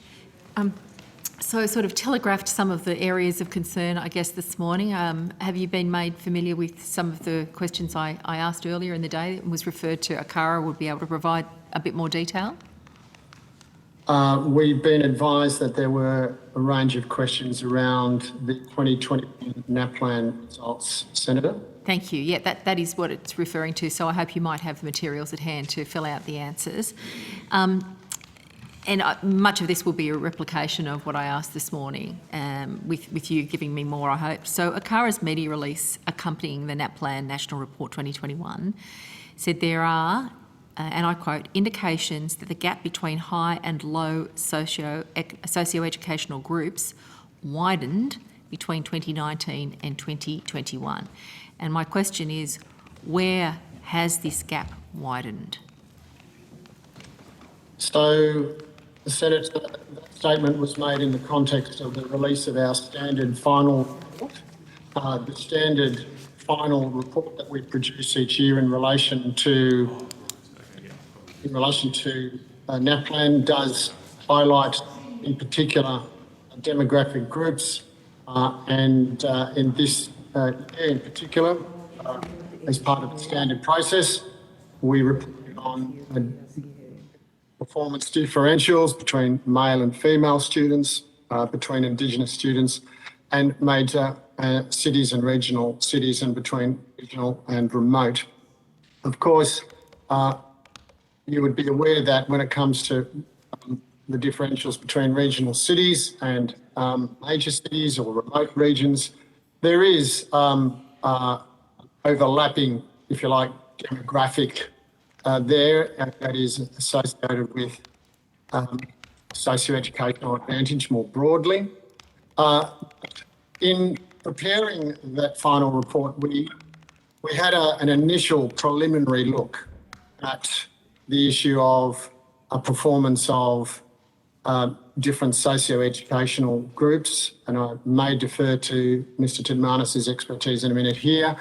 We do collect student data in relation to parental employment and parental engagement, which are going to a proxy measure for socio-educational advantage. What we said at the time is that we would take some more detailed analysis of that particular question, which we are in the process of doing. Our findings on that are in the process of being prepared for board consideration in the near future. Okay, so can I just check a little of what you've said there? And I thank you for that answer, Mr. Di Cavello. You indicate overlapping elements between three major areas that you indicated: male, female, Indigenous, non-Indigenous, cities, regional, rural. Sorry, cities, rural, remote. Are there any other categories, or are they the three main broad categories that you interrogate? Yeah, another general category that tends to occasionally become focus, and that's language background other than English. Yep. I was referring in particular to differentials between performance between Indigenous and non-Indigenous students, and between metropolitan communities and regional and remote communities, where there is a well-established correlation with socio-economic levels of community educational advantage. So in doing a bit of a deeper dive into these aspects, the relevance of socio-educational advantage is going to be something that we're paying closer attention to in the work that we're undertaking at the moment. Right. And you referred to two measures that you have to interrogate in some rational and non-judgmental way what might be the resources that a student can have at their disposal. If you're born into a family, you're part of the story of that family, whether it has wealth or an absence of wealth. So parental employment is one of the elements that you have data about. And what was the second category that you said you have data about? Parental education. Okay. So using all of that and I understand that it's still a process in terms of your investigation. When do you, have you got a date, a deadline by the time by which you expect to finish this work? We are, the ACARA board is meeting next week to consider the things, and we will have a look at their feedback on what we've done. We are hoping to produce it in the relatively near future, subject to feedback from the board. Okay, so next week you're getting together to consider the actual draft report or something else? We'll be presenting the board with our the results of our initial investigations. So it's a data set that you're going to give them, not a report? I might defer to Mr Titmanis at this point to perhaps give a bit more detail. Thank you.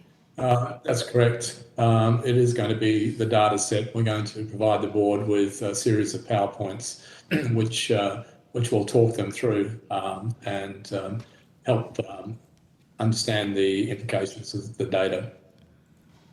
Okay, and out of that, you're going to take advice from the board in what way, and what are we looking at as a product that can go into the public place for further interrogation, and the timing on that? Well, that will depend entirely on the board feedback, Senator. Well, I hope that the results might have something to do with it as well. Yes, but in terms of timing and format, that will be subject to board discussion and decision. Right, so Mr, I can't see your surname. Peter? Peter, yeah, Titmanis. Titmanis, okay, so thank you, Mr Titmanis. Have you drafted any report to back this up? Because sometimes a PowerPoint presentation can be the display of material within a report, or it can be a preliminary to a report.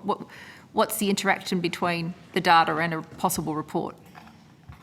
We haven't started drafting the report. As Mr Cabral has said, that will depend on discussions at the board meeting, but I would anticipate that a likely outcome of that would be a report. Okay, and how long do you think it would take for the process to complete? It's a matter of several weeks, and then I guess we'd be sending it to the board again for final verification before it's made public. Great, and the board's meeting, you said next week, to look at these results or the data set. When's the board meet again after that? The subsequent board meeting will be, I think... Sorry, you dropped out, Mr. April. April. Sorry, from my recollection, the second board meeting here is in April. Thank you very much. Now, with regard to the data, which you do have, could you answer these questions? Where, in particular, has the gap widened? Well, as we stated when we released the final report last Senator, there are a number of areas where we're seeing gaps widen. Excuse me. So, for example, and this is a well-known phenomenon, that female students tend to outperform male students in reading and writing, and students tend to outperform female students in numeracy. Looking back over the last 6 years, the gap in numeracy is generally widening between males and females, except for Year 9, where the gap seems stable. For primary students, that gap in reading is stable, narrowing for writing. And for secondary students, the gap is widening for reading between boys and girls. So girls seem to be getting further ahead of boys in secondary school when it comes to reading, but stable in writing.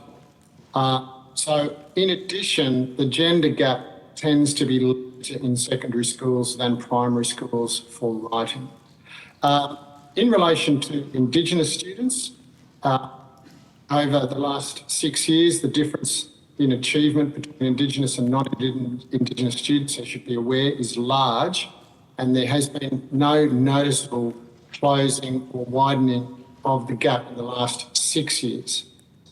In relation to comparisons between major cities and regional areas, students from major cities outperform students from regional areas in numeracy, reading and writing. Again, that is not a common result, but the gap in numeracy and reading has gradually widened between 2016 and 21, almost year levels. And then when you go further, Just before you go on to further, can I just double back a little before you perhaps lose the data? Indigenous and non-Indigenous, what is the gap that we know has not changed over the last, it's resistant to whatever's going on over the last 6 years. So what is the gap in numeracy between Indigenous and non-Indigenous students?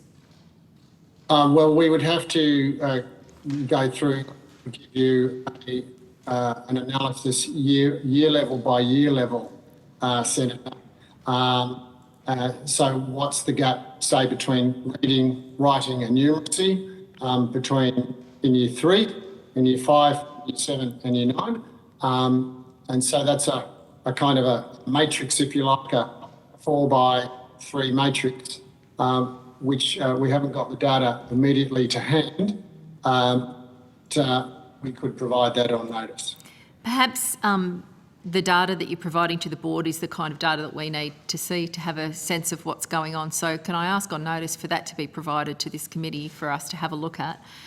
And while I am very interested in the detail that you've outlined in the breaking down across the different year groups, across the literacy elements and the numeracy, I think it's fair to say that we have heard previously that the gap between Indigenous and non-Indigenous students is by the time it comes to high school, anything between 3 to 5 years in terms of schooling performance level. Do you agree with that? And can you provide those sort of general statistics as well? We can. We did some analysis at the time of the release of the preliminary findings last year, which looked at performance gaps in terms of year levels or months, how many months behind, etc. Yep.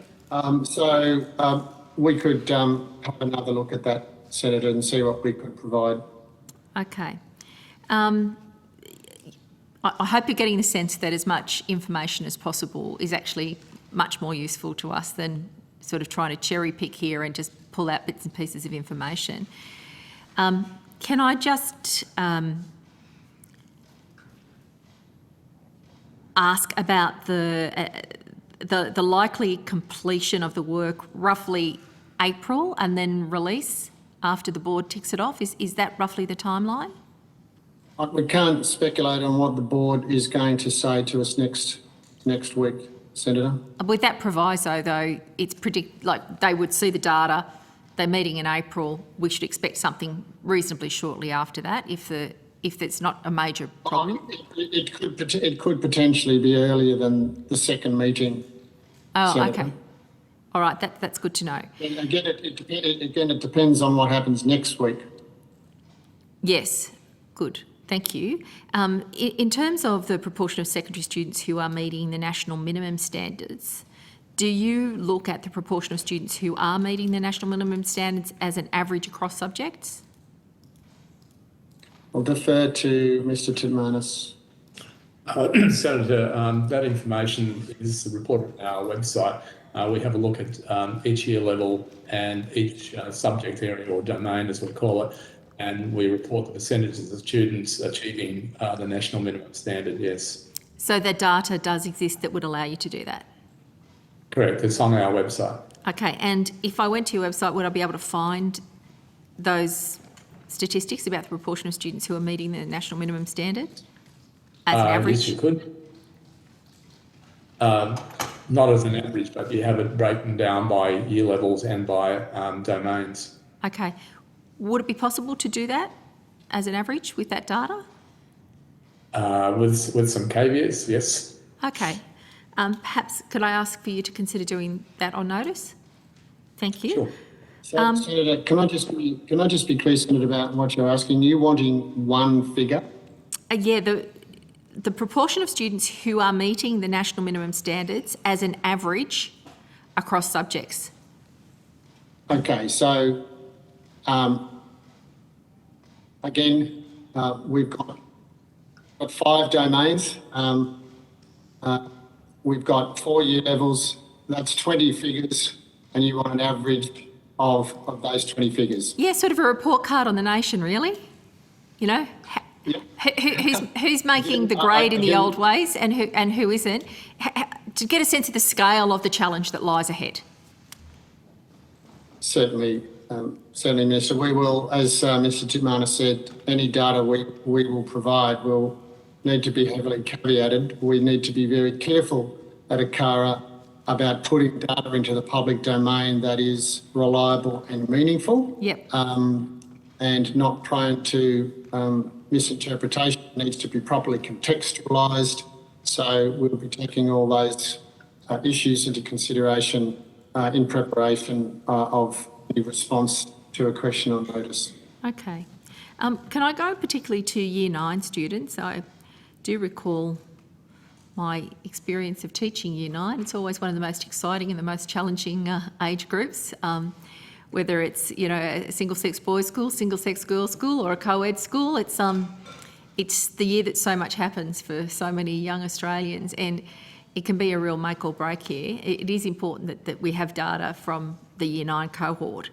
So my question goes to the percentage of change that occurred between 2019 and 2021 in Year 9 students with university-educated parents meeting the minimum standard in numeracy. Well, we'll have to take that on notice, Senator. Okay. What about for Year 9 students who didn't complete high school? The parents who didn't complete high school? Yep. It's the same issue. You're asking us to have a look at putting together a number of different data sets, which we don't habitually do. This is actually part of the investigation that we'll be undertaking and presenting to our board next week. But we will be able to. I'm looking at Mr. Titmanis. We should be able to do that breakdown. Okay, so we did talk earlier about, you know, the capacity for you to observe parental education and parental employment. So based on the data that's available, I would put it to you that the students who had parents, the Year 9 students who had parents who were university educated, had a drop of 0.3%, but the Year 9 students who sat the same test in 2019 and 2021, whose parents didn't complete school, had a drop of 4.4%. Does that sound about right? Maybe Mr. Titmanis can help us. We would have to check, Senator. You might want to check the detail of the numbers, but that's what I'm advised is the case. Does that accord with your observations about the gap between that socio-educational disadvantage? Is that what's really going on? The kids whose parents have got a university education are doing, you know, they're losing a little bit, but kids whose parents didn't go to university are really starting to dive. Well, Senator, that is the subject. That question is the one that we're currently investigating. So I'm not going to preempt the findings of the research team at the moment by confirming or otherwise the proposition that you put to me. The other thing that I could say is that we would need to also compare the comparison, the point that you've made between 2019 and 2021 and any changes that have taken place there. We would need to see if those changes are statistically significantly different from changes in previous 2-year periods, if you know what I'm saying. So what is the change between 2015 and 2017? What is the change between 2016 and 2018? Those patterns of performance, if we're going to be drawing any particular conclusions about the 2019-2021 period, we would need to establish whether that period, which is the COVID era, if you like, whether the pattern there is significantly different from the pattern in previous years before we could draw any significant conclusions in relation to, for example, the impact that COVID has had. But these are the questions that we are looking into, Karen. So I guess the question is, behind what you've just been saying, is it normal in Year 9 that kids whose parents didn't go to university fall behind by 4.4%? That's kind of the question that's begging there, isn't it? Is that normal? If it's normal, that's a really big problem. If it's worse than usual, that's still a problem. So, Senator, again, I'm not going to get into the detailed findings of the work that we're doing. What we can say that in general, students with who come from households with lower and communities in schools where there is a lower level of socio-educational advantage, on the whole, perform less well.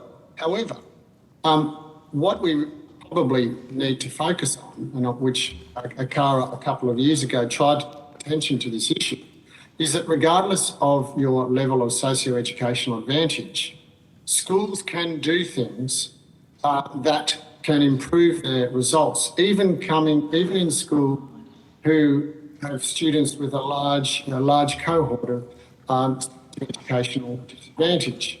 So back in 2020, we put out a media release in December that highlighted the performance of 24 schools across the country who had consistently shown high progress between where their results in 2019 were and where their results in 2017 were, between Year 7 and Year 9 in secondary school, and between Year 3 and Year 5 in primary school. And included in that group are a significant number of schools from low socio-educational communities. Yes, and so Mr. De Cavella, I know that great schools can make a massive difference, and great teachers do make a very significant difference in students' learning. But we're not just talking about 24 schools, we're talking about an entire system.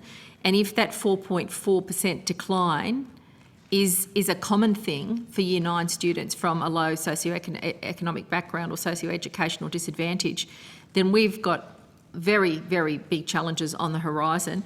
Could you take on notice what happened with the reading for that Year 9 group and compare those with parents who had a university education, those who didn't?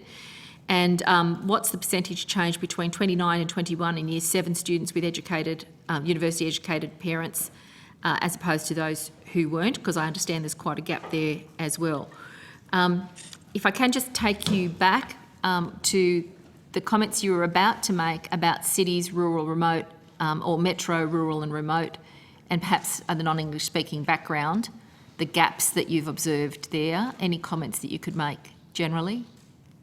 Yeah, well, I think I was just wanting to make previous comments, Senator, that not only is there a significant gap that is widening between metro areas and regional areas, if you look at the gap between, regional and remote, there are issues there where numeracy, reading and writing achievements by students from regional areas, what we might refer to as inner remote, if you like, or outer regional, that was significantly higher than achievements by students from remote and very remote areas.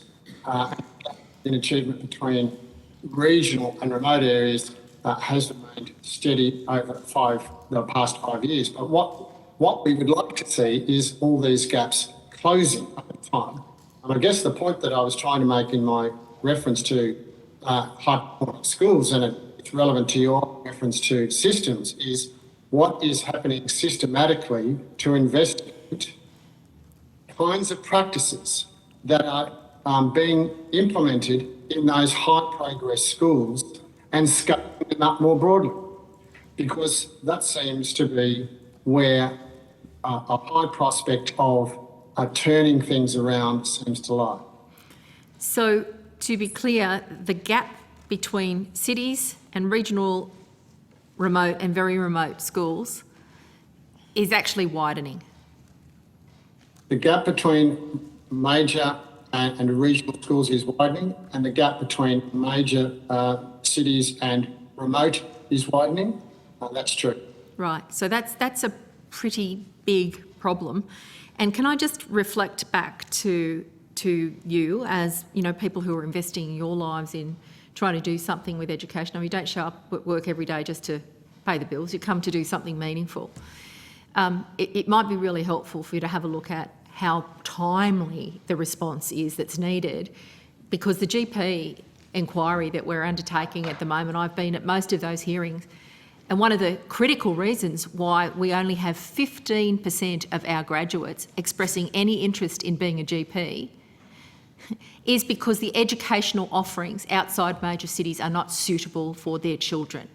Now, these are people who know the value of a good education, have invested in themselves and gone on and got doctor's degrees or teachers' degrees in medicine to become doctors. And they are making decisions against servicing remote and regional and rural communities because the schools aren't good enough for them to take their children to. That is the reality. So every time we have a discussion and gather data and don't get this right, every community has flow-on impacts. It's not just those kids, and we shouldn't be sacrificing 6 years of their education while we muck around with this. All the data's pointing to the reality that the gaps are widening. And we come in here time after time hearing about there's more money. Well, today we found out $2 billion worth of funding that should have been happening in states has been allowed to be pulled out by the states because of terrible arrangements. Yeah. This is someone what who are you going to do someone to who lives fix in it? regional Queensland. I love the schools my kids go to. They're excellent. The schools in Yep, Rockhampton and are I bet you are you pay talking for it. down. I Sorry, bet you pay for it, neither of Senator you live Canavan. in regional areas, and you are talking down I do, the in fact, schools live in a and the regional teachers who area, work and in it's the an area region. that can't It is a attract doctors because they disgrace. can't get their It kids is into an schools absolute that they disgrace. think are good enough, Well, and I'm they can't sorry. get to a The GP. schools are good. Town can commute to Sydney. Oh, they People cannot. who actually live Yeah, yeah, further yeah. away from Sydney, who actually do things. You are disparaging And they every deserve- committed they teacher at a deserve- state school they in a deserve regional better area than what in they're getting. Australia. They deserve Are better you than what they're saying the getting. teachers in those state schools are less than? There are great teachers everywhere, but these done. facts We're all just actually reveal what you're denying, that there is a problem in regional and rural Australia. Now, Minister, you care about education. I bet you're paying for your kids to go to good school like I did too, because that's what many parents who can afford do. They think that they can buy a better education for their kids, and that is a shame. My question is, are you concerned about these results? You just asked me a question. You asked me about my children's education. My children go to the local Are you pub. concerned about these results? Hang on, answer? Senator O'Neill. You did Senator ask a O'Neill. question, please. You've had your turn. Senator O'Neill, I treat you with respect. Perhaps you could try and do the same. You asked. Well, that was respectful. Well, Go I on. think it's a factual assessment. I didn't ask Senator you about your O'Neill. children. I said I Yes, bet you you send them did. to somewhere did. better. Actually, And- Minister, Senator, you did. And You did. Senator O'Neill, I want the record to show, since you've insinuated that I wouldn't approve of local public schools. In fact, my children do. That's not my question. My Do children you care go- about the investment in education My that's chi- well, you giving did these ask me a results? Senator O'Neill, you did ask the Minister that question. I will let the question. Minister I did ask answer her a it. question, but not that question. And I'd did. like to answer it. I'm pretty sure this is not within the budget estimates, by the way, but my children go to the local public school. It is an outstanding school. And, In a city. Well, that's where I, that's broadly right. speaking, live. But as somebody who has also gone to an agricultural school that services rural and regional students, I feel like I'm in some position to show an interest and empathy for people who are coming from rural and regional places. Now, I'm happy to go to your next question, but it was somewhat disrespectful to insinuate one sort of approach and then not give me a chance to answer. What was your second question? Are you concerned about the results that indicate that up to students of a low socioeconomic or socio-educational background fell behind in maths at 16 times the rate of students whose parents went to university. Does that concern you? Senator, this widening gap that we've just can I heard answer is a it? fact. It's got nothing to do with Can you It's stop a ranting at me and let widening me gap. answer the question? Is that all right? Well, what do you think the question is? Do I care? Am I concerned About the about widening results? I am somebody who can understand a paragraph. Let me answer it now. Can you just hold fire for a second? The first thing to say is, of course I care about the results of people in regional places. I care about it deeply, as does the government.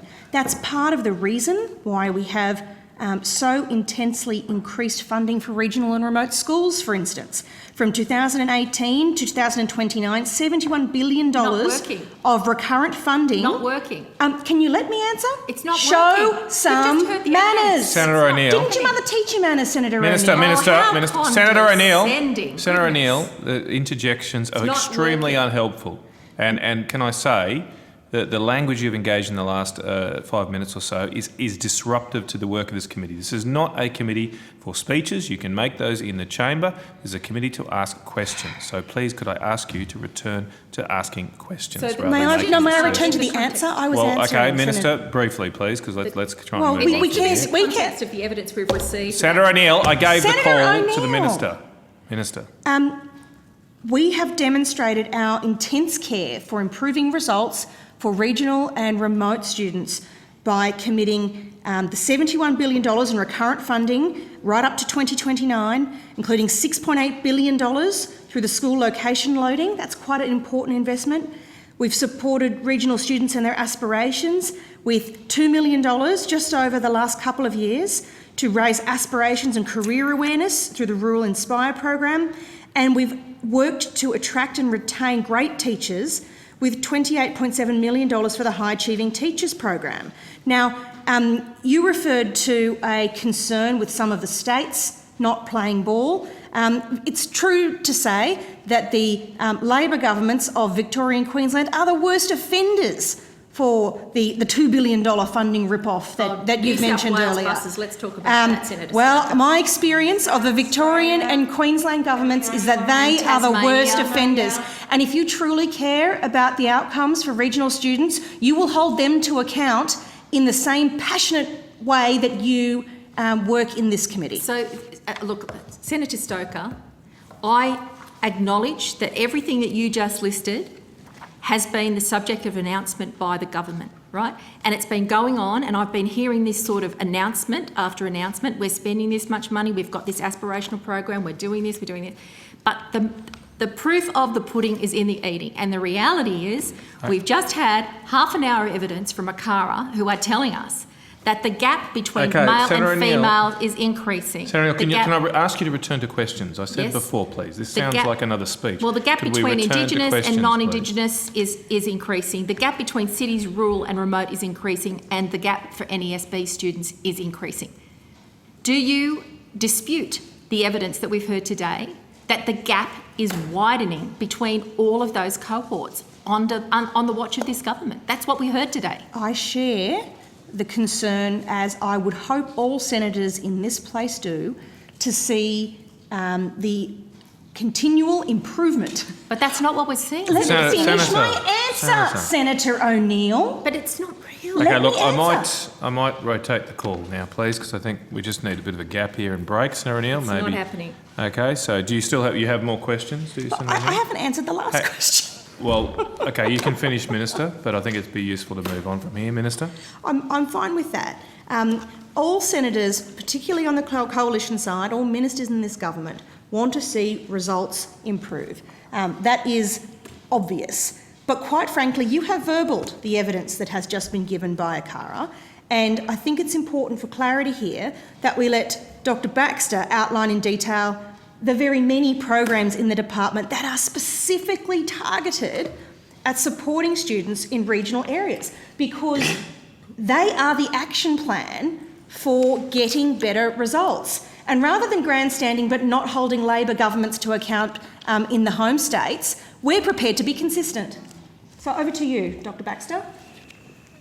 I think some of the key stats you've canvassed, Senator. So The real increases in funding to regional areas under Commonwealth recurrent funding are a key part of that, and in particular the regional loading, which seeks, Senator, to account for some of the issues that you've raised here today.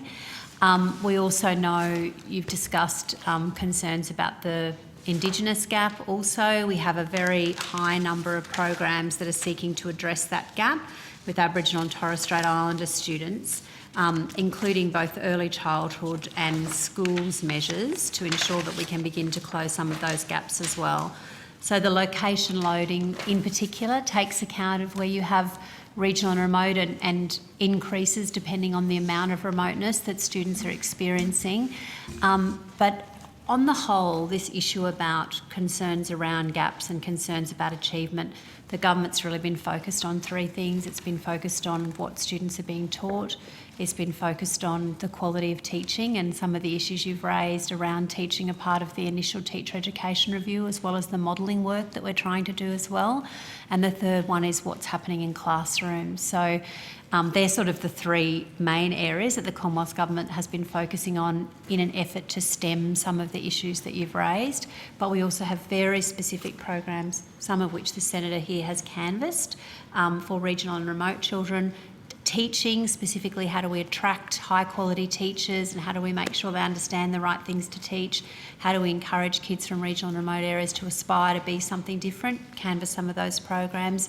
In the Indigenous space, we're looking at numeracy and literacy programs that are specifically targeted to Indigenous children and to remote Indigenous children, working with local education departments but also with community organisations who are so important in accessing those young people. And we have started to see, in terms of the lead indicators that we look at in closing the gap indicators, we have started to see some progress in some of those, not in all of them. Certainly in indicators like getting children along to early childhood education and care, some of the closure in more children completing Year 12 that we know will lead to improvements over time in some of the statistics we've been discussing today.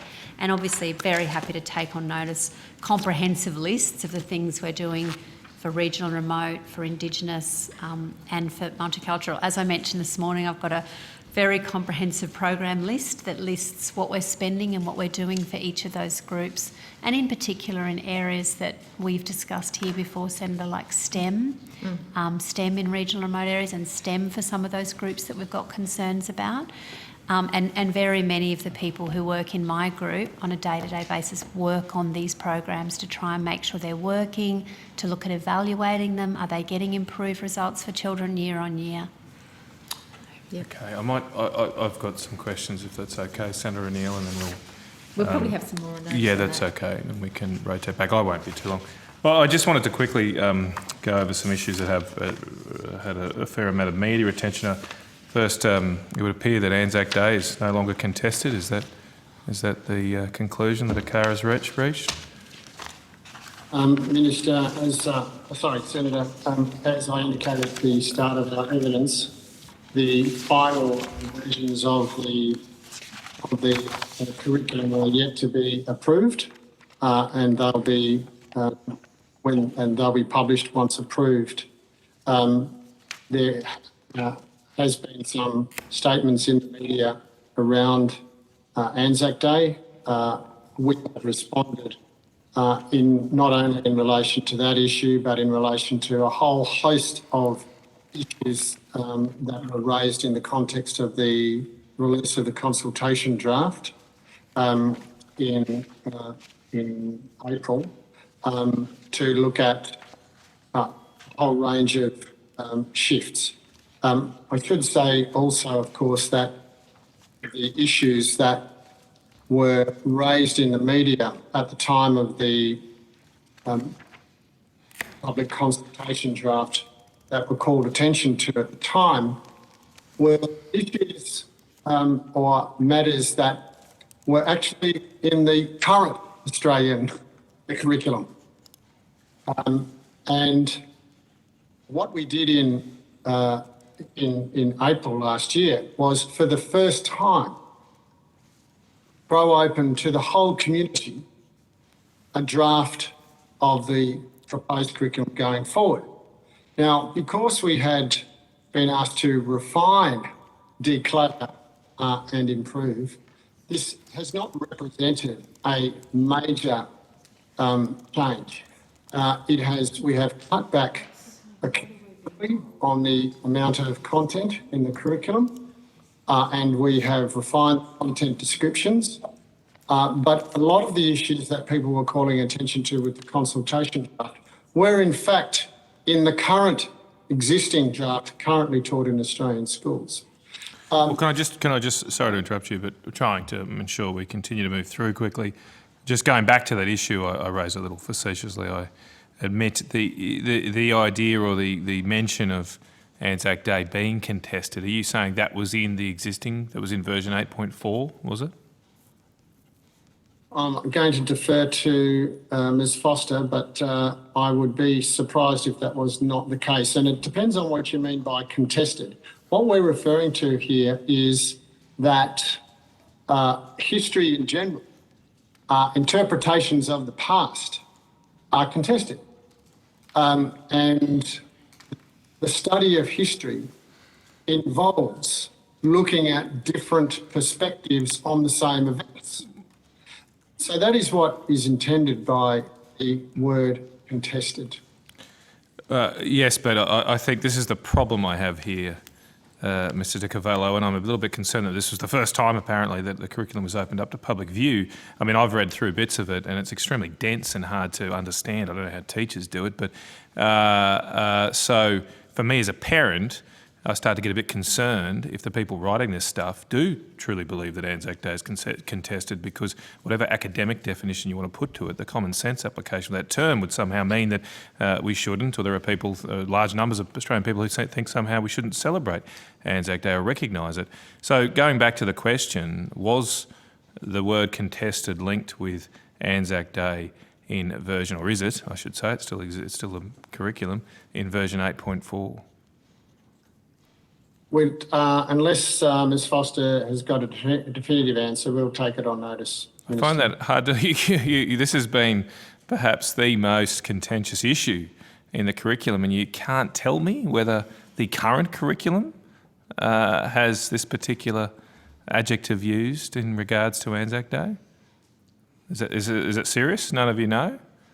You know, we can quickly look it up, Minister. It's not. I'm a little gobsmacked that you do not know off the top of your head, because, as I say, there's been.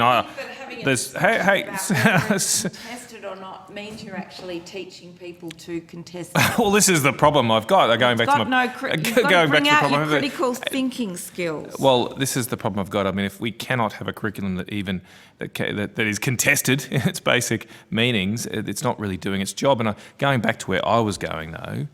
So I just want to confirm that none of the people here, none of you here, know whether the current curriculum associates Anzac Day with a description of being contested. Well, if you give me a minute, Senator, we should As I be said, able I'm to... a little concerned, given the attention this issue has gotten.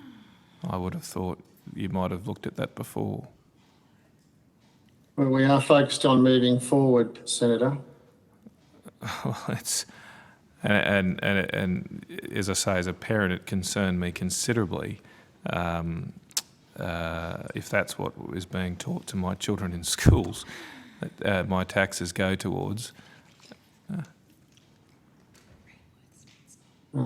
So I would prefer to take that on notice. I understand the points, but I don't want to mislead you. We do talk about contested ideas in history broadly, and that has certainly been the intent and has always been the intent of teaching history and history skills. I absolutely appreciate that. I've got a major in history myself, but I think sometimes there are people with a certain agenda that teach history. I certainly came across that at university, and I go back to the point that I'm very concerned that yourselves can't even give a simple answer to this question, because parents out there are very concerned about what their kids are being taught, and it just seems like you're trying to hide things by not having simple answers to these questions. Well, we're not trying to hide things, Senator. Well, that's what it appears. That's how it appears. Yes, Senator. I think you might be verballing the witnesses there a bit. Well, I know. I was just giving my impressions of the answers. or the lack of answers, really. Can I turn then to another issue or similar issue, though? There was also a lot of conjecture about the teaching of Christian and Western heritage. Various reports in the last couple of weeks mentioned that there have been changes from the draft or from the draft late last year to the new draft, if I can call it that, to re-emphasise the role of Western and Christian heritage in our history. Could you just summarise what those changes have been? As I said, Minister, until until all ministers agree to the final revisions, we're not in a position to publish or partially publish what's in the final document. Once ministers have approved it, it will become clear to all concerned as to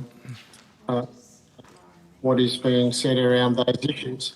But Minister Robert is on the public record as stating at that high level that these issues have been addressed. Those were issues that we received a lot of feedback on through the consultation process. Okay. All right. Well, thank you for that. I'll pass back to Senator O'Neill. Just get an indication of how much longer, given the dinner break is due at 7. Three questions that are data So we can do them by 7, I think we should be able to. Let's aim for that. Thank you, Senator O'Neill. Thanks, Chair. Please, could you provide the 3 most recent years available for both the non-government and government school sectors on total per student capital expenditure? Oh, are you asking? I'll hand to Mr. Tidmanis. I'll hand to Mr. Tidmanis. Whoever's got the answer. Okay, we have information at the total capital expenditure level. We don't break it down at the per student level. So what's the total expenditure? So the 3 years, 2017, 2018, 2019, the last 3 years we have available. 2017 government, total capital expenditure, is that what you're after? Yes. Can you do it by year? Yes, 2017 government, 2 billion approximately. I can send you the detailed figures exactly. Thank you, that'd be great. 2018 government is 3.5 billion approximately. And 2019 government is 3.6 billion approximately. Okay, and how many students is that servicing so we can find the per student capital expenditure? Well, we don't usually provide that per student information, and the reason for that is because the expenditure is actually quite lumpy. As you'd be aware, there are programs at various different times for building, and it doesn't matter whether you're building a gym for 300, 400 students or several thousand students, the cost of a gym would be the same. So breaking it down per student doesn't make sense. So we don't provide information broken down by per students. Could you do that though? Well, we have total enrolments that I can provide for you. So, but there would be caveat based on what I've just said. Yeah, absolutely, and happy to receive it, aware of that, but just it gives a measure of what's going on in that space. I just think it's really important though to take the evidence of this witness with the careful caveat he's given, and that is that sort of the crude maths applied on that data wouldn't be an accurate measure, if I understand correctly. Please correct me if I'm wrong in understanding what you said, but to do back of the envelope maths using that would actually be quite misleading and unhelpful to understanding the picture. Thank you. Could that total amount that you just gave me, is that Commonwealth and state? Yes, it is combined. Okay, so could you give me the Commonwealth proportion for each of those years? The Commonwealth proportion for 2017 is 121.4 million, approximately. Yep. 2018 is 265.5 million, approximately. And 2019 is 253.5 million, approximately. Okay. And the state and territory capital expenditure, is that the gap between the announced 2 billion in total and the 121.4?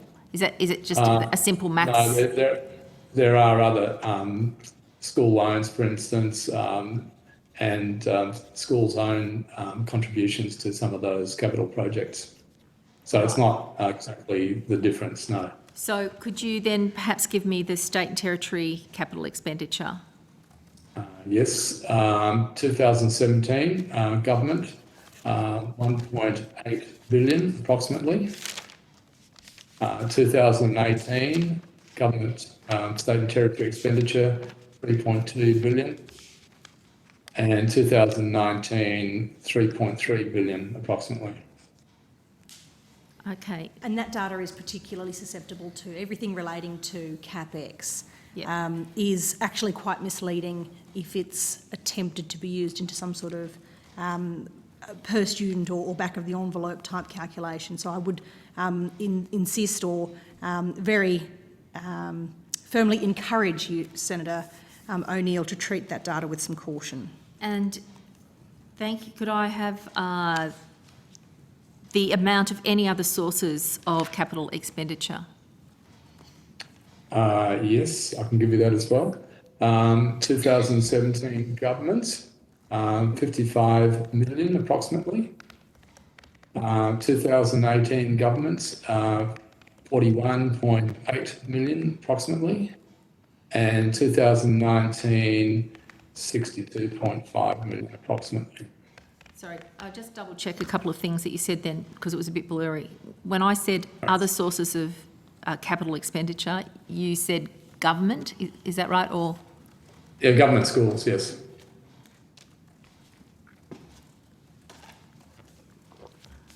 okay. What about non-government? So we can go through the 3 years again, Senator. So 2017, Australian government capital expenditure in non-government schools, 124 million approximately.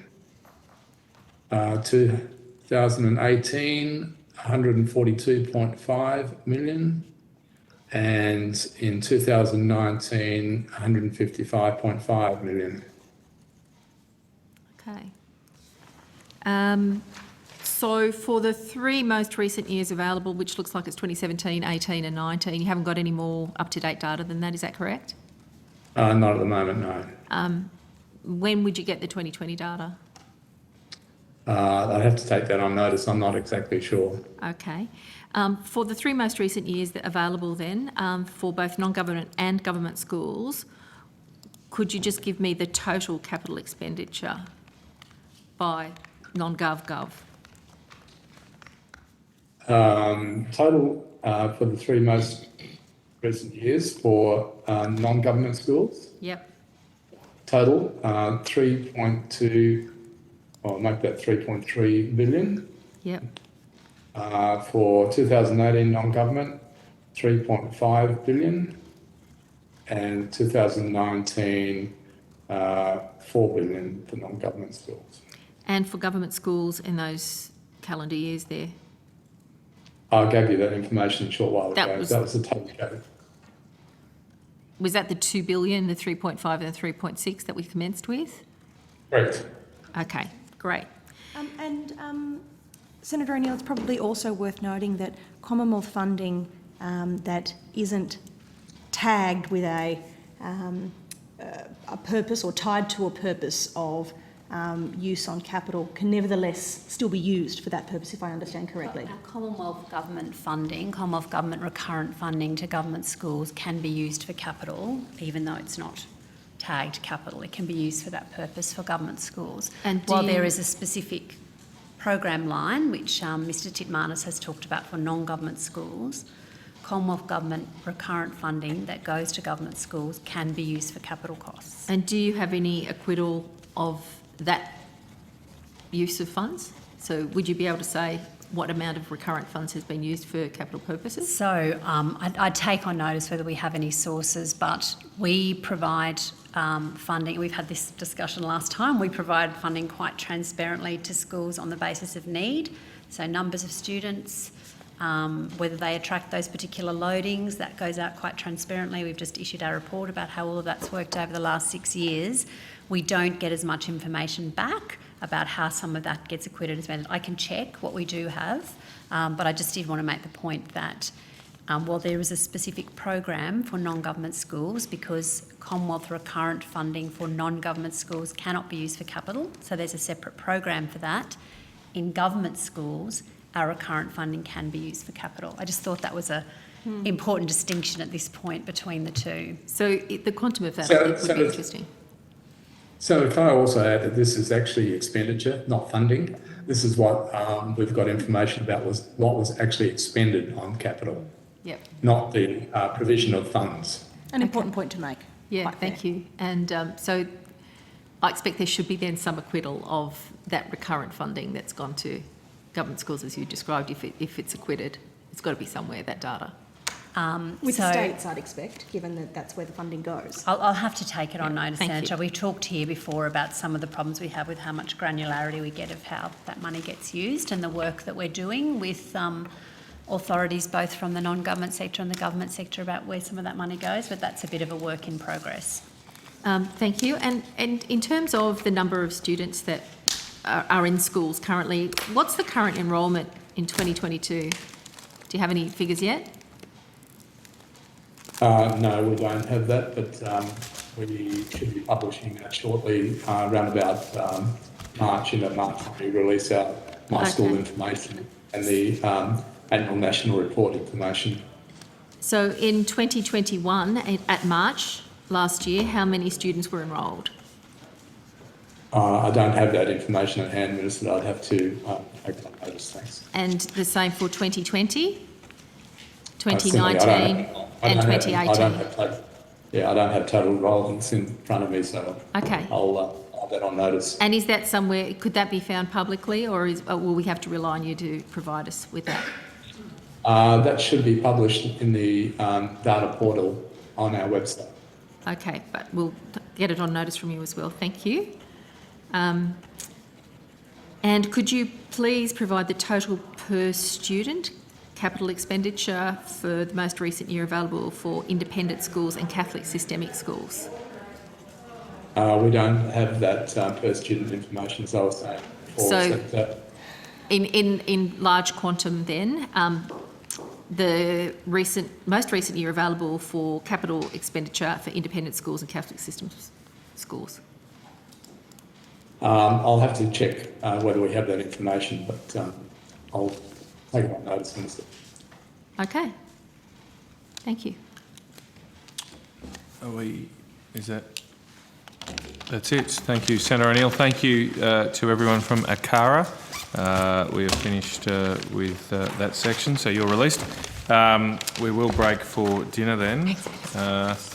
Sorry, Senator Chair. Yes. Senator Chair, I have an answer to your question. Okay, fantastic. Over to you, Mr. De Cavillo. The current content description in the current existing 8.4 version reads as follows. The commemoration of so students are required to study the commemoration of World War I, including debates about the nature and significance of the Anzac legend. So in the current version, the word contested is not used, but the word debates is. Okay. Thank you for that. That's useful. Thanks for getting back to us so quickly. As I say, you are released now. We will come back at 8 p.m. with the Department of Education, Skills and Employment, Skills and Training Division. I suspend the meeting. Ready? Thank you. And I welcome representatives of the Employment Division of the Department. Is that right? Oh, sorry, I jumped ahead. Skills and Training. Sorry. Skills and Training. I just want to get home. Senator Pratt.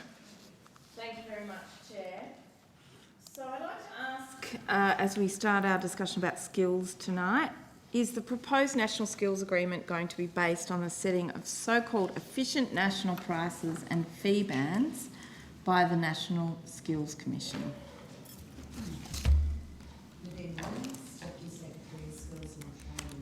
So yes, Senator, part of the discussions that we are having with the states and territories revolves around the use of an efficient price and also, scope to set subsidy bands and fee bands. And I think we've talked in this committee a little bit previously about sort of the criticality of fee bands in allowing for more national consistency in terms of the fees that students are charged. States and territories, I understand, have raised concerns that the proposed prices would see fee increases for students, even as subsidies for vet providers also increase. What feedback have you received from states and territories about this proposal? So we've worked very closely with the states and territories as part of the negotiation on the National Skills Agreement.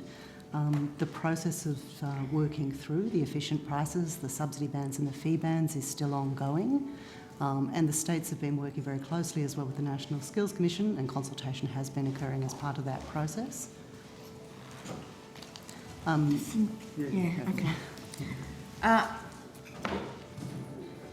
Has it been put to you by jurisdictions that the proposed model will see fees rise for some of the most common qualifications?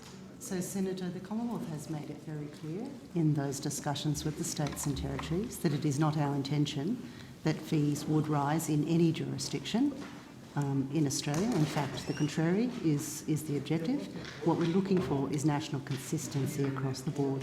And we've undertaken quite substantial modelling on the range of different approaches that you could take in discussions with the states and territories. And certainly in those discussions, it's clear that there are ways through in negotiations that would ensure that fees do not rise in any jurisdiction. So you're confident that fees won't rise in any jurisdiction, even in the context of just making them the price consistent? I'm confident that we can work through those issues with each jurisdiction as part of the negotiations, Senator. Yes. Okay, but there are pretty different prices and fees in different jurisdictions already. If you set them all at the same, surely that means inevitably fees will rise for some courses unless the subsidy increased. Can you explain the premise behind that? I might ask Ms McDonald to talk that through a little bit, but before she does, I would just note that the National Skills Commissioner is continuing to work with the states and territories on some of these matters and will be appearing a bit later in the evening. Ms McDonald? Yes, Senator Mary McDonald, First Assistant Secretary, Skills Reform Division. Senator, the question of working through fees and the agreement is one of particular interest to the government, and we are working with states and territories on that. The models that we're looking at involve capping of fees, and part of the aim is to ensure that the proportion of students now that pay unreasonable fees do not pay unreasonable fees in a model where governments are putting in more money. Under the model as well, coming off the back of Job Trainer, there are discussions with states and territories about the ability to extend, with the new money that will come into the agreement, to be able to extend concessions either to high priority qualifications to encourage more students to take up training in those areas and careers in those areas, and also to student cohorts that would benefit from reduced fees and do not have access to those at the moment. Each state and territory is different. Some states only give concessions to very small groups of students, others are a bit broader. And because we're looking at a whole lot of extra money going in, it is really about getting the right qualifications in and encouraging students without financial and other barriers to be able to come in and study in areas that lead to the jobs and skills that are needed in the economy. Okay, and if someone's got foundational skills that aren't quite ready, but that's kind of built into the vet qualification in that jurisdiction, how do you account for the variability in, are you confident that you're not going to cap the student debt and the government allocation at a price too low that means it's going to be not enough money to deliver the qualification for a particular cohort of students? Senator, foundation skills are a particular priority under the new agreement, and you'll see on the heads of agreement agreed by all state and territory chief ministers, premiers, through the national cabinet process, that improving access to foundation skills is a key priority. Now, in terms of how states deliver that, it can be done in different ways. It can be foundation skills training purely for the purposes of foundation skills, or in many cases, students receive extra supports and training alongside their qualification, and there would be additional funding to cover that within the framework. To what extent have you assessed the need to split that out from work out whether there were foundational skills in the qualification to start with that have meant that it might have affected the price? I understand what you're saying. You've got to make decisions about Senator, what's I think in and that out probably of is the a question more for the Skills Commissioner, Mm-hmm. but we would certainly see where a qualification was delivered and it was a standard qualification and you had extra foundation skills training on top or supplementing it, it would be reasonable to have supplementation to account for the higher costs. But you would have to talk to the Skills Commissioner about the costing methodologies. Okay. In the department's experience, or is it your experience, in relation to the uptake of VET courses as student fees rise, do more or less students take up that course, or is it not a relevant factor, or does it depend on the market? Senator, the focus here is to make training more affordable and to increase uptake. So the Commonwealth has committed to put significant extra funds into the new agreement. Mm-hmm. We certainly have had some experience with Job Trainer, with low and no fee training, which Mm-hmm. has seen significant interest and uptake in areas that are particularly important to the economy and will lead to jobs for individuals. So work by the National Skills Commission on the proposed approach to settling fees identifies 10 different fee bands, from $50 to $1,000 in the lowest band to $7,000 to $13,000 in the highest. What share of the top 500 qualifications that your department has looked at would fall within each of those bands? Yes, Senator, I don't have that information with me. Certainly our people have had a look at the information. We have looked at the extent to which there will be students who would pay lower fees, because we're looking at capping as one of the options. In terms of any further analysis, probably the Skills Commissioner would be a good person to talk to. However, if you'd like us to provide you some more information, I'd be happy to take it on notice. Thank you. I very much appreciate as much detail as you can about the price of each of the bands, the subsidy, the fees, and the qualification that fits within each band. I'm sure that you've got that underlying data somewhere without having to write it all out, especially for us. Senator, I can see what we've got, yes. I just want to check that you'll be able to give us the full set of information as currently modelled and proposed. Yes, certainly, Senator, and we can work with the National Skills Commissioner as well to ensure that that information is available, because some of that will fall into the Commission's area of expertise. So a course like Community Services, a diploma in Community Services, how do those fees compare with what a student would be paying today? Senator, I just need to clarify one point. The work of the Skills Commission in terms of settling prices is still underway.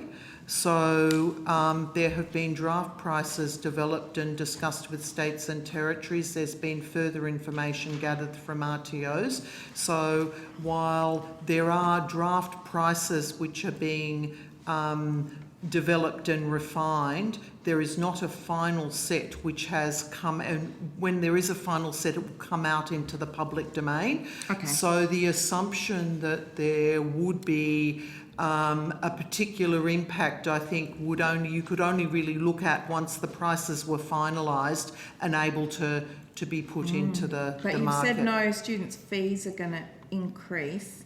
So I'm assuming... That's about the model we're looking at under the National Skills Agreement. So there are two components. One is advice on what fees are, and the work the Skills Commission takes into account public-private benefit, so what a student would earn when they've got the qualification and they're working, and what the benefit is to them, and also what the benefit is in terms of the economy. Looking at that, the model that we're then looking at is a model that then uses that information. Okay. So in terms of the draft, and I understand they're not finalised, I understand that in the ACT currently, a community services diploma costs a student $500, but under the new proposal, it would be between $3,000 and $7,000. Is that... Has that already been varied, or is that still the draft as proposed? Sorry, the draft that he is currently consulting with states and territories and gaining feedback. That sounds a fairly big disproportion, Senator, but it's probably best to ask Commissioner Information Boyton. I've got about the ACT would also show a Certificate 3 in electronology. They'd go from 2,000 to between 3 and 5. How many qualifications are linked with occupations listed on the government skills lists? And have you paid attention to the skills priority list when setting these prices? And how many of them would see fee increases, even though they're on the priority list? So, Senator, just a couple of things there. I think as the Secretary noted, Mr Boyton will be available later tonight to talk to the detail of some of the work that he's done in that space. In addition to that work not being finalised, I would like to note that everything that we're discussing today is subject to negotiation. So we're still working through with each jurisdiction how a model such as this might apply within that jurisdiction. Okay. And so, I mean, I would like to be a little cautious about sounding too definitive about how such a model might apply. Well, you've been pretty example, definitive about saying that students shouldn't see fee increases. So, Senator, absolutely. I mean, I think what I was saying is that's certainly the intention, and that's the approach that we are taking to the way in which we're negotiating with the states around the model. But I can't see how you can say the model is still so flexible and open if you're so definitive about fee increases not happening. Okay, let me put it this way. Can you guarantee that fees won't rise for courses in high skills need areas like childcare, community services and digital skills if the new NSA funding model as currently drafted is adopted? Yeah, look, Senator, the government's intention and what we're working with the states and territories to do is not to increase fees, but to have fairer fees and have more students get low fee and no fee training. Okay, so what's your understanding of the extent to which fees would increase based on the model as it's currently drafted? I know it's not your intention and you might negotiate them down. Do you have already a good picture of how application of the model, of what its impact would be on current fees? So, Senator, these are matters that remain subject to negotiation with the states and territories. There's a multitude of ways in which... Okay, so you've said it's not your intention, you could but whether approach there are this. fee increases or not for students still depends on those negotiations. So there's quite some way to go in the negotiations, that's correct, Senator, and I wouldn't like to prejudice those negotiations or to sort of predict where they're going to head, but certainly that's the way in which Ms McDonald described the approach to fees is certainly the Commonwealth Government's position on how we would like to arrive at a landing point with the states and territories. But as you know, there is some way to go on those negotiations, and I wouldn't like to sort of prejudice where we land in that space. The Heads of Agreement for Skills Reform says the new skills agreement will be finalised as of last year in August. So can I ask, when did negotiations commence, and at what point did the department form the view that the agreed August deadline would not be possible? How close were you to reaching an agreement as of August? So we've been continuing to negotiate with the states and territories on the new agreement since the initiation of the Heads of Agreement. Essentially, this is a matter that's been discussed by the National Cabinet Skills Committee.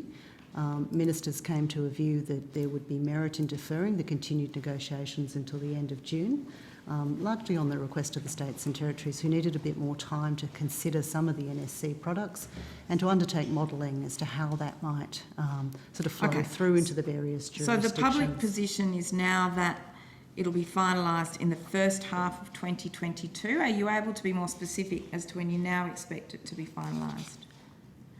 So the Skills Committee has been tasked with working through the new agreement, between now and the end of June, so the first half of 2022. So will it be finalised before the budget, so we know what the Commonwealth's contribution will be under the new agreement, if not for next financial year, for the forward estimates in which the agreement, needs to be up and running?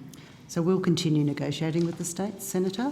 Certainly we're working towards the deadline set for us by the National Cabinet, and skills ministers will meet to work through and talk through those negotiations as they progress over the course of the next couple of months.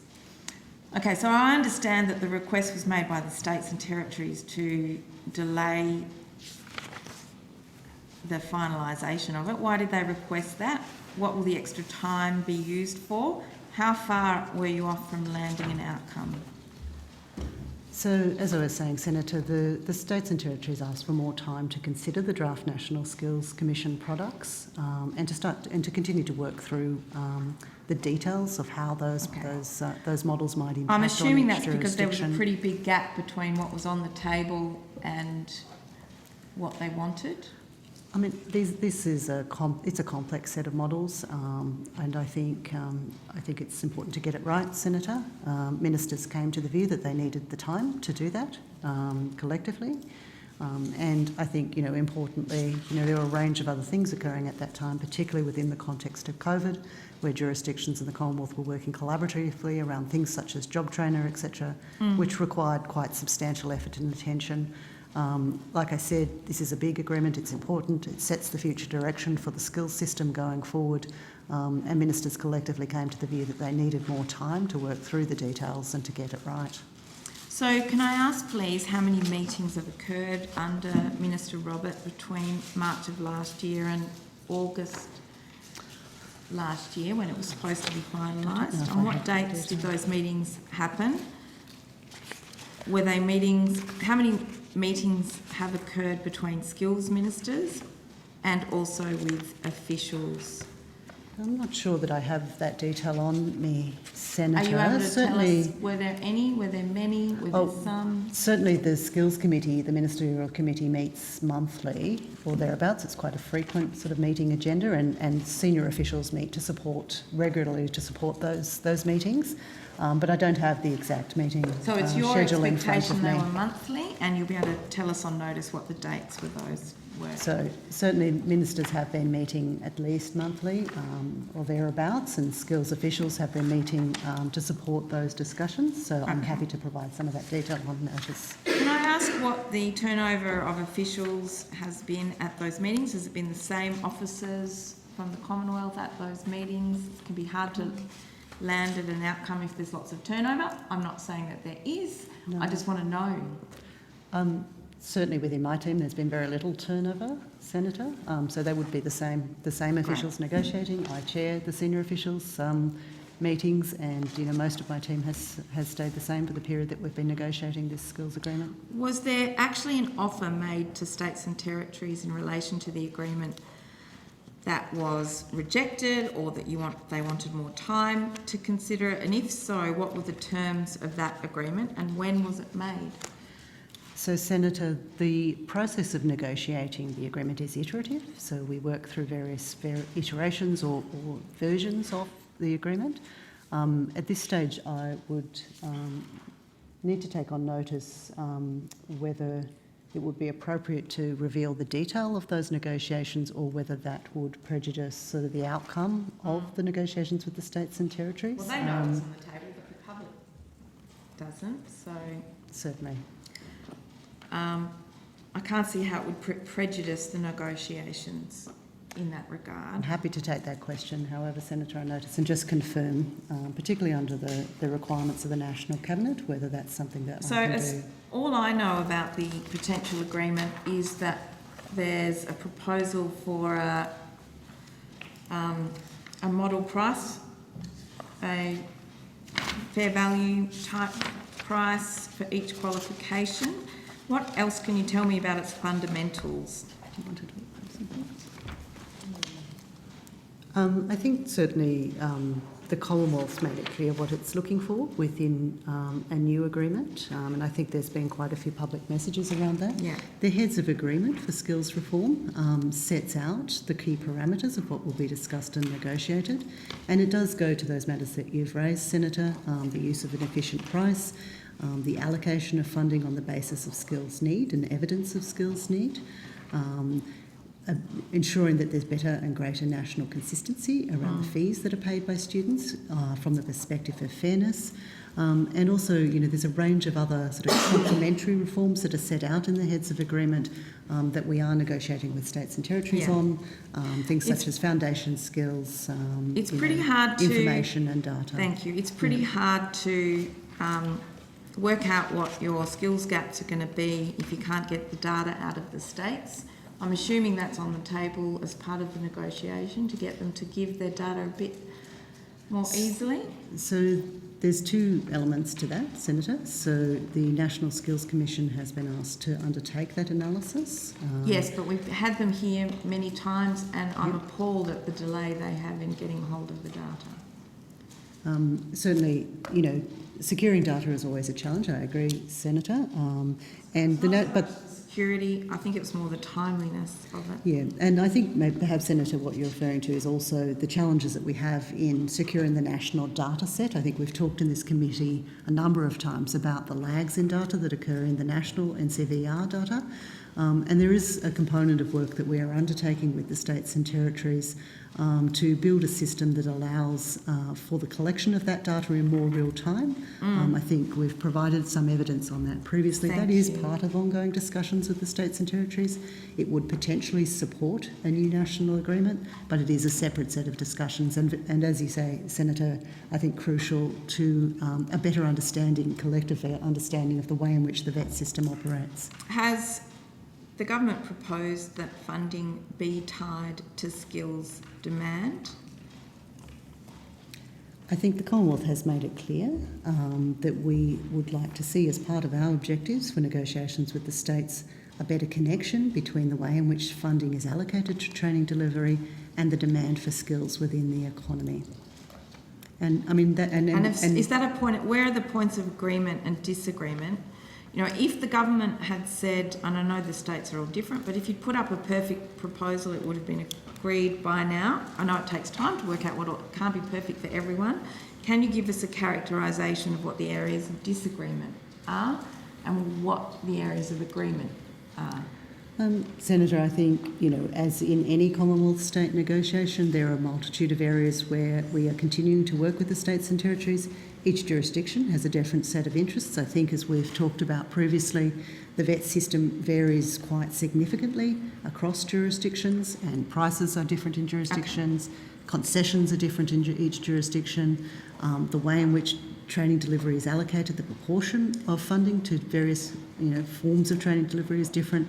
So there's quite a number of areas where we need to work through both multilaterally but also bilaterally. In effect, they're negotiating with each other, not just the Commonwealth, because if it's the same model for everybody, they've got to understand Well, we are seeking a higher level of national consistency, Three more Senator. topics, yeah. But Three as more part of questions. those discussions, what we are exploring with the states and territories is the scope for there still to be a level of local flexibility. And this is, not uncommon with, Commonwealth state negotiations. They do tend to sort of traverse those areas of where can we achieve as much national consistency as possible while also giving individual states enough flexibility to deliver on their local needs. Okay. One of the key objectives is efficient pricing. Can you please give me as much detail as you can about what's meant by an efficient price?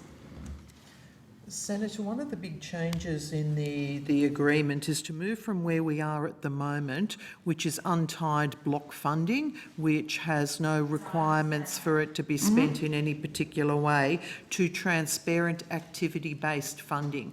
So if you're having activity-based funding, you then have to have a price for your activity and an agreement if you're sharing the cost between the state and the Commonwealth as to the shares you have on that funding and what the amounts are. Okay. So will the model is it a one price for everyone, or will the model recognise that it might cost more in one jurisdiction or remote location to deliver training? Senator, the variation in price by a number of factors, and geographical location is certainly one of those factors, is taken into account. The variation in local markets, the National Skills Commission is looking at bands rather than a locked-in subsidy price. So there are a range of flexibilities there. And by band, that would be within a band for a particular qualification. So if, for example, you can't find anyone to teach people how to be an electrician because there's a shortage of electricians and your TAFE doesn't, or local provider, you have to really pay a lot more in order to compete for those skills. Is that built into the model? Senator, there are two components that you look at in terms of the application of the model. One of those is the subsidy that you provide by government, which goes to a particular level, and then the other component is the fee paid by students.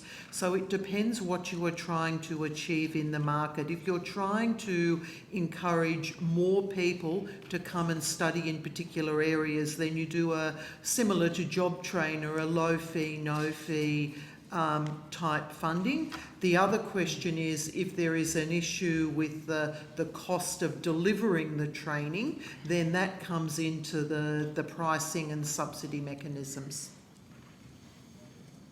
Okay, but also, just one or two more questions. Has the department identified training providers or a class of providers that face funding cuts as a result of the introduction of a funding model linked to efficient price? Senator, I think the officials have already said about how negotiations are still underway, so we're not at a point where that could be come to fruition at this point. But you must be dealing with it in the analysis and negotiations already. Yeah, and I think I guess the issue is the states could come to an agreement, but it's going to have particular issues for particular providers. Are they at the table as well? So at this stage, Senator, it's a series of negotiations between the Commonwealth and states, but we've certainly given quite a bit of thought to the question that you've raised there, and will continue to do so as part of the negotiations with the jurisdictions. Thanks. I can take a pause there, Chair. I've got plenty more, but Thank if you want to you. share the call. Thank you very much, Senator Pratt. I just had some questions on the vet fee help redress measure. I have the correct officials at the table.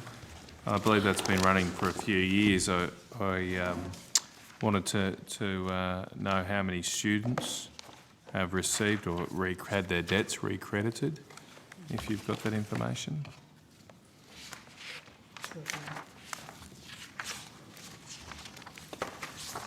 Senator Cathy Dennis, Assistant Secretary, Vet Student Loans. To date, we've credited more than 180,000 students and approximately $3.3 billion. Geez, that's 180,000 students. Yep. Yeah, that's a lot of money too. That's a lot of students. So, going back to when this issue arose with the Vet Fee Help program, over how many years were those 180,000 students studying, if you like, or incurring fees? Do you understand where I'm going there? So, how long was the Vet Fee Help program open for the eligible period for which we're redressing fees for? So Vet Fee Help commenced in January 2009. Right. It was in 2012 that the scheme was actually expanded, and Right. at that point in time we started to see undesirable behaviour and unscrupulous providers taking advantage of students. This and was you students go to in- the shopping centre and you get a free iPad to sign up to a course. Yeah, I remember. Yeah, so it. providers targeted vulnerable students. They stood outside Centrelink offices, Right. offered them free iPads, signed them up for courses that they were never going to be able to complete. So were most, do you have information on how many of those 180,000 students or ex-students who are getting redress, were all of those or most or some of those after 2012? Do you know that? Or they could have been, could you still get redress if you were subject to abuse between 2009 and 2012? The redress measures applied for To the anyone. Vet Fee Help scheme. Yep, okay. However, the vast majority of students obviously are in that period where we saw that poor behaviour by providers. When was the Vet Fee Help program, was it shut down or there was something that put an end to this, didn't they, that we stopped these inducements occurring? When did that happen? Yes, so as I said, the scheme was expanded in 2012. Some initial reforms were made to Vet Fee Help in 2015, but they didn't actually halt the behaviour. So Vet Student Loans was a new program which was introduced on the 1st of January 2017, and it was specifically designed to address the issues that arose under Vet Fee Help. So are any of the 180,000 students post-2017?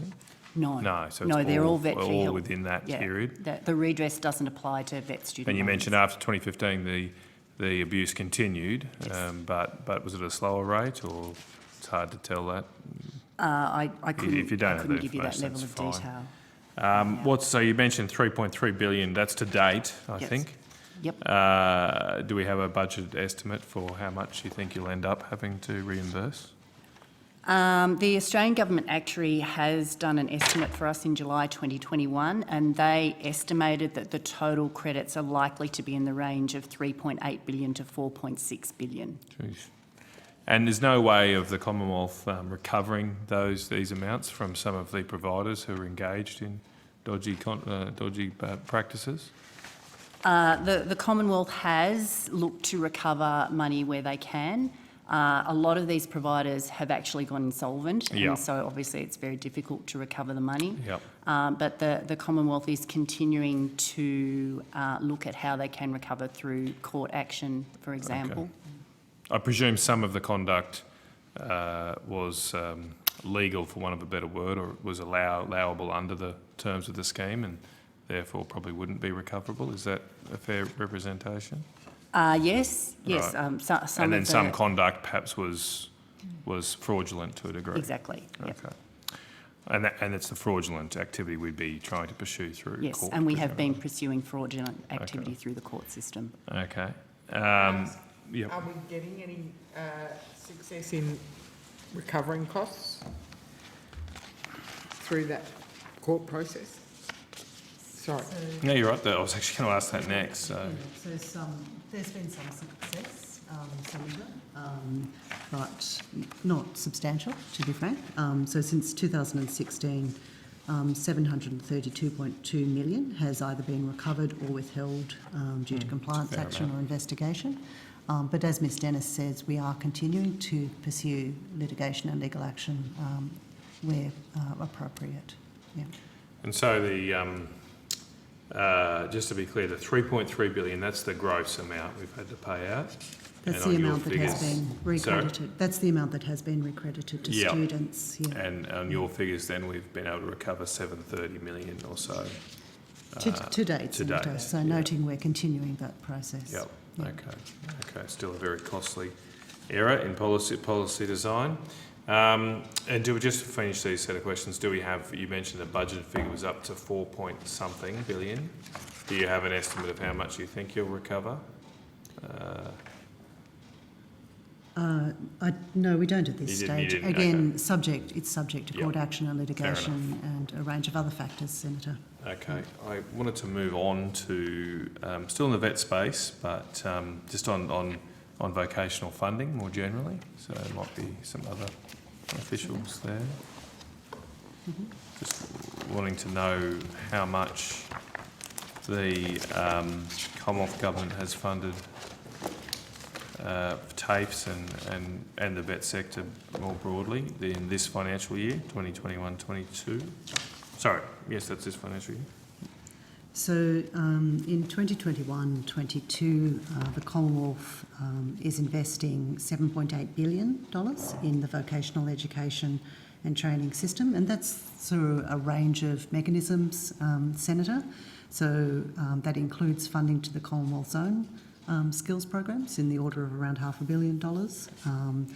It includes transfers to the states and territories in the order of around $1.6 billion, and that's things such as the National Agreement on Skills and Workforce Development, the SAF Fund, the Revitalising TAFE Fund, etc. We also provide funding, of course, to students via the income contingent loan process. Okay, you'll have to excuse me. I think I missed the total figure there for 21-22. So $7.8 billion in total, Senator. 7.8. Thank you. And just over the past decade, has say from 2012-2013, has funding increased or decreased for the TAFE or vet sector? So $7.8 billion is a record level of funding for the vet system, Senator. It's an increase on the amount that was invested last year, which was in the order of $6.4 billion, and it's quite substantially higher than what was provided in previous years. Do you have the figure for, Pre-COVID. say, or how far back can you go? Do you have the figure for 2012-13? We can, Senator, yes. Ms McDonald may have that Okay. first. Senator, I can let you know that in 2012-13, the total amount of Commonwealth funding for vet was $3.8 billion. So it's increased from $3.8 billion to $7.8 billion. Okay, so a $4 billion increase. I mean, look, when I see some commentary in the media, particularly from our political opponents, I see that there's claims that funding has been cut by $3 billion to the TAFE and vet sector. Are you aware of any evidence that would support such a claim? Look, I can't comment on the origin of that number, Senator, but I will point out, as Ms McDonald said, there has been an increase in funding over the period, and that there is now a record level of funding this financial year, 2021-22, in the order of $7.8 billion. But the bottom line, the Commonwealth Government has increased funding significantly over the past decade to the TAFE and vet sector. $7.8 billion, Senator, yes, that's correct. Thank you. I presume some of the dispute here may be due to the fact that I understand the TAFE and vet sector is jointly funded by the federal and state governments. And just to be clear, that the figures we've just gone through, that's just federal government funding, is it not? That's the Senator. Well, that is correct. So the vet system is jointly funded by the states and territories and the Commonwealth. I think with respect to your reference to TAFE, Senator, I think it's very important to note that for the most part, the Commonwealth provides funding to the states and territories through a range of transfers, as I mentioned, like the NASWAD, etc. And the states are responsible for the allocation of that funding to either the private or the public system. Okay. That funding you just mentioned that we give to the states, is that included in that $7.8 billion figure? It is. So for the in terms of the funding that's transferred to the jurisdictions, it's around $1.6 billion through the National Agreement on Skills and Workforce Development. The Job Trainer Fund, for example, is distributed by the states and territories. So in the order of 500 million. The Skilling Australia Fund, the Revitalising TAFE Campuses Across Australia Fund, the Energising Tasmania Fund. In total, their transfers to the states and territories in 2021-22 is in the order of $2.2 billion. So that funding is distributed to the states through a range of national agreements and national partnership agreements. The decisions to allocate either to the public or the private sector are a matter for the states and territories. And for the most part, you're seeing a reasonable amount of funding flowing through into the TAFE system. So around about 70% of VET funding, total VET funding, Commonwealth and states and territory funding, is allocated to TAFEs. Okay. And so do we know, we have good knowledge of how much the states and territories are spending on TAFE and vocational education in any one year? So the NCVR does a data collection, the government funding collection, that does look at how much funding is allocated to the various types of provider, whether it's a public providers or private providers, or the university sector, where the university sector delivers VET training. And what that data from the NCVR does tell us is that around in 2020, which is the last point where they collected that data, around 70% of VET funding does go into the TAFE system. But are the states and territories, do we have good enough data to know whether the states and territories are increasing their funding to TAFE and VET? Or, I mean, you mentioned there's still significant, or so you used some descriptor, I can't remember, in terms of states and territories, but has it in a quantitative state? The state and territory funding across the 10-year period you mentioned is fluctuating. Now, there is a lag in us getting the data. The NCVER collects the data, and one of the things that we were talking with Senator Pratt earlier about was the need to have better data systems and more real-time data, which is something that the Commonwealth and states are working on now. The headline figures I've got for state contributions, if we pick 2012-13, the states collectively put in $4.5 billion in that year. It then fluctuated across the years, dropping to a low in 16-17 of $3 billion, rounded up. And then at this last year, 21-22 is the last year I have data, and the figure I've got there is $3.8 billion for the states. Okay. All right. Well, that's. I'll add one other question. Sorry. You mentioned that we obviously provide. Senator, can I just correct that? It was 2021. Was the last year? Yeah, sorry. Yeah, it's because of the lag. Yeah. Okay. You mentioned the funding to the states you provide to VET or to TAFE and VETs that go through the states. Are there any other programs that we fund that fund TAFE directly and not direct to the states, or not through the states, I should say? So, Senator, we do fund some. There are a number of instances where the Commonwealth does contract directly with RTOs, and the two that come to mind are the C program and the Migrant English program, which is run through the Department of Home Affairs. Okay. So we do provide some funding directly to RTOs in that circumstance. I'm just trying to find my numbers on that, Senator, but I understood I have them. Do you have them? I don't have them. But just give me 1 second, Senator. My apologies.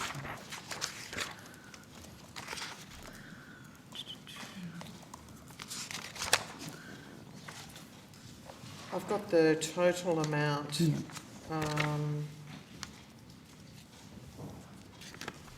No.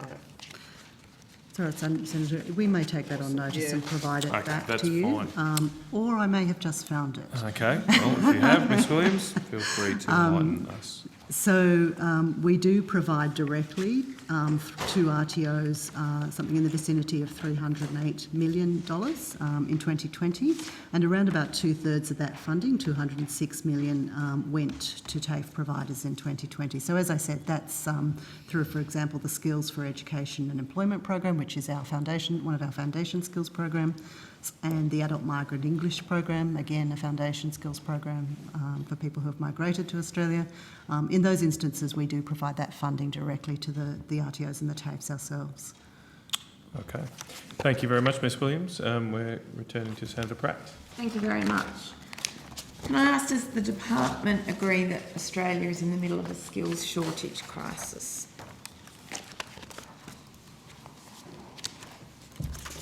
Senator, I think it would be fair to say that there are skill shortage areas in some areas. And why wouldn't you characterise it as a crisis? Well, look, Senator, I'm happy for the think Minister. Well, I I'm sorry, guess, you know, but there are qualitative Hang on, Senator, I'm happy differences for the... in terms of Yep. the extent to which, you know, we were talking this morning about 20% of childcare providers doing centre-based care having waivers on their staffing levels. So crisis can mean different things in different sectors, but when it comes to things like aged care, where we're seeing significant shortages, yes, there's certainly a shortage. Yes. Senator, I was just going to make But- the point. Senator, I was just going to make the point that we, of course, don't ask officials to provide opinions. So I'm Well, happy for the official to answer this in the way she chooses. She's welcome to choose her own words and descriptors, Okay. of course, but just be careful about asking them to pin them on an opinion on policy matters. Can you give us Did a you bit have of a anything to- characterisation of where you think those skills shortages are having the most significant impact and what's going on in the Australian labour market as a result of those skills shortages? So, Senator, I think we spoke at length this morning about childcare and the fact that the waivers that you referred to didn't mean there were less people in childcare, but it actually was a waiver on the qualifications, not the number of adults. So I just want to make sure to just reinforce Mr Phillips. That's all right. We don't need to revisit that, but yes.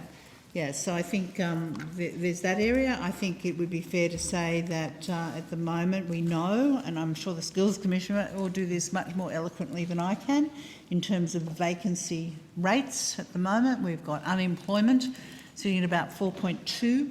I think that's right. We've got high levels of vacancies across the country in a number of areas, and indeed there's probably a differential impact in different areas of Australia. I think it's fair to say that these are questions properly directed to the Skills Commissioner. Although our Secretary is very capable, the right answers Well, I think beg you'll to get differ, from the Skills Minister. Commissioner. The Skills Commission can give us the data and some of the policy approaches, but this is the department that serves the government in terms of pulling the levers that address those problems. And so I expect the department, of course under your ministerial and others' guidance, to be able to speak to those issues. Well, the Secretary is more than able if you wish. So if I think about, a clear example of the low cost and free courses through Job Trainer. They were in areas against priority list, and I'm sure Ms Williams has a list of some of those examples. We worked with states and territories to determine that where they needed to areas of skills needs. So up on the website, on each state and territory website, there is a list of areas that each state and territory deemed to be of shortage, and that's where Job Trainer Okay, so what levers is the government trying to pull in terms of to get things working for businesses when 1 in 5 businesses don't have enough employees based on current operations as of January of this year? That's according to the ABS. So one of the big examples that work in collaborative is Job Trainer with states and territories. Getting people trained in areas of greatest need. The states have come to the party and contributing, as well as the Commonwealth contributing to ensure that we have a list of skills in need, and we're putting in low cost and free training in each state and territory in collaboration with our state and territory colleagues. So the Australian Chamber of Commerce and Industry characterises the skills shortage as a crisis. Is the fact that this government doesn't characterise it as a crisis the reason we still don't have a plan for this critical shortage of workers? So, Senator, I would argue that there is a comprehensive plan in place in order to train and skill up Australians, and the Secretary has mentioned the Job Trainer initiative, which, as the Secretary noted, is a joint and very collaborative initiative with the states and territories. And I don't disagree with that, but the issue is, may I ask, I can't see how the delays in the negotiations on the new skills agreement really demonstrates the urgency that is actually there. Well, Senator, the skills agreement is about future investment into the skills system. The Job Trainer Fund invests $2 billion in the system now.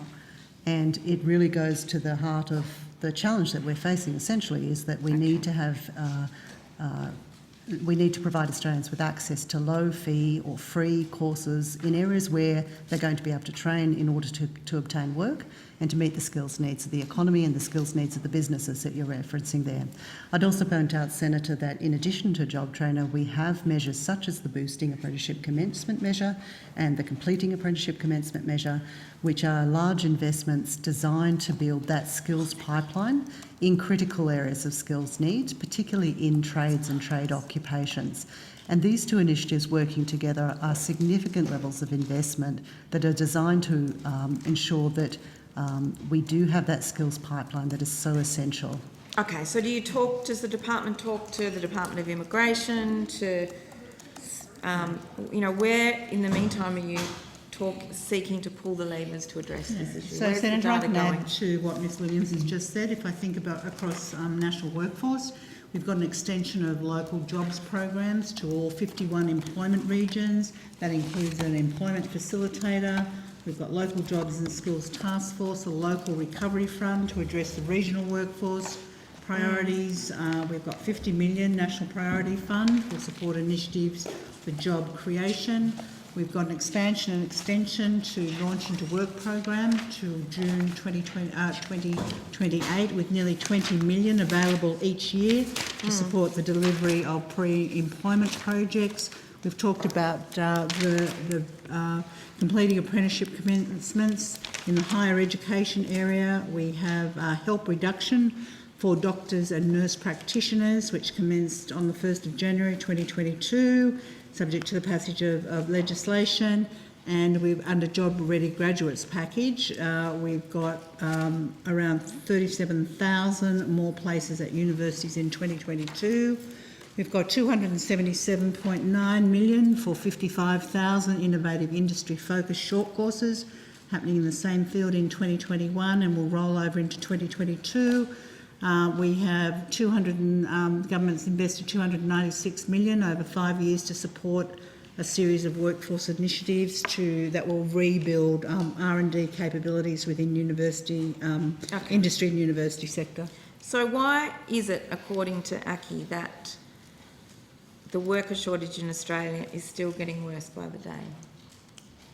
So I think some of these measures, Senator, are yet to kick in. We've got people in training.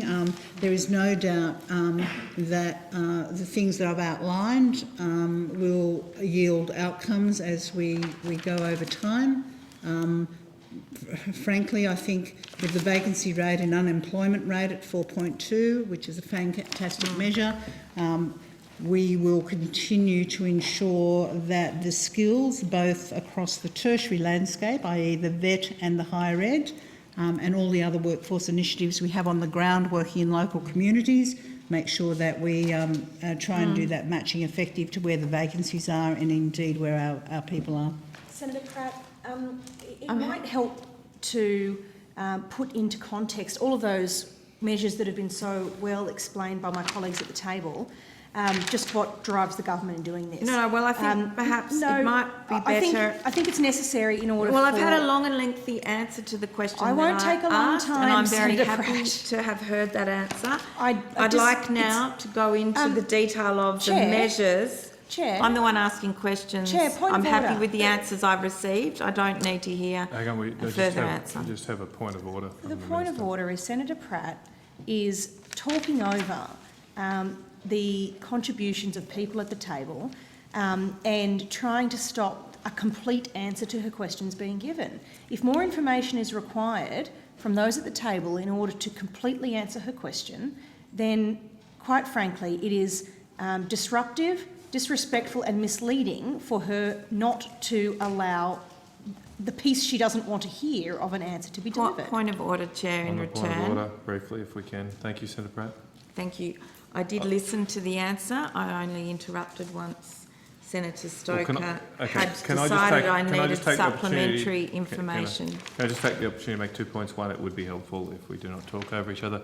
Two, we only have now 2 hours left and we still have 3 plus the remaining parts of skills and training left. So I'll just draw that to your attention, and we have a 15-minute supper break to fit in there as well. Thank you, Thank Senator you. Pratt. Thank you very much, Chair. I'd now like to move into the detail of some of the programs, some of which you've had an opportunity to mention. You've had an apprenticeship program. In the budget last year, the government said it would spend $278 million on the Australian Apprenticeship Support Network. Can you tell us, please, how much was actually delivered on the support network in terms of its expenditure relative to what the government had committed at the budget? So, Senator, we'll just get the officer to the table and get her working on her.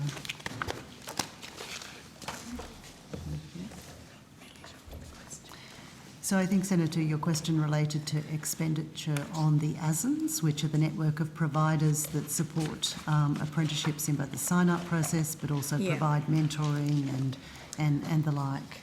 Thank you. Yeah. And I guess to get directly to the point, the detail I'm asking for is why, when the government said it would spend $278 million, the actual expenditure was somewhat under that at $219 million.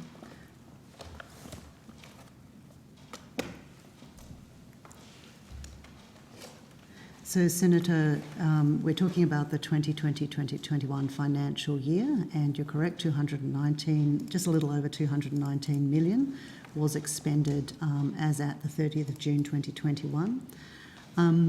Under the current contract, which runs from around February 2020 to December 2021, more than 463 million has been paid to ASIN providers who are servicing the apprenticeship market. Okay, sorry, I beg your pardon. How much? What was the figure? This is under the current contract, Senator. In the period from the 1st of February 2020 to the 31st of December 2021, more than 463 million has been paid. I'm not familiar with whether the 50 million or so was transferred over to be spent this financial year, or if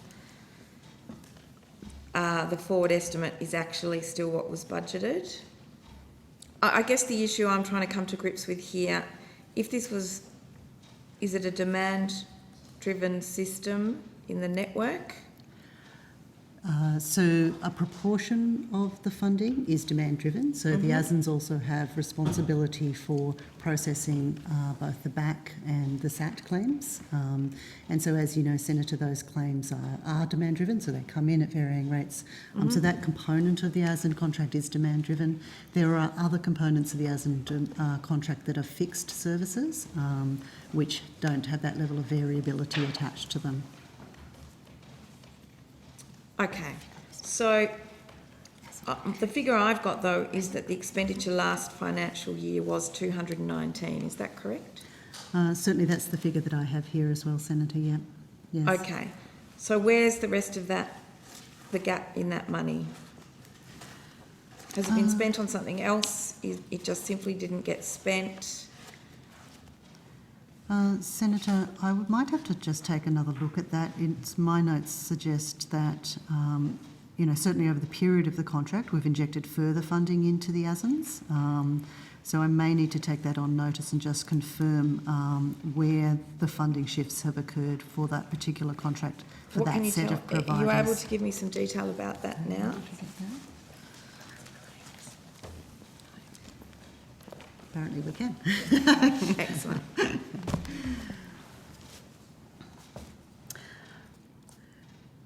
So, Senator, there has been a level of underspend, as you noted. It resulted from a lower than anticipated delivery of universal services, not surprisingly as a result of the impact of COVID-19. I think, as you'd be aware, Senator, there were quite a number of changes that needed to occur in terms of the way in which ASINs serviced apprentices, including sort of changes to face-to-face servicing. And also there were the variabilities in terms of the boosting apprenticeship commencement claim and expenditure rates. And I think we've provided evidence on this previously, Senator, in terms of the take-up rates initially for BAC being lower than initial estimates. which reflected that the average value of claims were tracking lower. Okay. And so essentially that is the demand-driven component of the ASIN contract. Why are that the had that take-up variation. rates so vastly different than what you projected? I'm sorry, the department. Belinda Campbell, Assistant Secretary, Apprenticeship Program and Services. So some of that went to the timing that claims were made by employers for their, a number of the incentives, the boosting apprenticeship commencements and the supporting apprenticeship and traineeships. Okay, could you have been more realistic at the time, therefore, in the budgeting, rather than saying that, you know, telling Australia that you were going to put $278 million injection when the government wasn't capable of pulling the levers to get that to happen? So it went more to the program and how the incentives worked. The employers remained eligible to make the claim. It was really the timing in which they put in their claims and provided the evidence so that we could actually process the claims and distribute the money. Okay.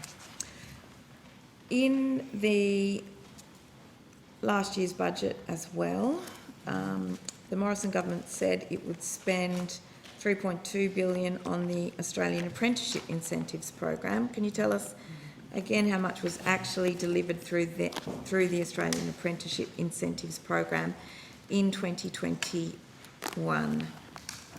So the Australian Apprenticeship Incentives Program is the umbrella program, Senator.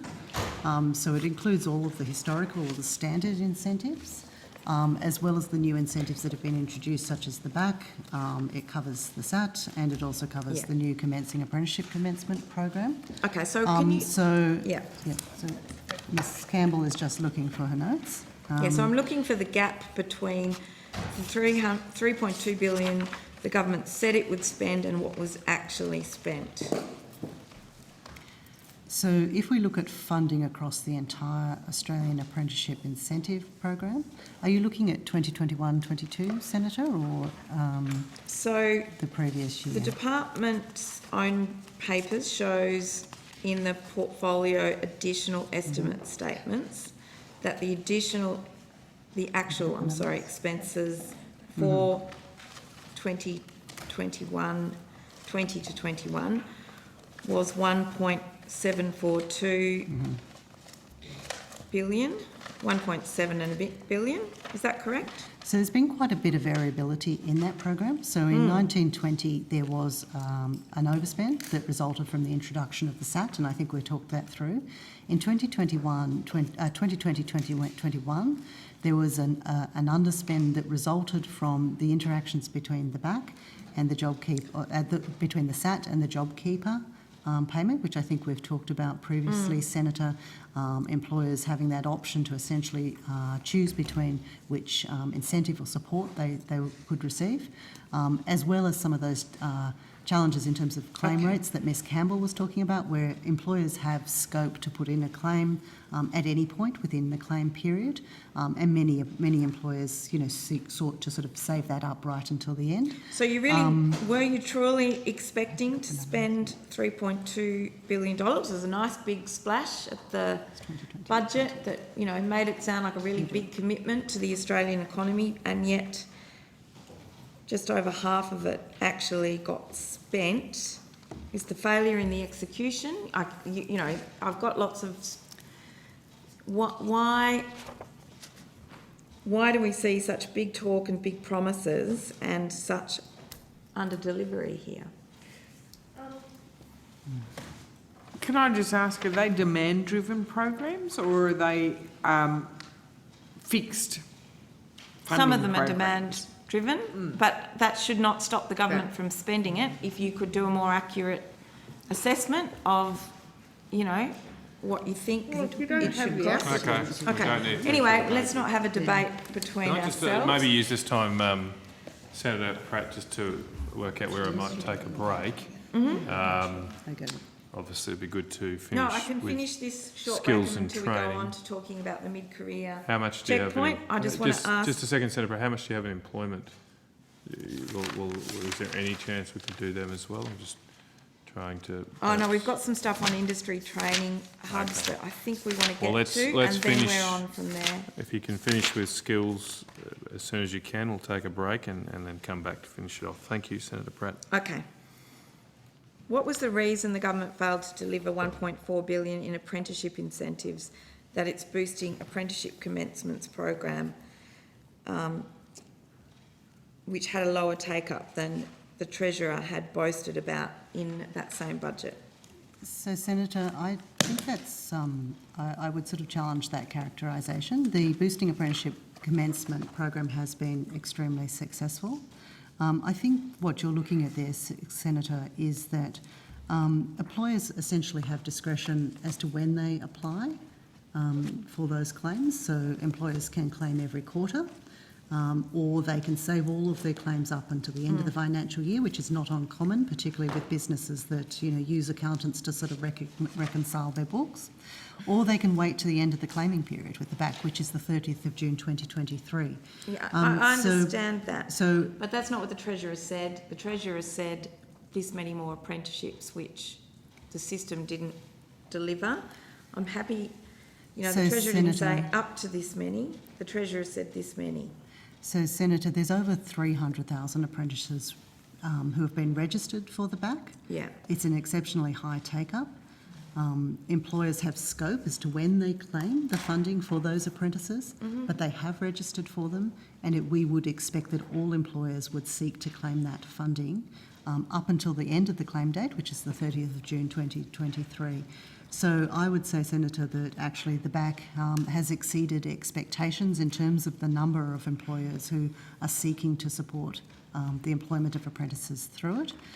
As I said, I think our most latest program data suggests that we're already well above 300,000 in terms of registrations, and we see that reflected in the in-training and in the commencement numbers for the apprenticeship system. So, Senator, I would suggest that employers do have that discretion as to when they claim it, and that's a necessary flexibility that helps them manage their business. And we will see that funding flow through as they get to that process of claiming. So thank you. You've given me the explanation of the reason that happened.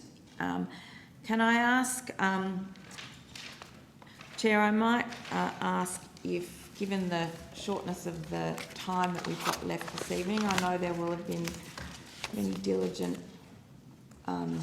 people from ASQA waiting to appear tonight, but it might be kinder just to release ASQA now if no one else has got questions for them. Well, I think that would be fine with us. So they're remote, I think, but I'm sure someone can get ASQA the message that they will be released. But we're still continuing with skills for now. Yeah, thank you. Senator I just want to touch briefly on the mid-career checkpoint.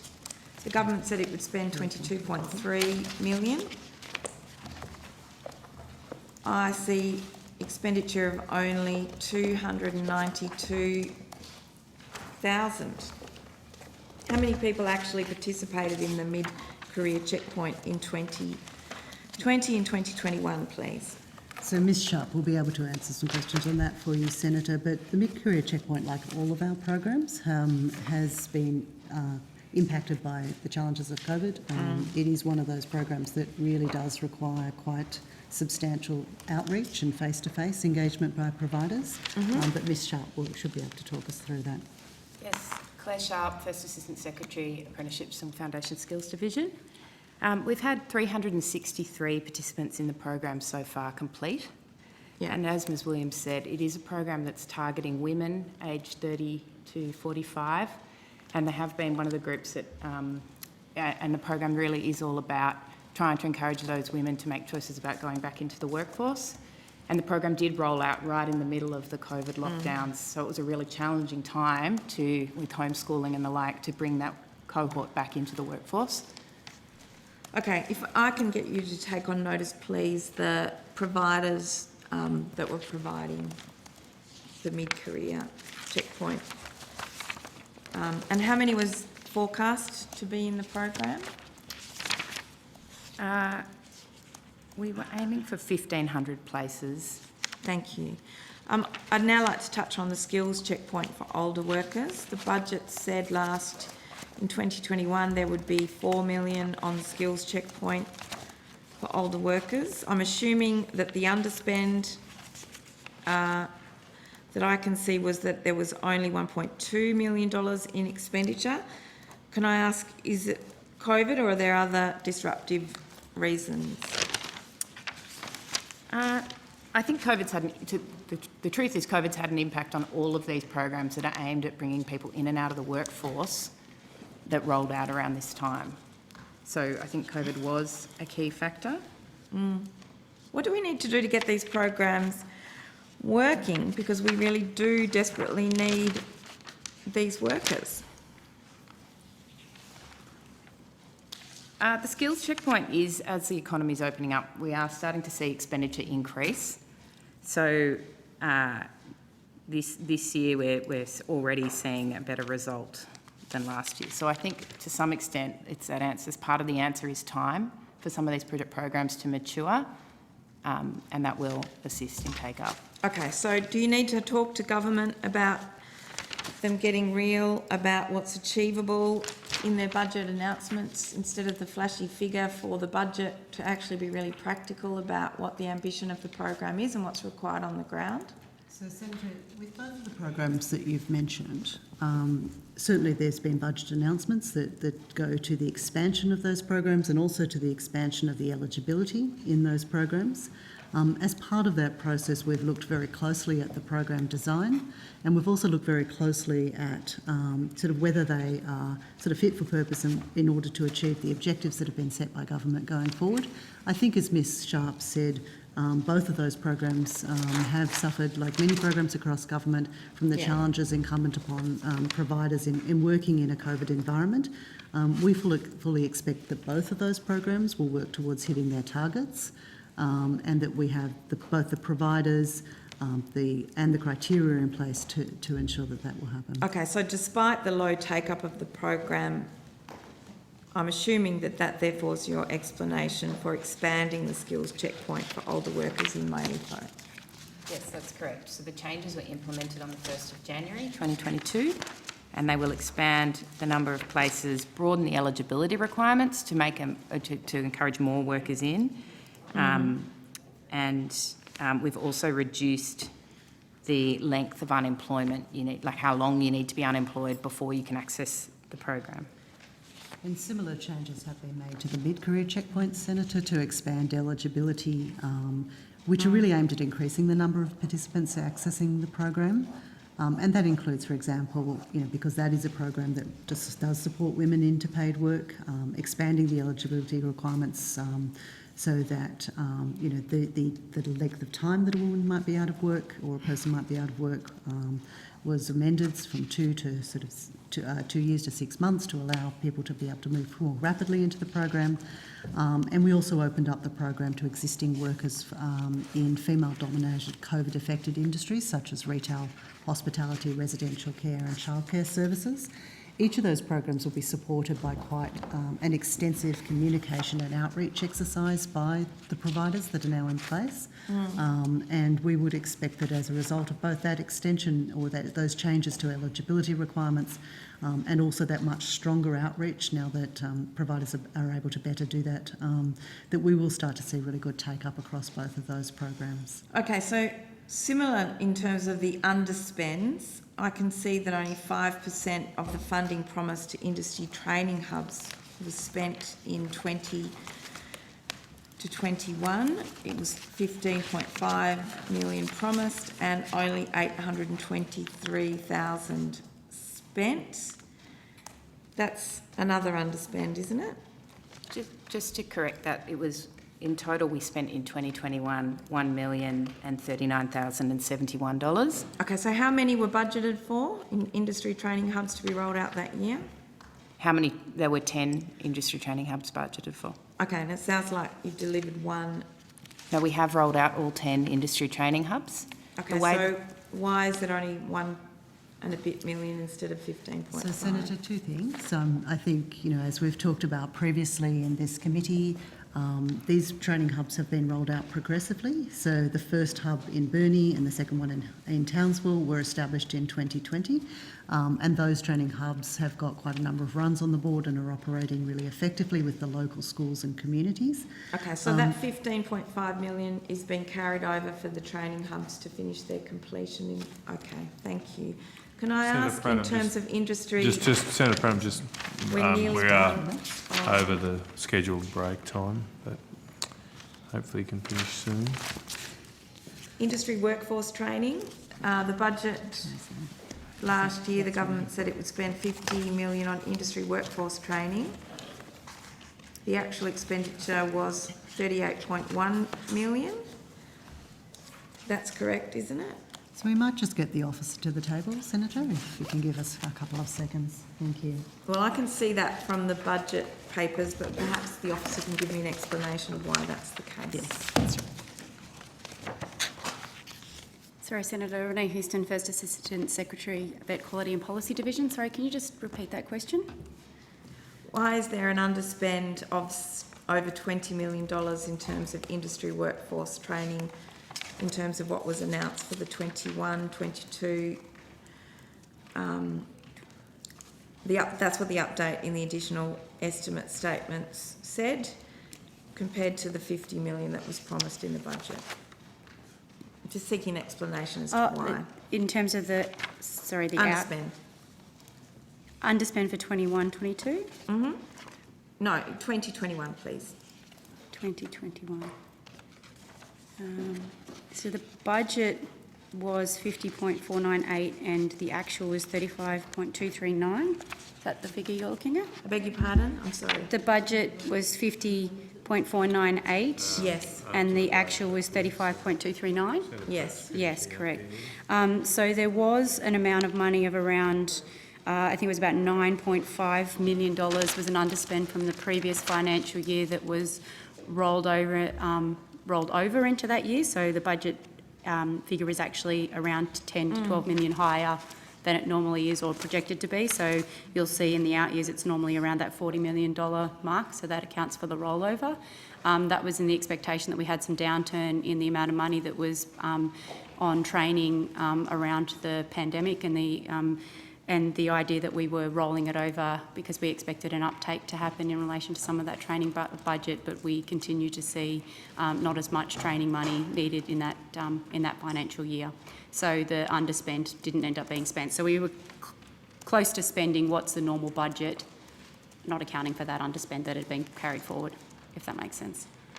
Thank you, it does. Would it be correct to say that the National Skills Commission has spent only 2.4 of its budgeted $7.8 million? I can ask the Skills Commission why that's the case.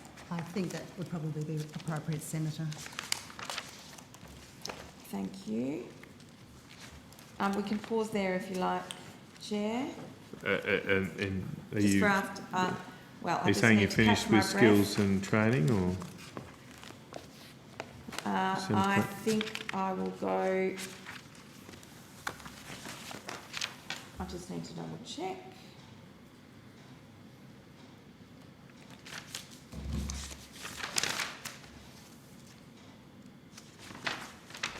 I wanted to ask now about some industry training. No, I think I've dealt with that one. The industry training hubs, we had some questions too, but I know Senator O'Neill wanted to ask. Or would you like to break? Those? Yeah. We'll break. Senator Rice had some questions on employment, but we're coming back with skills and training, are we? Senator Pratt? Look, I'm keen to move on to employment So you can put as your well, questions but on I notice. do not want to bump my colleague. Well, how about we break? We can...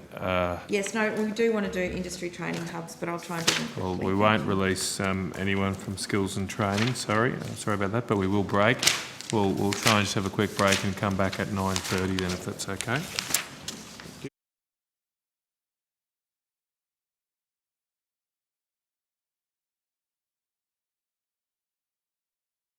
We're back on. Okay, I believe we're continuing with skills and training. Is that correct, Senator Pratt? Thank you, yes. Senator Pratt, you have the call.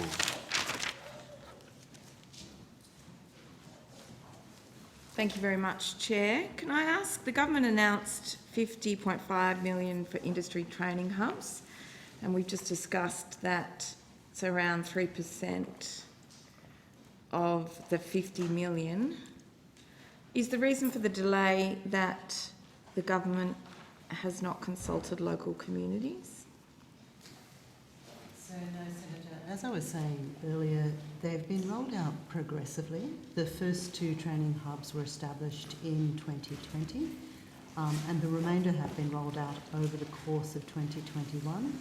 And so, they've been rolled out according to schedule, but there have been some delays, from the perspective of COVID. It's taken a little longer to get them up and running and on the ground than potentially we would have expected.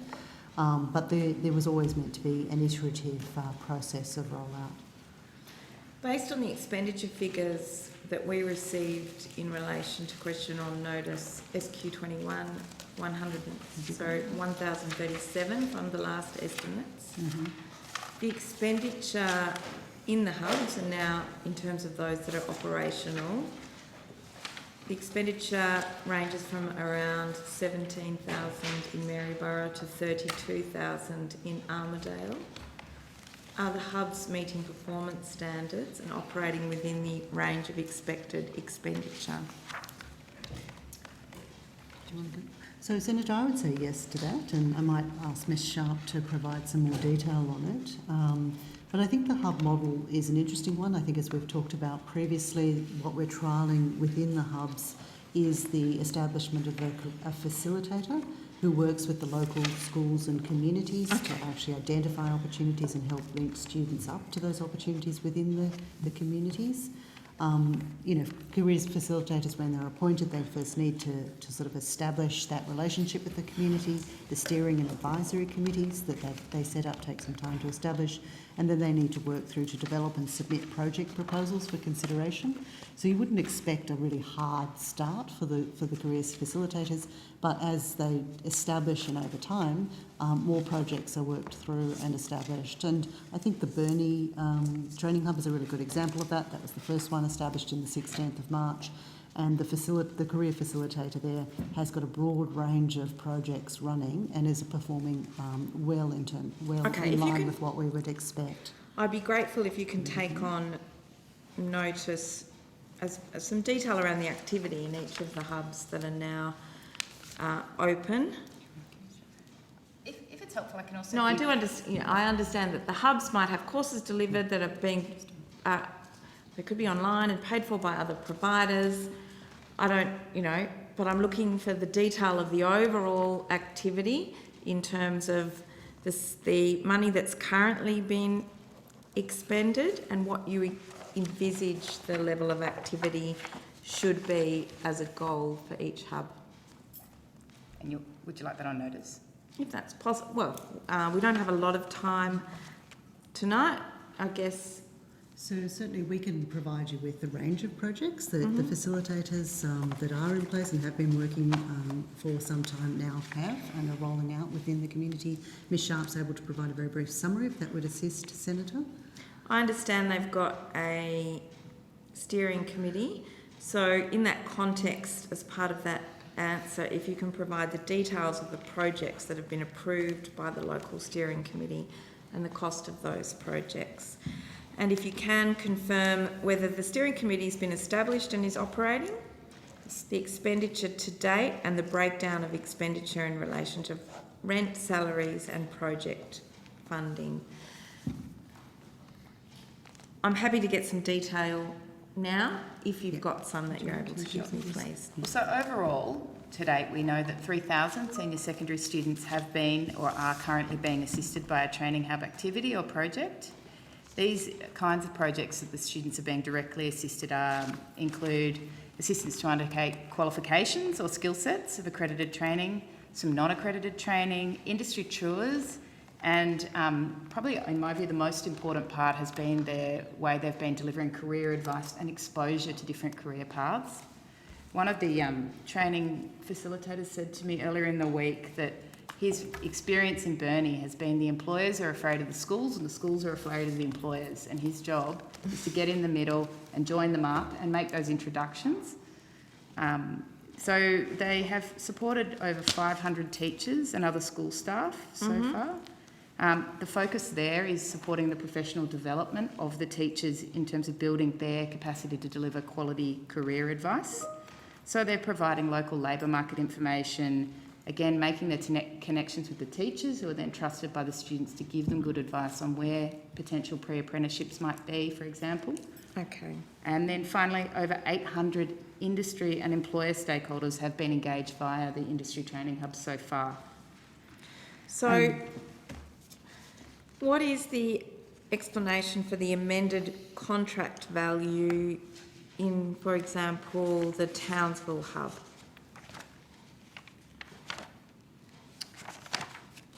Are you referring to an amendment on AusTender or a variation in the Sorry, I'm budget probably papers? speaking braille at this time of the night after 3 days of estimates. So I'll just carefully read my question. Burnie and Townsville were the first two hubs to operate. They have an average monthly expenditure. The Burnie hub's 27,000, whereas the Townsville one is 19. Is that an indication that the Townsville hub has not reached its full potential? And what's the explanation for the amended contract value? And I can read the contract number if you like. For the Townsville hub, which was 339,000 odd to 721 as at 14th of December last year. I can answer that. That was due to an extension to that contract. So it was a simple extension. The whole Training Hub program is due to end at the end of June 2023, and the extension for the Townsville contract was to extend it out to 30 June 2023. And I think, Senator, okay, to note around your comment on the performance of the two hubs. The Burnie hub's been in place since March 2020. The Townsville one established in September 2020. So they're at very different stages of maturity. Okay, but you're confident that it was the right thing to do to extend that contract with that provider? Certainly. Even though the Townsville hub is spending only $19,000 a month currently, you're confident So I they'll think- scale up to deliver the services that you expect? Yes, I am. I personally signed off on that, and I looked at kind of what they're achieving, and that their sole metric is not how much money they're spending. We're really focused on what they're doing. Some of their projects are low cost or cost neutral. As I said, the most important thing they're doing is networking and building relationships in their local area. Sometimes that costs money, and where it does, we come to the Commonwealth Government comes to the table with project funding. But where it doesn't cost money, you know, for example, holding the biggest events that they've held, most of them are very low cost, big, and particularly in the COVID environment where they're live streaming a lot of this stuff. So up in Townsville and in Burnie. So how are you measuring the performance of the outcomes? So You we know, get- if we could achieve a great deal with $19,000, So we get... that's fantastic, but we just want to be able to see the measurables here. Yes, I agree. So we do get detailed monthly reporting, and we are going to undertake a full evaluation of the Industry Training Hub program next financial year, because it is a pilot, and we really do want to kind of understand that kind of where is the value of the model. Okay. So I did ask you to take on notice the steering committee establishment, the expenditure to date, and the breakdown of expenditure. But are you able to confirm that are you able to confirm for me tonight which of the hubs have steering committees set up? All of them do, Senator. Okay.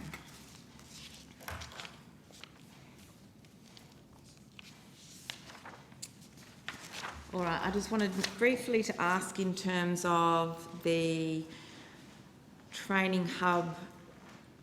There's a particular one, I'm just scanning the information. The Central Coast. Yes. So as I understand it, 9 of the 10 hubs are located in either Liberal or marginal Labor seats. You know, as we know, there are a lot of Labor seats that are high areas of need and might often be greater need than Liberal seats, although I'm assuming the Liberal seats that were targeted have their assessed level of need inside it. I'll throw to... But I'm not going to over-politicise that. I really just want to ask a question about Gosford. Well, before we go to Gosford, can we deal with your initial premise first? I think that's a really important matter to confront.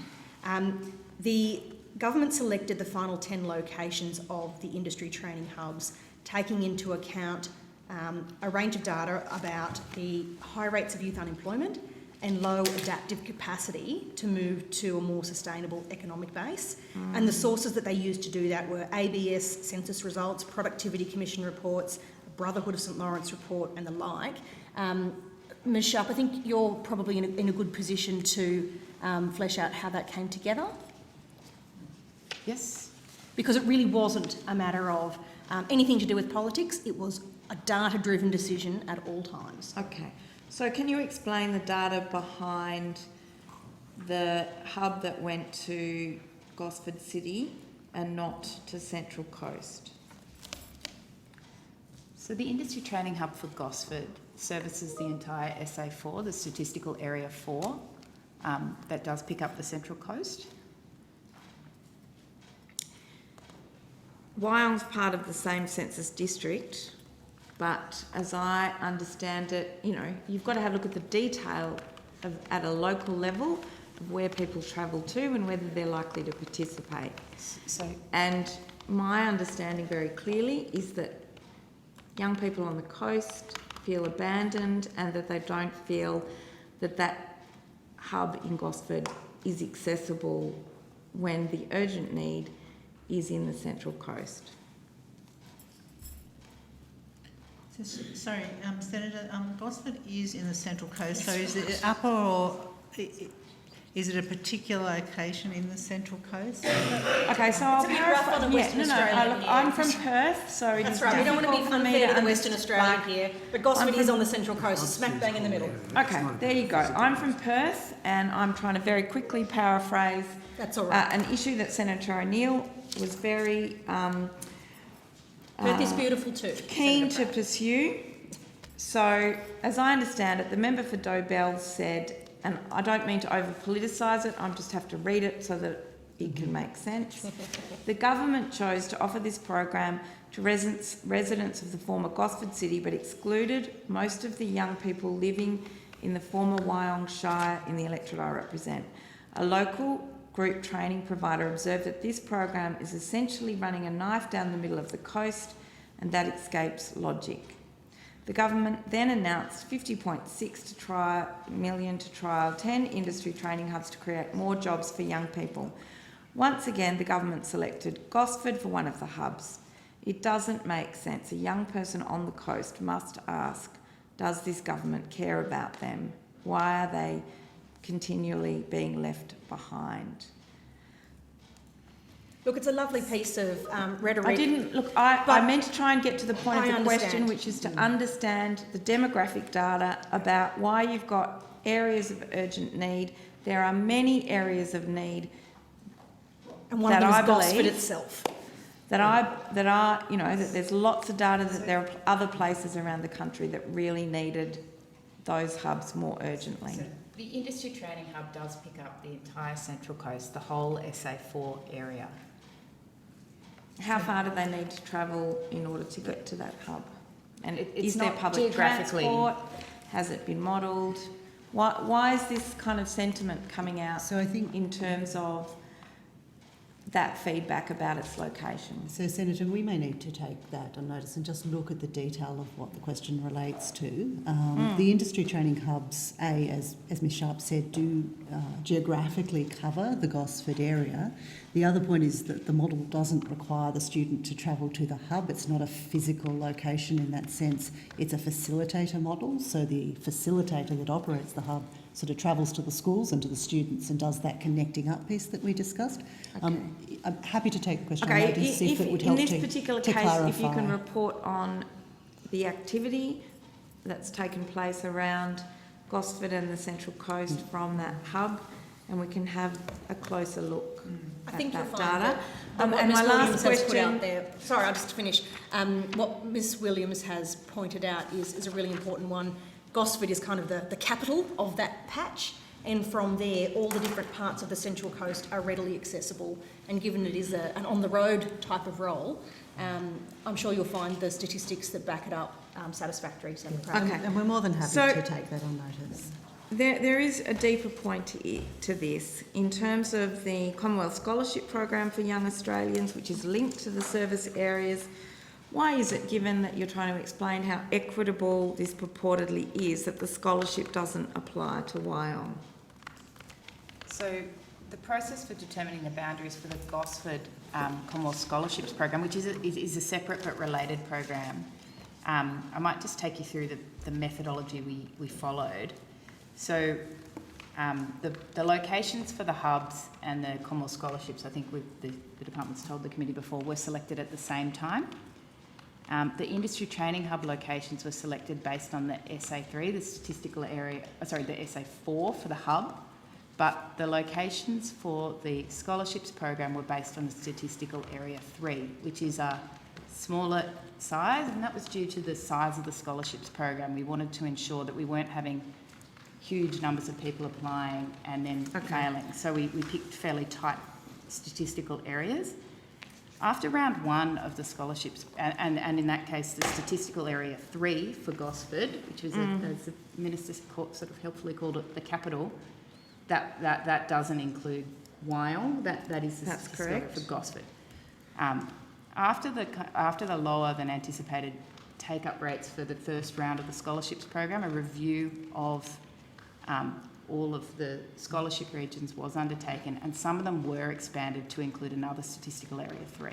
But is Wyong now Senator in Pratt, given the time, I might try and rotate the call to Senator Rice, even if it does mean going to a separate part of the I think department. Senator Rice is waiting for employment. Yes, I know, but we're still here with the department. I might just do that because really we have been here for a long time, and you've had the call for almost the past hour, so actually a little bit longer.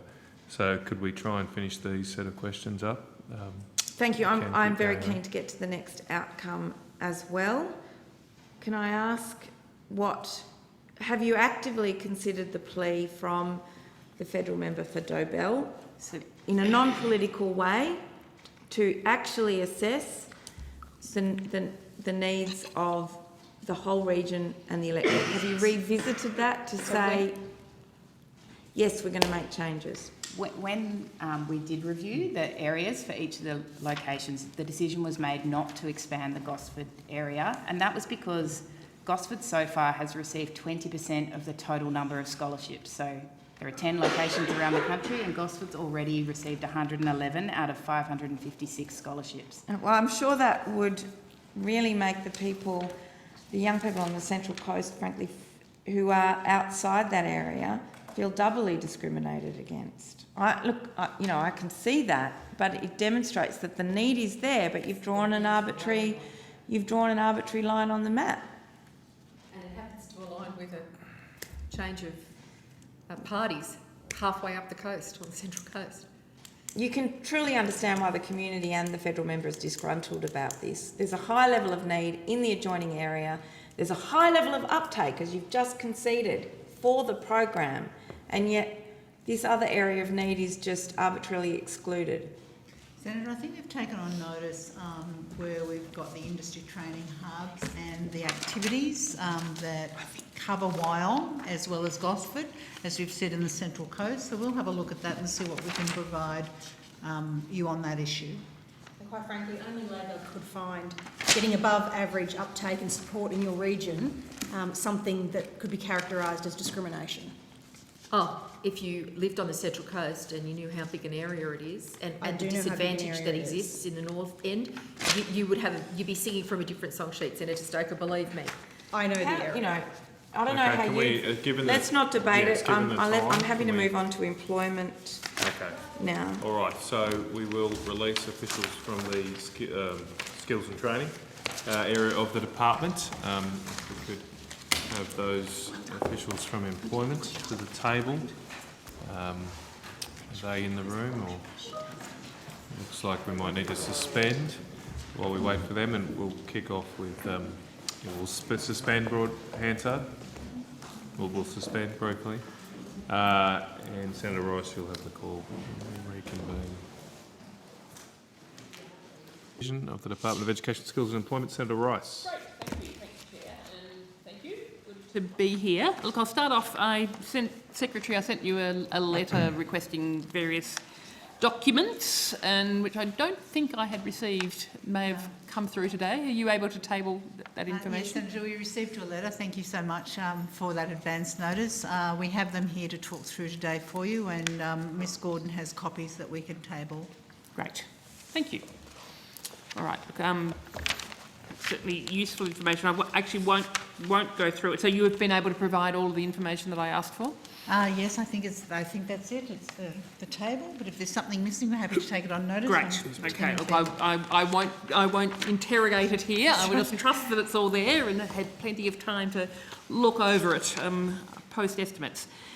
Okay. The ANAO report into wage subsidies in November noted that the final evaluation report into wage subsidies hasn't been released. What's the timing? Has that been released since then?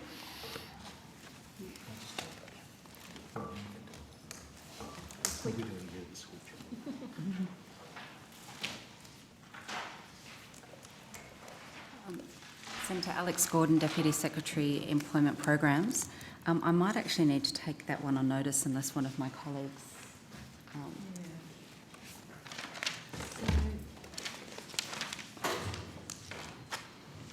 Just note that we're tabling some responses to Senator Rice. Happy with that? Tabled.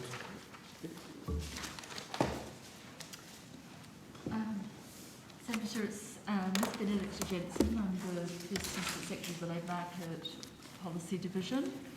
And no, the wage subsidies evaluation has not yet, take my mask off, has not yet been published. I'm just going to look for what I've got in the folder around the status of that.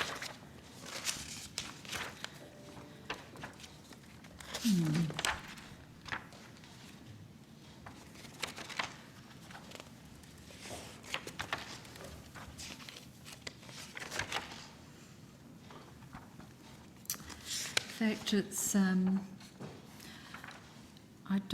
unfortunately, I don't have any further detail in my status report. It's possible that that's been done within a separate division, but we can certainly take that on notice and get back to you with... Take it on notice as soon as possible. Detail, but it hasn't yet been published. I mean, given that the Auditor General given that the ANAO noted that it hadn't been released in November, and we're now in February, it was out, overdue at that stage. And it's obviously a critical report in terms of how effective wage subsidies are. So yes, you could get back to us. Thank you. Sure. Yeah.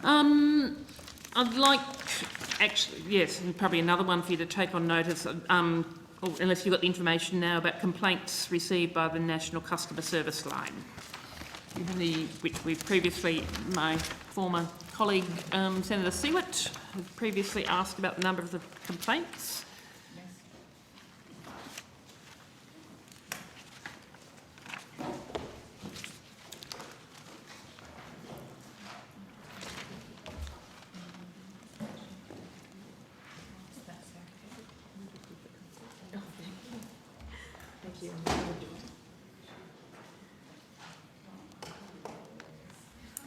Senator Melissa Ryan, First Assistant Secretary, New Employment Services Program Implementation Division. I will just find the correct page with the number of complaints. Did you want the nature of the complaints? Yes, so as basically an update to the information we previously received, so across, the services, the different services the programs are associated with? So from the period 1 July 2021 to the 31st of January this year, the NCSL has received 113,421 feedback records, of which makes up complaints represent 11.2% of those records. The most common complaints, the top 5 complaints during that period were in relation to inappropriate or inadequate services, 21% for Job Active. Another complaint was dissatisfaction with the employment consultant that had been allocated by the provider to the participant, unprofessional behaviour by a provider, also participants seeking to transfer to a better service, and that was actioned, and then another complaint relating to the targeted compliance framework, job search appointments. But I can provide more detail in terms of the numbers if you like, but that's just the flavour of those. I can take that on notice, provide Senator. that on notice. Do you have, in terms of these number of complaints, do you, keep a metric then of sort of, what proportion of people who are accessing employment services are giving you feedback and or then, giving you complaints or complaining about the services they're receiving? I'm not sure I can pull that out right now, Senator, but I will be able to try to take that on notice for you to see if there's any trends or patterns. Yep, thank you. Thanks for that. Yes, and so look, and how many, what programs the complaints are associated with, how many sites are across, how many requests were there to transfer services. Yep. Okay, so I will then move on to mutual obligation changes. So, moving all over the place, keeping you all on your toes. I said I was going to be moving quickly. So we had mutual obligations effectively suspended from the end of March to August last year, yet we have heard multiple reports from people accessing services that essentially people were still being told that they had to comply with mutual obligations or they could face penalties. People have told to me, their words were that they were being coerced and they were being lied to. So I'm interested to know what communications were sent to employment service providers on the matter of the suspension of mutual obligations. Senator, we've had a number of communications with providers over the period around suspension of mutual obligations. So you'd be aware, obviously, in 2020 there was a nationwide suspension of mutual obligations at the beginning of the pandemic. Last year, however, we moved into a phase where mutual obligation suspensions were done locally based on local lockdowns. So when a lockdown was announced, the providers that were impacted would be notified of the local arrangements and the suspension of mutual obligations for that region, and that would be advised locally. So, and then when those obligations were lifted, post-lockdowns being lifted, then they'd be advised again that mutual obligations had recommenced. So towards the end of last year, with the major ones in New South Wales and Victoria and the ACT, at the end of those there was advice to providers about when mutual obligations would lift as lockdowns finished. Okay, could you table the communications that were sent to the employment services providers about? We'd certainly be able to provide you a list on notice of each of the dates of communication and the nature of those. Yes. Absolutely. Thank you. And were there any differences between those and what was publicly announced? Any differences in messaging to those? I mean, obviously, as you say, there may have been geographic differences. Yeah, so the decisions for lifting of mutual obligation or suspending mutual obligations was based on local health orders. So depending on the local health orders, the lifting of mutual obligations would align with those in terms of the timing. When the lockdowns finished and there was a period then when, obviously, with the vaccinations coming in, we provided further advice to providers about as mutual obligations lifted, about face-to-face servicing and treatment of vaccination status as well. So I think you had some evidence provided by DSS earlier today around the communication. A direction was provided to providers on the 8th of November last year, and then further advice in, I think it was the 6th of January this year, to explain what those expectations were. Have there been any repercussions for providers? I mean, have you followed up on providers where you've got good evidence that they were in fact misleading job seekers? We've been in close contact with providers and certainly with the provider peaks as well in terms of any feedback. So the directions that were given were really to clarify the expectations for them in the lifting of lockdowns around how they should ensure safety of their own staff as well as job seekers, as well as meet local health requirements and move but my question goes to where they weren't doing that and where that they were actually misleading job seekers as to the mutual obligations. What repercussions have been because of that? Yeah, so Senator, I think it's fair to say that initially there was some, that we had a number of providers asking for clarification of how they should give effect to those directions. So we provided additional advice around and guidance materials about and examples of how to administer those directions. In terms of I think you're referring to concerns or that you've received about about those.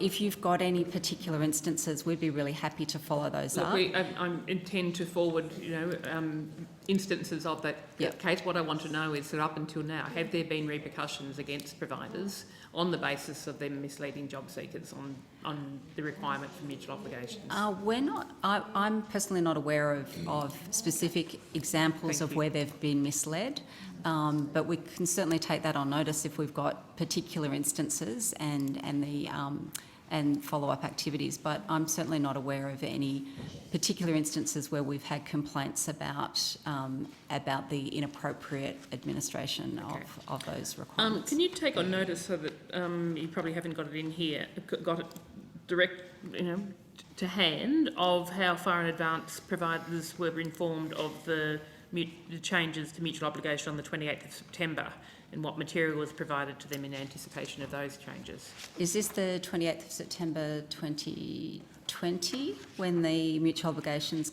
returned? So the 28th of September 2020 was when that first national suspension was lifted. Right. I'd certainly need to take that on notice. It's before my time. Yep. Yeah, but be happy to. Senator Rice, I might just see how much longer. You usually rotate every 15 minutes. Right. Let me see.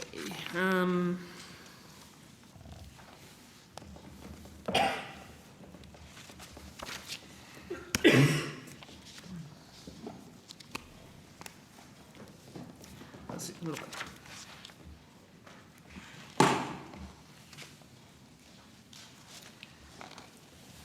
Well, we might. No, look, I'm just working. I think I'll put a lot of these on notice because I don't want to. Basically, I've got to go next door and I don't want to come back. Disability. I do want to ask some questions about disability employment services and the how many job seekers have been referred to the Job Active digital servicing as a result of the changes to disability employment services from the beginning of this year. Senator, I think we might need to take that one on notice about transfer numbers between programs, but happy to take that on notice. Okay. Gosh, that's all detailed stuff.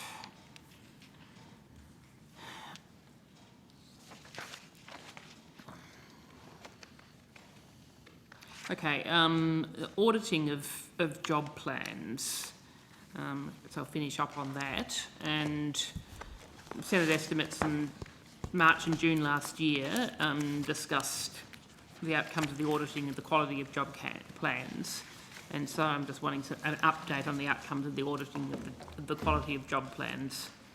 Senator, I think my colleague, Ms Shannon, might be able to provide some further detail on that.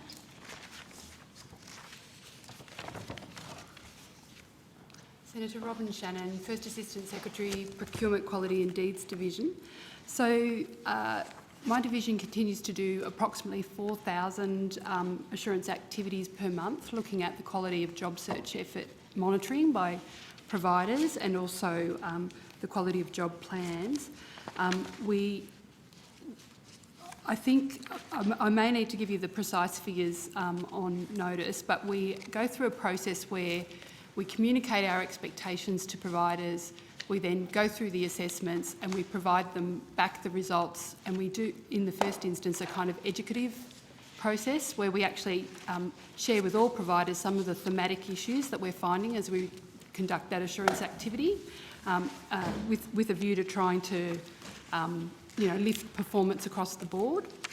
I'm just looking to see if I've got the specific results.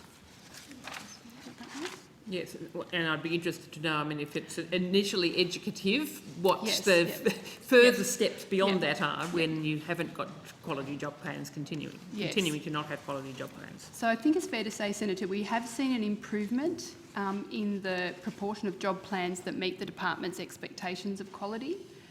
So we've seen an increase from the earliest rounds from February to March of 2022, for example, from 18% to 31%, but that still clearly does not meet the department's expectations. No. So we are actually, the next stage is to go through a process where we literally, it's almost a dispute process, unit record by unit record sometimes, and we actually enter into a dialogue with the providers, because it's a sample across each of the providers, to establish if there's any particular factor that we aren't aware of, because we're actually doing these reviews based on the information that we have, but we don't have the same relationship with the job seeker to obtain information about, for example, whether the activities in their job plan are appropriate. So we do go through a process to determine that. But the next step is if we're not satisfied that providers are meeting targets, then we have set out a kind of schedule which I can provide on notice, which we've obviously advised providers of, which results in withholding or recovering a proportion of administration fees. And has that, just a final question, has that been applied in any instances up until now? We have for the first two measures where we've taken this approach. So we have recovered funds for in the instance where providers did not promptly commence job seekers on their caseload in accordance with our expectations. So we have, I think, in the order of around $300,000 spread across multiple providers, but really to send us, to be very clear that we would take action, and we did take action. I think we do need to be careful, though, that in some of the performance measures that we have taken this approach on have been affected by COVID. So we also have to demonstrate that we are taking action under the contracts in good faith. So we have to get that balance right. But we have actually recovered funding from the first two areas of performance, and we're going through the process of finalising that to determine sums to recover. If you could take on notice, as much information about what the actions you're taking, that would be appreciated. Thank you, Thanks, Senator Fiona. Ross. Put all the rest on notice. Senator Pratt. Thank you very much, Chair. In employment, I'm just getting to, will legislation associated with the implementation of the new employment services model be passed before the election? What's the government's intention?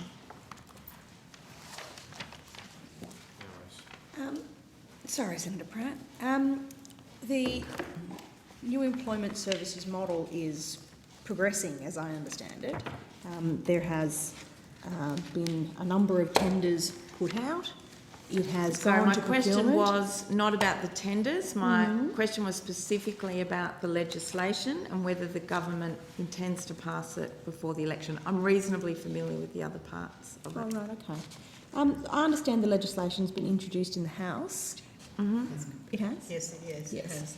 So this is the amendments to the Social Security Law, Senator? Yeah, so it was introduced in the House, so The bill also gives effect to the 2021-22 budget measure to align payment commencement arrangements for job seekers and the online service job seekers and provider managed.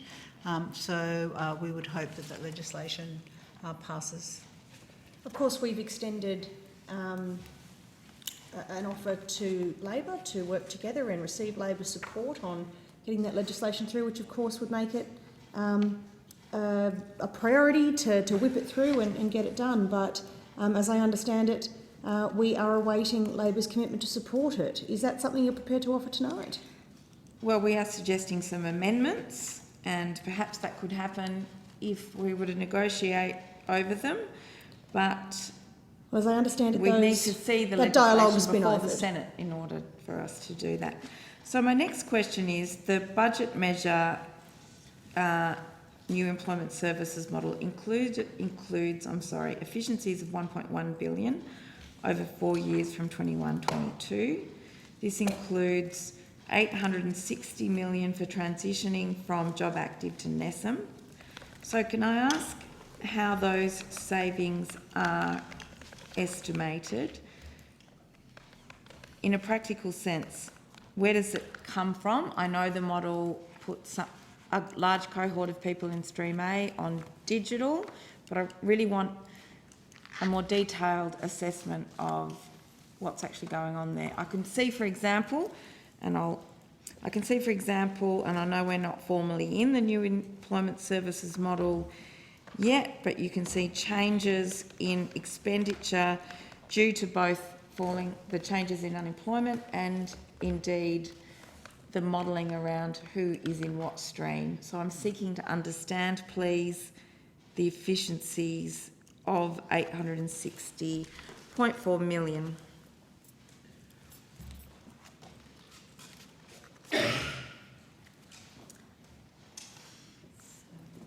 Senator Nathan Smythe, Deputy Secretary, Employment and National Workforce Group.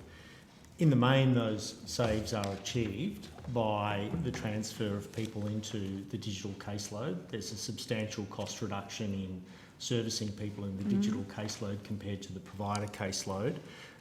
There's also been a reinvestment of more money than effectively was taken out as a save back into programs such as Transition to Work, into the new employment services model and the like, Senator, including the self-employment program of $128 million. So Transition to Work was $481 million. So that the efficiencies that were achieved, I think, of introducing the digital model added up to $658 million.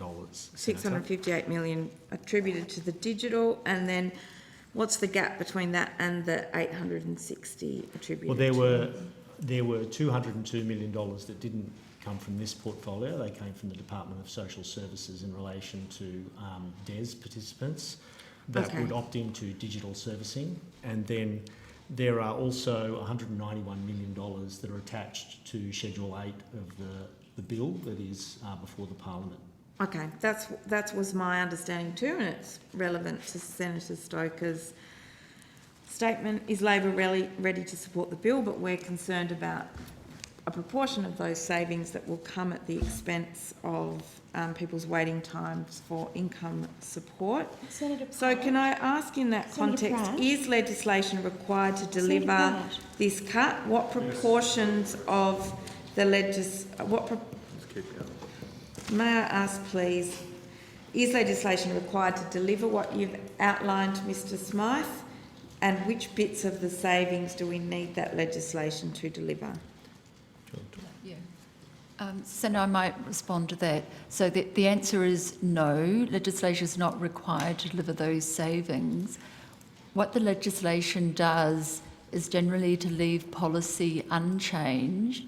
Now, the exception to that is Schedule 8, which does have savings attached to it in the tune of 191 million, but that is separate to the budget savings. I mean, it's one part of it, reference, but it's certainly legislation is not required But to I think the point is, the Senator, the overall. $191 million is attached to Schedule 8 of the bill. And Okay, and there's nothing else other can I than just, Schedule A? Can I please Senator contribute, Minister. Senator Pratt? You talk I over me apologise, every Senator time. Stoker. Ms Jensen makes a really good point in relation to Schedule 8. As part of the negotiation process to try and work with Labor to get this legislation passed, we've agreed to excise Schedule 8, which has the effect about which you've expressed a concern a moment ago. We have offered to implement the recommendations of the Parliamentary Joint Committee for Human Rights for Schedule 1, picking up on Senator Rice's amendments. We have really more than accommodated the requests for change that have come from Labor. And so the amendments you talk about, as I understand it, have already been agreed through this negotiation process. So we are keen to pass it. We want to do it even in budget week. We would welcome your support, particularly in light of the fact that we have accommodated everything you have wished for. So I'd call on you, Senator Pratt, not to grandstand. Let's agree to get this through because we have been prepared to do whatever is necessary to make sure we're doing the right thing by job seekers by getting this new employment services model over the line. Okay. In terms of the legislation, and thank you for that, Senator Stoker, we've You haven't answered my question though. Will you support it? I'm asking the questions of Senator Stoker. We've seen significant underspend in training, and here we're seeing more savings. We still have a very disadvantaged cohort of long-term unemployed people, and I don't see a commitment in these arrangements to, given all of that, to intensify the kind of support that they need. But in that context, can I ask what happens in relation to the rollout of the new employment services model if legislation doesn't pass in relation to provider IT functions, announcement of the panel and licence holders, contact centre establishment, job seeker and IT functions, and transition of job seekers to the new model. In terms of the elements, what's on track? Sorry, it's late and I'm trying to paraphrase quickly because we don't have time for the detail. There's a whole range of published expected timeframes. What's on track and what's subject to the legislation? Well, Senator Pratt, in circumstances where this is a model that has been designed by an expert advisory committee recommended by groups like ACOS, who, as you know, are very robust in this space, there is no reason why the outcome you are foreshadowing and asking the witnesses to speculate on needs to happen. It is possible to get this done, and it shouldn't be disagreed with, despite the consensus from all of the stakeholders in this space, because it might be politically convenient. It's time to get this done in the interests of job seekers everywhere. I beg to differ but anyway, I'll take that as a statement. Can you answer the question as far as It is an invitation to speculate. Senator, the rollout is on schedule. So the IT functionality will be in place for the transition to the new model on the 1st of July of this year. The tender arrangements are going through their process and are on track. So the measures that you outlined will occur as per the schedule. Okay. In terms of the regional trials that ceased without a complete assessment before we roll that out, can you tell us what regional communities lost in expenditure from the 3.1 that the government said it would spend? Senator, we're not sure which regional trials you were referring to. What are you referring to there, Senator? I need to know. In terms of the new employment services model, we've run 2 trials. One That's right. in the mid-north coast of New South Wales that goes effectively from around Bulahdelah up to Woolgoolga, and also in Adelaide South that goes down through Kangaroo Island, Noarlunga and the like.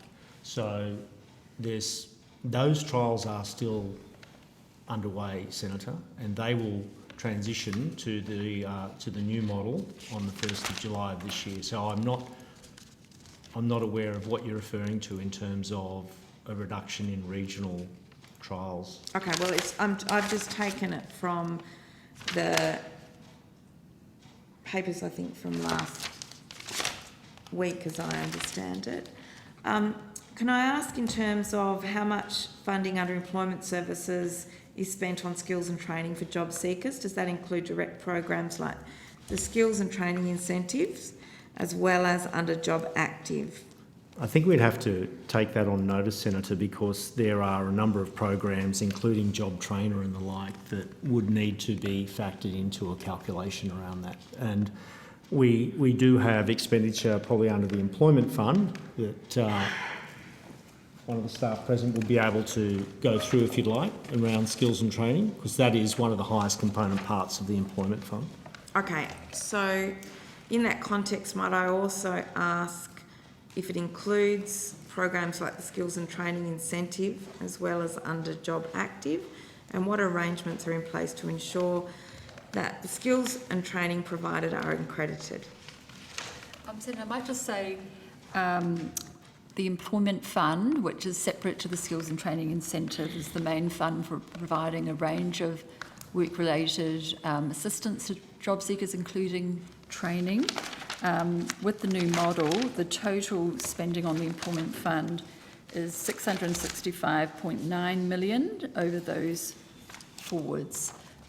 But if you want some more detail, we might. Look, I'm happy with that. I'm happy with that detail for the moment, and I will specifically put questions on notice if I need more. Sure, I'm just trying to make decisions late at night, juggling the large volume of questions I still wanted to ask.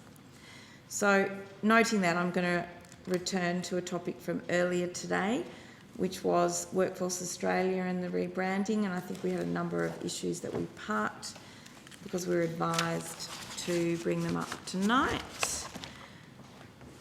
So can I ask when the decision was taken, and was the brand Workforce Australia market tested, and with whom?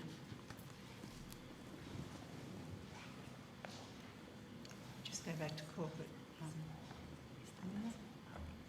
Senator, yes, some of those elements would be best dealt with. I know they've already departed the scene through the corporate area, but we embarked on a rebranding exercise around 12 months ago in relation to a transition from Job Active to the new model.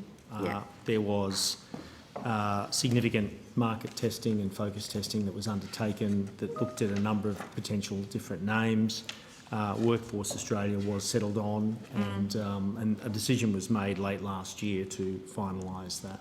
Okay, there are a number of questions we asked corporate, and they sent us back here, but specifically the questions that they have sent us, frankly, to Skills Australia, which are up next, also related to what is being marketed and why, both in relation to, I think, sorry, it wasn't in relation to Workforce Australia, it was in relation to the other campaign that's coming up about the other skills. I think you're talking about a skills campaign or something, Senator. Yes, that's right. Yeah. And that's not in this area, Senator. That's obviously Ms Williams, who's just passed. But I think that what was tabled this morning was the A3 spreadsheet that identified a number of different sub-brands and brands that we have across a number of employment and skills programs. And I think Mr Markovich outlined how we're looking to consolidate those through MyGov to have more of one common platform and to create less confusion and brand disaggregation across a number of different programs and consolidate under a master brand that will be Workforce Australia. Okay, and that's a brief paraphrase of the policy rationale for it, is it? That's right, Senator. Yes. That's consistent with what was said this morning. Did the Department of Prime Minister and Cabinet have involvement in the branding exercise? there were discussions that did include, I think, representatives from the Department of. In fact, I'd have to check, but I know that the discussions around Workforce Australia was a collaborative effort where we engaged with other Commonwealth portfolios, Services Australia and the like. Okay, have you scheduled marketing and a spend for this? There are elements that, in terms of funding for the production of, I suppose, copyright and the like, and fonts and new signage, as well as the website, but also the internal employment services system. So there's page design and all of that, which will include colours and elements of workforce design. Is there money put aside? What's the budget for marketing and launching Workforce Australia, please?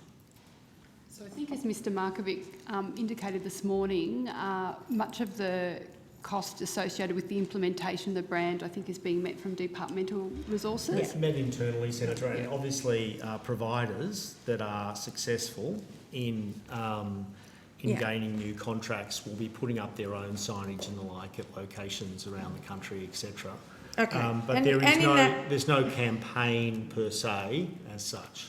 And when was the decision to rebrand Employment Services into Workforce Australia? I think, Senator, I'd say it was kind of a staged decision, because there was a consideration that obviously in the move from Job Active to the new Employment Services model, that was an opportunity to think about rebranding the new model as a fresh start, a new approach to employment services. And initial research was undertaken to look at what, if you were going to swap out Job Active, what might be the new brand. But that research indicated that actually, given the plethora of different brands, that there was benefit in moving to the master brand. Okay, and this wasn't part of the tender? No. Okay, and were providers consulted? No, providers weren't consulted about the new brand. It is a piece of work that was done within government. However, we have, as I think indicated this morning, started a kind of progressive rollout of the brand. So we certainly consulted the Employment Services peaks, and then we have actually notified current employment service providers, and then the department started to advise broader stakeholders through its social media, and I think you commented on that this morning. There's been significant disruption in employment services with COVID, with changing unemployment, with the changes in the model. Did you really have a capacity to get buy-in from them? Because, you've changed these policy settings in Job Active and changing it to the new employment services model. Before COVID, changing employment, you're going ahead with it and rolling it out. It's pretty unclear to me what the purpose of this sector is in terms of the kind of support that people need to find work currently. Senator, I'd say that the transition to the new model is the most transformational change that's been undertaken to employment services since they were privatised back in the early 90s, in the mid-90s. We are moving to a completely new system, a bifurcated system with a very heavy emphasis, obviously, on digital, where around 40% of the caseload will be, and a much more intensive, bespoke and tailored service offering for individuals who are in the enhanced services model. So it is a complete transformation, which means that it did require, and providers were very much aware, that there was always going to be a new brand to launch the new model. Okay. The brand I understand, the model I mostly understand, but it's going to be disruptive for a very large sector of these services. Can you tell us what you're doing in terms to of support them? I'm sorry, I'm trying to understand what you mean by disruptive. That is that we're moving to a new model, or well, that they're we're worried changing about the brand? whether they'll get a contract, and what they're there's the nature of the contract. They've had changing revenues under the existing contract because of changes in circumstances. They've had COVID disruption, their own staff shortages, performance metrics to deal with in the context of outcomes that they're supposed to acquit. You've got people that leave the job that you thought that they were going to succeed in because they've got COVID. Well, Senator, they've So they also don't had the meet the largest metrics. There's a caseload lot- in history to be able to work with as well. And their revenues have been strong in relation to that. The fact is that they knew years ago that there would be an open and competitive process to move to the new model.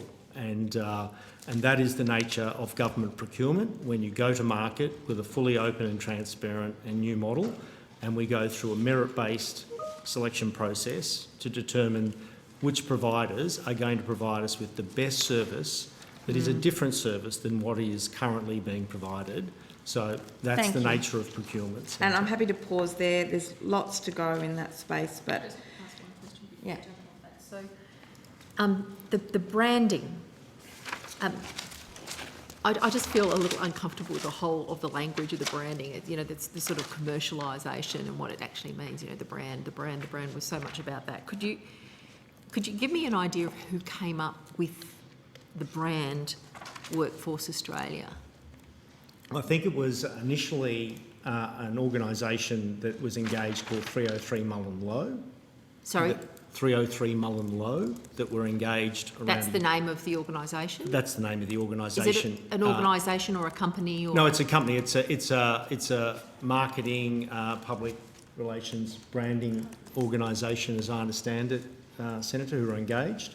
They went through a range of possibilities through some focus testing and the like, and Workforce Australia was the selected name that they provided to us for the transition from Job Active to Workforce Australia. And then there was a consideration about bringing together all of these other brands and sub-brands that were creating, I think it was mentioned, around 50 or so different brands under a single master brand umbrella. So there was further work that was undertaken in relation to that. And what was the name of the company again? Did they do that next work? So originally 303 Mullen Lowe focused on the transition from Job Active, and then PwC were engaged to undertake the broader work around all of these other sub-brands, the 50 into one. So who did the market testing of, you know, the brand Workforce Australia? We may need to take further advice from our corporate. We did have, Where to Research did some, as well, Senator. So there was a number of, I suppose, organisations that were involved in terms of the market research and focus group testing and the like. Yeah, okay. I know we've only got a short period of time. I'd really like to slip some questions in for the Skills Commission, but I also have some urgent questions in relation to contingency provisions for mutual obligation. So, what was the impact of lifting contingency provisions on the 12th of October, given the ongoing impacts of the pandemic?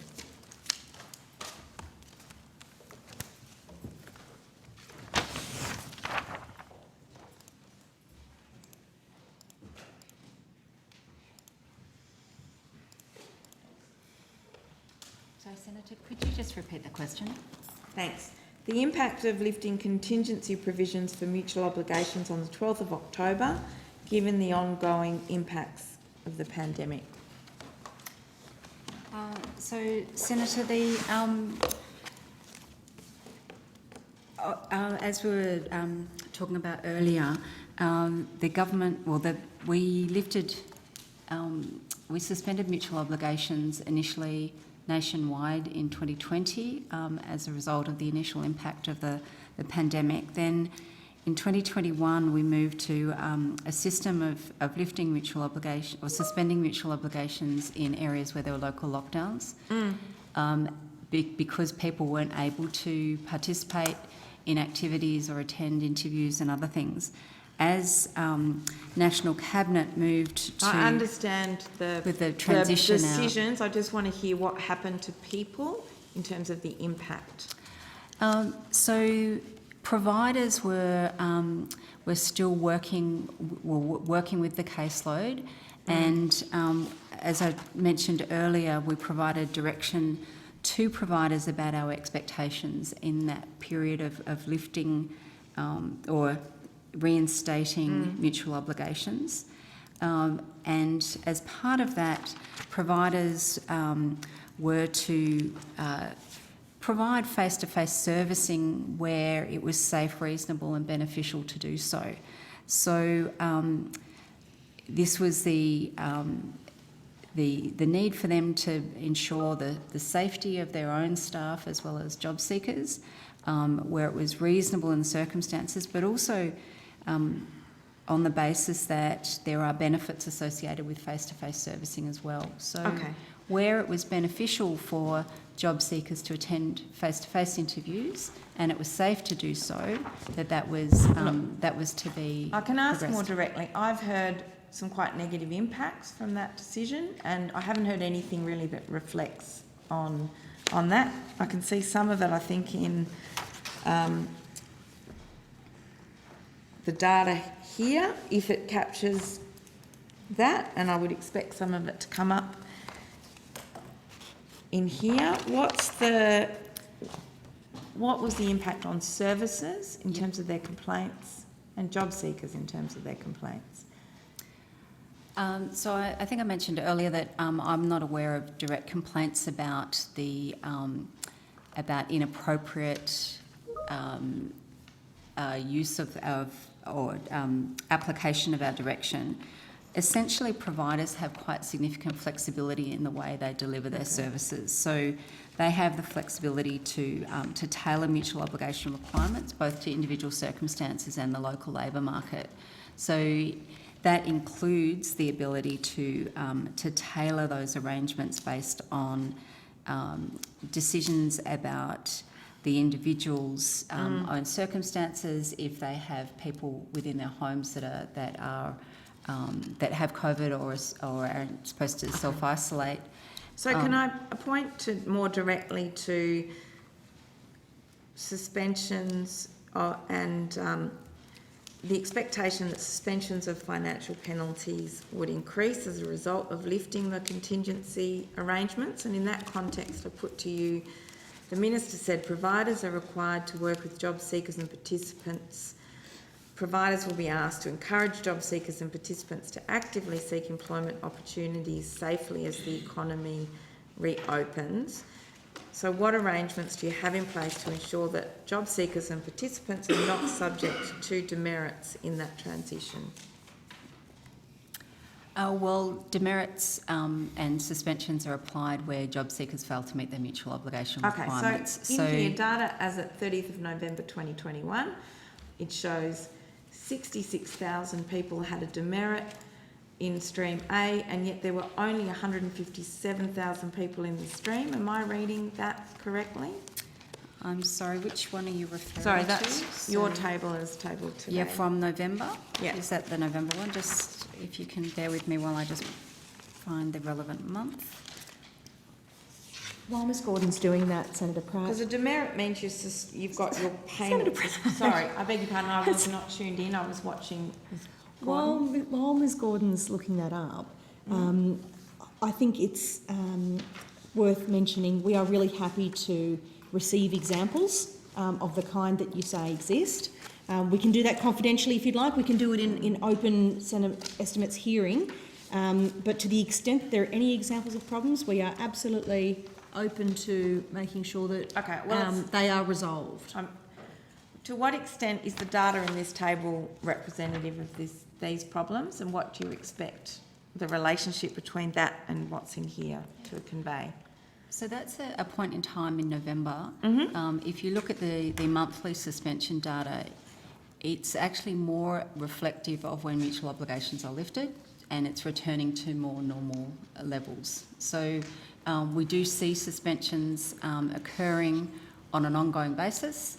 It's part of the process where if job seekers are not meeting their mutual obligation requirements, they're obviously subject to a suspension, but there are also checks and balances in place. So you'd be aware there's now the resolution time, the 2-day period that allows, that means that if there might be a potential suspension, that a job seeker can re-engage, and if there's a valid reason that they haven't met those obligations, then the suspension's not. Okay, so in terms of the data on here, when there's the 2 days, which zone is representative of the people who had a payment suspended? Not a penalty in terms of a deduction, but how many people failed to resolve their status and which resulted in a delayed payment? So the delayed, so that table doesn't necessarily show you where there was a delayed payment, because, so you've got the 2-day resolution period, then if there is a suspension, and 35.1% of those potential payments are actually resolved before it gets to a suspension. Okay. And then perhaps about 50% of the payment suspensions are lifted within 4 days. Okay, so my question now is, how many payment suspensions or delays have happened, and what's the volume of them? What's the general pattern? Have they been consistent? Has there been a spike at a particular time of the year?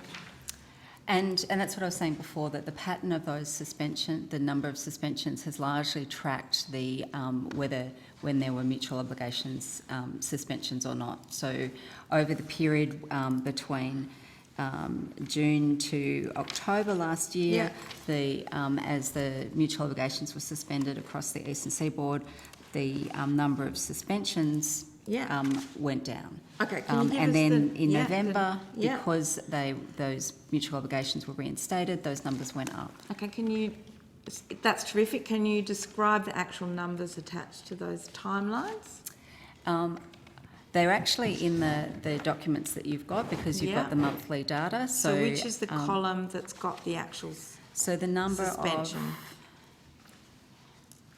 Senator, it's Kylie Crone, First Assistant Secretary, Employment Programs and Activation Division. Table 2.6 is the one that you'll be looking for, that has the potential suspensions, the suspensions not applied, which is the total, the resolution time, and then those that were actually applied for that. Senator Pratt, can I just ask this? Just 10 minutes. I think I might as well put the rest of these on notice so we can have a quick chat to the Skills Commission. Okay. I feel like I've only scraped the tiniest bit of the surface, but that's estimates for you. We'll be back in late March. So thank you very much, officials from the department. I believe now we are finished with the Department of Education, Skills and Employment. And we will move on to our last witness, the National Skills Commission. I doubt they'd be in the room, so we'll just suspend or rearrange.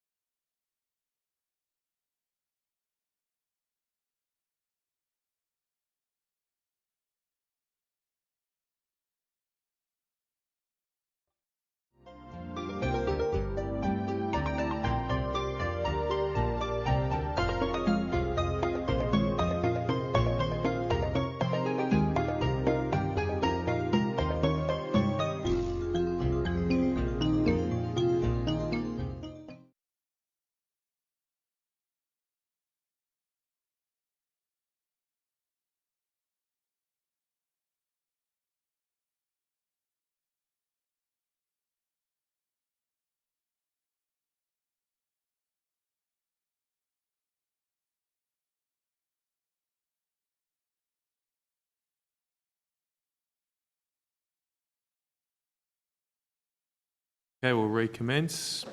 And welcome representatives of the National Skills Commission. And Mr Boyton, do you have an opening statement? No, I don't, Chair. No problems. We'll go straight to questions. Senator Pratt. Mr Boyton, does the data around Australia in terms of skills shortages tell you that we have a national skills crisis currently? I think the word crisis is one that's open to interpretation. What I would say... Okay, so what... Yes, it is open to interpretation. I want to know what your interpretation of a crisis is and how bad it would have to get before we reach that point. So my interpretation of a skills crisis would be skill shortages that actually stopped employment across the economy growing. And if I look at where the employment data are, that's certainly not the point that we're at the moment, given either the data that we saw at 11:30 this morning or the recovery in employment we've seen over the past few weeks, over the past few months. Having said that, our research does point to skill shortages across the economy. Okay. I think I've mentioned in this room earlier, or past appearances, the skills priority list. Now that's a list that looks at close to 800 occupations. It assesses those that are in shortage now. We published that around the 1st of July this year. I can take you through some of the high-level... I'm sufficiently okay with that answer. You said employment in the economy is growing as a definition. What about critical services that people require? That's not necessarily got a relation to growing employment. You could grow employment. There's plenty of opportunity to grow employment in those services like aged care, but the lack of skills is having a really detrimental impact on the quality of care. I can also say in childcare, we've got 20% of services in Western Australia requiring a waiver. In terms of community services and access to the things Australia needs, are we in a crisis there? Again, I think that's a question of interpretation that I'll leave for others. What I would say is aged and disabled carers are an occupation that we find to be in shortage. It's also an occupation that we think will have very strong growth over the coming 5 years. Is it your job to say if we're in crisis or not? Because if it's not your job to ever, if there were aged care people dying, and there have been, how bad would it have to be before you called it a crisis, or will you never call it a crisis? Senator, I think the way I'd characterise it is to say that our role is to provide evidence and advice on skill shortages, on developments in the labour market. What I can tell you, and I think I've mentioned this just a moment ago, that we do see aged and disabled carers as an occupation that's in shortage at the moment. Okay. We see it as an occupation with very strong future growth. Both of those point to, I think, challenges in making sure we can meet that future workforce.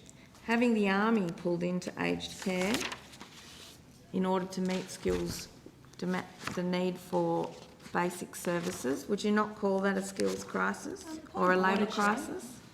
Point of order. Yes. Senator Pratt is repeatedly asking the witness for what is a subjective opinion. Now, Senator Pratt is entitled to ask anything she likes about the detailed... Can I finish my point of order, Senator Pratt? For a crisis. With 8 minutes to go, we don't need the interjections. Yes, Minister. The Skills Commissioner is able to provide the research-based data, but the Skills Commissioner should not be asked to provide subjective and, let's face it, pretty unhelpful interpretations of that data.